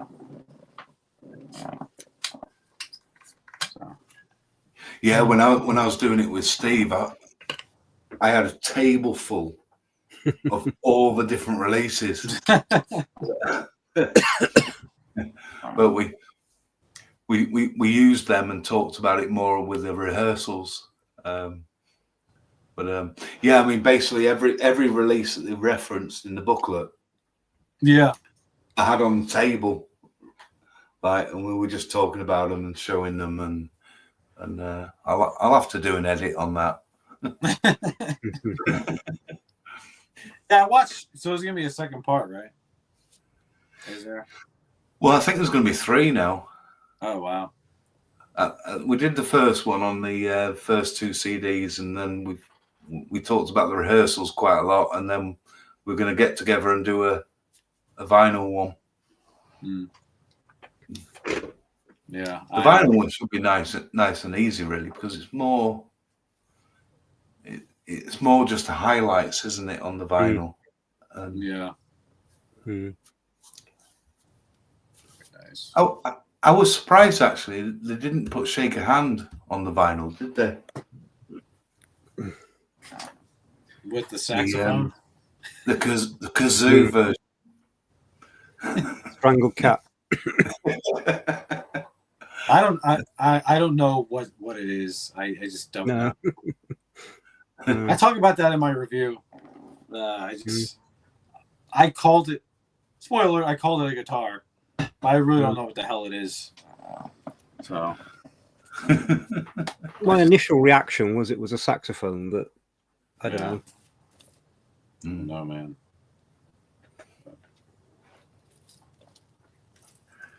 Yeah. I appreciate everybody making my part 1 successful. It was the first week, it got like 1,000 views. Yeah. I'm like, thank you, everybody. So I was going to watch your part 2 later, but I think it'll be tomorrow night now. Yeah. That's what I figured. Well, it's all good. Not tomorrow night, tonight. Yeah. Oh my gosh. We're just hitting 2 a.m. Yep. We're just hitting the 8 hour. It's 2 a.m. by you guys? Yeah. Oh my gosh. The dedication, man. Oh my goodness. Yeah, it just turned 9 o'clock by me, so. Oh. Yeah, it's 9 o'clock by me. Nice. Which I probably gotta go to bed here in about an hour and a half. I'm gonna wake up at 4 in the morning. You guys are gonna still be on here, man. All right, 4. I don't know what happened to David. No, I was just going to say the same. He sort of popped up and disappeared, didn't he?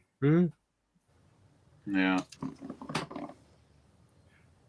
We've only kept going, waiting for him.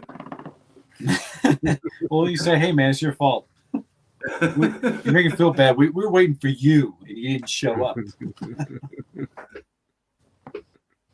Oh, my goodness.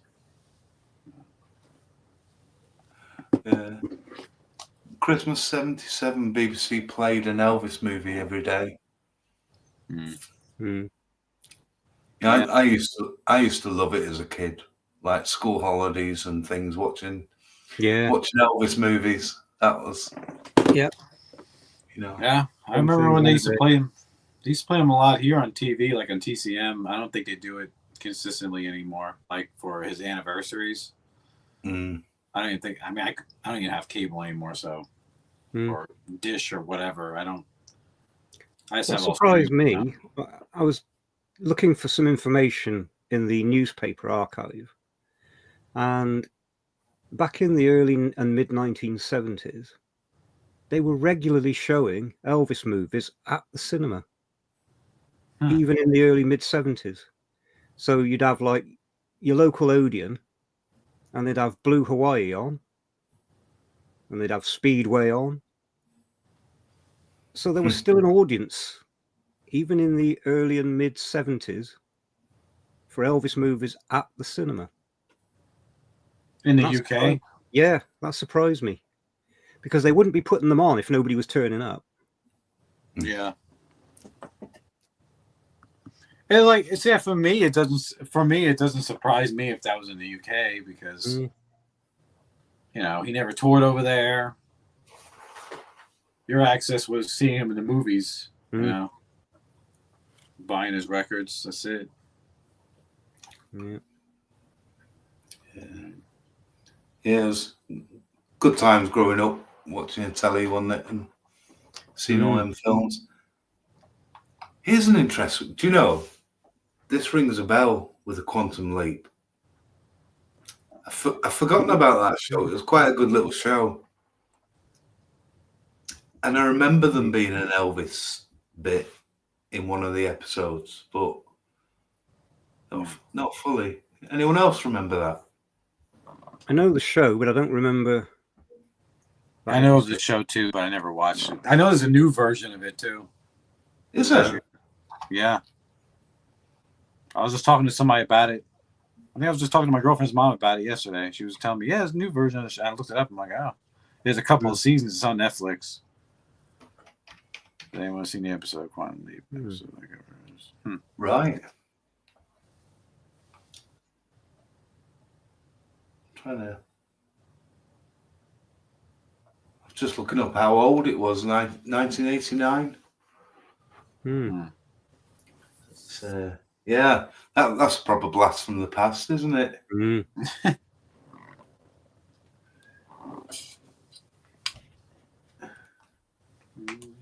Who was the guy, the main actor? He was from something else, wasn't he? He was in Star Trek Enterprise. God, his name's gone. I know it.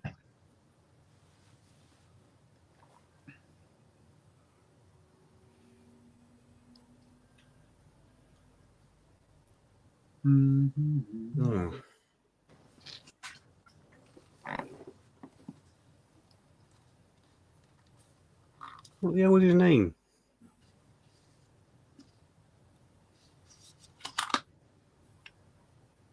Raymond Lee? No. No. I can't think.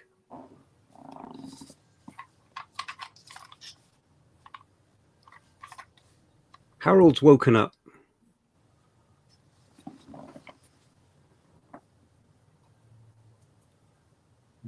Harold's been here a long time.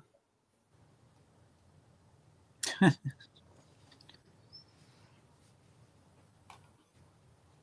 that rings a bell, David. I do remember something about that. It's, I'll have to search YouTube, see if any of the series are available.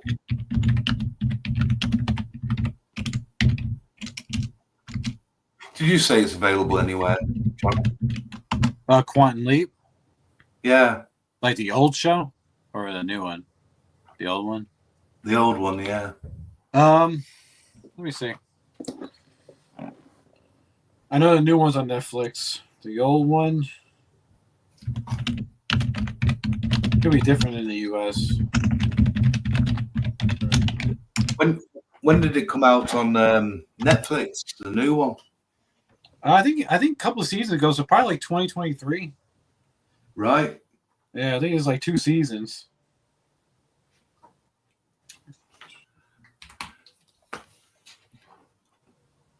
I tell you what, don't you think films are dire these days?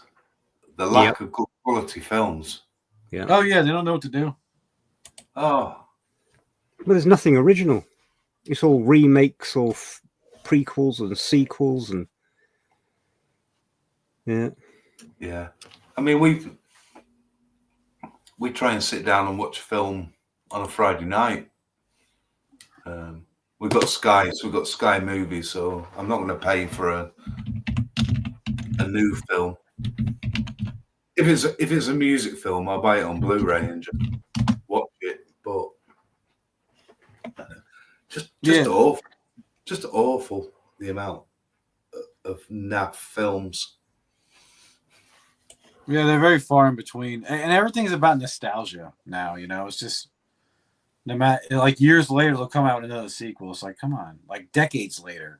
Like I heard they're supposed to come out with another Spaceballs. Nonsense, isn't it? Come on, like another Spaceballs.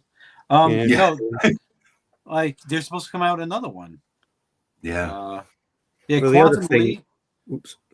I'm sorry, Quantum Leap is not available on any service. Well, it's available on Philio, PHILO. I don't know. I never heard of that service. No. That's about it. But yeah.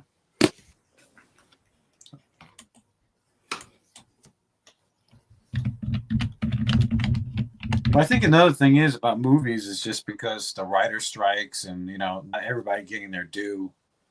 You know, the writers get screwed. Mm. And that's been a really big thing. That's why some shows, they had a couple of writer strikes. I know one show, like the SVU, Special Victims Unit. I love watching that show. Mm. There has been a new season. They're on hiatus because of the writer strike. Because writers, you know, not getting their fair share.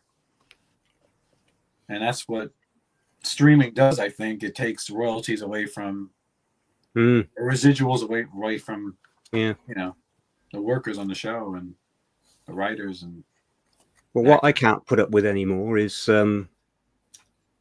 if the current Hollywood trend was let's make an Elvis film, Elvis would be played by a gay black Latino, Colonel Parker would be a Peruvian lesbian, and it's like, oh, I can't put up with that anymore. Yeah. It's ridiculous. I mean, like, for example, like when they did a Little Mermaid. Little Mermaid, it worked. It worked. For me, it worked. I mean, it was a very diverse cast, but it worked. Now, when you're trying to force it, you're forcing it like, hey, look, it's like this. Or it's not like natural. It doesn't come naturally. Then it's forced. It's annoying. And especially, I mean, we've even had it in historical dramas of English history. Yeah. Where suddenly a medieval English queen is a black woman. And it's like, come on. Yeah. Come on. Like the shows like Bridgerton and all that. And... Oh, I hate that. Yeah. I hate it. Yeah. But I don't know. It's just like with me. I know everybody's woke, but just let it come naturally. That's it. That's it. You don't have to be like, look at me, like look at my card, isn't it? Yeah. You get superhero films where a tiny little girl's beating up a 6-foot gorilla. And she's beating him up. And it's like, oh, come on. Yeah. Didn't that happen in an Elvis film?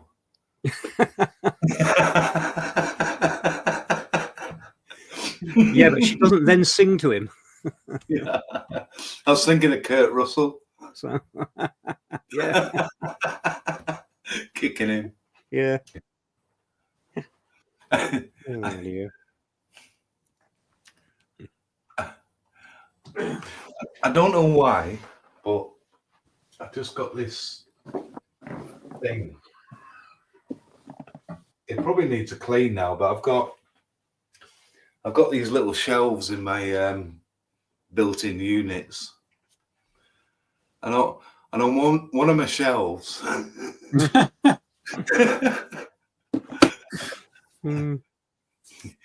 I think I bought this originally as a trendy way of putting my headphones on. Wow. And somehow it ended up with my Ferrari cap and my very realistic Elvis glasses. It probably cost not about Elvis $1.99. Oh my gosh. I don't know why I just felt like showing that. It must be you just being tired. It's okay. Yeah. I mean, it's probably good likeness, really. We can do.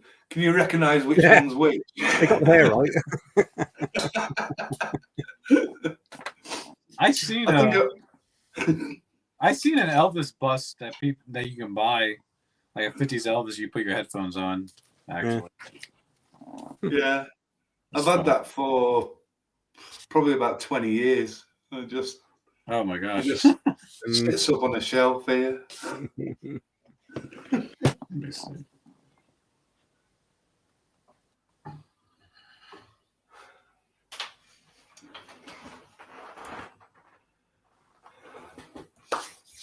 Yeah, it's amazing the things we show here. It's amazing what you show when you're tired. Yeah. Yeah. I've never showed it before, ever. Let me see.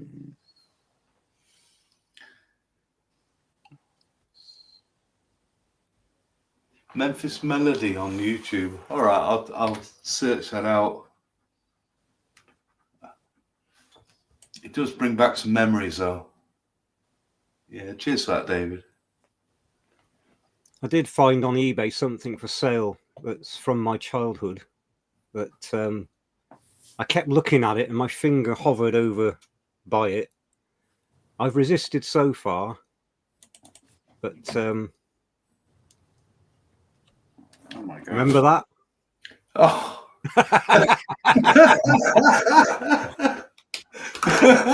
It looks I got that as a birthday present one year. Oh my gosh! Remarkable likeness, isn't it? It looks like Evel Knievel. It's a radio, a little radio. Yeah. I think I've seen one of those before, like in an antique store or something. Yeah. That's hilarious. Oh my God. I might get it just for old time's sake. I think you'd be a bit full. Oh dear. I almost got a feeling someone was going to come on then, but no. Things jumped around. So has anyone else came on, like as far as on here besides me? No, no one's come on. Yeah. Yeah, it's a shame because we're gonna have to. We have to. I guess people are floating about doing things, aren't they? Yeah. Oh, that was a weird sign. Yeah, what was that? Yeah. You look like you got banned then. Oh, it's come back. It's like, eh. Yeah. Sure. There's like a camera screen keeps coming up over your image, Steve.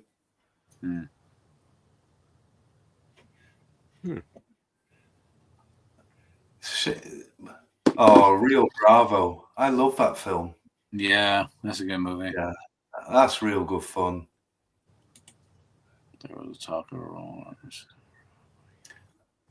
I think Clint and Elvis would have been the perfect coupling for me. Sort of Elvis doing the comedy and Clint just looking away in disgust. And it'd have been so funny. They could have really done a good Western. Well, they did spend some time together, didn't they? Practicing quick draws. I heard that, yeah.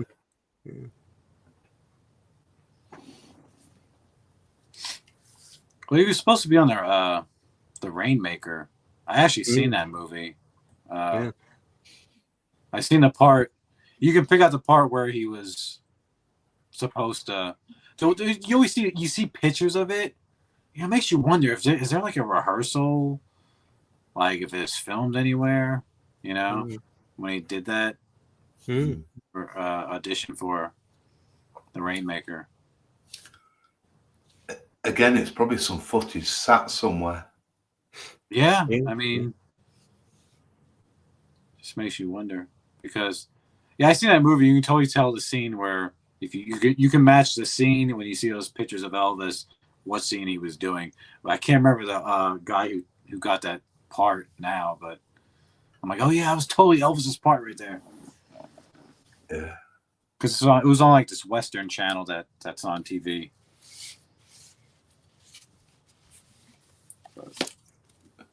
So Harold had 2 of those Elvis radios.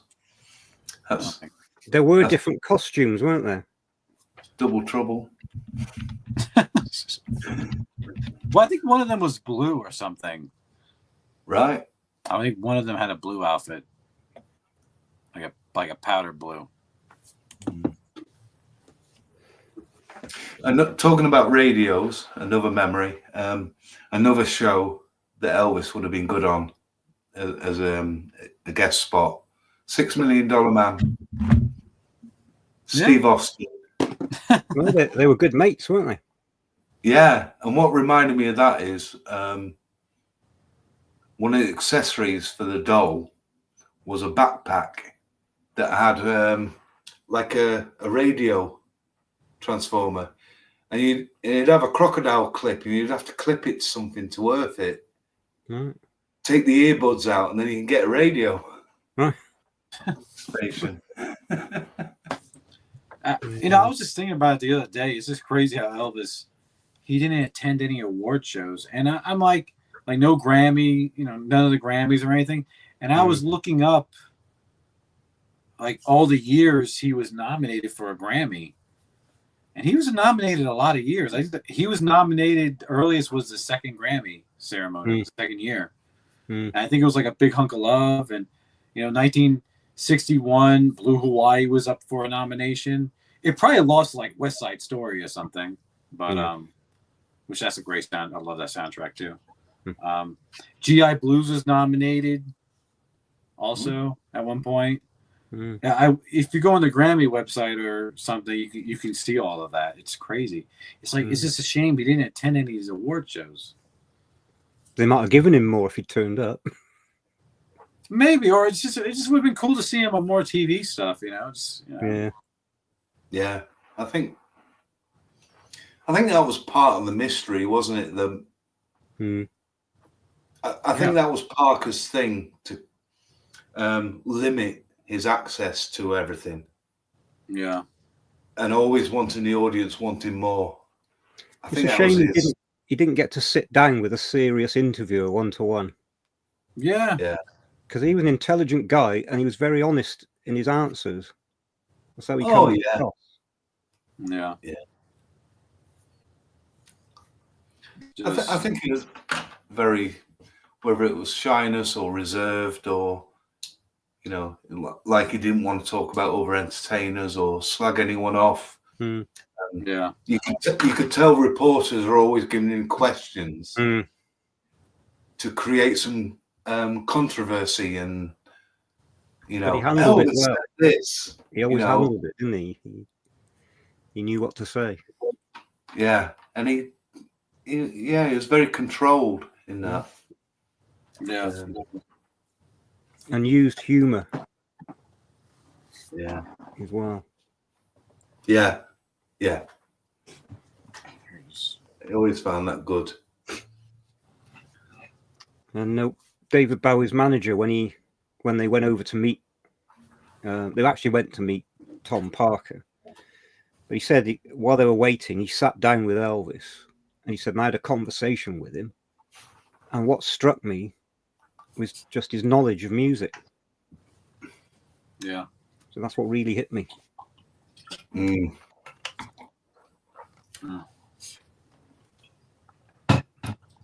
He definitely knew his stuff, didn't he? Hey, you just never know. It's just never really been exposed. I mean, I just saw somewhere that I'm sure there's some interviewers with like independent newspapers or whoever when they're backstage at just a random concert at some city. I seen some pictures of like somebody holding a tape recorder talking to him. You see those. It's like, where are those tapes? Yeah. You know, it makes you wonder what could be, you know, hidden somewhere again. People, maybe private collectors' collections or something, or a family's estate, something. You know, they could be passed away. And because I saw one, can't remember, I just saw it literally a couple days ago. It was in the 70s, definitely in the 70s. And it looks like somebody was interviewing him backstage in Vegas. But was it a picture in this book? Maybe, I don't think so. Let me just double check. I saw a picture and I'm like, that's interesting.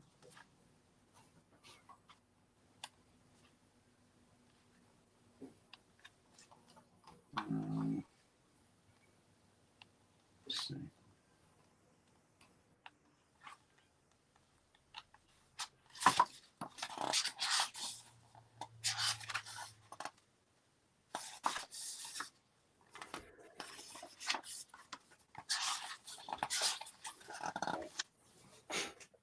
No, I guess it wasn't in this book.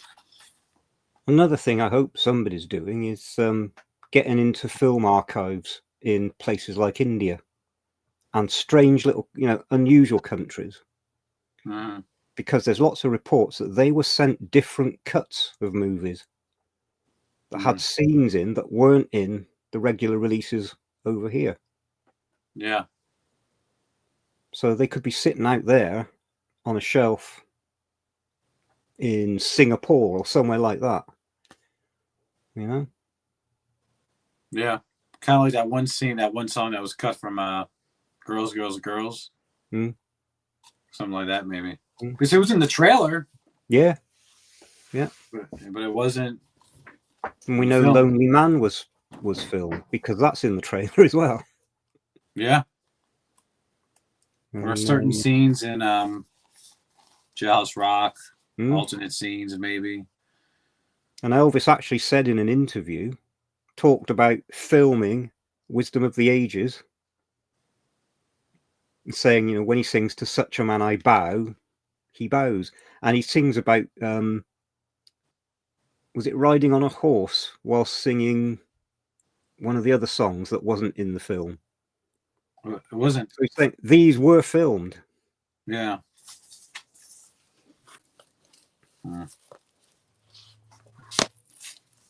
That's insane. But it's just like, you know, that's a totally separate. That's a film studio. You know. has nothing to do with the estate. And some people forget that, you know. Some people don't know about that stuff. It's like with our TV, you know, we've had lost episodes of like Doctor Who, that the BBC didn't preserve, and then they've been found in canisters in South Africa or somewhere like that, and they found them again. Wow.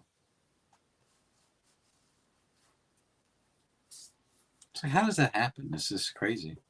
I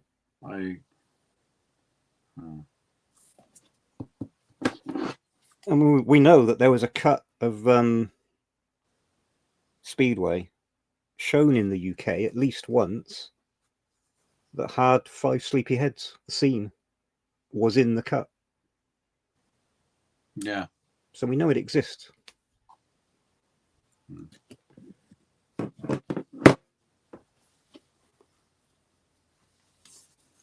Yeah, I really wish they would like. It's like, how many years is it going to take? Are we ever going to see that stuff? How many years is that going to take? Is it going to be past my lifetime? Like, you know, it's like, how much more can you drag? Well, like, you know, especially with film studios. Because I used to love when they used to release physical media and they had all those extra, especially Warner Brothers, they had all those extra features in them. Yeah. You know, little featurettes. Every once in a while, they would put something there with like a cut scene. Yeah. Like, you should at least get the theatrical trailer. Yeah. But they don't even do that. Yeah.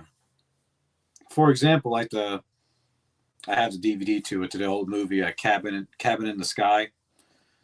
Has a featurette trailer. It has a deleted scene with Lena Horne when she was like, I think it was a bath scene. She's in the bathtub. And she was singing, what's that song? I can't remember right now, but it was a big, I guess it was Stormy Weather, maybe. She was singing like a standard in that scene, I think. But that's in there. I think the scene was silent, but they put music over it. Right. You know, but it's just cool, like when they do stuff like that, and they never did that with any Elvis movies. Yeah. I mean, not that I know of, except for, you know, That's the Way It Is stuff with the tags on them. This is property of Turner or Warner Brothers or whatever.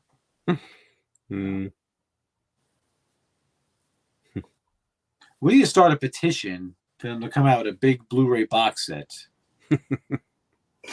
of That's the Way It Is concerts and on tour.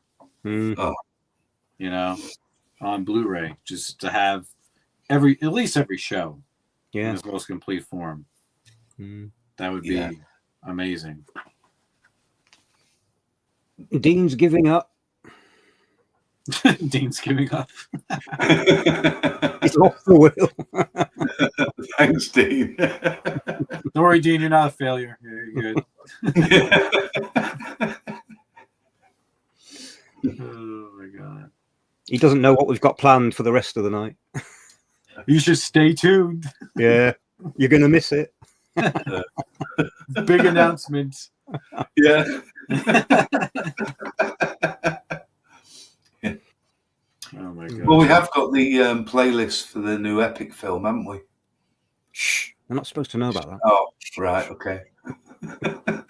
Really? I wish. I mean, do you guys think there's going to be a release for that? I don't think there's going to be a soundtrack release. I'd be surprised if there wasn't. I'd hope there is. I just feel like this is the release we got for the year, was this Sunset release. Because now I feel like Sony Legacy does just one major. They used to do like at least 2 a year. Now they'll be doing at least not just one. I feel like. I mean, I'm just trying to think what they could do. Maybe just like unique edits. I don't know. With this film, and I feel like we would have heard something already. Maybe. For a soundtrack.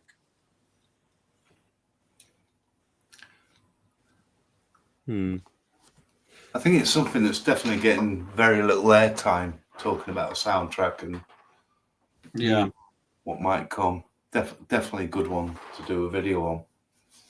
Oh, why not a limited edition single of "Oh Happy Day"? Yeah, so that might actually get airplay. Yeah, like a 3-track single of something just ahead. I mean, the thing is, it's getting its first airing in next month, isn't it? The film. Yeah. It can't be long after that it's going to get released, can it? You wouldn't have thought so. Yeah, September, October. Oh, yeah. Like I said, I think it's going to happen around Thanksgiving time. It'll hit the theaters. Yeah. All the British viewers are going, when's that? Yeah. And I think the thing is, the Elvis film made what, 200-300 million pounds or whatever, dollars. I mean, that's big money, isn't it? Yeah. You know, I wish they'd done like a collector's edition of the soundtrack where they released everything. You know, that would. I was just about to say that, and I got to tell you what, I actually really enjoyed the soundtrack a lot. I listened to it a lot. I have it on my. Just when I bought it on Amazon, the vinyl. Sometimes they give you a digital copy on your Amazon Music, and I listen to it like crazy. When I work out and stuff, but yeah, there's some mixes in the movies that I would love for them to do in the soundtrack. Yeah, like they used to, it's when Elvis when he was arguing with his mom, and then like he goes out the house, he jumps in that purple Cadillac, and he goes downtown to Memphis to meet up with BB King. That rap song that's playing is a totally different mix. It has like you hear elements of Heartbreak Hotel there, like "Be So Lonely, Babe." Like on the soundtrack, it's just a straight up rap song, which is good, but I just thought it was used it was mashed up so good, you know? Yeah. Like it was just awesome. I think I have both versions of it, but there's a couple of bonus tracks on the digital version that they gave on Amazon. Not many though. But, let me see.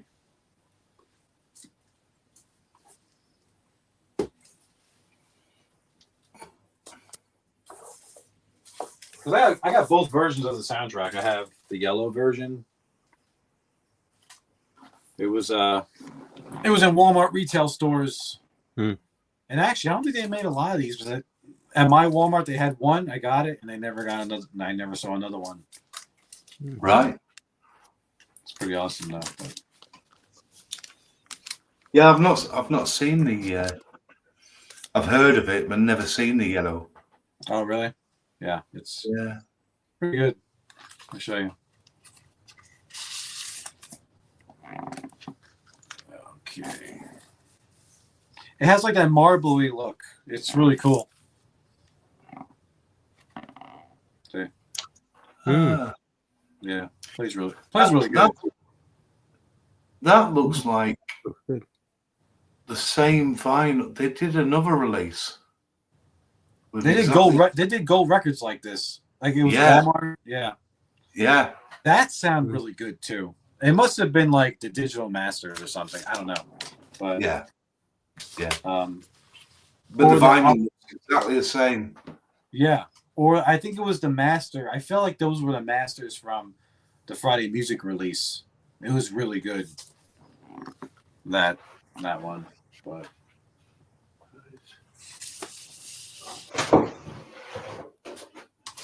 pretty awesome though.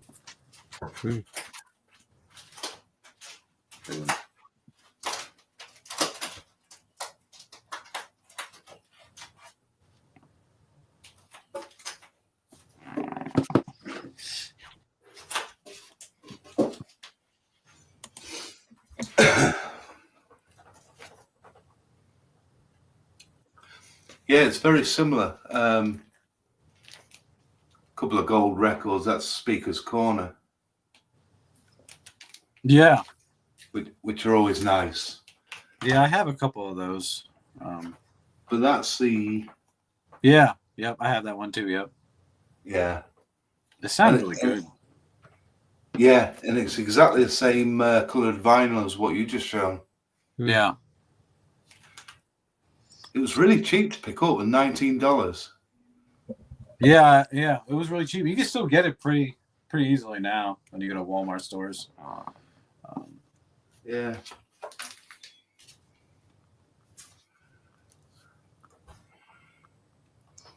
I just remember that sounding really good. I never got. They came out with Volume 2 just on regular black vinyl. I haven't bought it. Yeah, it's like the same price. It's not that expensive.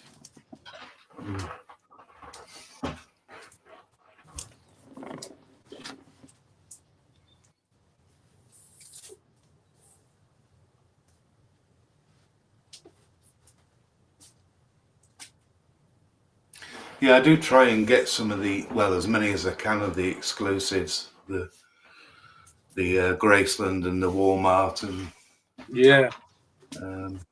What was the comic ones? Oh, Newberry Comics. Newbury, that's it. I always wanted those. They're just so pricey, those ones. I try to talk Ed into selling me his, but he won't do it. Yeah. I think that's my favorite colored vinyl is the Stax Newbury. Yeah, that's really cool. Yeah. Yeah, beautiful looking record. Yeah, these are the ones I have of Speaker's Corner. I got the From Elvis in Memphis and the Christmas one. Yeah. I got both of those. They're really nice releases, aren't they? Oh, yeah, they're great. Wait, I don't think I ever opened the Christmas one. I know I listened to the From Elvis in Memphis. But... Yeah, I haven't opened the Christmas one. I had this for a few years.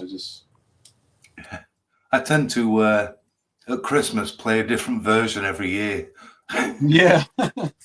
That one they came out with, was it last year on vinyl or the year before? That one was really good. Of this. Yeah.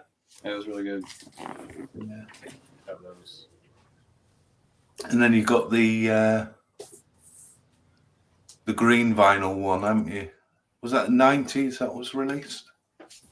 Yeah, I have the yeah, it was new green. It was a Walmart release too. The green. Yes. Yeah. Yeah. Yeah, I managed to get the green Walmart as well. Yeah, I got that one. I like that. I think he used the light and bolt one. Yeah. Yeah. That's right. Yeah, this sounded great. This sounded awesome. It's quite nice, the sort of clear colored vinyl, isn't it? Yeah. And again, I want to say this is from they're the Friday Music Master ones. I want to say this is the one that Kevin Gray did. Yeah. Kevin Gray does great, record mastering. He did a lot of the Friday musics, and he did a really good job.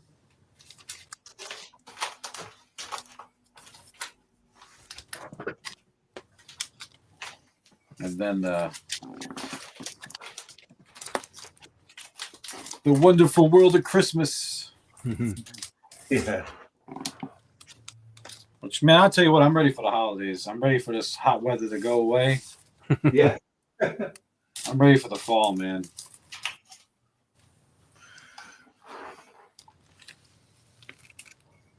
I just remember the mix of this Wonderful World of Christmas still being kind of the same. It was still kind of low.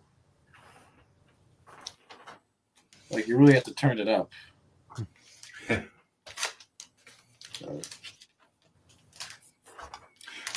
Yeah, I think there's quite a lot of vinyl like that. Yeah. It's quite low.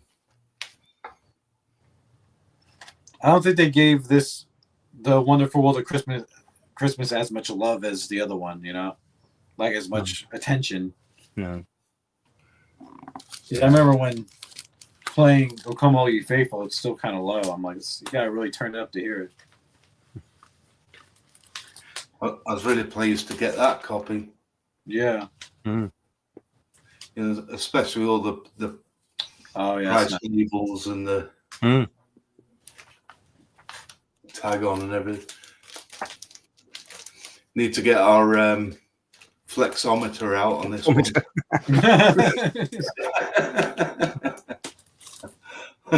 need to take it to the sky. Yeah, I'm going to design something for testing them. Yeah. But it's nice to have the photo in and everything. Yeah. Yeah. All right. Put these back. I think I have that one too.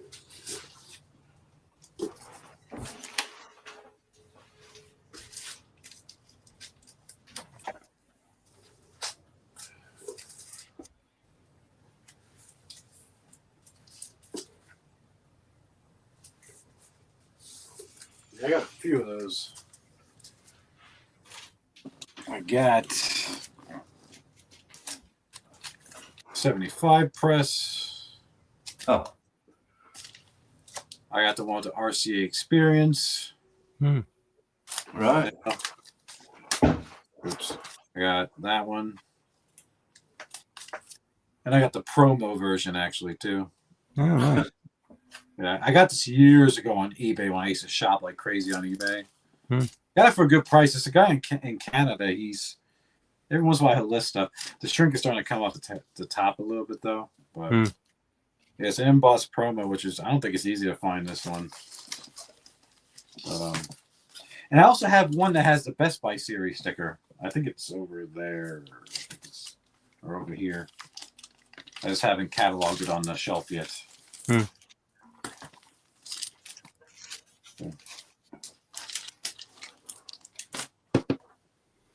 There's a few variations of the back cover. UK and Germany. Oh, really? Let me see if I can find it.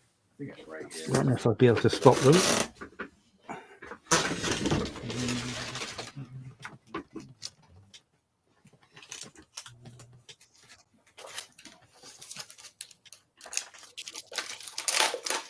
Yeah, here it is. The Best Buy series one. Oh, nice.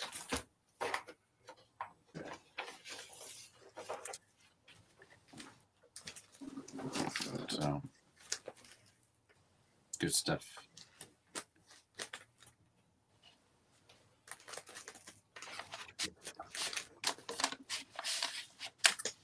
This one actually has a cutout on it.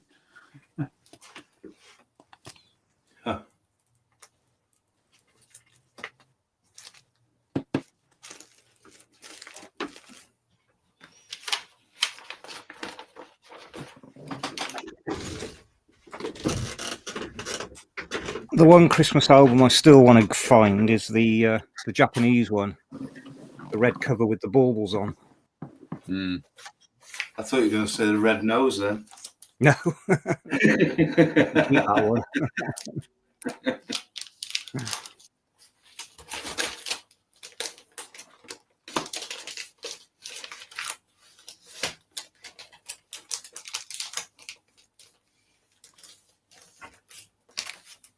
Well, Harold's mentioned the everybody's favourite Elvis Christmas CD.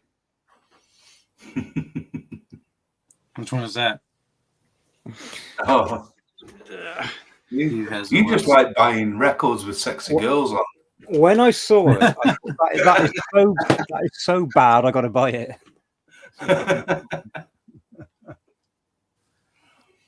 I've got so many Christmas CDs. Yeah. I don't believe how many there are. Oh yeah, I finally bought the MRS one, the true stereo of the Christmas one. Oh my gosh, I can't wait to listen to that. I heard it's awesome. Yeah, it is. Yeah, I did a good job. Good punch to it.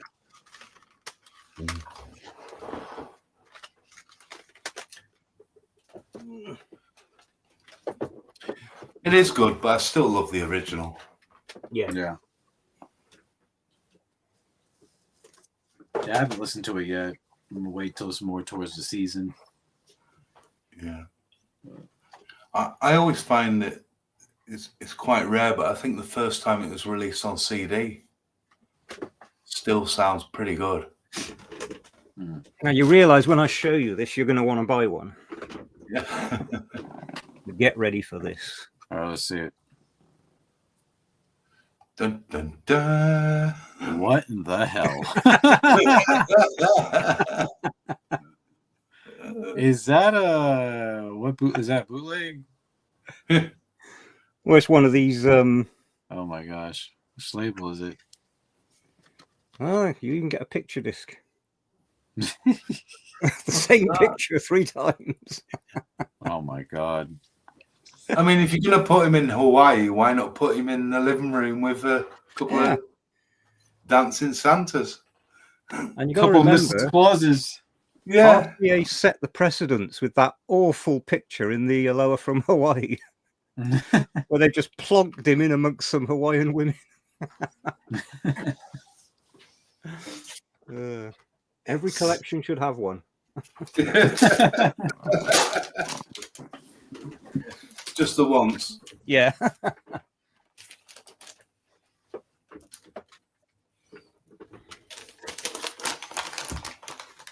That was my most recent addition to the Christmas collection. That's from Finland. Jaulu Tunnelmissa. No one can forget that, can they? It just rolls off the tongue. Look at that. That's terrible.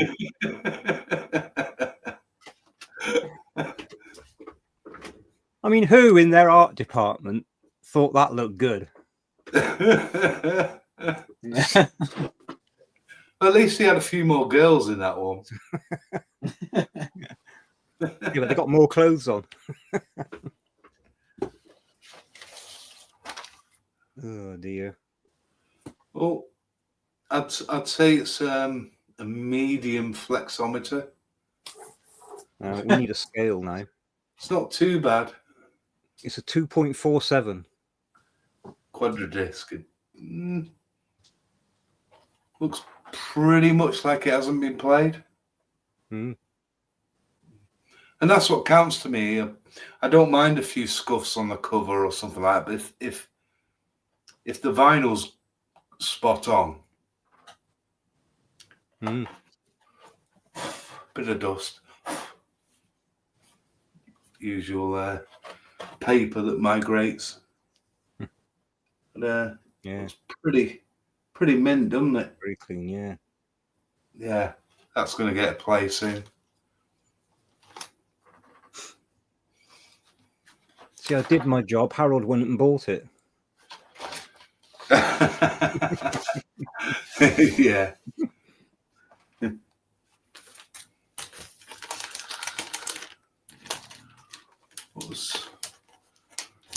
Can't remember what was on the other sleeve. Oh, just to make sure you get it again, don't you? Yeah. And no picture from the actual show. No. I suppose we should be thankful it wasn't a picture from Harem Scarum or something on the cover. Because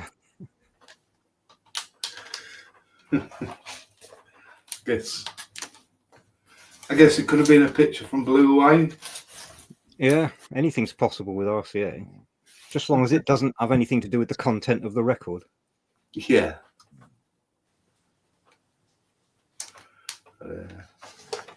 Yeah.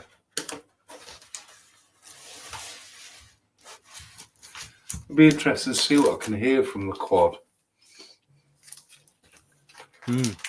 It's so long since I played one.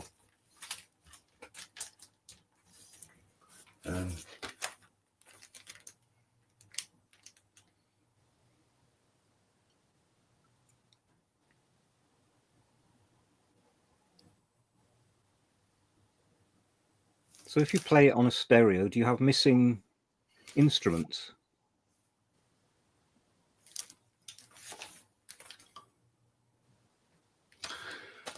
I don't know if they're going to be missing. I don't think they're going to be picked up properly. That's right. My thought.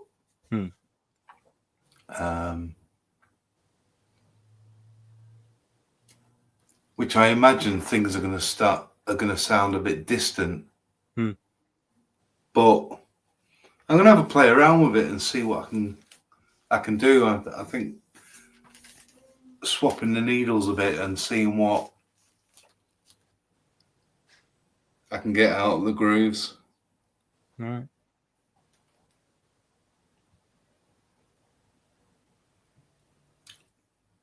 I'll have to check when this was actually pressed and everything as well, because obviously it's got a 77 sticker on. And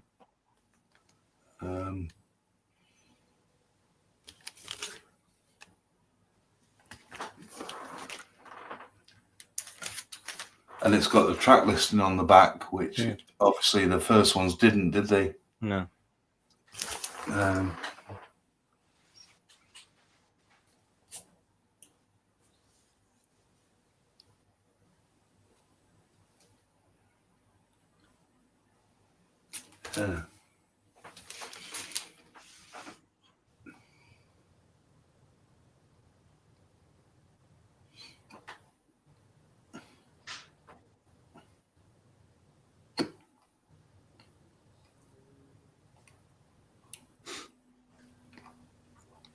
Harold, I saw the Aloha from Hawaii on April the 4th.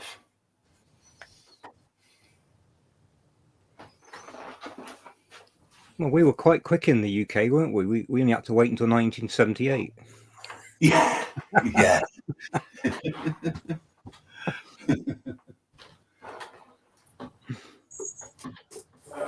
Okay.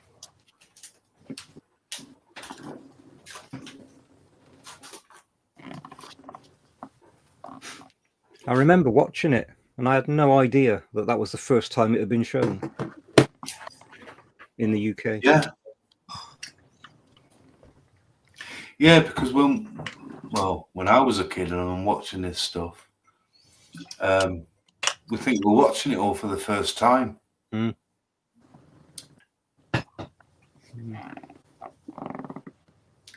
soon as you get older, you start piecing everything together and putting it in proper order. Are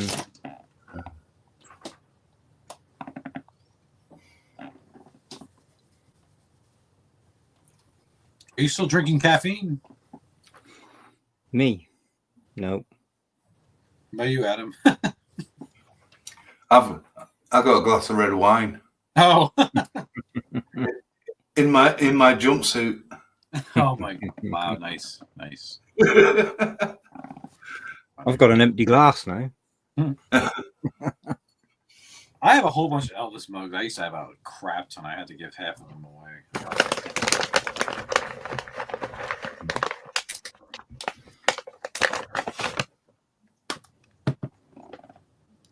Yeah, I'm probably gonna dip out of here in 10 minutes because I gotta go pick up my girlfriend again. Yeah. From her thing, but I can't come back because I gotta go to bed and go to work. Yeah. I think probably 9 hours is probably a good time to stop. We're going to leave something on the table for next time. That's it, yeah. We have to start earlier in the day. Yeah. 1 a.m. Yeah. So what time was it there when you guys started? Like 6. It was 6. Oh, wow. Yeah. And it's nearly 3 a.m. Oh my goodness.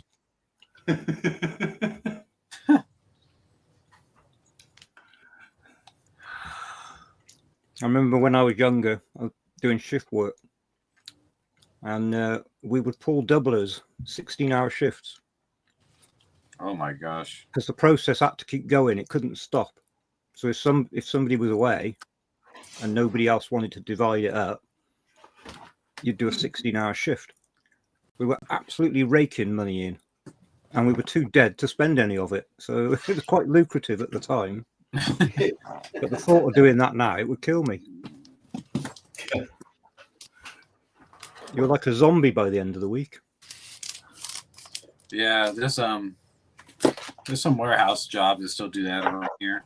Like so, well, not 16 hours, maybe like 12-hour days. It's like those are backbreaking. The trap was the company we work for paid very well. So you just thought of the money. Yeah. Yeah, usually jobs like that pay good, like especially warehouse jobs. But man, you don't have a life. Like you maybe work 4, 10, or 12-hour days. Spend the other 3 days trying to recover from it. I knew a person that did that. I'm like, how do you do it? My record was 22 straight days without a day off. Oh my God. I think you're both. Oh, yeah, I think I had about 2 weeks without a day off one time. I think it was about 2 weeks. Usually we have somebody fill in for us when we're not there. Or if one of us are on vacation, they'll help the other manager.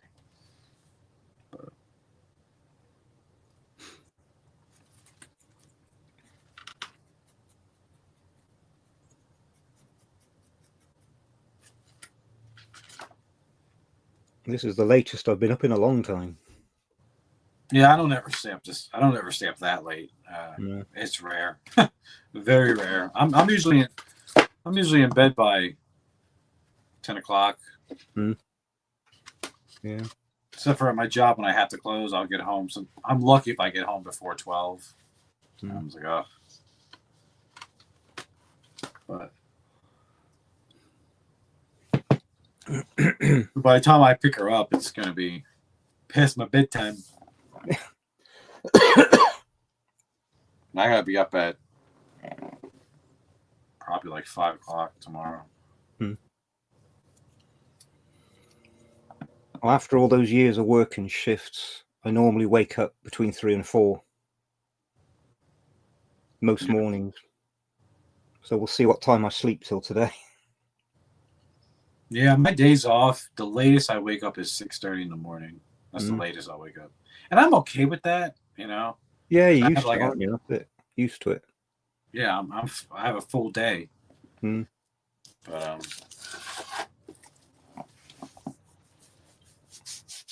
I can do whatever. Well, we still got 15 people watching. They're like these guys are insane. How many of them are asleep? I know, right? Yeah, there it is.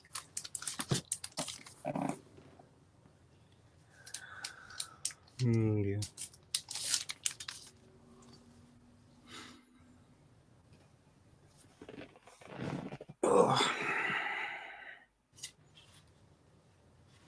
I'll have to go down and see what the cat's up to.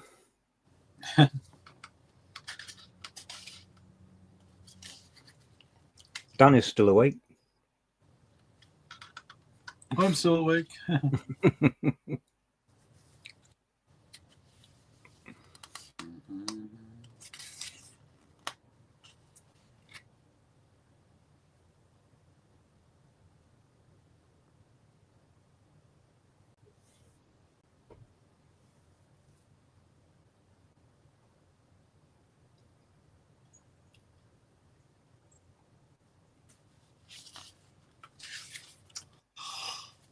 So it's same time again next year. This is obviously going to become an annual event. Oh my gosh. I thought we at least saved this length till this for the 50th.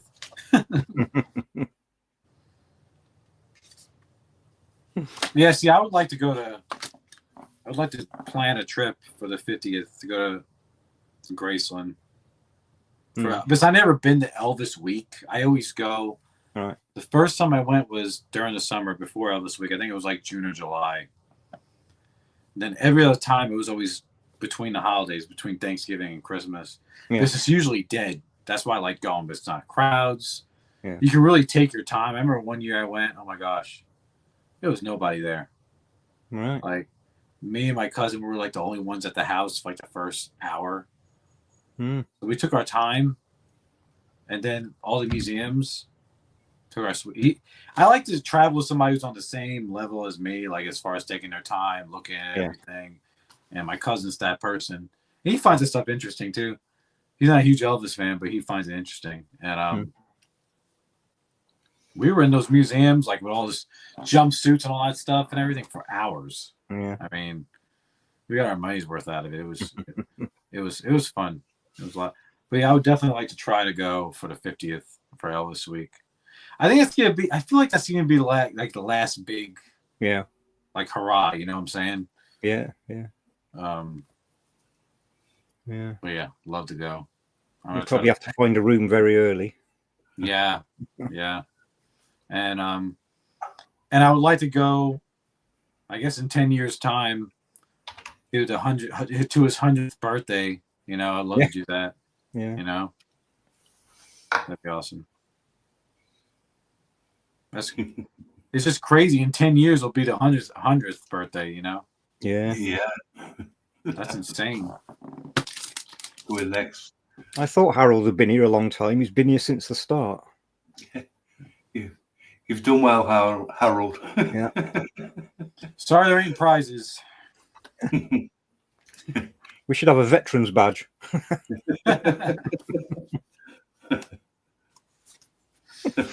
Oh, thanks, Steve. We've overtaken the Nashville Marathon. We're only getting warmed up for Steve for one of his big lives. I've already been asked when you're going to do your next live. Oh God, I've got to get over this one.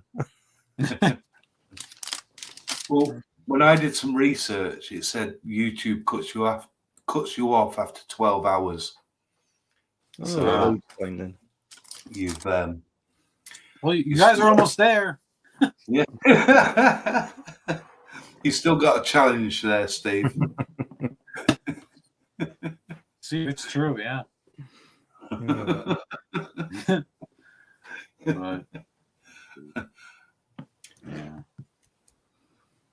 yeah, but I'm gonna go ahead and head out. So. Yep, we're over the 9-hour mark now. So. Yeah, we've made it through 9. Well, it's been brilliant having us on, the three of us. Yeah. Yeah. But all right, guys. Well, it's been fun. Yeah. All right. Yeah, popping in and out of here all day. Yeah. And thank you to everyone that came. Yeah. And shared this day. Yeah. Yes, sir. All right. Well, good night, y'all. Thanks, Em. All right. Bye. Yeah. Cheers, Johnny. Everybody go to bed.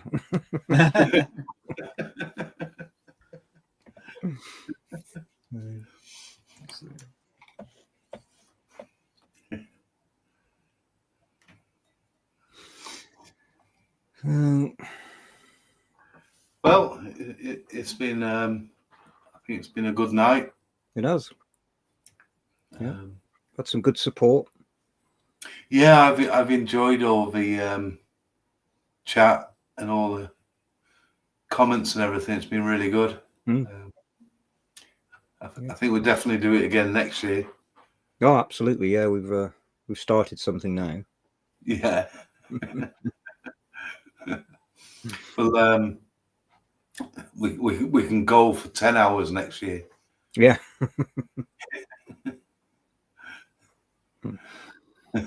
Yeah. Yeah. So, good night, good morning, good afternoon, whatever it is where you are. Yeah, and thanks to everyone who's dropped in through the night. It's been fun. We'll maybe see you on the next video. Definitely. All right. Bye then. Thanks, everyone. Cheers. Bye. Bye.